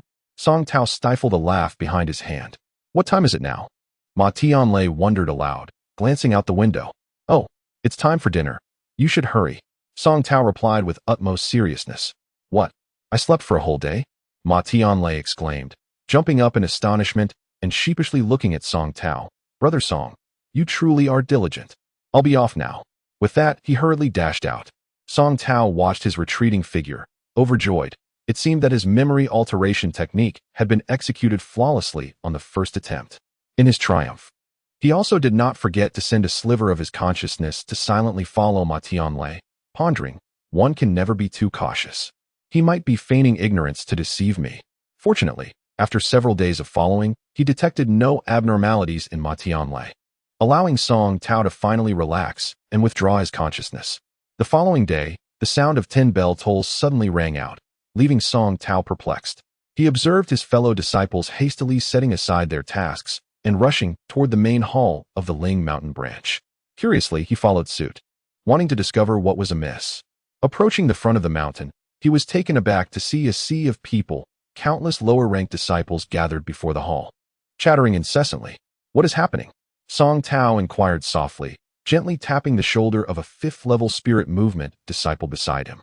The disciple turned, recognizing Song Tao's mastery at the peak of the spirit movement stage, and respectfully replied, "Brother, the bell ringing signifies a gathering of all disciples. The 10 chimes indicate urgency. A matter concerning the survival of the Ling Mountain branch of Tian-E Pavilion, compelling all disciples to assemble immediately." "Ah, I see." Song Tao smiled knowingly at him, glancing forward as the hall doors swung open, revealing 3 figures emerging in succession: Su Xinxiang, Ma Yiming, and Wang Chong. Su Xinxiang raised his hand, and the disciples fell silent, attentively watching the trio. Suddenly, they all knelt to the ground in unison, proclaiming, "We, Su Xinxiang, the first disciple of Master Haoyan, Ma Yiming, the second disciple, and Wang Chong, the third disciple, kneel to welcome the esteemed messenger of the ancestor Tian-E." Everyone was left dumbfounded, instinctively bowing in the direction where the 3 were kneeling. Half an hour passed, and they still dared not rise, while the sky remained eerily still. Song Tao felt an overwhelming sense of boredom. Just as he was about to lower his head for a brief respite, he suddenly felt a stirring in his consciousness. He focused intently and saw a shadow rapidly approaching from the depths of the rising sun in the east. It drew nearer, and soon, the other disciples also caught sight of the shadow, which grew larger and larger, revealing itself to be an enormous centipede, grotesque in appearance and measuring about 1,000 feet in length. Its dark, glossy exoskeleton emitted wisps of black mist that coiled around it, only to be devoured by itself, presenting a truly terrifying sight. Upon closer inspection, Song Tao's spiritual sense discreetly probed the creature and discovered that perched atop its massive head was a figure clad in black robes, eyes closed in meditation. This, he surmised, must be the envoy they had spoken of. Upon further examination, he found that the envoy possessed only the cultivation level of a perfected foundation establishment, which eased his mind as he quietly observed the envoy's every move. The centipede soared above the hall, gradually shrinking until it matched the length of the hall's roof before gently landing atop it, resting. The envoy in black stood up, leaping lightly to stand before the 3 kneeling disciples, and calmly said, "No need for excessive formality." The disciples trembled in fear at the sight of the massive centipede. A beast of such monstrous proportions, its surrounding black aura clearly toxic, evoking dread with just a glance. Where is your master? Summon him forth. I come bearing the ancestral decree, the envoy declared. The three stood up, and Su Xinxiang cautiously replied, Envoy, my master, the supreme being Hao Yin, is currently in seclusion, striving to break through his bottleneck. It would be unwise to disturb him at this moment. Might I convey your message to the ancestor on his behalf? How dare you? The black-clad envoy's expression darkened, and he reprimanded. Do you dare to defy the orders of the ancestor? Please, envoy, quell your anger. Wang Chong hurriedly stepped forward, presenting a bulging storage pouch into the envoy's hands. Just a small token of respect. We beseech you not to take offense. The envoy glanced at the pouch, and his demeanor softened slightly. What is the purpose of your visit, envoy? My master instructed that all matters, great and small, be handled by my senior brother during his absence. If it is convenient, could you inform my brothers and me first? Wang Chong inquired cautiously. Well, under normal circumstances. The envoy's tone indicated he was somewhat pleased with Wang Chong's cleverness. Wang Chong quickly nudged Su Xinxiang, who promptly produced a storage pouch even larger than the previous one and handed it to the envoy. The black-clad envoy then stated, The ancestor commands that all disciples of the Ling Mountain branch assemble, divided into 3 teams according to their cultivation levels, led by the supreme being Hao Yin, to depart immediately and station 30 miles outside the Wang city, awaiting further instructions. Su Xinxiang, Ma Yiming, and Wang Chong were taken aback. What is the ancestor planning? Despite standing in the crowd below, Song Tao, a golden core cultivator, had already extended a sliver of his spiritual sense to clearly hear the conversation among the 4. He was equally astonished, pondering, could this movement indicate an impending conflict with Wang City? Over the years since Song Tao had arrived at the Ling Mountain branch of the Tianyi Pavilion, he had gained some understanding of the sect. He realized it was not the minor, reclusive sect he had initially imagined. Evidently, the old man of Tianyi harbored ambitions regarding the power in Wang City, secretly nurturing his own influence, waiting for the right moment to contend with the 10 elders. Now that he was taking action, it seemed something was stirring within Wang City. Wang Chong's face darkened as he considered the gravity of the matter. After a moment of thought, he addressed the envoy. This matter is of great importance. It appears we, as disciples, cannot make a decision. We implore you to wait a moment while we inform our master. Su Xinxiang's expression revealed a hint of panic, unsure of how to proceed. Very well. Here is the plan. You shall first gather the disciples and divide them into 3 teams, and I will take them away. One of you may remain to inform the supreme being Hao Yin, and then join us later, the black-clad envoy said, his tone softened by the 2 storage pouches. Thank you, esteemed envoy. Wang Chong, quick-witted as ever, immediately bowed in gratitude. He exchanged glances with Su Xinxiang and said, Senior brother, you should go inform the master. I and second senior brother will gather the disciples and proceed with the envoy. Su Xinxiang's face turned ashen. The supreme being Hao Yin had explicitly instructed that this journey was to break through his bottleneck to achieve the perfected golden core stage. Any disruption could jeopardize his master's efforts, and the resultant ire would surely be directed at him. Yet, with no other option, he could only nod reluctantly and bow to the black-clad envoy before slowly retreating to the back courtyard. Wang Chong promptly organized the disciples into 3 teams, with him and Feng Yiming each leading one, while a capable disciple at the peak of the spiritual movement stage was designated to lead the last team. The 3 teams stood orderly before the hall, awaiting the envoy's command. Due to his cultivation at the peak of the spiritual movement stage, Song Tao was assigned to the team led by Wang Chong, where he discovered that nearly 100 members possessed cultivation levels around the 7th layer of the spiritual movement stage, making it indeed the strongest team among the 3rd-generation disciples. Ma Yiming seemed indifferent to the proceedings, merely directing his team to stand in formation. The black-clad envoy surveyed the disciples with satisfaction, then suddenly produced a dark ceramic flute from his sleeve.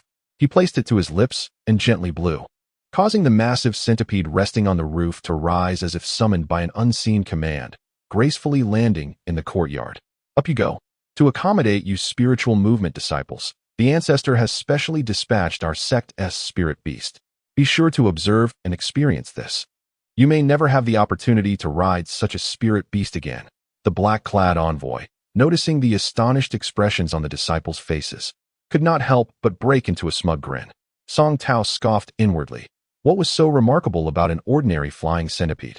It was merely larger and more venomous than usual, nothing more than a crawling insect. If his fire chilin were to manifest, it would surely terrify these inexperienced individuals. Nevertheless, he feigned astonishment and trepidation, carefully climbing onto the centipede's back alongside the others. Once all three teams had boarded, the black-clad envoy leaped lightly to the creature's head and began to play a strange melody on the ceramic flute. The centipede responded and slowly took to the skies, its body gradually expanding back to its original 1,000-foot length as it sped off in the direction from whence it came. "Disciples, take your seats," Wang Chong commanded, prompting everyone to sit down.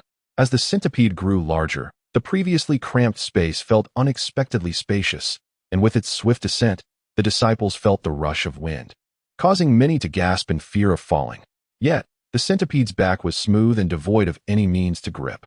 The black-clad envoy cast a disdainful glance at the fearful expressions of the disciples, snorting in contempt and waving his hand. The centipede's speed slightly decreased. Wang Chong, seeing this, quickly stepped forward, saying, "Thank you, envoy, for your consideration. Your ability to command our sect's spirit beast speaks volumes of the ancestors' esteem for you. Your future is surely boundless." Wang Chong lavished flattery upon the envoy, shedding his usual aloof demeanor. The envoy's expression softened, clearly pleased by the praise. Song Tao could hardly contain his amusement at the sight. After a few days of travel, Song Tao finally beheld a familiar landscape below, a majestic mountain range. The stronghold of the Huiyang sect, slowly coming into view. He felt a sense of anticipation, for it was here, at this very location, that he had spent a tranquil period after his ascension to the Golden Radiance stage. As the melodious sound of the ocarina echoed, the centipede immediately responded by descending. A fierce wind swept through, causing several disciples to cry out in alarm, teetering dangerously as if about to fall. Song Tao, with his energy concentrated in his dantian, allowed a faint aura to emanate from his body, enveloping him entirely and rendering him impervious to the gusts. Nevertheless, he feigned instability, swaying left and right. The ground, once a dense forest, now lay bare, revealing a stark white expanse where trees had been felled. Several agile cultivators sat cross-legged in silent meditation. Nearby stood a few quaint wooden houses, exuding an aura of spirit and authority. Song Tao surmised that a high-ranking cultivator must reside within. He exerted his utmost to conceal his cultivation level and stealthily retreated towards the rear of the group, wishing to avoid drawing attention. In a swift turn of events, the centipede landed gently on the ground, stirring up a cloud of dust. Its length diminished considerably, and many disciples, jostled by the crowd, were pushed off its back. Fortunately, they were not far from the ground and suffered only minor embarrassment without any serious harm. "Everyone down," commanded the cloaked figure in black. The crowd hurriedly followed Wang Chong and Ma Yiming as they descended from the centipede's back.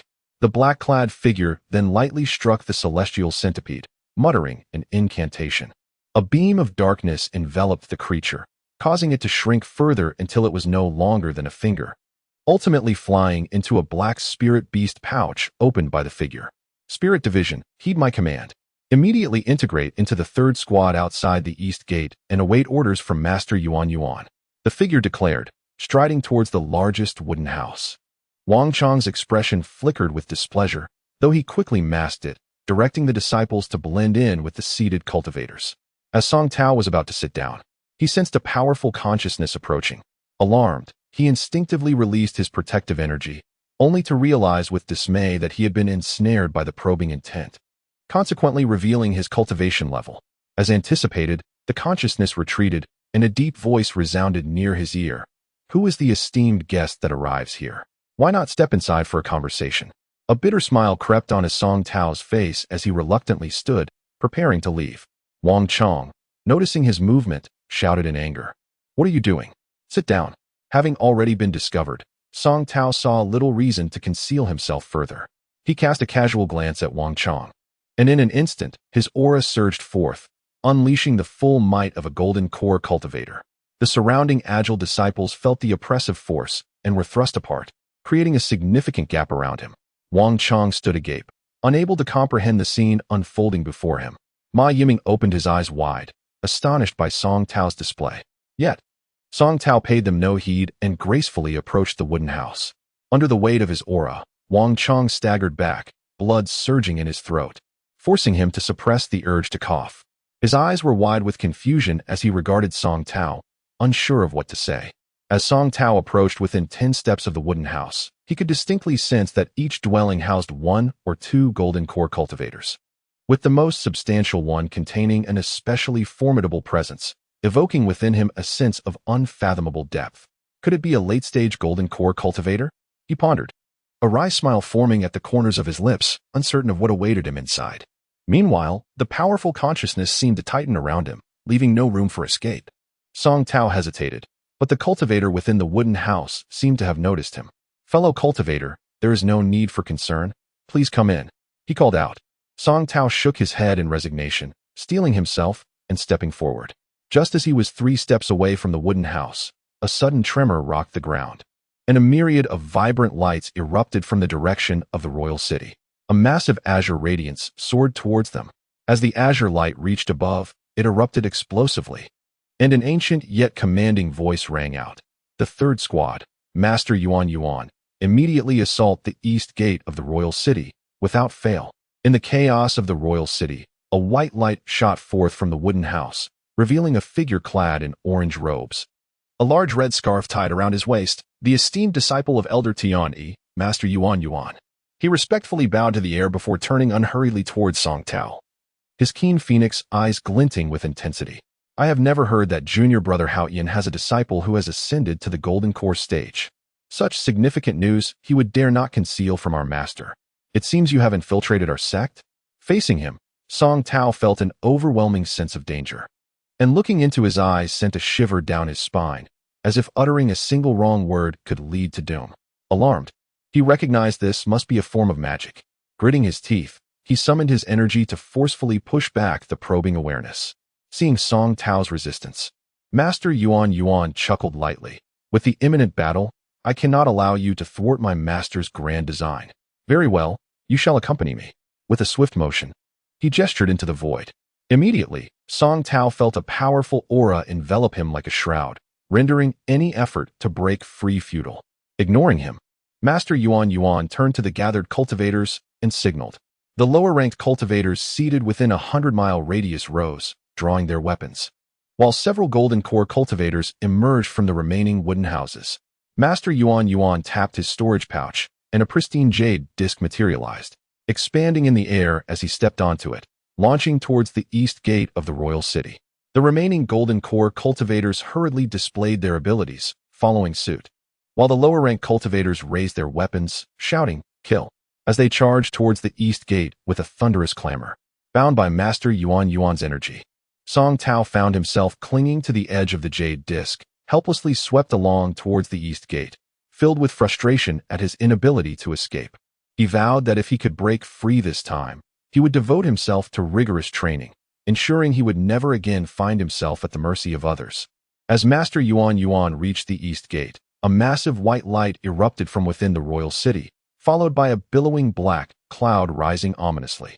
Startled, Master Yuan halted his escape, swiftly releasing several treasures and casting protective barriers within a 3-zhang radius, fortuitously ensnaring Song Tao as well. Just as the clouds parted, a tremendous force surged forth, and the front line of lower-ranking cultivators wailed in despair, their bodies visibly disintegrating as if an unseen hand were grinding them to dust. What extraordinary power is this? Song Tao gasped in astonishment, pondering how he might withstand such a spell if he were exposed. Such might. Could it be a self-destructing golden core? Master Yuan fell into deep thought, knowing no artifact capable of such devastation had yet emerged. Just then, the black clouds began to dissipate, and Master Yuan suddenly sensed a familiar force within. Master? His complexion changed dramatically as he hastily formed a hand seal, forcefully directing the jade pendant to soar toward the royal city. The further it traveled, the greater the resistance became. After the explosion, the entire royal city was enveloped in a cloud of dust, rendering visibility impossible beyond 3 feet. Zhao Yinlong, you wretch! A voice filled with grief and anger erupted from the vicinity of the teleportation platform. Master, the expression on Yuan's face turned grim. Could it be that the one reduced to a mere fragment was his own master, the venerable Tianyi? He inhaled deeply, producing a palm-sized green leaf-shaped banana fan from his storage pouch. Yuan unleashed a stream of true energy towards the fan, which immediately expanded to a height surpassing a person, shielding him as he directed it forward with a flick of his finger. Instantly, a tempest arose, dispersing the swirling dust and revealing several figures. The once resplendent ascension platform now lay in ruin, littered with heaps of corpses, while the intricate formation etched into the ground remained intact, as if protected by some unseen force. The figure standing and laughing maniacally was none other than Zhao Yinlong, drenched in blood. Whether his own or that of others was indiscernible. His hair, a strange mix of black and white, danced eerily in the air, and in his hand, a gleaming green dragon spear sparkled ominously, dark tendrils swirling at his feet, intensifying his malevolent aura. Master! Yuan could scarcely believe his eyes, the white-haired elder lying before Zhao Yinlong. Reduced to a mere half of his former self, was indeed his master, the pinnacle cultivator of the Golden Course stage. How could he have been defeated by Zhao Yinlong? The upper half of Tiany's body was a gruesome sight, bloodied and mangled. Yet, even in his weakened state, he struggled to utter, "You vile wretch. I will not spare you. Master, I'm coming." Yuan's face was etched with despair as he saw Wang Chong and Ma Yiming leading the remaining disciples rushing towards them, only to be stunned by the horrific scene before them. Yuan promptly raised 2 fingers and formed a complex hand seal, unleashing the massive banana fan, which emitted a myriad of azure lights directed at Zhao Yinlong. Even a mere grain of rice dares to compete with the bright moon. Zhao Yinlong's expression darkened as he snarled, merely raising the green dragon spear and slicing through the air, creating an invisible barrier upon which the myriad azure lights were rendered impotent. "Rise!" Yuan shouted, and the fan soared into the air, expanding further as it bore down upon Zhao Yinlong, who seemed unfazed, grinning wickedly as he tossed the green dragon spear skyward. It spiraled like a dragon towards the enormous fan, resulting in a brilliant explosion of light. Amid Yuan's lamentations, the fan was pierced by the spear, trembling as it lost its brilliance, gradually shrinking back to a palm-sized leaf that fluttered down. "You villain! How dare you destroy my treasure?" Yuan stammered, nearly at a loss for words. At that moment, the ailing Tiany suddenly pointed his finger, sending a beam of azure light straight into Yuan, penetrating his mind. "Flee! Disciple, flee!" Tiany managed one last sentence before a mouthful of blood erupted from him, his head tilting as he succumbed to death. "Master!" Yuan realized that the azure light was none other than their sect's treasured Tianqi gourd, which Tiany had nurtured beneath his own consciousness. Seeing no way to defeat Zhao Yinlong, he had reluctantly passed it to Yuan, hoping he could escape with the treasure. "Humph! You hid it so well. Do you think this worthless disciple can escape?" Zhao Yinlong scoffed, observing Tiany's final act with a cold smirk. With a casual gesture, the green dragon's spear trembled and descended into his grasp. A sinister smile crept across Zhao Yinlong's face as he advanced toward Yuan step by step. Suddenly, a radiant light surged toward Yuan from behind. "Brother, am I too late?"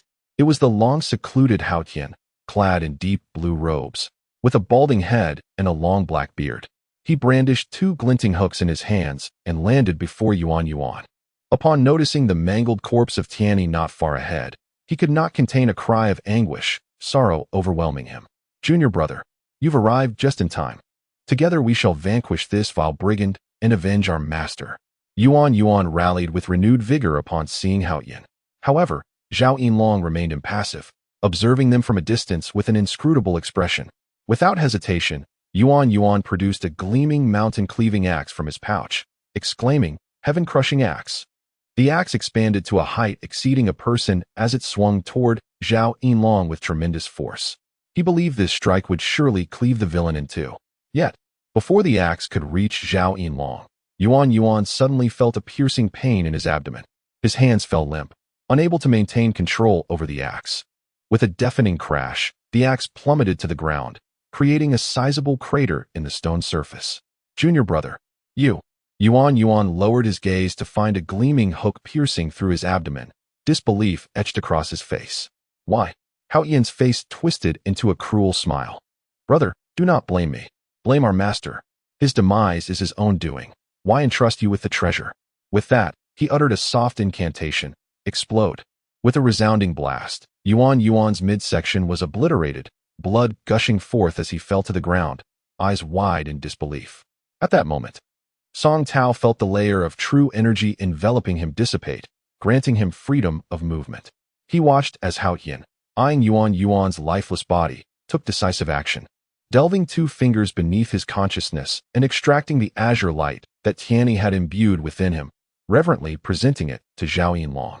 Seeing the satisfaction on Zhao Yinlong's face, Song Tao seized the opportunity to stealthily slip away toward the teleportation array. Who told you to move?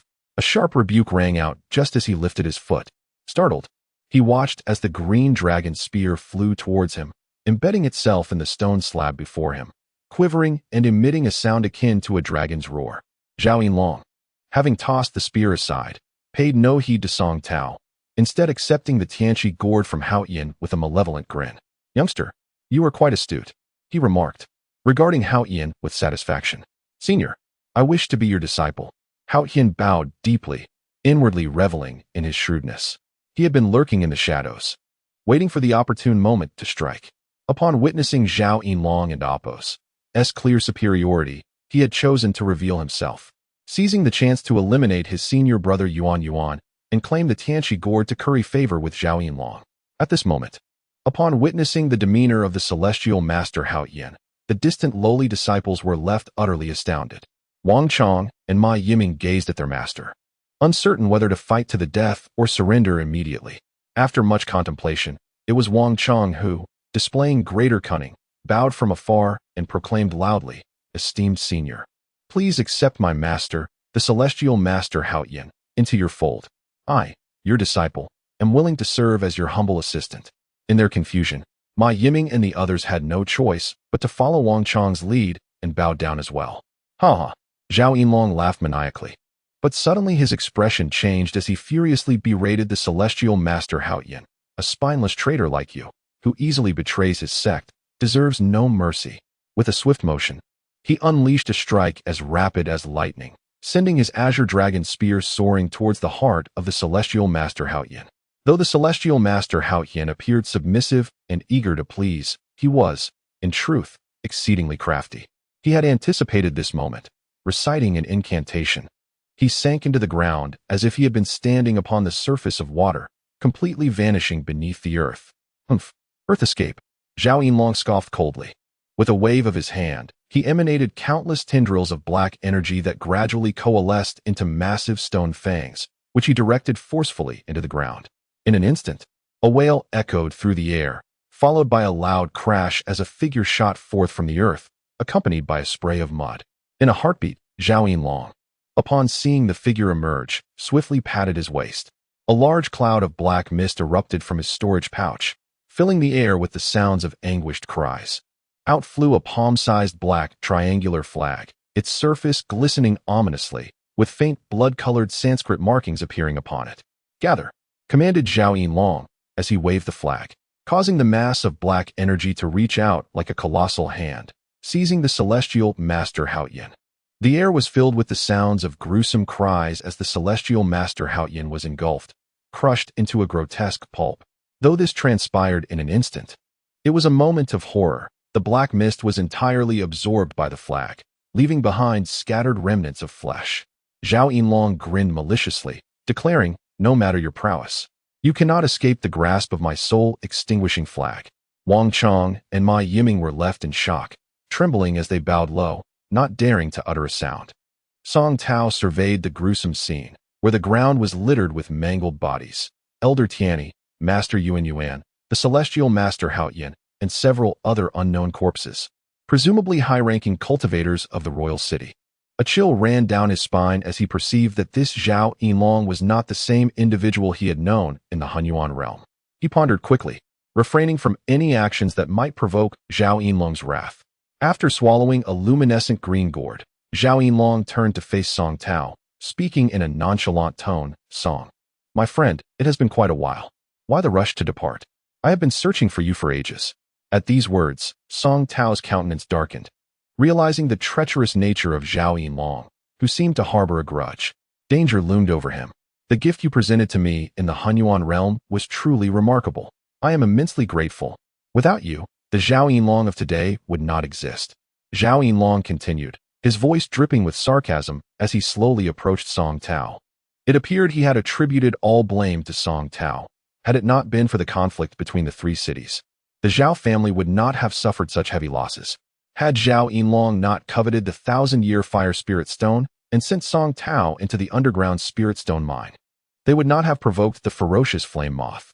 Ultimately, all of this chaos stemmed from Zhao Yinlong's own machinations.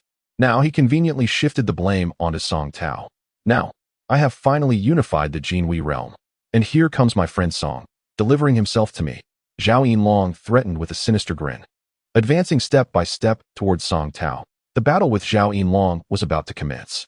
As Song Tao observed Zhao Yinlong's malevolent intentions, he gritted his teeth and swiftly summoned the wind-chasing sword from his storage bag with his left hand, forming an octagonal defensive barrier that encircled him.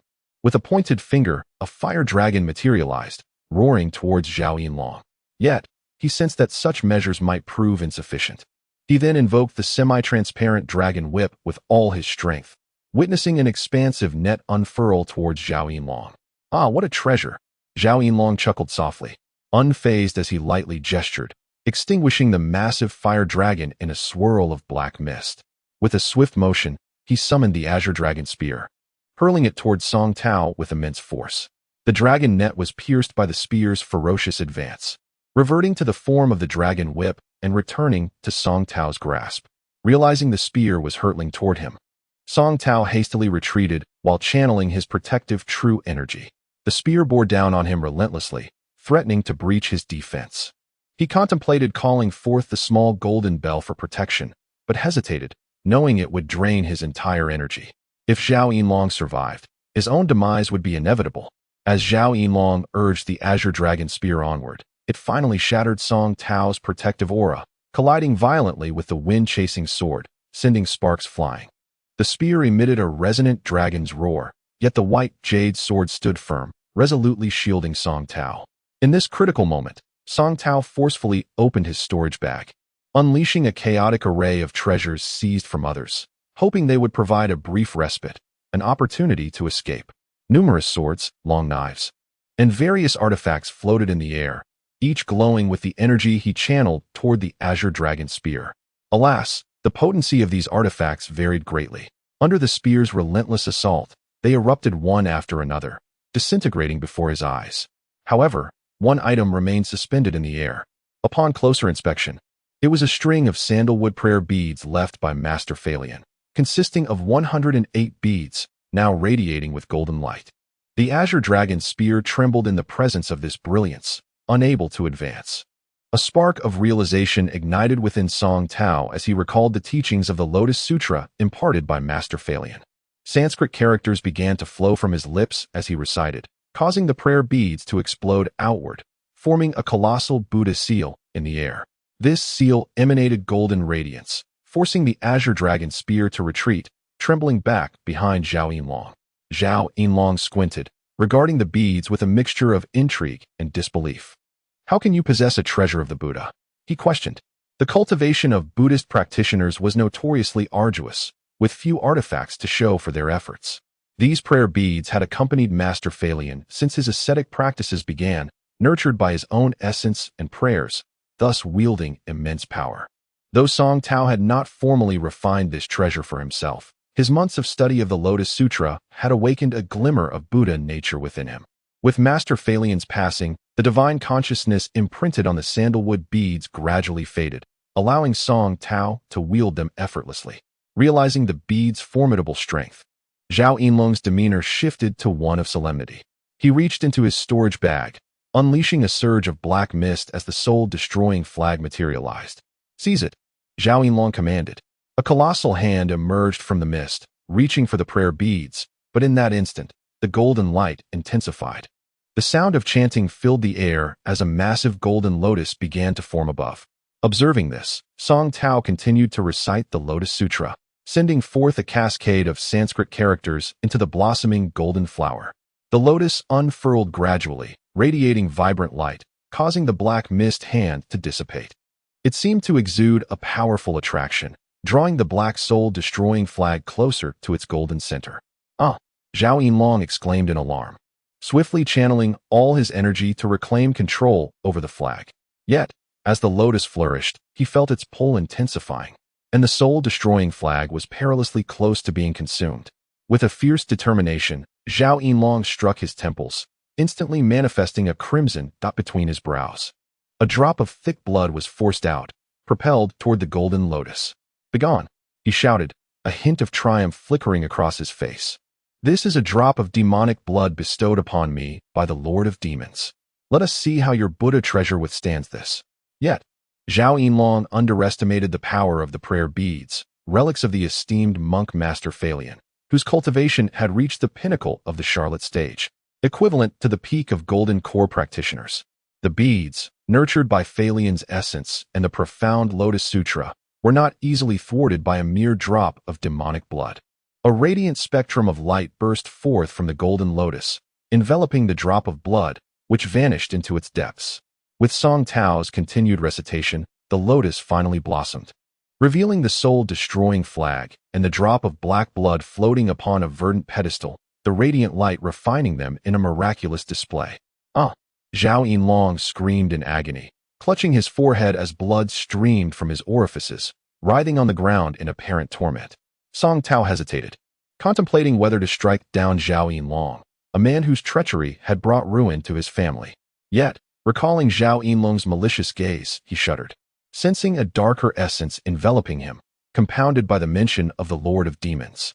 It was best to eliminate him now, ensuring his ascension to the upper realm, lest he sow further discord.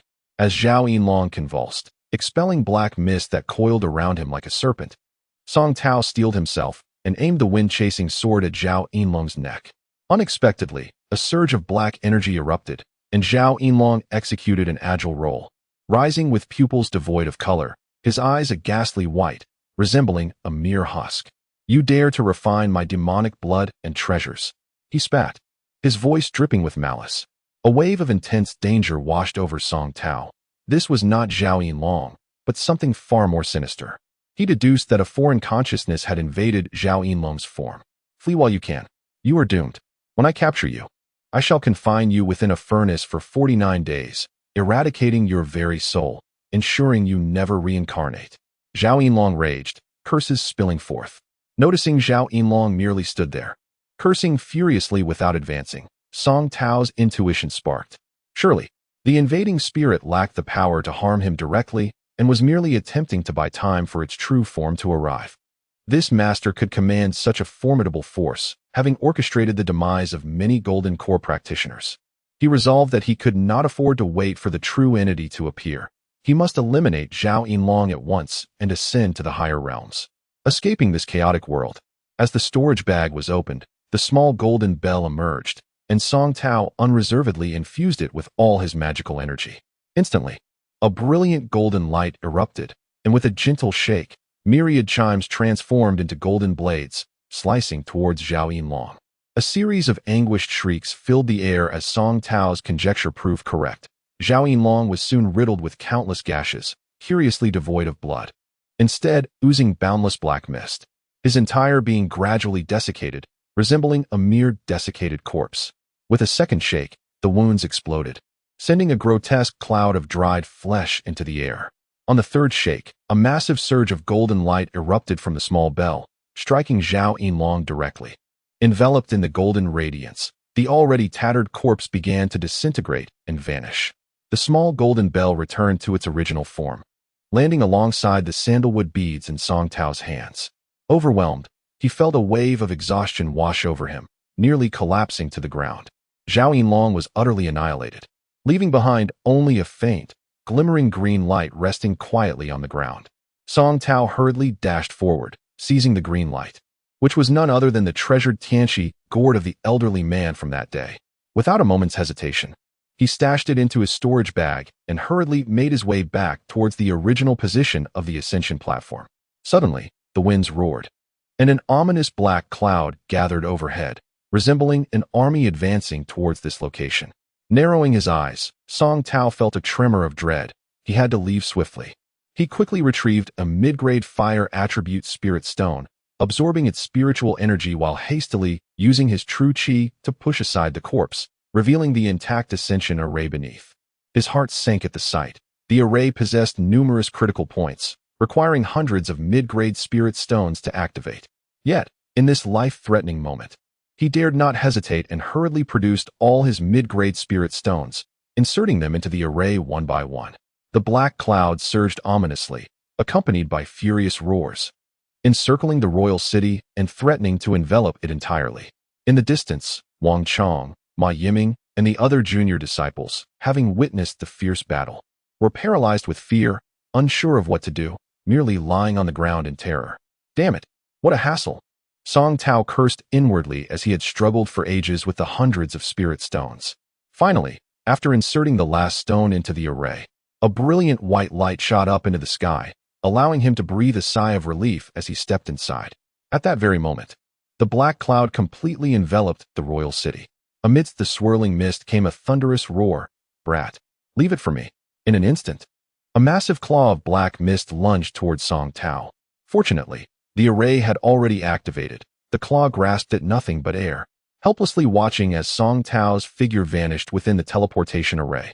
As the black cloud parted, a gigantic head formed, entirely composed of swirling black mist, its expression grotesque, reminiscent of a demon. It let out a thunderous roar, causing buildings within the royal city to shatter under the force of its voice. Its furious gaze swept around until it landed on the limp forms of Wang Chong, Ma Yiming, and the others, sprawled like mud on the ground. After a moment's contemplation, it extended a colossal hand, lightly flicking its fingers, sending tendrils of black mist that penetrated the foreheads of Wang Chong and Ma Yiming. "Brat, I have painstakingly orchestrated for over a century to seize control of the Jinhui realm and acquire the precious Tianqi gourd. How dare you steal it from under my nose? Do not think you can escape. I will hunt you down." The grotesque visage of the demon snarled, teeth gritted. "When they ascend, that will be the moment I find you. You shall not evade the grasp of the heavenly demon ancestor." With that, the massive demon head let out a maniacal laugh. Wang Chong, Ma Yiming, and the others trembled as wisps of black mist erupted from their bodies, helplessly writhing on the ground. After a long pause, Wang Chong suddenly shuddered, rising to his feet and bowing respectfully towards the demon shadow, addressing it as heavenly demon ancestor. "Ha ha." The demon shadow chuckled with delight, then flicked its fingers again, causing a droplet of black liquid to emerge from the clouds and enter Wang Chong's forehead. "I grant you a drop of heavenly demon blood. From this day forth, you shall be the lord of the royal city in the Jinhui realm. You must cultivate swiftly and ascend to the upper realms to aid me." "Yes, I shall obey the ancestor's command," Wang Chong replied reverently, a flicker of black mist flashing in his gaze. Ma Yiming and the others also gradually rose, gathering around Wang Chong. "What is this?" As the white light before Song Tao gradually receded, he found himself momentarily stunned, gazing at the scenery that unfolded before him. Is this the next realm? How could it be like this? Beneath his feet lay a vast expanse of shimmering water. When the white light fully dissipated, Song Tao felt himself sink, plummeting downwards. In a panic, he activated his storage bag, summoning the wind chaser to catch himself just in time. What sea is this? Why is there no ascension platform in this realm? He scanned his surroundings, deciding to fly in a random direction to seek out a populated area for further plans. Thus, he propelled the wind chaser forward like a streak of white light towards the east, constantly peering downwards, where the azure sea lay tranquil yet endlessly expansive. After flying for more than 2 days, utterly exhausted, he halted the wind chaser, floating in midair, pondering why he had seen nothing at all, not even a single figure. Could it be that no cultivators exist in this realm? Impossible. The spiritual energy here is abundant. This sea is far too vast. After flying at full speed for 2 days without encountering any boundaries, suddenly, a bold thought took shape in Song Tao's mind as he gazed at the serene azure sea below. Could it be beneath the waves? Is this all just a dream? Song Tao currently exuded his vital energy, forming a colossal protective shield resembling a bubble within a radius of 3 zhang around himself. He sheathed his wind-chasing sword and plummeted into the sea with a splash. As the immense bubble enveloped him, its descent slowed due to the air trapped inside, gradually sinking towards the ocean floor. From within, the azure sea transformed into an abyssal black, exuding an eerie silence devoid of even a single fish. It was a scene steeped in deathly stillness. After sinking for over 1,000 zhong, Song Tao looked upward and felt as though he had entered a pitch-black, stagnant, unknown realm. He extended his consciousness in all directions, only to encounter an endless void of silence. A profound sense of loneliness and dread enveloped him, as if he were the sole being remaining in the universe. Eventually, he drifted down to what seemed to be the ocean floor, where his feet settled upon sediment accumulated over millennia, the depth of which remained uncertain. He sent his consciousness into the mud for 100 zhong and suddenly exclaimed in surprise. There, amidst the muck, he discerned a glimmer of light, a small yet radiant point, no larger than a fingertip. What could it be? A wave of curiosity surged within him as he recited an incantation, releasing his vital energy. He reached into the void, and his energy manifested as an invisible hand, swiftly excavating a cubic section of the mud beneath him. As he cast it aside, the surrounding water became murky. Unperturbed, he continued to dig deeper. Closer, closer. To his astonishment, the radiant point revealed itself to be a pearl, perfectly round and exquisitely luminous. Song Tao lifted it with his vital energy. Examining it closely, it appeared to be merely a large pearl. Relaxing his guard, he placed the pearl within his protective bubble, playfully toying with it between his fingers. What a flawless pearl! As the saying goes, a mature clam produces a pearl. One could only wonder where the ancient clam that birthed such a magnificent gem was now. Watching the lustrous pearl roll in his palm, akin to a droplet of dew, Song Tao felt his vision begin to blur. Wait! A sudden alarm rang in his mind. Why was he feeling dazed? No, this pearl must harbor some secrets. But it was already too late. Before he could comprehend, a blinding white light enveloped him, and he felt himself being drawn into an unknown space, slowly descending into an unfathomable abyss. Where's this place? As Song Tao gradually regained consciousness, he opened his eyes to the familiar ceiling above and stared vacantly. Drip, drip. A familiar sound of water dripping echoed nearby. Damn it! Why is there a leak from upstairs again? Song Tao cursed instinctively, only to be taken aback by his own words. After a moment, he abruptly jumped up. Where am I? His gaze slowly scanned the surroundings, revealing a dilapidated bed stained with grime, a maroon floral quilt haphazardly piled in one corner, and a mess of dirty clothes scattered across the bed. The cramped room could barely accommodate a small table alongside the large bed, on which sat an old second-hand television that could only receive the news broadcast. Who am I? A wave of confusion washed over Song Tao. Yet, the environment felt eerily familiar. Frowning, he recalled, "Oh right, I am Song Tao. I set up a stall selling steamed buns outside a noodle shop, and life was neither good nor bad, just enough to get by. What time is it now? Shouldn't I be setting up my stall?" Suddenly, a thunderous growl emanated from his stomach. Song Tao grabbed a pack of instant noodles from the bedside, brushed off the dust on the packaging, and tore it open to take a bite. Delicious.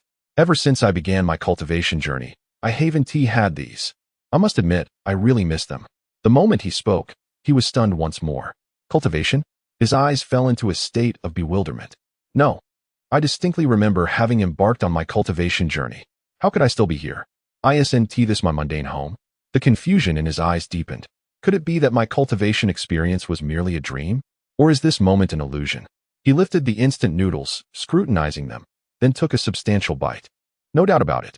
The unique spicy and crispy sensation is undeniably real.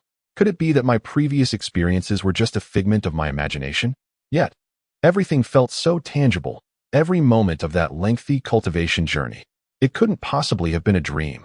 Song Tao felt a bitter pang in his heart as he pondered, struggling to find answers. Song, when are you going to pay the rent? An irritable middle-aged woman's voice echoed from outside the door. Why waste time talking? Just throw him out. A gruff male voice followed.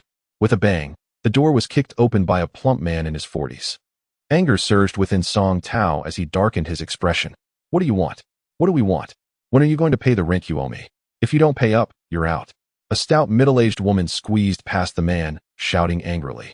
Who are you?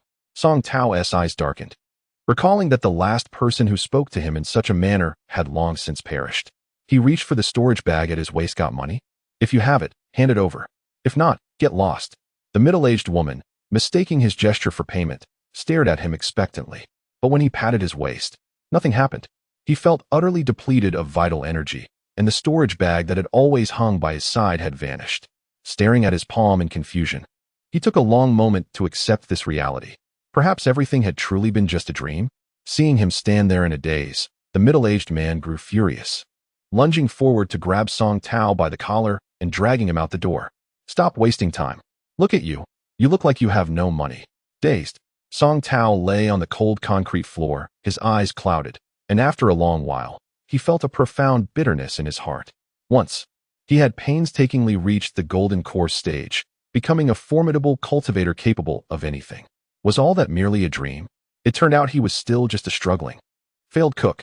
The door swung open, and the tattered bedding, alongside a heap of dirty clothes, was unceremoniously tossed out, accompanied by the couple's foul-mouthed tirades.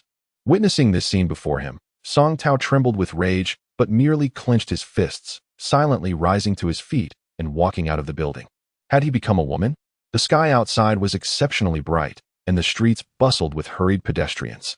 Standing in this modern city, Song Tao felt a chill run through him, heavy and trembling. Is this the real world? Am I just a destitute chef who can't even pay rent? What of the illustrious golden core cultivator? It was all just a dream. As he attempted to leave, he found his feet weighed down, refusing to budge. After several attempts, his vision darkened, and he collapsed. Cold raindrops fell upon Song Tao, sending shivers through him. He could not help but curl up slightly, forcing his eyes open to find that night had fallen. He realized he had fainted in the hallway and wondered if the ground floor business had moved him to the street beside a garbage bin. Song Tao slowly sat up, feeling a wave of aches coursing through his body. His vision blurred, and a burning sensation radiated from his abdomen. He gazed upward at the sky, which was shrouded in dense, dark clouds that seemed poised to descend upon the earth. The air was thick with the rumble of distant thunder, and strands of silver lightning slithered like serpents across the heavens. It appeared that a torrential downpour was imminent. He pulled at his thin shirt and curled up tightly, hoping to find some warmth. Gradually, the fine strands of rain transformed into large droplets that fell heavily upon him, causing him immense discomfort.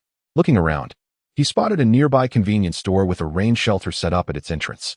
With great effort, he struggled to his feet and made his way toward it. Suddenly, the rain poured down in torrents, as if the heavens had been pierced. Fortunately, he managed to reach the shelter just in time. He stood there silently, watching the downpour, his expression one of confusion, lost in thought. "Beggar, move away. Don't obstruct my business," came a sudden shout from behind him, emanating from the store. Glancing down at his own attire, he noticed his tattered shirt, worn trousers, and shoes with a gaping hole, all stained from lying near a garbage bin. No wonder he was mistaken for a beggar. He looked at the relentless rain but did not budge. Instead, he turned and pleaded, "The rain is too heavy. I'll leave once it eases up." Before he could finish, a woman emerged from behind the irate old man in the store. She wore a light green dress, her long black hair cascading over her shoulders, and her striking features revealed a pair of dimples even without a smile. He was taken aback. Wasn't he this Li Pingyan, the one who had once led him into the Wanjian sect? How could she be here? Hadn't she died in his dreams, transformed into the celestial of colorful clouds in the golden radiance realm? What was happening? The woman approached him slowly, ignoring the old man's furious reprimands. "Pinger, what are you doing? Don't pay attention to that beggar. He is filthy." Unperturbed, she reached out to him with a gentle smile, holding a bag of bread.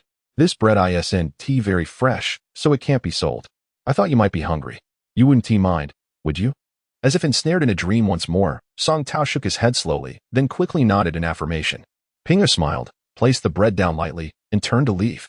In the distance, the old man's grumbling could be heard. "Honestly, I could have saved it for fishing." Song Tao picked up the bag of bread, and at that moment, he felt as if the world had vanished. In her every smile and frown, all existence faded away, leaving just the two of them. "I am not a beggar." Song Tao clenched the bread tightly without eating it. "I refuse to believe this." He pressed the bread against his chest and suddenly howled to the sky. This cannot be real. In an instant, a tremendous force erupted from within him. Song Tao felt the debilitating weakness vanish, as his energy surged back into his entire being. From a distance, one could see the aura surrounding him expanding like a white ribbon towards the sky. The world within the reach of his energy began to crumble, breaking apart before his very eyes and vanishing into nothingness. A massive black hole emerged at Song Tao's center, drawing in the remaining fragments of the world with a violent gust of wind.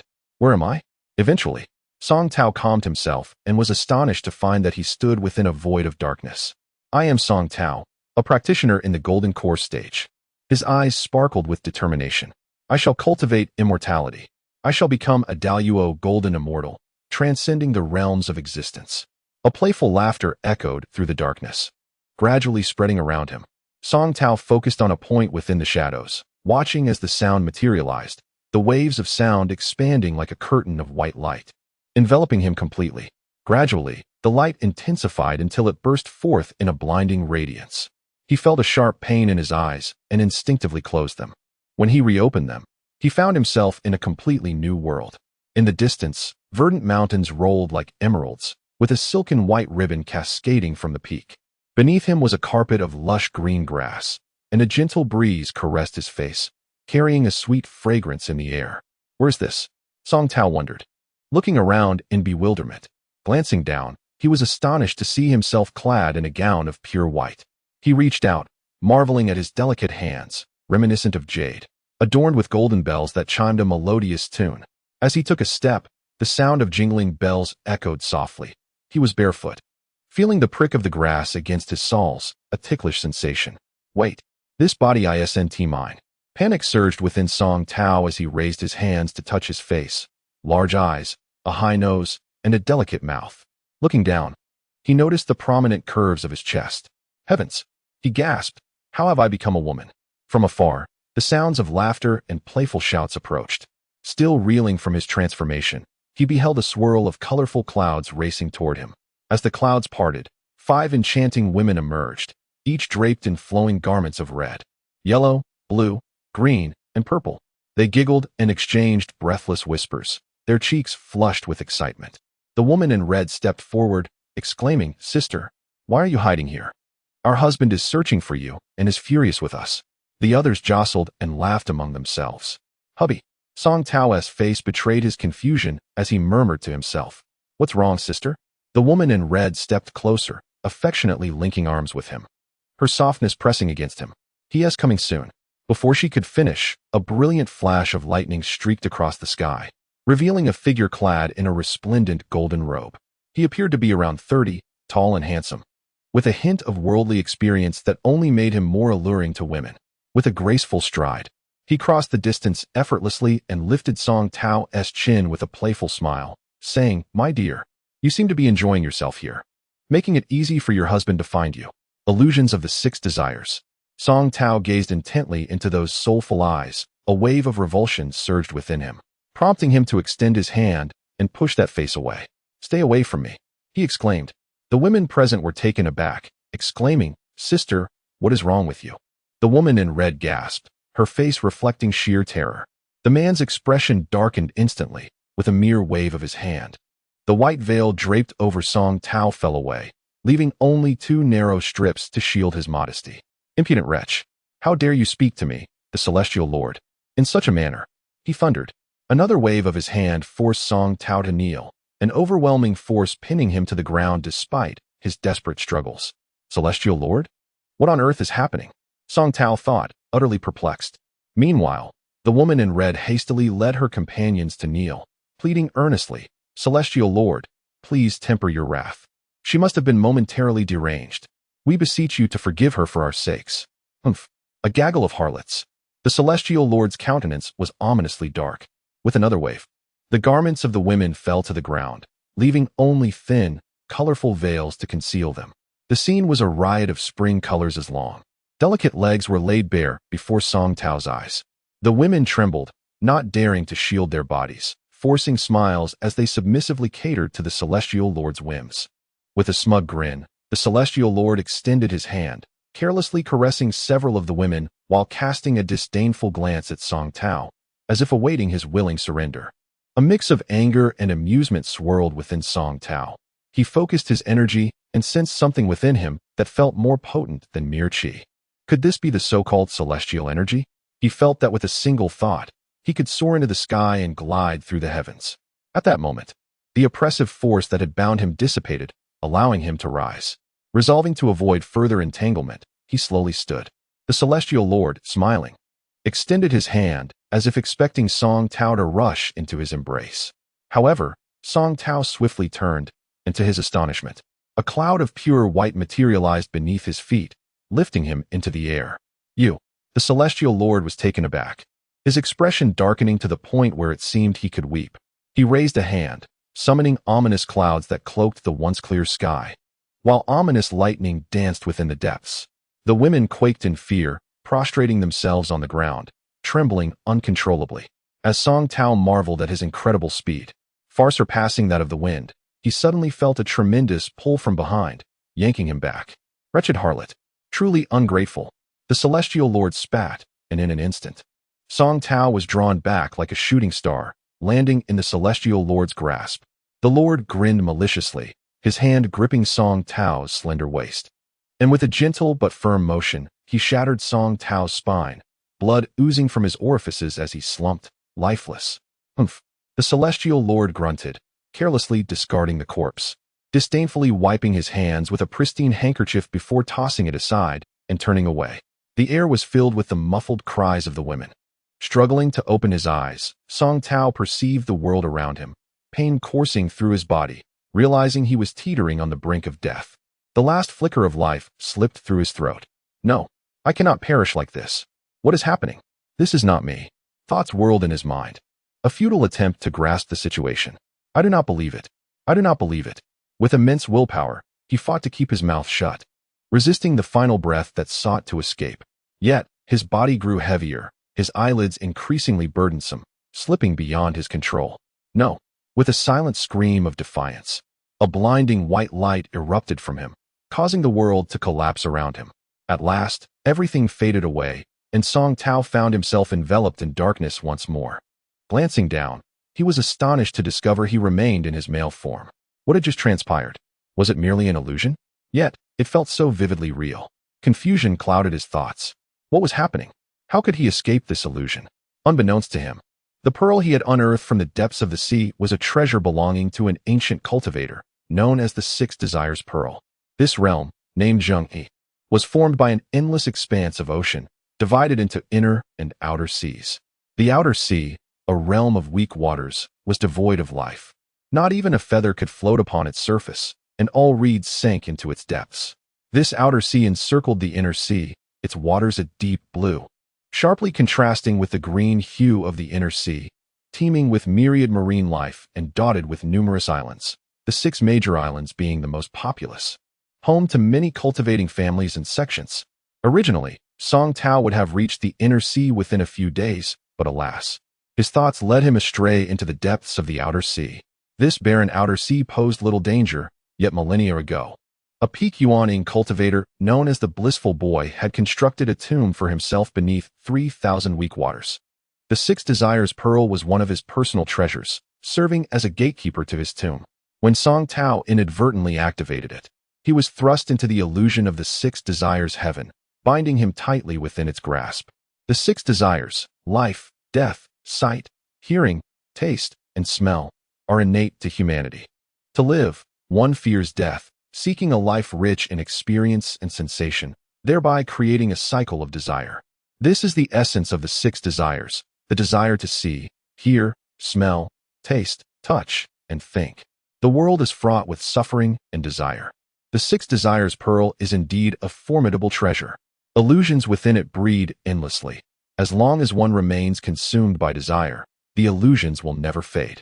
Fortunately, the master of the pearl was absent, granting Song Tao the ability to break free with a mere exertion of strength. Yet, if he could not shatter the illusion completely, he would soon be swept into another. If this cycle continued, he would inevitably become lost within the 6 Desires heaven, his body entombed in the depths of the weak waters, unable to escape. Finally grasping the nature of the illusion, the darkness receded, replaced by the sound of chirping birds. When Song Tao regained clarity of his surroundings, he was astonished to find himself inhabiting the body of a small, delicate yellow lark. This sensation was utterly unique. The world appeared transformed, a vivid contrast to his previous experiences. His body felt remarkably light. With a gentle flap of his wings, he soared through the azure sky, weaving effortlessly among the wispy clouds. The sweet mist that filled his mouth was invigoratingly delightful. At this moment, Song Tao began to piece together the reality of his situation. Everything had been an illusion. Just as he had initially thought he returned to the human realm, he had transformed into a woman, then into a bird. It was all an illusion. If he steadfastly rejected this reality, he could surely dispel the illusion. Upon reaching this thought, Song Tao felt a wave of calm wash over him, allowing him to relax and embrace the sensation of transforming into a bird. He soared gracefully through the azure sky, chasing fluffy clouds, genuinely enjoying the experience. After tiring from his flight, he leisurely perched atop a towering ancient tree, opening his beak to release a series of melodious chirps.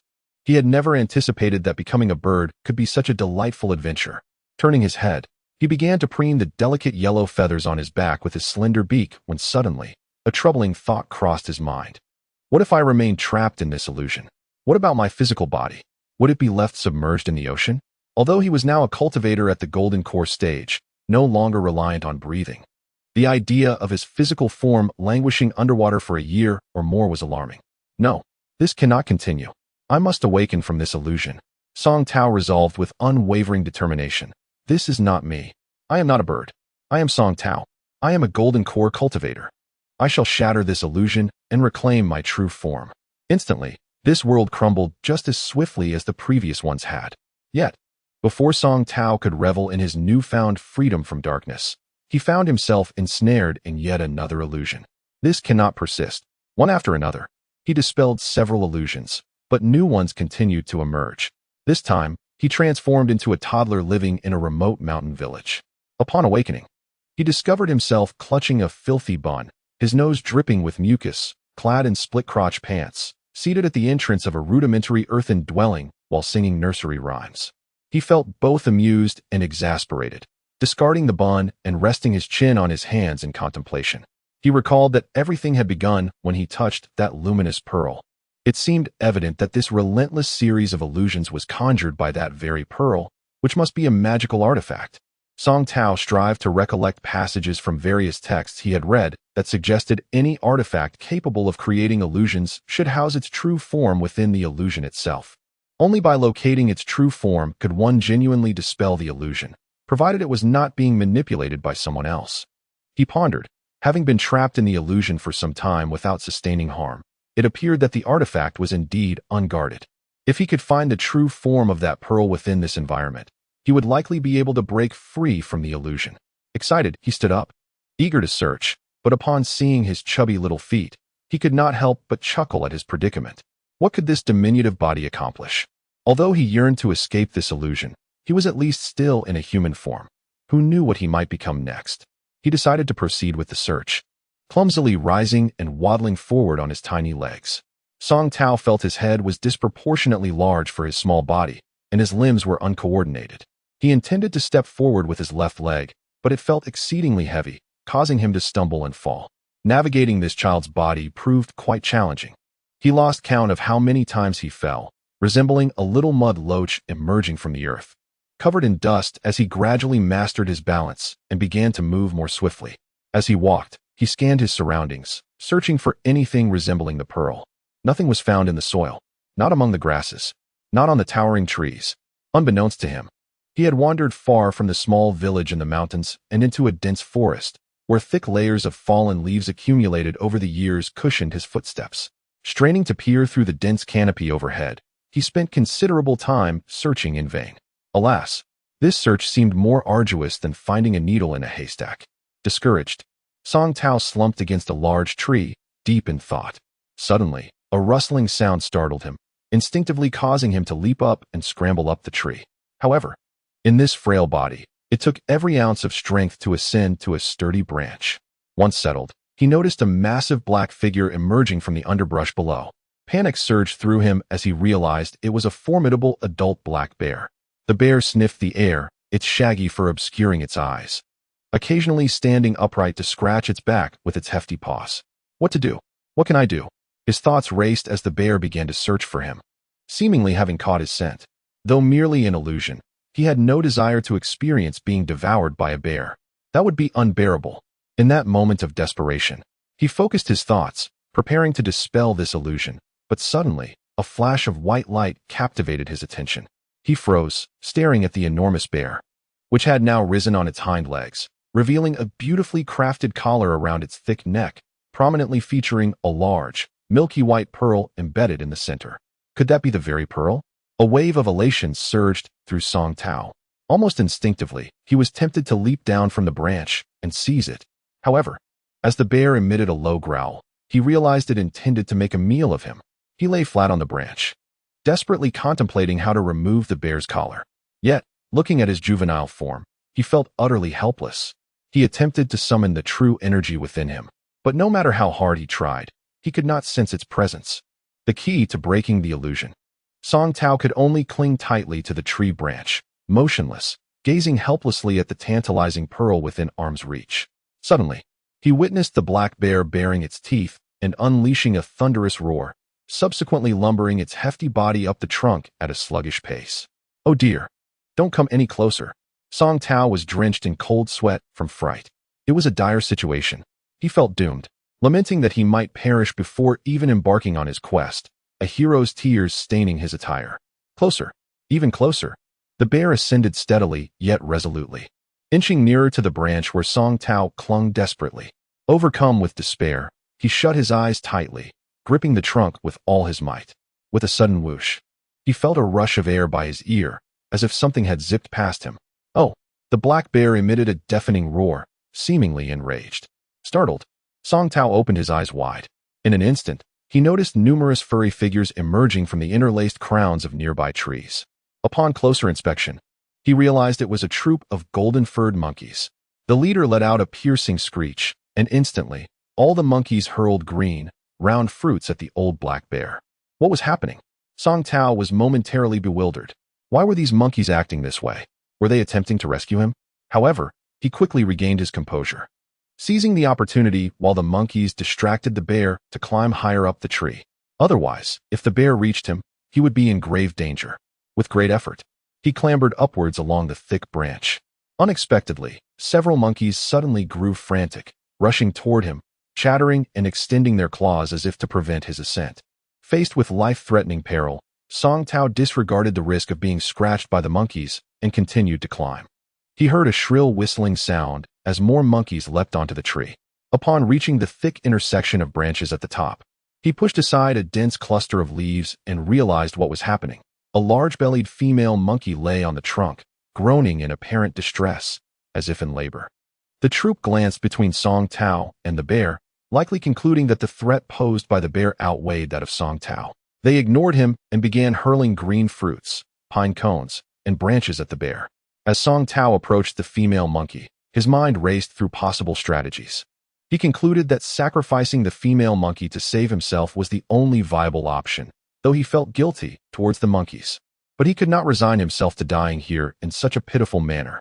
He hesitated, reluctant to act, but the ailing female monkey suddenly sprang up upon seeing him, baring its teeth and emitting a low, threatening growl. In a moment of desperation, Song Tao grabbed a small branch and poked at the female monkey. The monkey glared at him, struggling to charge at him. However, perhaps it was another wave of pain that struck her belly, as she suddenly swayed and fell straight down toward the ground. Gripping the trunk tightly, Song Tao heard the bear's ferocious roars mingling with the female monkey's cries. As the surrounding monkeys wailed, now was his chance. He peeked down and saw the bear, currently gnawing on the female monkey, seemingly oblivious to its surroundings. Taking aim, he leaped down, crashing onto the bear's back like a stone. The bear jolted upright, unleashing a deafening roar, while Song Tao clung tightly to its mane, sticking to its back like a stubborn patch. Fortunately, Song Tao's small stature worked in his favor, as the bear, being excessively plump and clumsy, could not swat him away, only thrashing about in fury.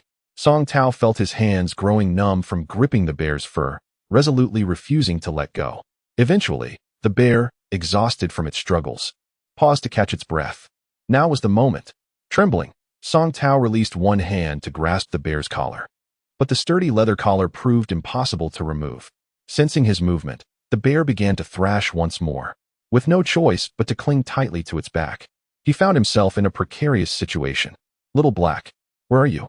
A bright voice rang out, causing the bear, which had been trying to dislodge Song Tao, to suddenly perk up, its eyes sparkling. A figure clad in a striking crimson outfit emerged gracefully from behind a thicket. The bear lunged toward her, seemingly expressing its grievances, and emitted a soft growl, presenting its back to her. "Ah, Little Black, where did you find a child?" Song Tao realized the speaker was a young woman with a delicate complexion, fair skin, and dark hair styled in an elegant bun held by an ancient silver hairpin. A bronze sword hanging at her waist. She covered her mouth and chuckled lightly. Where did this little treasure come from? How did it climb onto our little black's back?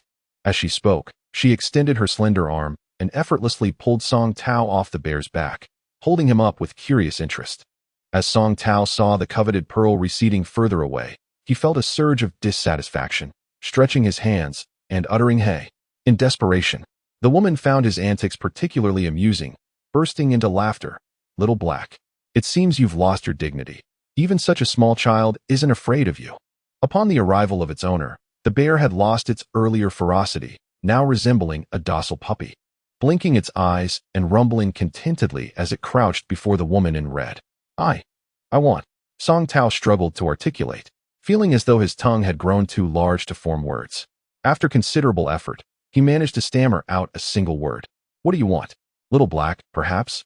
The crimson-clad woman leaned down with interest, offering Song Tao back to the bear. Seizing the opportunity, Song Tao grasped the bear's collar, his eyes gleaming with insatiable longing as he stuttered, I want. The woman laughed heartily. What a delightful little rascal you are. Very well, I shall give it to you. With a swift motion, she drew her sword, startling the bear, which jumped at the sound. The woman elegantly twirled the sword, and the leather collar snapped apart, falling to the ground, leaving the bear unharmed. Overwhelmed with joy, Song Tao dashed forward, rolling and scrambling to grab the leather collar. The bear, displeased, bared its teeth at him, emitting a low warning growl. The woman chuckled again, gently patting the bear's head. Little Black, I will get you another one. This one is for the little rascal. She then affectionately tousled Song Tao's hair before leading the utterly put-upon bear away. Quickly, Song Tao unclasped the pearl from the collar. Examining it closely, it looked just like the one he had seen before. This must be the one. With a surge of determination, a beam of white light shot skyward. This illusory world began to collapse. In the darkness, this time felt different from before. Song Tao clutched the pearl tightly in his palm. Overwhelmed with joy, he could not allow himself to fall into another illusion. He immediately channeled all his energy into the pearl. Suddenly, a blinding white light erupted, and he felt a sharp pain in his eyes, forcing him to shut them tightly. In a mere breath, when he opened his eyes again, he found himself still standing in that immense bubble, submerged in the depths of the ocean. Have I truly emerged? Song Tao glanced at his hand, noticing the radiant pearl still firmly held within it, a twinge of fear creeping into his heart. Could this be yet another illusory episode? He meticulously examined his body and confirmed, indeed, it was his own original form, with the storage bag still in place. Channeling his true essence, he summoned the Wind Chaser sword, which soared from the storage bag and danced above his head. With a long exhale of relief, Song Tao felt reassured. It seemed he had truly escaped. Hastily, he enveloped the pearl in layers of true energy and tucked it away in the storage bag, wary of inadvertently triggering another illusion. Contemplating the peculiar appearance of this treasure-like pearl at the ocean's depths, he surmised that there must be a hidden mystery beneath. Resolutely, he released the Wind Chaser to probe the muddy depths. As the sword descended into the muck, a tremendous crashing sound echoed, stirring the sediment into a silent frenzy and clouding the water. Indeed, something was beneath. Elated, Song Tao recalled the Wind Chaser. He chanted an incantation, causing a stream of true energy to swirl and form a slender water dragon that gradually excavated the mud. As the murkiness subsided, a dilapidated teleportation array emerged before him. Filled with joy, Song Tao noted the intricacies of the array, which bore hundreds of nodes, indicating that a significant number of spirit stones would be required to activate it. With only low-grade spirit stones remaining in his possession, he was uncertain of their efficacy, yet had no alternative but to attempt it. Gently, he touched the storage ring on his finger, and to his surprise, over 100 low-grade spirit stones shot forth, which he carefully placed into the array's nodes. Though submerged, he could not hear the sounds of bubbling, but soon a series of bubbles emerged from the array, and shortly thereafter, a faint blue glow began to rise, indicating that the array was slowly, yet laboriously, activating. Without hesitation, he stepped into the array and felt a jolt as the world around him blurred, transporting him to a remarkable realm. Before him lay a sealed chamber, approximately the size of 3 football fields, with a magnificent palace at its center. As he looked down, He saw the floor was paved with large blocks of smooth green jade, and a winding path of white jade led toward the splendid palace. Flanked by statues of fantastical beasts, some towering several meters high, while others were merely the size of a palm, each crafted with lifelike precision. "What place is this?" Song Tao murmured to himself, calling softly, "Is anyone there?" His voice echoed in the vast emptiness. Cautiously, he treaded along the white jade path toward the palace, feeling as if countless eyes were trained upon him, the sculpture's realism sending chills down his spine. Finally reaching the grand entrance, he pushed the ornate golden doors, embedded with exquisite jewels, which creaked open to reveal a vast hall. Despite the absence of windows, the space radiated a soft white light. Upon closer inspection, he noticed the walls adorned with countless luminous pearls, each the size of an infant's head, illuminating the entire hall. In the center, upon an opulent throne of gold and jade, sat an exceptionally diminutive figure, seemingly in a state of repose, head bowed. Startled, Song Tao quickly activated a protective shield around himself and cautiously announced, "I am Song Tao, unintentionally wandering into your esteemed domain." Yet, as he spoke, an unsettling realization dawned upon him. The figure appeared lifeless. Summoning his spiritual awareness, he reached out to inspect further. To his shock, he discovered that the throne was occupied by a withered corpse, its visage serene, encased in a layer of desiccated blackened skin, adorned with lavish robes, and adorned with numerous oversized rings, a picture of ostentation, yet long since departed from life. Surveying the hall, he noted the glittering treasures scattered about, a mix of mundane gold and silver alongside a variety of magical artifacts and jade slips. His gaze fell upon the corpse's crossed hands resting upon its abdomen. Clasping a pale green jade slip, boldly, he summoned his true energy to retrieve the slip, eager to uncover its secrets. This location was none other than the lair of the renowned Yuanian pinnacle cultivator, the Blissful Boy. Beginning his cultivation at a tender age, he had reached remarkable heights. Yet beneath his youthful visage lay a heart capable of ruthlessness. Known for his penchant for collecting treasures, he had amassed wealth beyond measure, leading to the opulence of his final resting place. The very pearl Song Tao had acquired was among his prized artifacts, capable of conjuring illusions that could easily vanquish even Yuanian cultivators. Fortunately, he had perished long before Song Tao's entrapment, or escape would have been far more challenging. The Blissful Boy, in his later years, had sought treasures within an ancient burial site, leading to his demise and the near obliteration of his essence. Though he had prepared an escape route, he found himself gravely injured and unable to heal, ultimately retreating to this isolated sanctuary, unaware that his condition was far worse than he had anticipated. Bound by the laws of the cosmos, a cultivator could only seize a new body once in a lifetime, no matter their prowess. If the physical body perishes once more, one can only cultivate using the Yuaning form, which is incapable of directly absorbing the true energy from the heavens and the earth or from spirit stones, leading to a gradual weakening and eventual dissolution. The blissful youth realized that this physical form was ill-suited for him, and by the time he comprehended this, it was too late. His cultivation continually declined, rendering him incapable of breaking through the weak water to escape this place. Thus, he could only watch helplessly as both his Yuan-ing and physical form withered away, ultimately succumbing to a living entrapment within his own cave dwelling. In his final moments, the blissful youth resignedly recorded his life and all he had learned onto a jade slip, hoping that someone might fortuitously arrive at this location and uncover the truth. Upon reading this, Song Tao could not help but feel a pang of sorrow.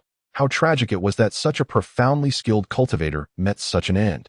The path of cultivation is indeed arduous, more challenging than scaling the heavens.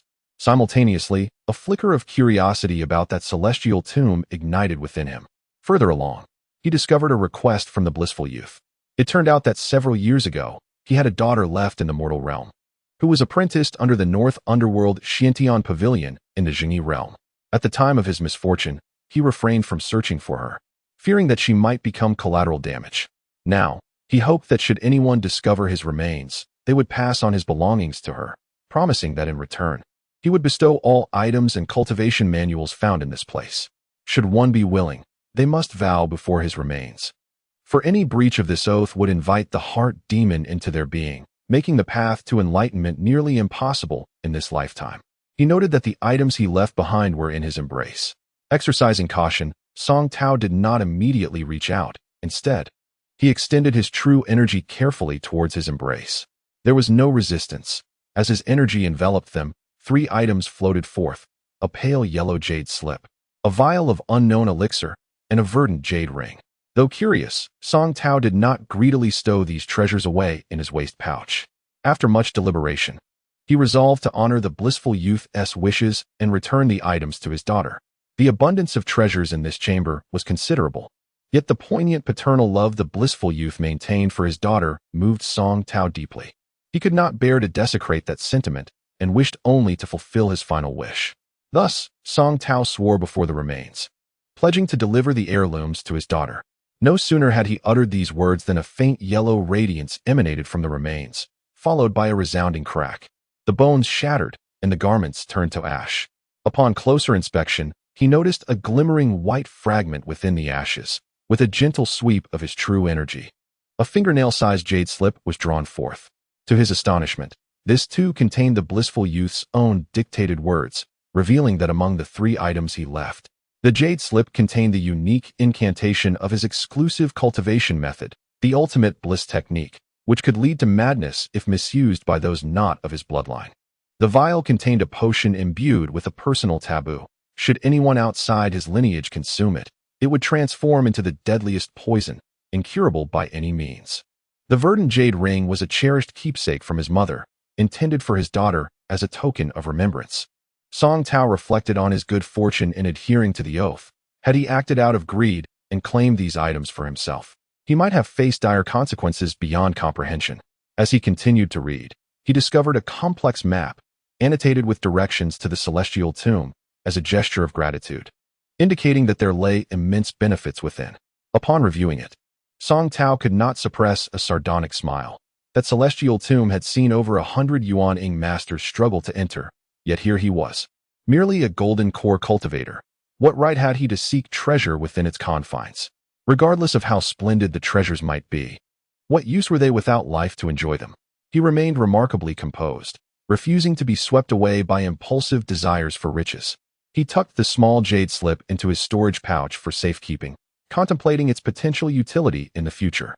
Having secured the 3 items bequeathed to the blissful youth's daughter, Song Tao meticulously examined the treasures within the grand hall.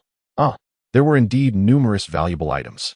He casually picked up a palm-sized solid gold ingot, reminiscing how he would have gone mad with desire upon seeing such a thing in the past. Alas, those days were gone. He was now a golden core cultivator, and worldly wealth held little allure beyond its aesthetic appeal. It seemed that after his grievous escape, the blissful youth had lost many of his treasures, for this expansive hall was pitifully devoid of items imbued with spiritual energy. After a moment's contemplation, he raised a finger, releasing a surge of true energy that stirred a gust of wind, sweeping the mundane treasures to one side. Before long, the ground lay bare, devoid of all but a few jade slips, scattered spirit stones, and several small jade boxes.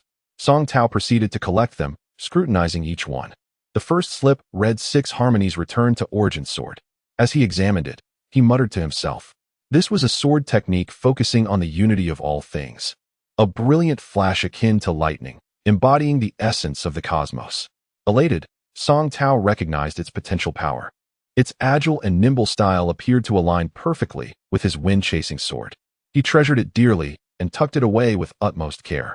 Another jade slip detailed a comprehensive map of the Jingyi realm, remarkably clear and precise, even marking several locations of the blissful youth's other cave dwellings. Though it was uncertain if they had been discovered, given the time that had elapsed since his passing. Within another slip, he uncovered the refining methods and control incantation for the 6 Desires Pearl, which filled him with joy. With this artifact at his disposal, he would likely encounter few adversaries beneath the Yuan-ing stage in the Jingyi realm. As he opened several jade boxes for a closer inspection, one obsidian box contained a peculiar item, a fragment of broken iron. Song Tao felt a sudden sense of familiarity. In an instant, realization dawned upon him. Was this not a remnant of the demon-slaying Heart Sutra? Finally, he had arrived at the inner sea. Song Tao hastily retrieved the fragments of the demon-slaying artifact from his storage pouch, meticulously comparing them with the piece before him. To his astonishment, they appeared to be crafted from the same mold. Just as he aligned the 2 fragments, a slender beam of golden light suddenly glided across their surfaces, revealing intricate Sanskrit characters that flickered into existence before vanishing in an instant. How many fragments are there, I wonder? He mused aloud. Perhaps gathering them all would lead to unforeseen revelations. With that thought, he carefully stored the fragments in an obsidian-hued jade box.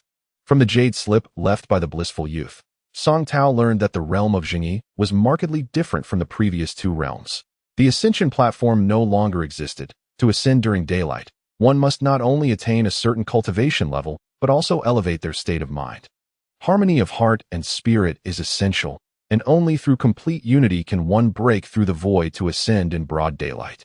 This state of mind is inherently elusive. Many devote their lives to cultivation, achieving great mastery, yet failing to comprehend it, remaining trapped in this realm, their years of effort ultimately amounting to naught. Conversely, some attain enlightenment in a mere moment, ascending to higher planes and becoming the envy of all, their tales becoming legends.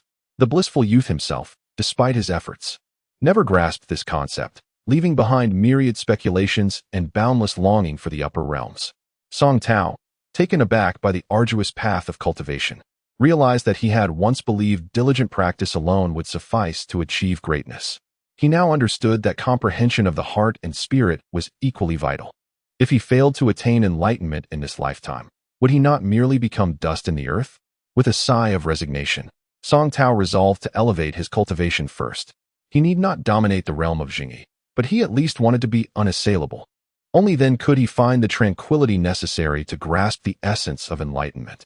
The cave of the blissful youth appeared rather serene, and he decided to remain there to cultivate further, especially since he had recently acquired new sword techniques and magical artifacts that would surely enhance his strength.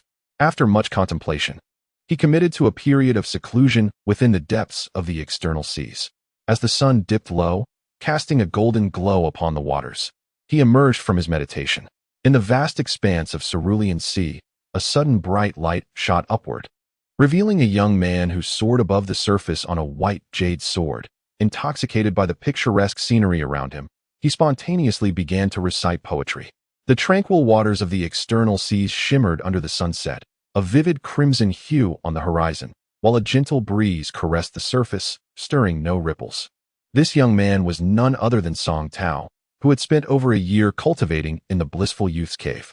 His cultivation had reached the initial stage of the golden core, and his practice of the 6 harmonies returning to Origin Sword had yielded remarkable results, allowing him to master the 6th level of the technique in just 6 months. However, he struggled to achieve the next level, the realm of harmonizing the 6 into one.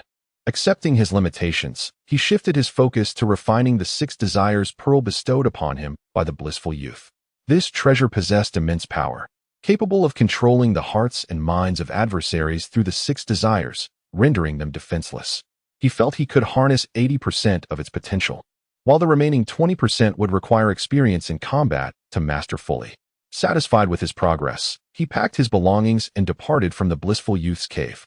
After 2 days of flight, Song Tao's initial enthusiasm waned, and boredom crept in as the endless blue stretched beneath him. Lying languidly upon his sword, he allowed it to carry him forward. Suddenly, he noticed a shift on the distant horizon. A patch of dark green water emerged, likely signaling the inner sea. Recalling the map from the blissful youth, he felt a surge of excitement and steered his course toward the verdant waters. As the wind tousled his hair, he felt an ethereal air about him. Half a day later, a stark boundary appeared beneath him, dividing the sea into 2 distinct hues, one side a deep azure, the other a rich emerald, resembling a realm of eternal ice juxtaposed against warmth. Occasionally, small fish leaped from the emerald waters, creating ripples of life. Finally, he had reached the inner sea. Extending a thread of consciousness ahead, he spotted a modest island nearby. While small in relative terms, it spanned several tens of thousands of acres, its terrain dominated by a serpentine mountain range. Descending on the southern part of the island, he landed gently on the pristine white sands.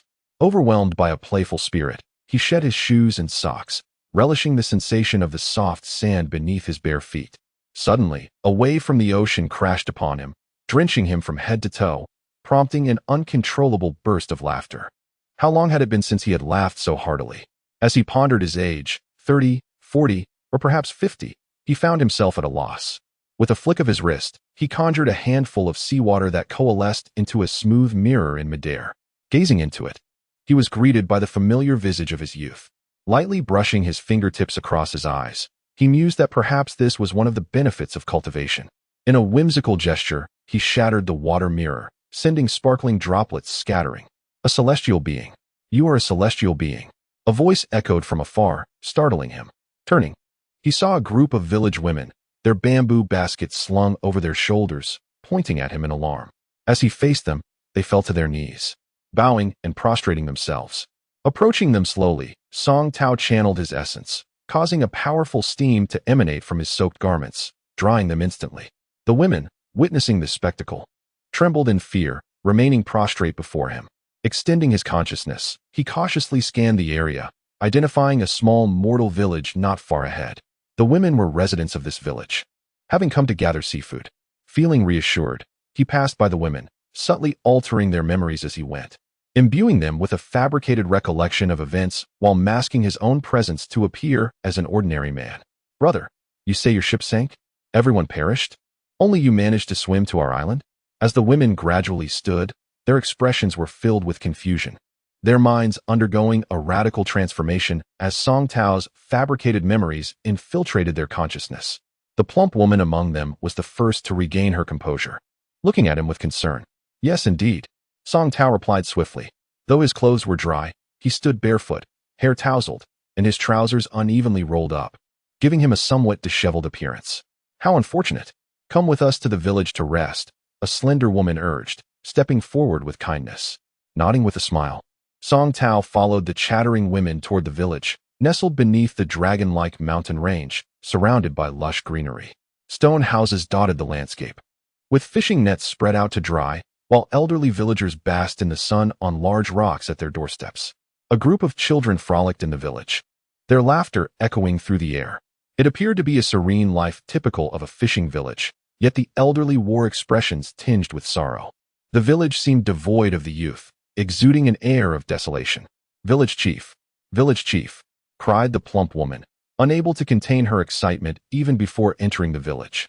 As her voice resonated, an elderly man, dark-skinned and wrinkled, emerged slowly from a stone house at the village entrance.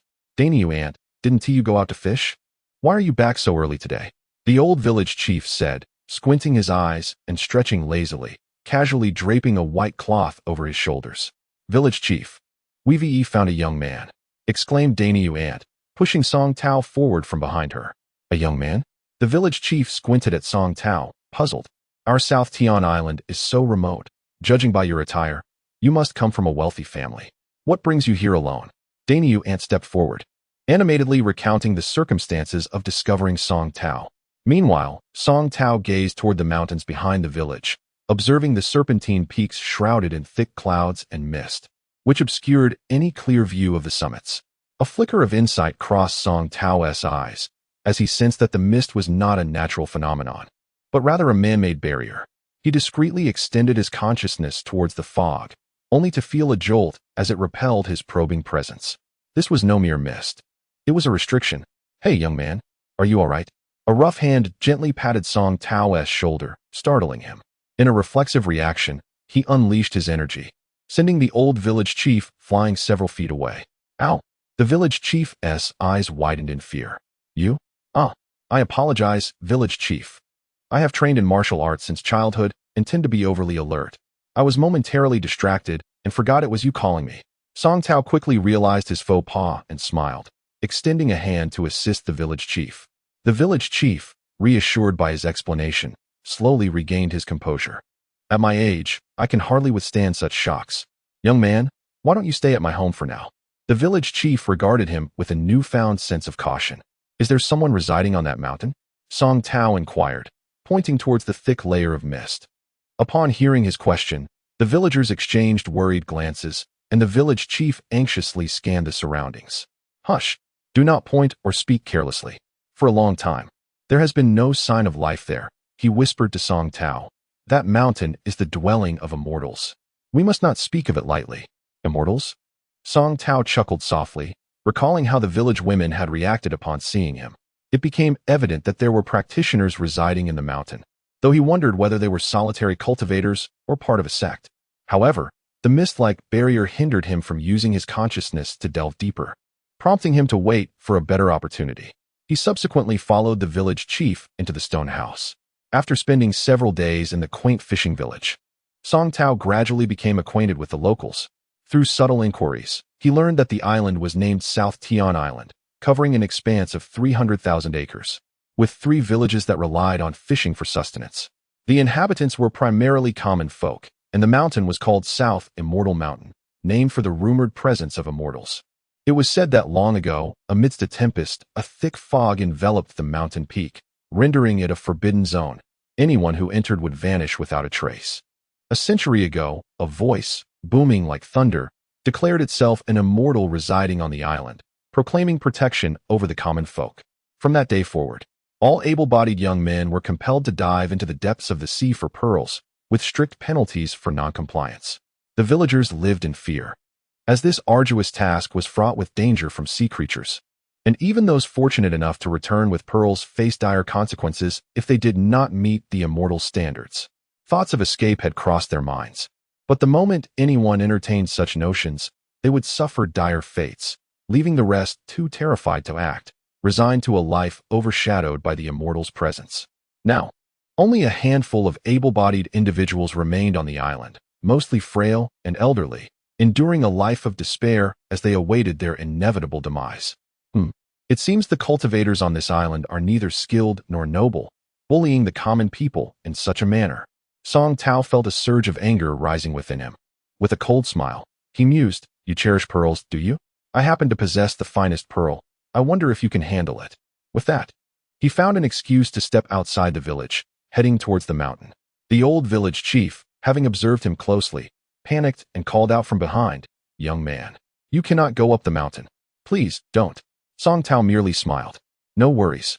With a wave of his hand, he activated his movement technique, and in a flash of white light, he vanished like a shooting star towards the mountain.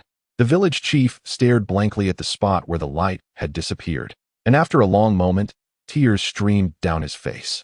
Is it an immortal? Has an immortal come to save us? He knelt deeply, bowing towards the direction of Song Tao's disappearance, not lifting his head for a long while. In the blink of an eye, Song Tao arrived at the barrier of mist. He halted, observing the thick, bluish-purple vapor that swirled in clusters. Cautiously, he extended a thread of consciousness forward. With a loud bang, his consciousness collided with the mist, producing a shower of sparks as the area he touched solidified like iron, proving impenetrable. How intriguing, Song Tao thought to himself, contemplating the complexity of the barrier. It seems I must employ brute force to break through. Since reaching the golden core stage, he had yet to unleash his full power. Today would be the day to test his might. With a light roar, he extended his arms, allowing his true energy to surge forth, enveloping him entirely in a vibrant fire element, as if countless white flames danced around him. Break! With a powerful shout, he pressed his hand against the hardened mist. Instantly, flames erupted, and a tempest arose, swirling his white flames into a tornado that struck the mist with ferocity. 1 strike. 2 strikes. 3 strikes. The mist gradually succumbed, dissipating into wisps of smoke beneath the intensity of his blaze. Who dares to breach my mountain protection array? A deep voice resonated suddenly. Song Tao remained vigilant, extending his consciousness to locate the source of the voice, which seemed to emanate from deep within the mountains. Nevertheless, along with the voice came a palpable aura of a cultivator, a golden core initial stage. Song Tao immediately gauged the power of his opponent. In the depths of contemplation, I pondered that in the past, I would have shunned engaging with such a practitioner.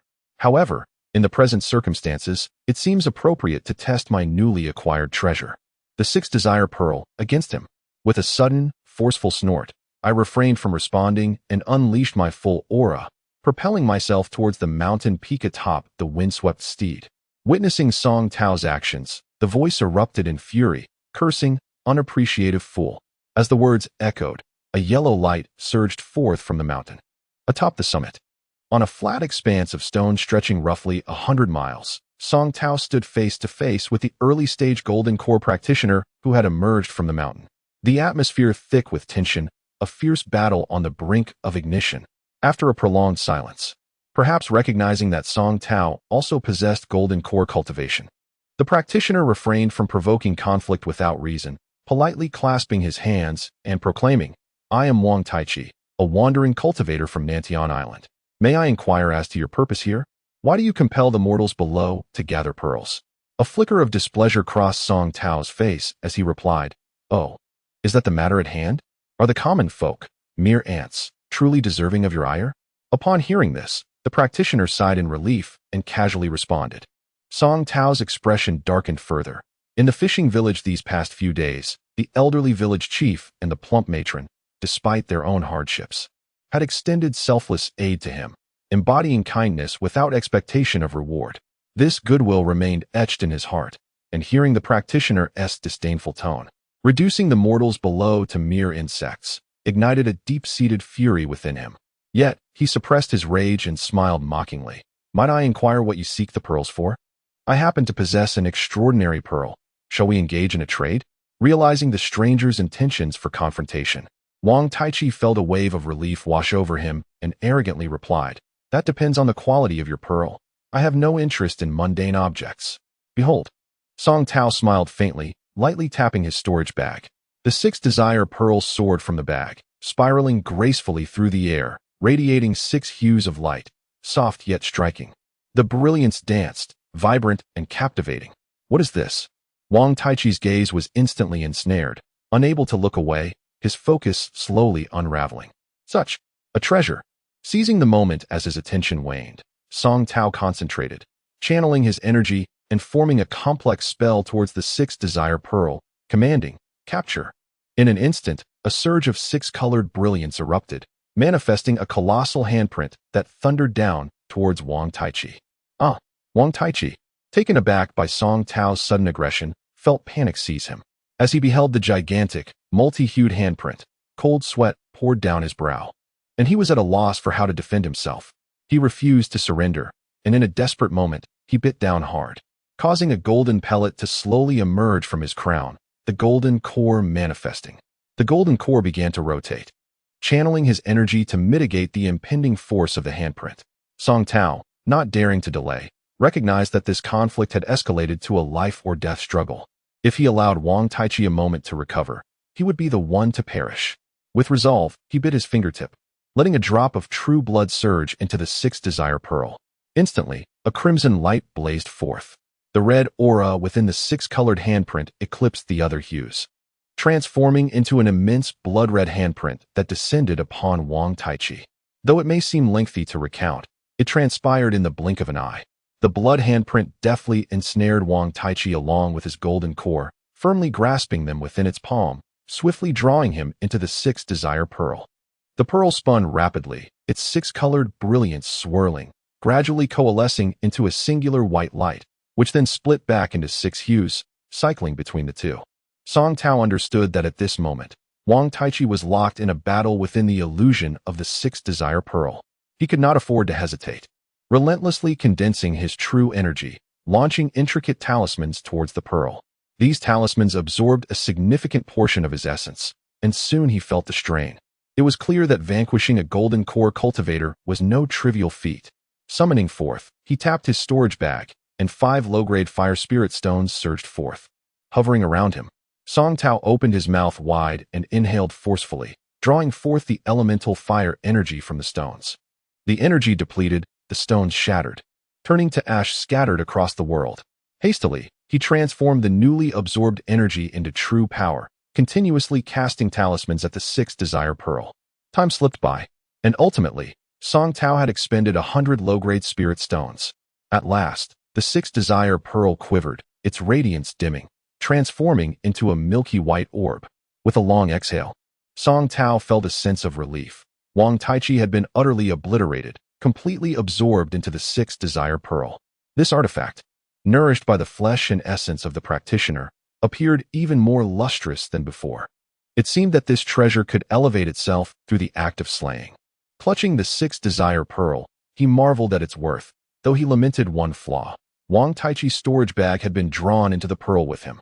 Next time in battle, he must first devise a means to extract the storage bag before drawing the opponent in. Should his cultivation deepen, utilizing this treasure would become even more seamless. He mused as he gradually advanced into the mountains claimed by Wang Taichi, leaving Nantian Island. Soon Song Tao arrived at the peak of the dragon-shaped mountain range. There, atop a massive stone, roughly 1,000 feet high, a cave had been hewn, its entrance wide open, indicating Wang Taichi's hurried departure. Little did he know, he would never return. Song Tao initially extended a wisp of his consciousness to explore the cave, discovering it comprised 4 small chambers and a grand hall. Within one chamber, he found 4 exceptionally beautiful mortal women huddled together, trembling and weeping. Surrounding them were numerous skeletal remains, all evidently female. Song Tao shook his head, his heart heavy. Wang Taichi's demise was well-deserved. His expression darkened as he realized the depths of Wang Taichi's cruelty. Having tortured countless mortal women, the ground littered with decaying bones, a truly horrific sight. In this life, his greatest disdain was for those who prey upon the weak. Had Wang Taichi still drawn breath, he would have expended every ounce of his power to slay him again and again. 1,000 times, 1,000,000 times, it would not suffice. After a long while, he gradually calmed himself. With a wave of his hand, the 4 mortal women were enveloped in true energy and drawn from the stone chamber. Suddenly exposed to sunlight, they instinctively huddled together in terror, gazing at Song Tao with a blend of pity and numbness upon their faces. Song Tao sighed silently and waved his hand once more, wrapping the 4 women in true energy and gently guiding them down the mountain. He then stepped into Wang Taichi's cave. The inhabitants of the various villages on Nantian Island sensed a change. The dense fog that had shrouded the mountain peaks was gradually dispersing.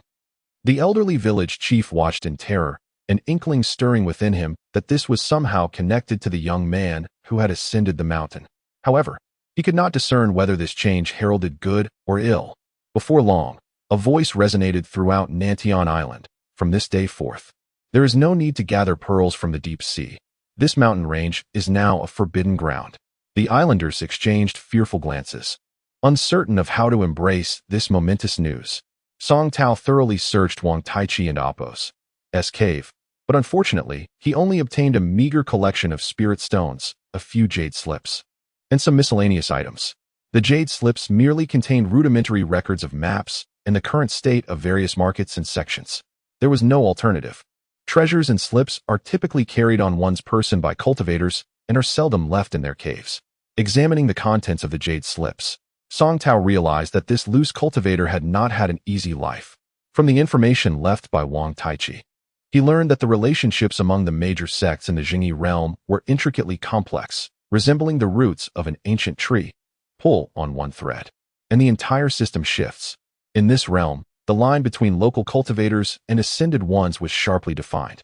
The local cultivators monopolized superior cultivation resources, residing on the 6 main islands, while they were quite exclusionary towards the ascended cultivators, who were mostly scattered practitioners dwelling on remote islands. Wang Taichi himself was an ascended cultivator from a century ago, at the initial stage of the Golden Core realm. After ascending to the Jingyi realm, he felt the impending end of his lifespan and despaired of ever achieving reincarnation. Disheartened, he dared not enter the main islands and instead lingered on the remote Nantiando, a place not only distant but also lacking in spiritual energy, rendering it unattractive to most cultivators. Thus, Wang Taichi took to oppressing mortals in this secluded locale, living a rather carefree existence, self-styling himself as the recluse of Nantiando. Initially, he intended to gather pearls from the sea to refine elixirs and extend his life. Yet this endeavor inadvertently provoked Song Tao, leading to his demise. Upon understanding the situation, Song Tao pondered, "If I wish to continue enhancing my cultivation, I cannot remain here. I cannot emulate Wang Taichi's pitiful existence. I must enter the 6 main islands, where perhaps a glimmer of opportunity awaits. My cultivation cannot stagnate at the Golden Core stage. I must achieve reincarnation. I must ascend. I must become a grand Luo golden immortal." With that determination, he set fire to Wang Taichi's cave and left Nantiando, resolutely heading deeper into the inner sea. As he journeyed, Song Tao compared the maps obtained from the blissful youth with those from Wang Taichi. It was evident that the blissful youth was an ancient cultivator. Over the centuries, the landscape had dramatically changed. Many small islands had vanished from his map, yet fortunately, the 6 main islands remained largely unchanged. Wang Taichi's map, while new, reflected his limited exploration. He had merely meandered near Nantiando, never daring to delve into the inner sea, nor even stepping foot on the peripheries of the 6 main islands. Song Tao couldn't help but shake his head. He would have to rely on his own efforts to navigate this terrain. After flying for more than a day, he spotted a sizable luxury ship sailing on the verdant waters of the inner sea, adorned opulently, with the melodious strains of song and dance wafting through the air, accompanied by the sounds of string and bamboo instruments.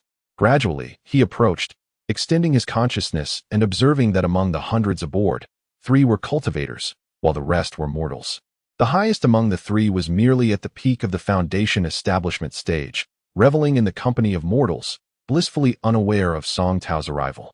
After a moment's thought, Song Tao concealed his true cultivation, presenting himself as a mere Foundation establishment 5th layer practitioner, and gracefully descended upon the deck of the ship, proclaiming, "Disciple of Nantiando's recluse has come to pay his respects." Instantly, the music ceased, and a profound silence enveloped the scene.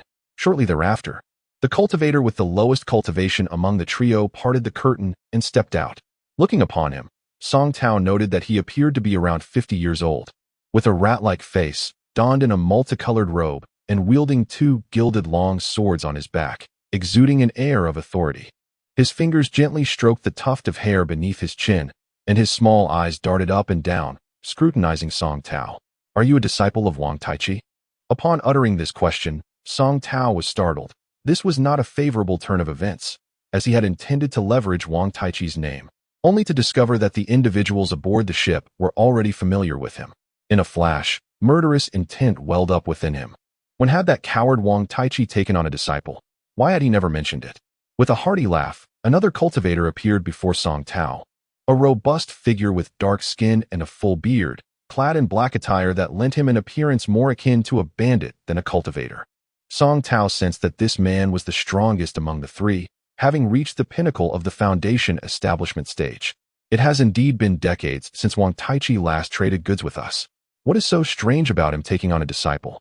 A melodious voice chimed in, and the final cultivator emerged, her figure draped in a flowing red dress, captivating beyond measure. As she glided gracefully, she ensnared the hearts of onlookers. But one must not gaze upon her face. The alluring voice and enchanting figure could easily intoxicate. Yet a glance at her visage was akin to a bucket of cold water dousing one's spirit. It was lamentable that such a natural beauty bore such an unsightly countenance, marred by festering sores of various sizes, yet her eyes shone brightly, examining Song Tao with keen interest. "Indeed, Foundation establishment 5th layer? Young man, you must be here to showcase your talents, right?" the burly man exclaimed, donning a look of sudden realization as he scrutinized Song Tao. An encounter upon the sea. As Song Tao perceived a shift in the situation, he suppressed his murderous intent and feigned a demeanor of utmost respect, saying, "Indeed. How did you come to know, esteemed senior?" The burly man immediately erupted into hearty laughter, exclaiming, "After all these years, let me make it clear that I do not underestimate him. What abilities does Wang Taichi possess to cultivate a Foundation establishment practitioner? He is merely a gold core cultivator. Such prowess eludes him." The mention of Wang Taichi evoked disdain from all 3 of them. Song Tao was momentarily speechless. Regardless of the circumstances, the cultivation world held power in high regard.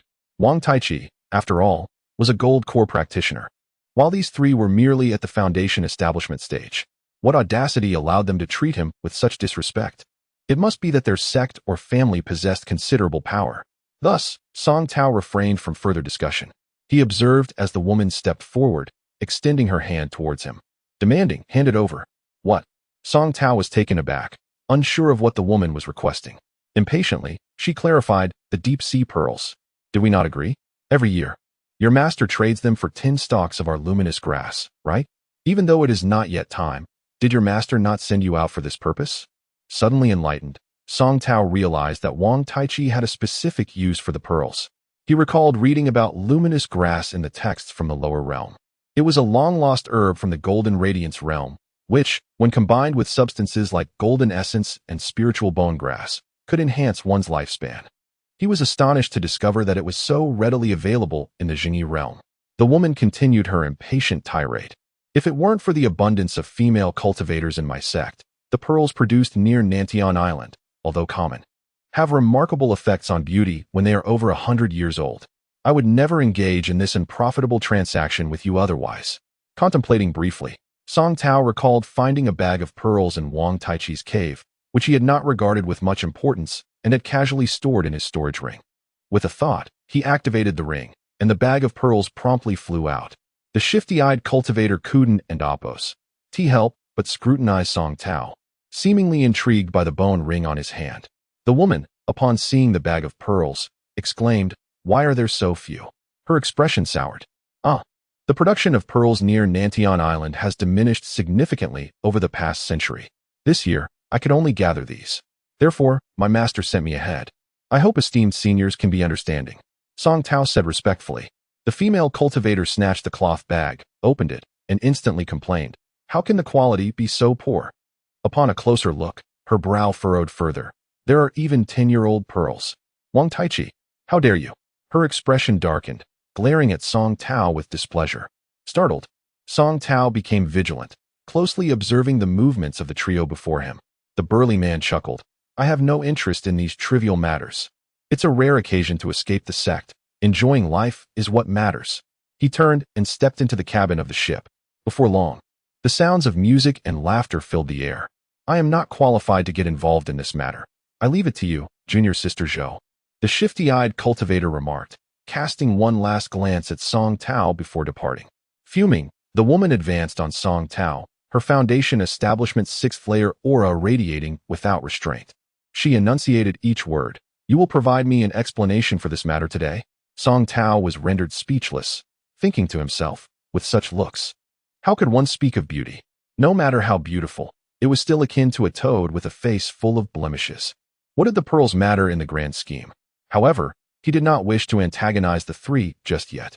Although their strength was underwhelming, they did have a powerful sect backing them. As he was new to this realm, he sought to befriend them to gather information about Jingyi. With a slight change in demeanor, he clapped his storage bag, and hundreds of low-grade spirit stones flew out, piling before the female cultivator like a small mountain.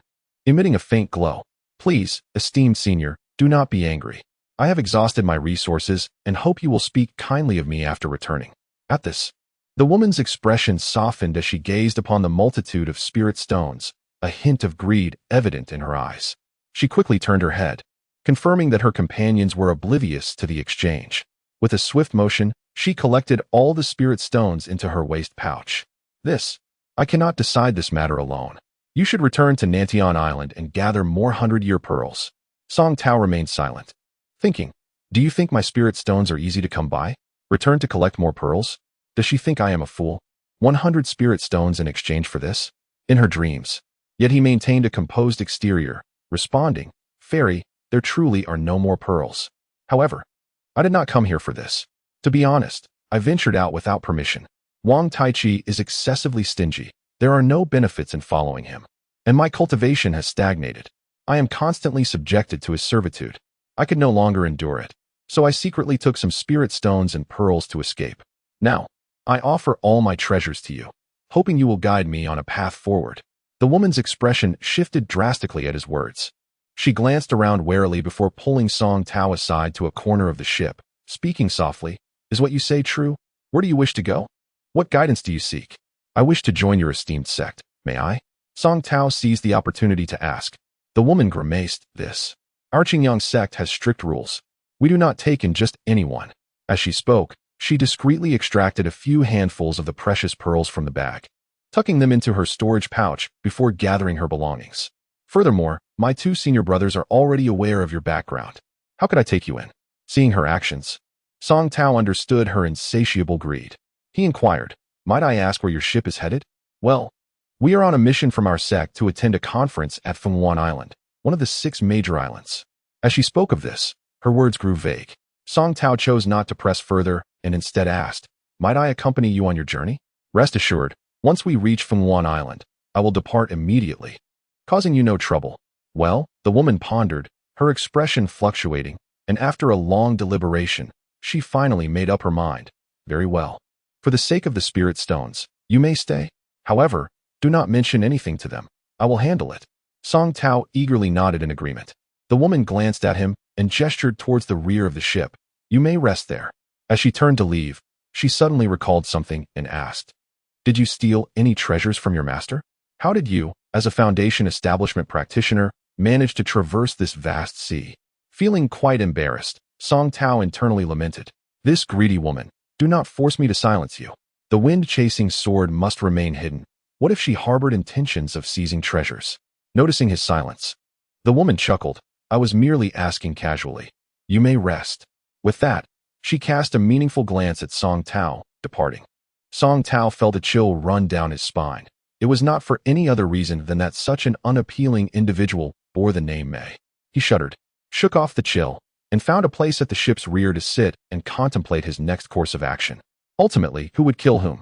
As Song Tao gradually comprehended the situation, a flicker of sympathy arose within him for the grotesque woman. At that moment, the burly man grumbled irritably. All you do is make noise. There's an outsider present. This matter is a secret of our sect. To maintain confidentiality, we dispatched only 3 of us, laboriously traveling by boat to disguise ourselves as wandering cultivators from overseas to infiltrate Fenghuan Island. Yet you insist on leaving that outsider with us. We were still far from the island at that time, and I reluctantly permitted his presence to avoid complications. Now that we have arrived at Fenghuan Island, it is time for you to set forth. There is no longer any need to keep him. Lu, my junior brother, go out and kill that brat. And bring me his head. Lu, the named disciple, responded with a sinister grin and sauntered towards the exit, muttering, I've long been intrigued by that brat's storage ring. Zhou Mei glared at him, her expression betraying her turmoil, yet she remained silent, observing the unfolding events. Moments later, a piercing scream erupted from outside. Ah! The chilling cry reverberated through the air. The burly man, growing impatient, poked at his ears, exclaiming, Lu, why such a commotion over killing a Foundation establishment 5-layered waste? Before he could finish his sentence, a resounding thud echoed, and a bloodied head was tossed into the room. The burly man's expression shifted, and he found himself unable to look away. Lu, junior brother. The severed head on the floor belonged to Lu, the disciple who had just left moments ago, his face frozen in a mask of terror. It had been merely 3 breaths since he had departed, and now only this gruesome trophy remained, lying silently on the ground. Are you the one who sought to kill me? With these words, Song Tao leisurely parted the door curtain and entered. The 2 individuals within the room stared at him in sheer panic. At that moment, Song Tao no longer concealed his cultivation. An overwhelming aura emanated from him, pressing down on the 2 like a heavy weight. Why you and Appos? A golden core cultivator? The burly man stammered, utterly flabbergasted that he had sent a Foundation establishment junior to kill a golden core cultivator. Zhou Mei, equally anxious, watched the scene unfold, uncertain of how it would progress. Senior, I am Qin Nanfeng, a disciple of Qingyang sect. I apologize for any offense. The burly man quickly shifted his demeanor, clasping his fists in a show of deference towards Song Tao. I am on an official mission from my master, Wu Chun, and I hope you will not interfere with our sect's affairs. He invoked his master's name, hoping to intimidate Song Tao. However, Song Tao, being a newly ascended cultivator, had no knowledge of Wu Chun and felt no fear. With a slight smile, he inquired, Who is Wu Chun? As he spoke, he casually waved his hand, and a fire dragon erupted forth, charging towards Chun Nanfeng. Having sensed Qin Nanfeng's murderous intent, Song Tao resolved that, regardless of the forces backing him, this individual must die. It was better to eliminate a potential threat now than to allow him the chance to grow stronger and become a future menace. At that moment, Song Tao was no longer the naive individual he once was. The harsh law of survival dictated that one must eradicate all threats to their existence. Although Chun Nanfeng feigned respect, he was constantly observing Song Tao's every move. The instant he saw Song Tao raise his hand and the intense heat coalesce, he shrieked in terror and summoned a peculiar magical artifact. It manifested as a butterfly, neither gold nor jade, shimmering with a blue light that intercepted Song Tao's fire dragon. Holographic blue butterfly. Zhou Mei exclaimed in astonishment. Master actually bestowed this treasure upon you. Humph, little wretch. Be quiet. Don't think you're a savior. Chun Nanfeng retorted, emboldened by the artifact and Appos' efficacy. Behold my treasure. My master's artifact is not something a mere golden core cultivator like you can withstand. As Song Tao focused, he observed the blue butterfly flitting gracefully, its wings expanding, emanating blue light that washed over him, mixed with a formidable spiritual presence. It felt as if he had shrunk exponentially, facing an immense celestial dome that loomed down to crush him. What a marvelous treasure!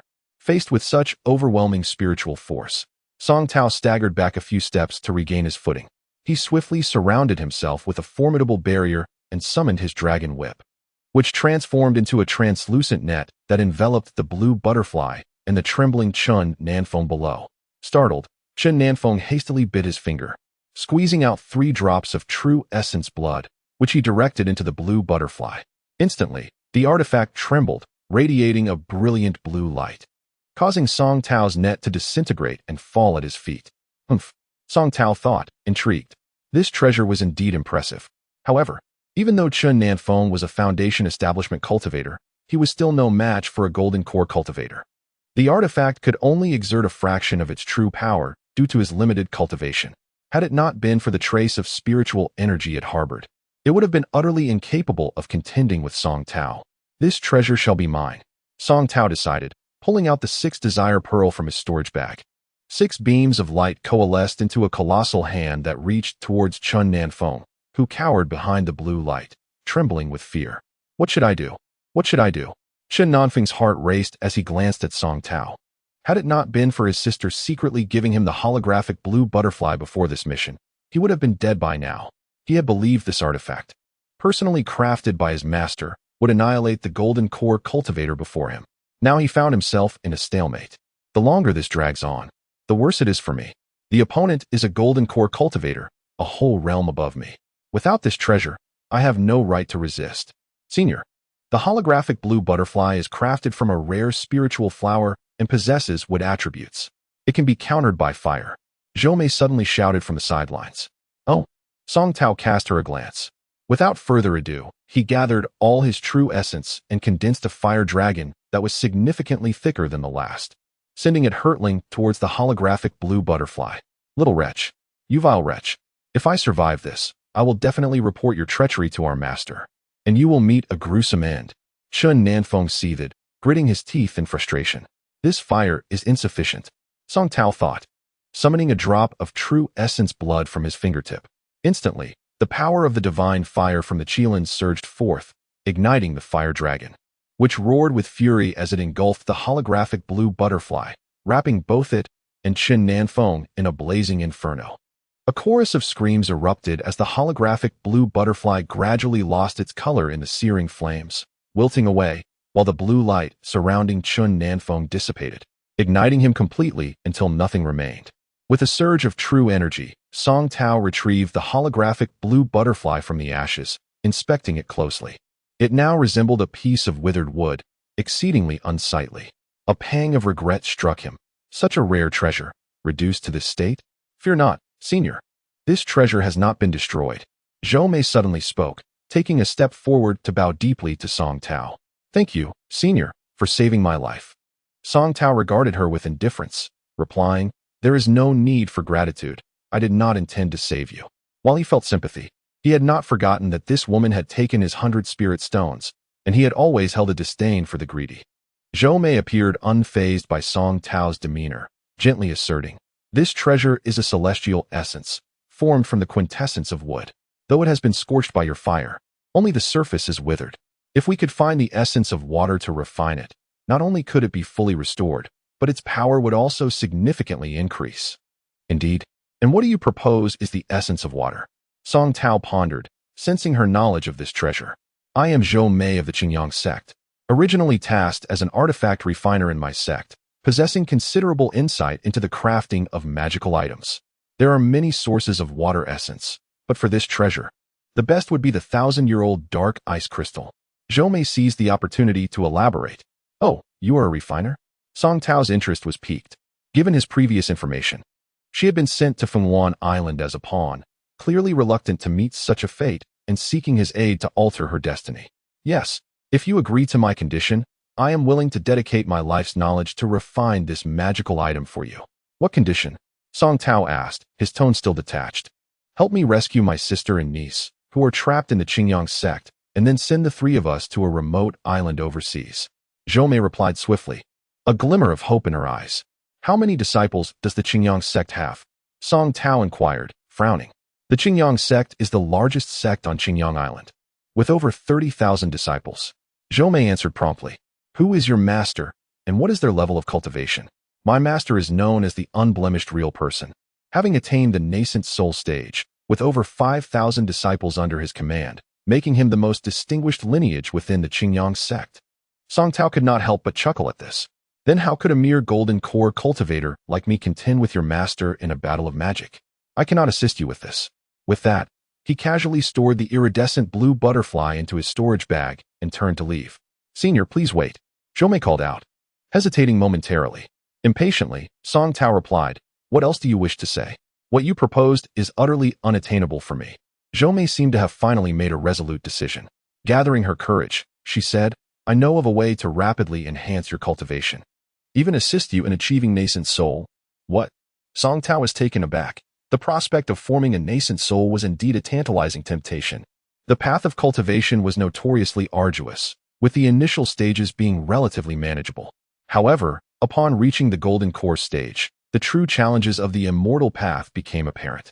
Many golden core cultivators spent their lives without ever achieving nascent soul, ultimately depleting their lifespans and perishing in vain. Now, this mere foundation establishment cultivator claimed to assist him in achieving such a feat? Song Tao found himself intrigued. He regarded Zhou Mei with a piercing gaze, his eyes glinting. If your words are false, or if you propose something beyond my capabilities, I will end your life. Think carefully before proceeding.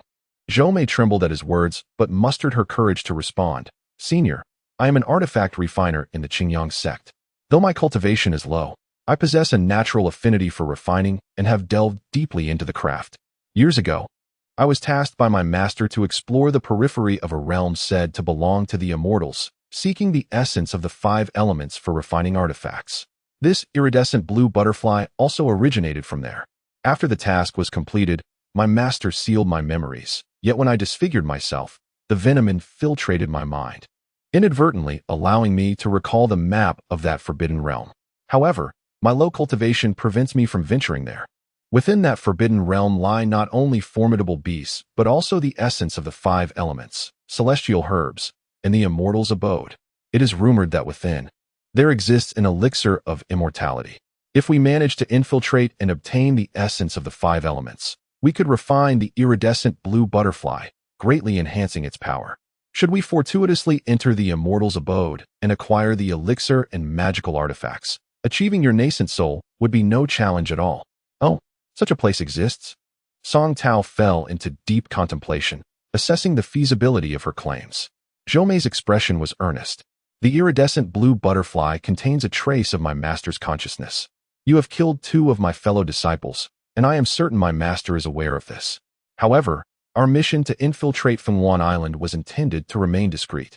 This location is already within the territory of Fenghuan Island, and my master can only endure in silence. Yet, once you leave Fenghuan Island, it is likely that you will not escape my master's pursuit. Song Tao narrowed his eyes, recognizing the depth of Zhou Mei's cunning. Her attempts to sway him with the treasure seemed insufficient, so she resorted to linking their fates, as though grasping at a lifeline. Her words bore an implicit threat.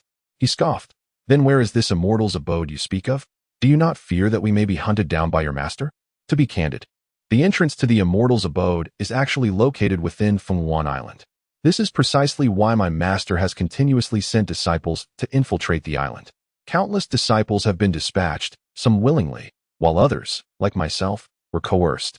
However, I cannot identify who among them has been sent.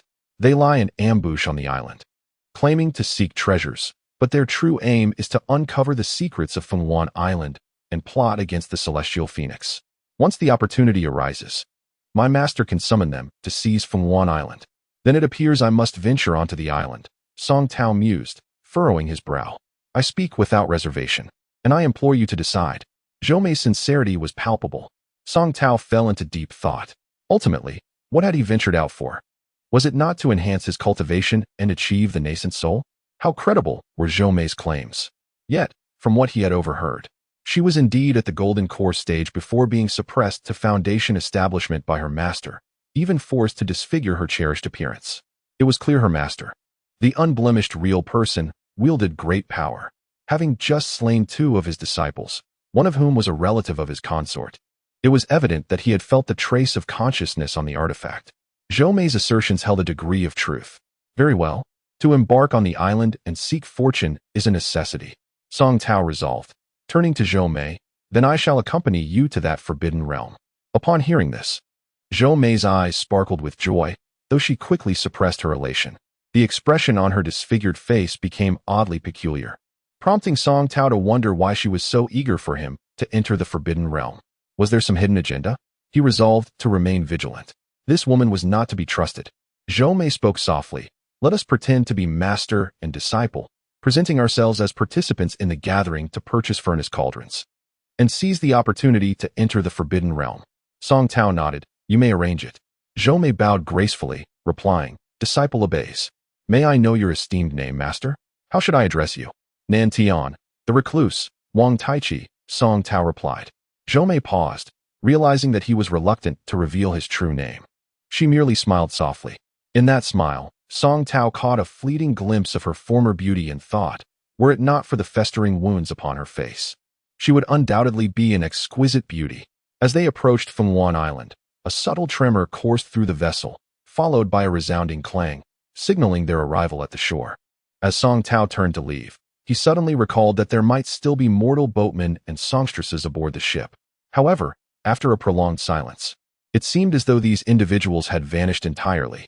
Puzzled, he inquired with Zhou Mei, only to discover that the boatmen and songstresses had been summoned merely to pass the time. They had been silenced long before reaching Fenghuan Island, their bodies cast into the sea to feed the fish. A chill crept into Song Tao's heart. He was disheartened to realize that these cultivators truly regarded mortals as mere insects, to be toyed with and slaughtered at will. Just moments ago, he had felt a pang of sympathy for Zhou Mei, but upon hearing this, even that flicker of compassion extinguished. Let us be on our way, Song Tao said with an air of indifference, stepping outside. Before him lay a bustling dock, and as he gazed intently, he was taken aback to see that all the laborers and porters were male cultivators, each possessing at least the second or third level of spiritual strength. It appeared that Fenghuan Island was indeed a place where women held dominion. When Zhou Mei emerged, he noticed she was veiled in a flowing crimson gauze that accentuated her beauty in a hazy, enchanting manner. He couldn't help but shake his head inwardly. It seemed she was aware that her visage was not suited for public gaze. Master, please, Zhou Mei said, respectfully stepping aside to allow Song Tao to proceed first. Perhaps you should lead the way, Song Tao replied. I am unfamiliar with this place. Very well, Zhou Mei responded, her voice sweet as she gracefully moved ahead. From behind, her slender figure swayed like a willow in the breeze, undeniably alluring. Alas, the thought of her face was enough to extinguish any spark of desire. As they disembarked from the dock, a grand city wall loomed before them, patrolled by several squads of golden-armored guards, their vigilance palpable. Under the blazing sun, the line of those entering the city stretched long. Song Tao and Zhou Mei blended into the throng, slowly making their way forward. Master, flying is prohibited on Fenghuan Island, Zhou Mei whispered, explaining the local regulations. Any cultivator who engages in combat within the city will face execution without mercy. Suddenly, a streak of azure light darted across the sky and vanished into the city. Instantaneously, murmurs rippled through the crowd. Furrowing his brow, Song Tao questioned, Did you not say flying is forbidden? That azure light was clearly the escape of a cultivator. Well, Zhou Mei grimaced, the prohibition applies to ordinary cultivators. Those at the pinnacle of the nascent soul stage are unlikely to heed such rules. Strangely, however, these high-level cultivators usually seclude themselves in the spiritual mountains. So what brings them here? A voice from behind them offered insight, belonging to a scholarly-looking cultivator who spoke animatedly. This gathering is unlike any before. It is rumored that many nascent soul experts will attend. Do you know why? The surrounding cultivators looked bewildered, prompting the scholar to flourish his fan and declare, the highlight of this conference will be an auction featuring a nascent soul female cultivator. What? A nascent soul female cultivator?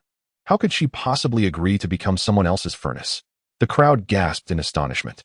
Surely you all know of the Tianfeng fairy from the Fengming sect? The scholar beamed with pride. The Tianfeng fairy has a junior sister who was once her fiercest rival for the sect leader position. After her defeat, she secluded herself to attain enlightenment, aiming for ascension, but tragically, she failed and suffered severe mental damage. Upon emerging from her seclusion, She inadvertently fell into the clutches of the Tianfeng fairy, who captured her using a unique secret technique. And now she is to be auctioned off as a furnace for the nascent soul stage. A wave of murmurs swept through the crowd as they contemplated the implications of a nascent soul furnace. Such a prize was not something just anyone dared to pursue, aside from the nascent soul experts. Who would even consider purchasing her? This junior sister of the Tianfeng fairy is said to possess extraordinary beauty, a sight to behold. Her cultivation method is unique.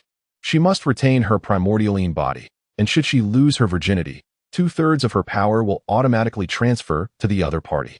Imagine, a nascent soul cultivator, likely at the later stages, to obtain her power. The scholar's eyes sparkled with greed, as though he believed himself destined to claim her. The surrounding cultivators wore expressions of envy. Song Tao observed that the queue was predominantly made up of foundation establishment cultivators, with a fair number of golden core cultivators sprinkled throughout. Indeed, to acquire even 2/3 of a nascent soul cultivator's power would save them years of arduous training. What a tremendous fortune! Song Tao couldn't help but smile wryly. Setting aside the morality of sacrificing another for personal gain, these individuals were utterly oblivious to the true danger. The nascent soul cultivators, should they not be confined by the Tianfeng fairy, could easily crush them with a mere finger. Did they truly believe they had any chance of indulging in such fantasies? Resolving not to dwell on such thoughts, he continued forward, blending silently into the line. Several more streaks of colorful light traversed the sky, all inevitably entering the city. Song Tao shook his head. It was evident that many nascent soul experts had indeed arrived. Caution would be paramount. He had no desire to lose his life so easily. Upon entering the city, he found the streets teeming with people, presenting a vibrant urban scene. However, upon closer inspection, he realized that even the laborers and vendors were cultivators. There were no mortals to be found. "Master, why don't we find a place to stay first, and then I can gather information?" Zhou Mei suggested astutely. Song Tao nodded in agreement, allowing her to take the lead. The auction for furnaces, held once every decade on Fenghuan Island, was charmingly named the Phoenix Seeks Phoenix Conference. The Fengming sect had devised an elaborate spectacle, parading the auctioned female cultivators on flower-laden carts through the streets in hopes of fetching high prices at the auction 10 days hence. Regrettably, despite their exquisite adornments, the auctioned women wore sorrowful expressions, their faces marred by tears. Yet this very sight seemed to satisfy the perverse inclinations of some cultivators, who reveled in the misery of these women, shouting and critiquing their plight as they gathered to gawk. At that moment, Song Tao stood in a room on the second floor of an inn, peering through a carved wooden window at the scene below. He sighed in disappointment, closing the window to shut out the ugliness of it all. He had little interest in such spectacles. His only desire was to enter the forbidden grounds Zhou Mei had mentioned, the Immortal's Cave. Regarding the so-called Immortals, a wry smile graced Song Tao's lips as he recalled Zhou Mei's words. A plan began to formulate in his mind. The division of the cultivation world into 7 tiers was not an ancient custom. It is said that in primordial times, when chaos reigned, the realm of cultivation existed as a singular entity. In those days, the strong oppressed the weak, with the most powerful self-proclaiming as immortals, dominating the world, while the less powerful were treated as mere ants, subject to bullying. Cultivation is arduous, more challenging than ascending to the heavens. Forming the golden core is difficult enough, but reaching the nascent soul stage is even more formidable. Crossing the tribulation for divine transformation is an ordeal like no other, with success being exceedingly rare. Thus, the high-tier cultivators, those deemed true immortals, were indeed few and far between. Eventually, the oppressed low-tier cultivators could no longer endure the tyranny of their high-tier counterparts, and they united to resist. As the saying goes, a multitude of ants can bring down an elephant. The cultivation world descended into chaos and warfare, and after many years, the low-tier cultivators were nearly annihilated.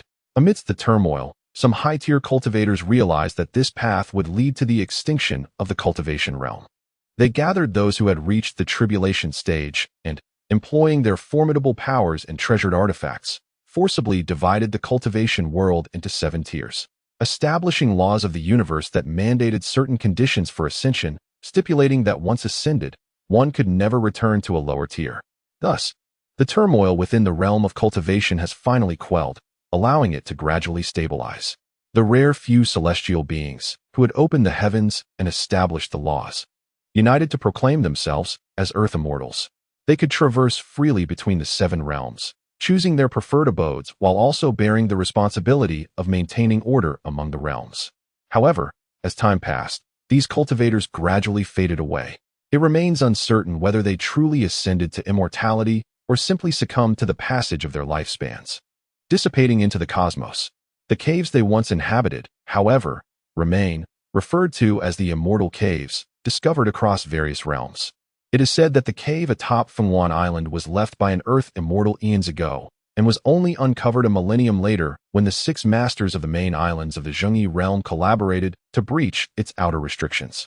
Within that outer forbidden zone lay countless spiritual herbs and beasts, presenting immense opportunities to cultivators at the Golden Core stage, though of little benefit to the ancient beings of the nascent soul stage. Despite their efforts, they could not unlock the cave's entrance. The frustration of the 6 masters, witnessing such grand opportunities remain unattainable, was palpable. In desperation, they established a pact to open the forbidden zone once every century, allowing their disciples to venture within to seek treasures based on their fortunes. On the last occasion of this century, the untainted real man had taken the newly established cultivator, Zhou Mei, into the cave to search for the essence of the 5 elements to forge artifacts. The iridescent blue butterfly was crafted by the real man using the wood essence he acquired. Zhou Mei's presence was due to her innate talent in artifact crafting, and thus he made an exception for her, forbidding her, however, from seeking treasures within the forbidden zone. Moreover, the real man had harbored intentions towards her beauty, and upon their departure, he merely sealed her memories, unaware that Zhou Mei would later poison herself to alter her appearance. After mastering the art of toxins, she inadvertently broke his restrictions and recalled everything. She returned here with Song Tao. Master, a melodious voice from outside interrupted Song Tao's thoughts. Zhou Mei had returned. Come in. Song Tao called out cheerfully. With a thud, the crimson figure pushed open the wooden door and gracefully entered. Master, I have gathered information. In half a year, the forbidden zone will open again. However, it will require considerable effort for the 2 of us to gain entry. Zhou Mei explained. On that day, as a disciple following the untainted real man, I was allowed inside, yet I lost the privilege to seize treasures within the forbidden zone. Oh, seizing treasures? Song Tao inquired. Perplexed. Within the forbidden zone, the 6 masters established rules. The cultivators entering for training could each obtain a single treasure based on their fortunes. However, they were free to engage in combat, slaying others to seize their treasures. Zhou Mei elucidated. Song Tao pondered deeply. Indeed, the realm of cultivation was ruthlessly harsh. The 6 masters, in their bid to stimulate their disciples' cultivation, dangled treasures as bait, perhaps prioritizing the experience of combat over the acquisition of riches, seeking to forge true strength through the crucible of life and death. What do you propose we do to gain entry? Song Tao glanced at Zhou Mei, who appeared to be brimming with ideas. Master, I have a plan, though it may inconvenience you for a few days, Zhou Mei replied. Her scheme involved both of them entering the Fengming sect, which, while dominated by female cultivators, still required male disciples for various tasks.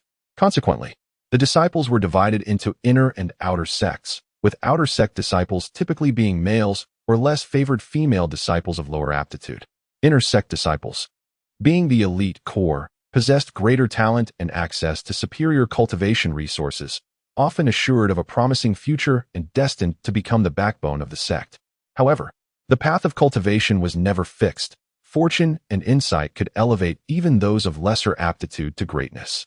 Thus, the sect provided outer female disciples with opportunities, allowing each one a chance to challenge 3 designated inner sect disciples in a best-of-3 match.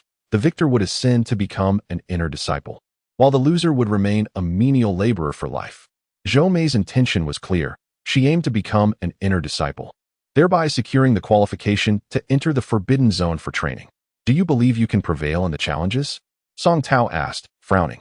After all, even a male cultivator of exceptional aptitude would only remain an outer disciple within the Fengming sect, with no hope of advancement. How could Zhou Mei, as a laborer, bring him into the forbidden zone? Master, although I presently appear to be at the foundation establishment stage, I have previously succeeded in forming a golden core. My insights and artifacts far surpass those of ordinary foundation establishment disciples. I do not view those inner disciples as formidable. Zhou Mei declared confidently. However, it would be even better if Master could provide me with some assistance. And how shall I gain entry? As you mentioned, male disciples have no hope of entering the forbidden zone for eternity? Zhou Mei smiled slightly, surveying her surroundings before waving her hand. With a series of thuds, the wooden windows of the loft were closed one by one. Just as Song Tao was about to voice his surprise, Zhou Mei promptly interjected, "Please forgive me, Master. We must be cautious." With another wave of her hand, she set up a simple restriction. Then, producing 2 reddish-brown wooden tokens from her storage bag, she explained, "These are the Qingyang Mother tokens, a unique treasure of our Qingyang sect, capable of breaking space for close-range transmission. As long as I enter the forbidden zone first and then utilize this item, I can bring you in as well." "Such a treasure exists?" Song Tao exclaimed, astonished by the remarkable efficacy of the item. He squinted, inquiring, "Oh, do all disciples of your sect possess this Qingyang Mother token?" "Master," this Zhou Mei hesitated, biting her lip before stating, "This item is only available to cultivators above the nascent soul stage in our sect. I acquired this token from my uncle when my appearance was intact." She refrained from disclosing the details of what she exchanged for it, or how it was obtained. Noticing her flushed complexion, Song Tao could roughly surmise the situation and chose not to press further. He merely took the token and examined it thoughtfully. Reflecting on his earlier eavesdropping, he recalled that she had disfigured herself out of defiance against her master. If she could obtain it from her uncle, why couldn't she from her master? This matter undoubtedly harbored deeper intricacies, yet Song Tao preferred to remain aloof from these trivial entanglements. He calmed his mind and extended his consciousness to delve into the mysteries of the token. Thus, they prepared to enter the Fengming sect. As Song Tao's thoughts flickered, he suddenly sensed a force of rejection. Before him, the token appeared to sprout a monstrous blood-red maw, which voraciously engulfed a fragment of his consciousness.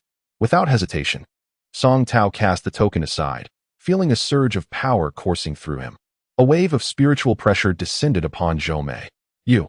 Song Tao exclaimed, anger flaring within him. Did this woman dare to ambush him? In a flash, he summoned his sword, intent on striking her down without a moment's hesitation. "Master, you misunderstand."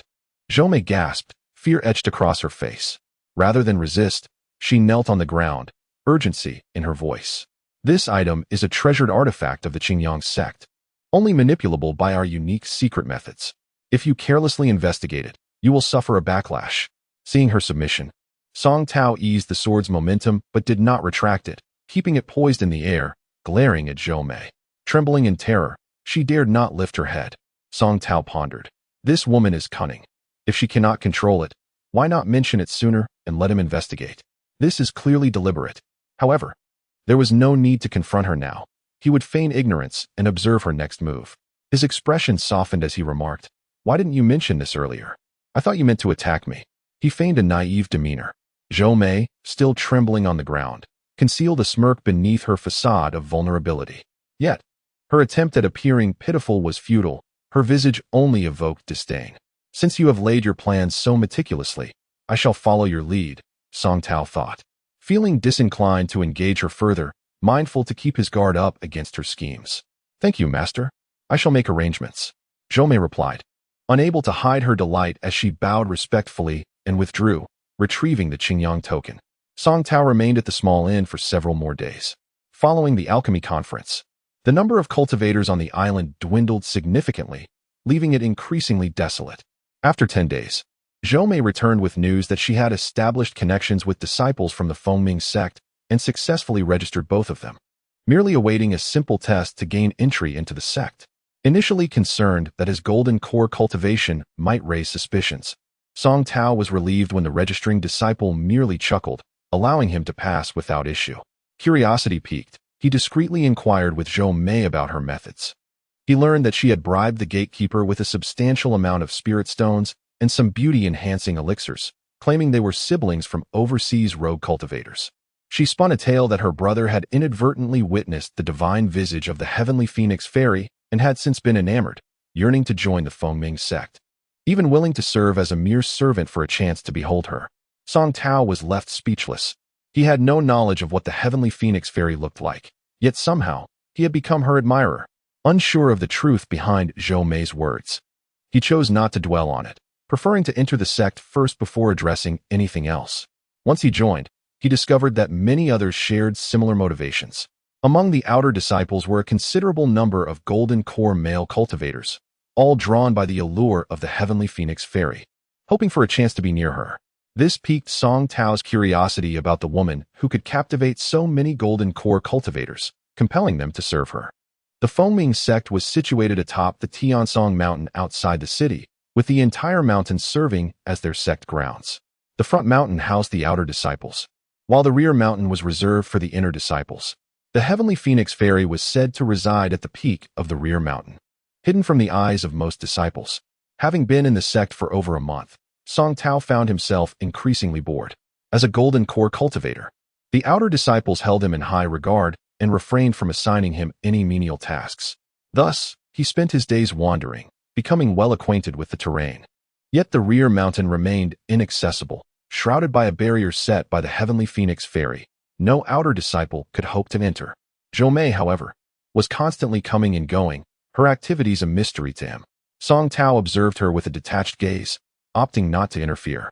As half a year swiftly passed, anxiety gnawed at Song Tao. He recalled Zhou Mei mentioning that the next opportunity to challenge the inner disciples would arrive in 6 months, and with time drawing near, he wondered why she had yet to make her move. Did she intend to wait another century?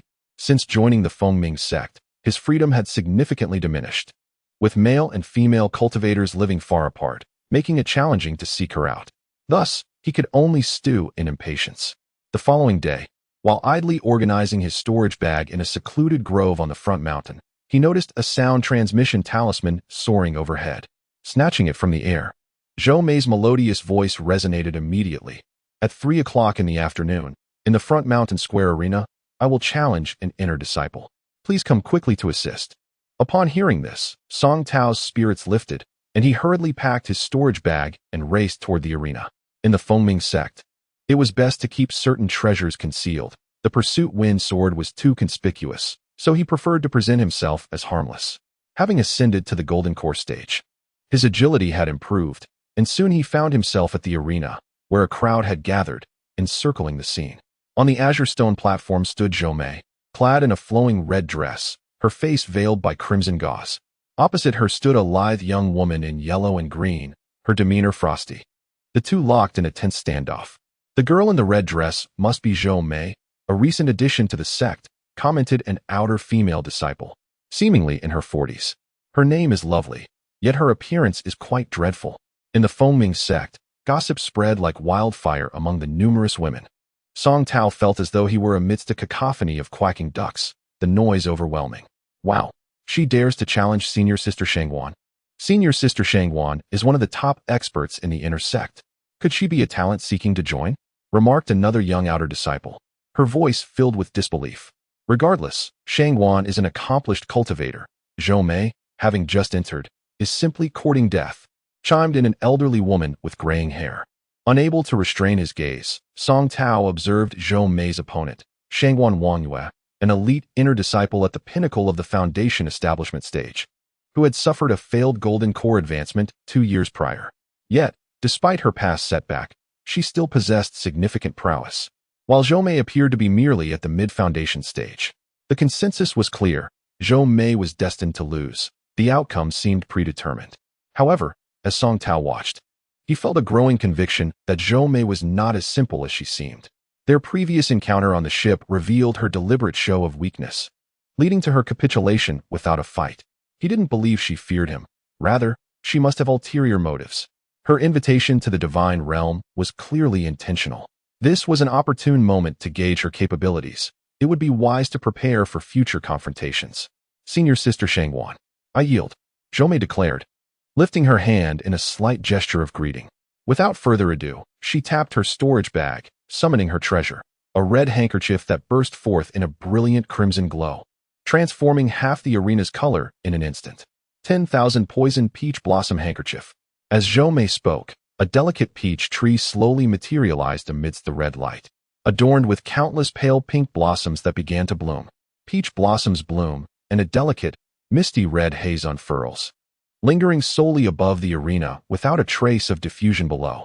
Quite well controlled, indeed, Song Tao nodded and remarked casually. However, Shangwan Wangyue appeared unfazed. With a slight lift of her hand, A flash of azure light emanated from her wrist. The jade bracelet she wore was, in fact, her magical artifact, which soon expanded to a colossal size, hovering above her head and enveloping her in myriad azure lights. The delicate red mist disintegrated upon contact with the azure glow. "Congeal," she commanded with a soft reprimand, and a small green sword flew from her storage pouch, whistling through the air as it darted towards Zhou Mei. "Wow! Senior Shangwan's artifact is truly formidable," gasped the audience in awe. Song Tao, equally astonished, noted the remarkable resemblance of the small sword, named Congeal, to his own wind chaser. Zhou Mei merely smiled, as the red handkerchief she wielded soared to meet the small sword, ensnaring it entirely upon first contact, rendering it unable to break free despite Shangwan Wanyue's frantic commands. A hint of panic flickered across Shangwan Wanyue's face as she gritted her teeth and shouted, "Explode!" A muffled grunt echoed, and the red handkerchief swelled, as if a powerful force surged within, yet it could not burst free. More urgently, Shangwan Wanyue cried, "Explode! Explode! Explode!" The explosions continued, but the red handkerchief only compressed further until it seemed to deflate completely. "Senior sister, perhaps it's time to concede. If I inadvertently harm you, I would feel quite ashamed," Zhou Mei teased with a playful laugh. Shangwan Wanyue, her face flushed with anger, refused to yield. Instead, she gritted her teeth, disregarding the small sword, and shouted, "Come forth, Xiao Bai." Song Tao nearly stumbled at the mention of Xiao Bai. Is she unleashing a beast? The crowd erupted in gasps as a pure white spirit beast materialized before Shangwan Wanyue. Indeed, it was Xiao Bai, a colossal mouse, devoid of any stray hairs, with white ears and a snowy coat fluttering in the air. It appeared docile and adorable, yet its blood-red eyes glinted with fury as it emitted a howl akin to a wolf's. What manner of spirit beast is this? Song Tao racked his brain, struggling to recall any documented beasts resembling such a creature. Wow! Senior Shangwan has actually tamed a primal spirit beast, the Jiu-Ru, came the envious voices from the female disciples. What purpose does the Fengming sect have in raising such a giant rat, a beast of ancient terror? Ridiculous. Song Tao couldn't help but express his disdain. An elder from the inner sect noticed his expression and reproached him, saying, "You, an outer disciple, lack knowledge. This is a primal spirit beast, personally captured by our sect leader and kept here for a fated individual to tame. Countless disciples have tried and failed, yet somehow, Shangwan Wanyue has managed to establish a bond with it." As the elder spoke, the Jiu-Ru suddenly sank, vanishing from sight. "Not good," Song Tao gasped, realizing the spirit beast could burrow underground. He hadn't anticipated such a skill, indicating it was indeed formidable. Shangwan Wanyue chanted incantations, her hands weaving intricate spells, while Zhou Mei, her brow knitted with concentration, scanned for the Jiu-Ru's whereabouts. In an instant, a flash of white light appeared as the Jiu-Ru launched itself from behind Zhou Mei, aiming for her neck. Fortunately, Zhou Mei was prepared. She flicked her wrist, and the red silhouette split into three. "Doppelganger," she exclaimed, narrowly evading the Jiu-Ru's bite. Shangwan Wanyue, showing signs of strain, continued casting her spells, while the Jiu-Ru paused, unleashing a beam of white light that shot towards Zhou Mei. This time, Zhou Mei was unable to evade. The white light struck her shoulder and pierced through, creating a gaping wound that drew a pained cry from her lips. Shangwan Wanyue paused to catch her breath, stating coolly, "Sister, it is still not too late to concede. I do not wish to harm my fellow disciple." Zhou Mei bit her lip, enduring the excruciating pain without uttering a word. Song Tao felt a surge of anxiety. She couldn't concede. He had no intention of languishing here for a century, simply to await the opening of that forbidden realm. Quietly, he crept closer to the arena's edge. Suddenly, he recalled the fire qilin nestled within his pouch. The Jiu-Ru was a primal beast, while his fire qilin was an ancient celestial beast. Generally, demonic beasts are quite discerning. Upon sensing a superior creature's aura, they would retreat without a fight. Though the fire qilin was still an egg, its essence was undoubtedly high. Being an ancient celestial beast, after all, he glanced at the chaotic scene, preparing to take a risk. Stealthily, he made his way to the corner of the arena. Positioning himself behind the Jiu-Ru, quietly retrieving the fire qilin egg from his sleeve and adopting a nonchalant demeanor. The Jiu-Ru twitched its nose, seemingly catching a whiff of something unusual, its expression shifting to one of fear as it scanned its surroundings. "Senior sister, what remarkable skill. However, I do not wish to concede just yet, Zhou Mei said, enduring the agony as she spoke. With that, she gracefully spun, conjuring 6 red silhouettes that circled the arena with swift steps. All 6 figures giggled. Sister, it appears you are struggling to control the Jiu-Ru. Perhaps you should cease your efforts. As they spoke, the 6 figures produced deep red agate flutes and raised them to their lips. A celestial melody filled the air, and the notes materialized, transforming into golden beams that sliced towards Shangwan Wangyue and the Jiu-Ru. In an instant, the arena was awash with gold light, winds howling. Shangwan Wangyue, alarmed, struggled to evade the golden blades while simultaneously controlling the Jiu-Ru, clearly overwhelmed. One misstep, and she bore multiple cuts across her face and body. Sensing the fire Qilin's aura, the Jiu-Ru instinctively recoiled, its focus shifting to locate the celestial creature, abandoning its assault on Zhou Mei. The tides of battle turned, and Shangwan Wangyue found herself ensnared in a precarious predicament. Enough. Zhou Mei wins this round. Stand down. Suddenly, a commanding voice rang out. A middle-aged female cultivator of the Yuanying stage approached with an air of grace, her strides bringing her swiftly before the arena. So this is what they mean by traversing the distance in an instant? Song Tao marveled at her seemingly leisurely yet extraordinary pace. Indeed, there is a profound difference with Yuanying stage cultivators. Amid his admiration, he hastily concealed the Qilin egg. Upon hearing the verdict, both contestants froze as if struck by thunder. Zhou Mei ceased her actions, stowing her artifact and respectfully standing at a corner of the arena, gazing at the approaching cultivator. Auntie, Shangwan Wangyue exclaimed. Her face tinged with indignation. I have not yet lost. She protested, unwilling to accept defeat. It turned out that Shangwan Wangyue was the niece of Shangwan Qinghong, a Yuanying stage elder of the Fengming sect, and the one arriving was indeed Shangwan Qinghong herself. With a fierce glare directed at her niece, Shangwan Qinghong scolded. A loss is a loss. What is there to contest? It is merely a spot for an inner disciple. Do you truly wish to engage in a life-and-death struggle over it? With that, Shangwan Wangyue dared not argue further, merely casting a fierce glare at Zhou Mei before turning away. The second match against the inner disciple Li Qianghua would commence in an hour. Shangwan Qinghong glanced at Zhou Mei and remarked, if you find it too challenging, you may withdraw. I have no objections. I am determined to fight. Zhou Mei declared resolutely. Very well.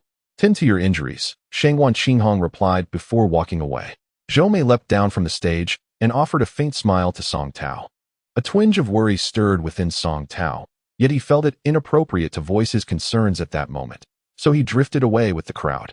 As he walked, he glanced back until he found a secluded area with sparse people. He chose a sturdy tree to sit behind, awaiting Zhou Mei's arrival. As expected, she soon appeared. How is your injury? Do you feel confident for the next match? Song Tao inquired solemnly.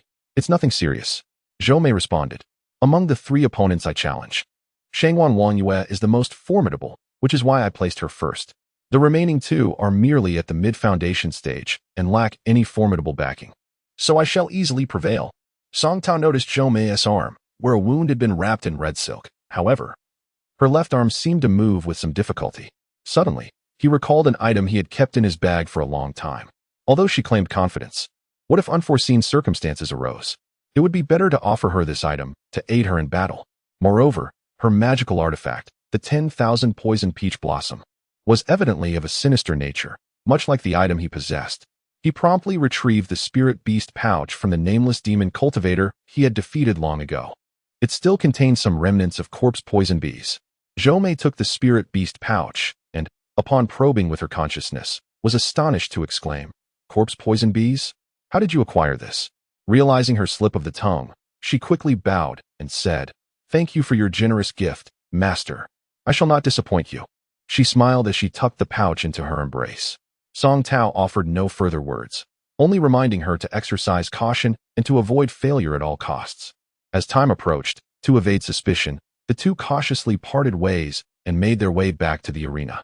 Zhou Mei's next opponent, Li Qianghua, appeared to be no more than 20, with a cherubic face. As Zhou Mei had anticipated, after just a few exchanges, Li Qianghua conceded defeat. Zhou Mei advanced effortlessly to the 3rd match. Her next adversary was the inner disciple Wang Tingting, who possessed an enchanting beauty, almond-shaped eyes, willow-like brows, skin as pure as jade, and flowing black hair. clad in a water-red outfit that accentuated her curvaceous figure. She spoke with an alluring grace that drew cheers from the male outer disciples below, though the female disciples regarded her with disdain.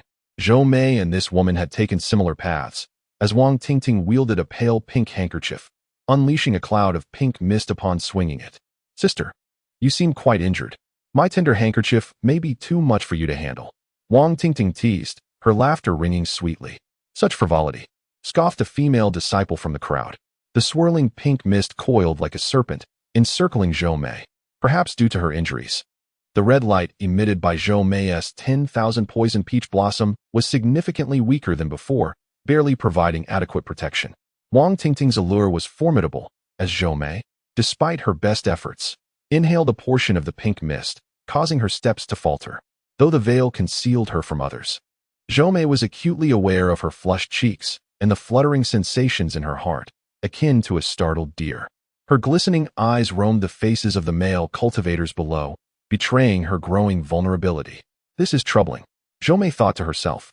She had underestimated her opponent, mistaking her low cultivation for weakness, not realizing she practiced such a nefarious technique. It was imperative to conclude this swiftly. Without further ado, she drew forth a cloud of darkness from her storage bag. Corpse poison bees. Song Tao immediately recognized the danger. He nodded to himself, relieved to have provided her with such a critical asset. Otherwise, defeat would have been disastrous. The black cloud emitted a deafening buzz, consuming the pink mist in its path as it surged toward Wang Tingting. "Ah!" Wang Tingting paled in terror, exclaiming, "I concede. Master, save me." Zhou Mei felt a surge of joy at her words, but soon realized the chaos that ensued. She could not retract the bees. The item, newly bestowed by Song Tao, had not yet been properly refined to her command, merely stripped of its previous aura and infused with her own, yet it now defied her orders. Wang Tingting, seeing the massive swarm of corpse poison bees approaching, closed her eyes in despair. After a long pause, nothing occurred. When she finally opened her eyes, she saw the bees ensnared within a green mist, appearing as if a droplet of water contained a multitude of dust particles magnified exponentially. Elder Shengwan Qingyun approached slowly. Displeasure etched across his face. "What is happening here? Why do you always cause such disturbances? The forbidden grounds will open soon. If you wish to spar to the death, do so within. Forgive me, Elder. My pet accidentally went out of control. I hope for your understanding." Zhou Mei knelt respectfully, pleading. Wang Tingting glared at Zhou Mei, her expression marked by resentment. "Enough. The match is concluded. I hereby declare that outer disciple Zhou Mei shall ascend to the inner circle. Go find inner disciple supervisor Liang Ronger to collect your rewards." With a wave of his hand, Shangguan Qinghong commanded the swarm of corpse poison bees to vanish into Zhou Mei's storage bag. "Do not bring forth your pet unless it is fully trained, otherwise, you shall be expelled from the sect," Shangguan Qinghong admonished sternly. Zhou Mei promptly acknowledged with utmost respect. 3 days after Zhou Mei officially became an inner disciple, the forbidden grounds opened. As anticipated, the inner disciples of the Fengming sect, led by the peak golden core stage cultivator Hua Linglong, entered. Before departing, Zhou Mei entrusted a piece of the Qingyang mother token to Song Tao, explaining its usage. They conspired on their method of entry. The outer perimeter of this divine cave was situated at the heart of Fengwan Island, a circular all surrounded by boundless inner sea. At its center lay a vast expanse of water. It was said that the depths of this sea connected to the outer waters, plunging thousands of fathoms deep, never traversed by anyone. Once the inner disciples set forth, Song Tao swiftly devised a pretext to descend the mountain, feigning a trip to town for supplies, while secretly following them toward the inner sea.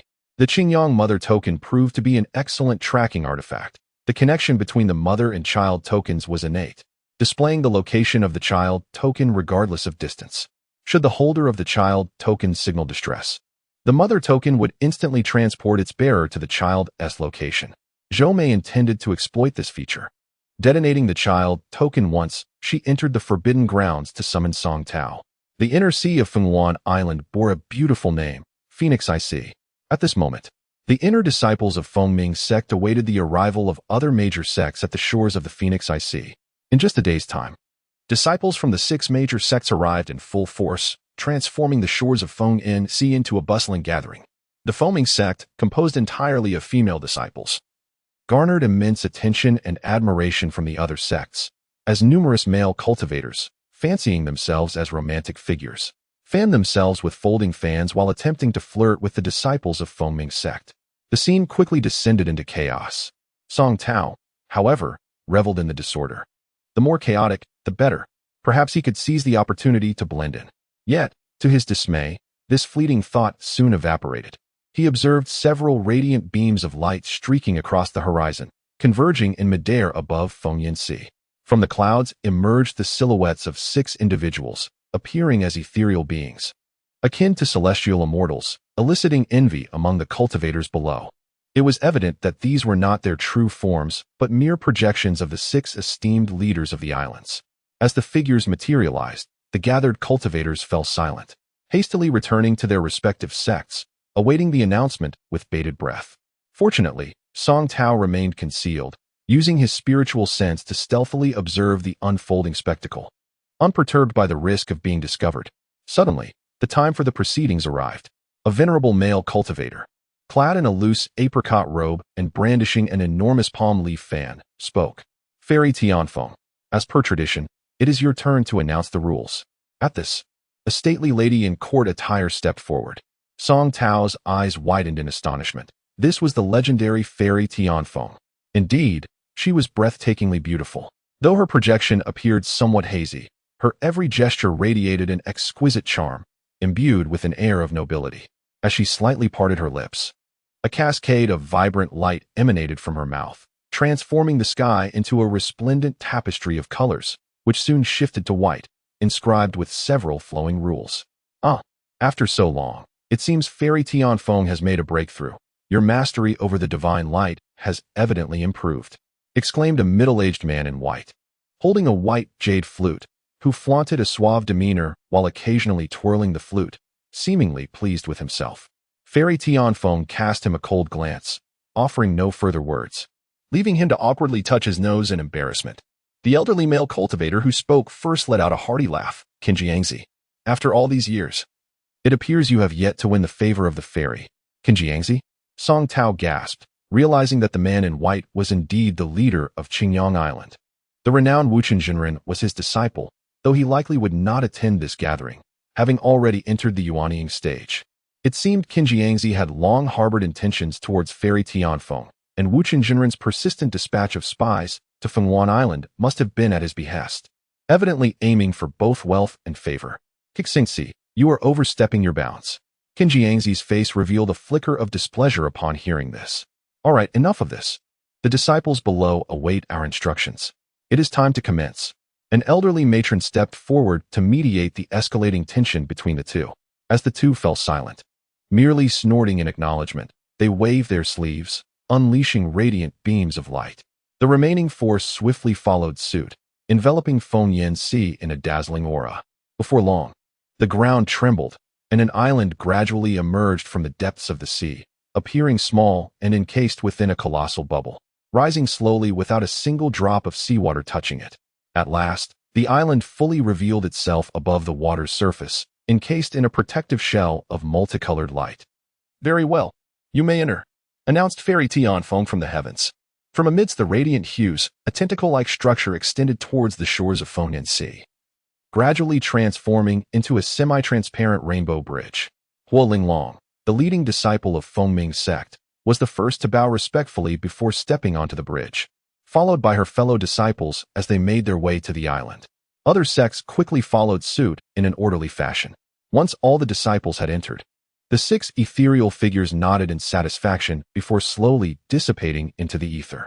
Song Tao lingered for a while longer, and as darkness fell, he cautiously approached the shores of Fengming, only to discover that the island had vanished without a trace.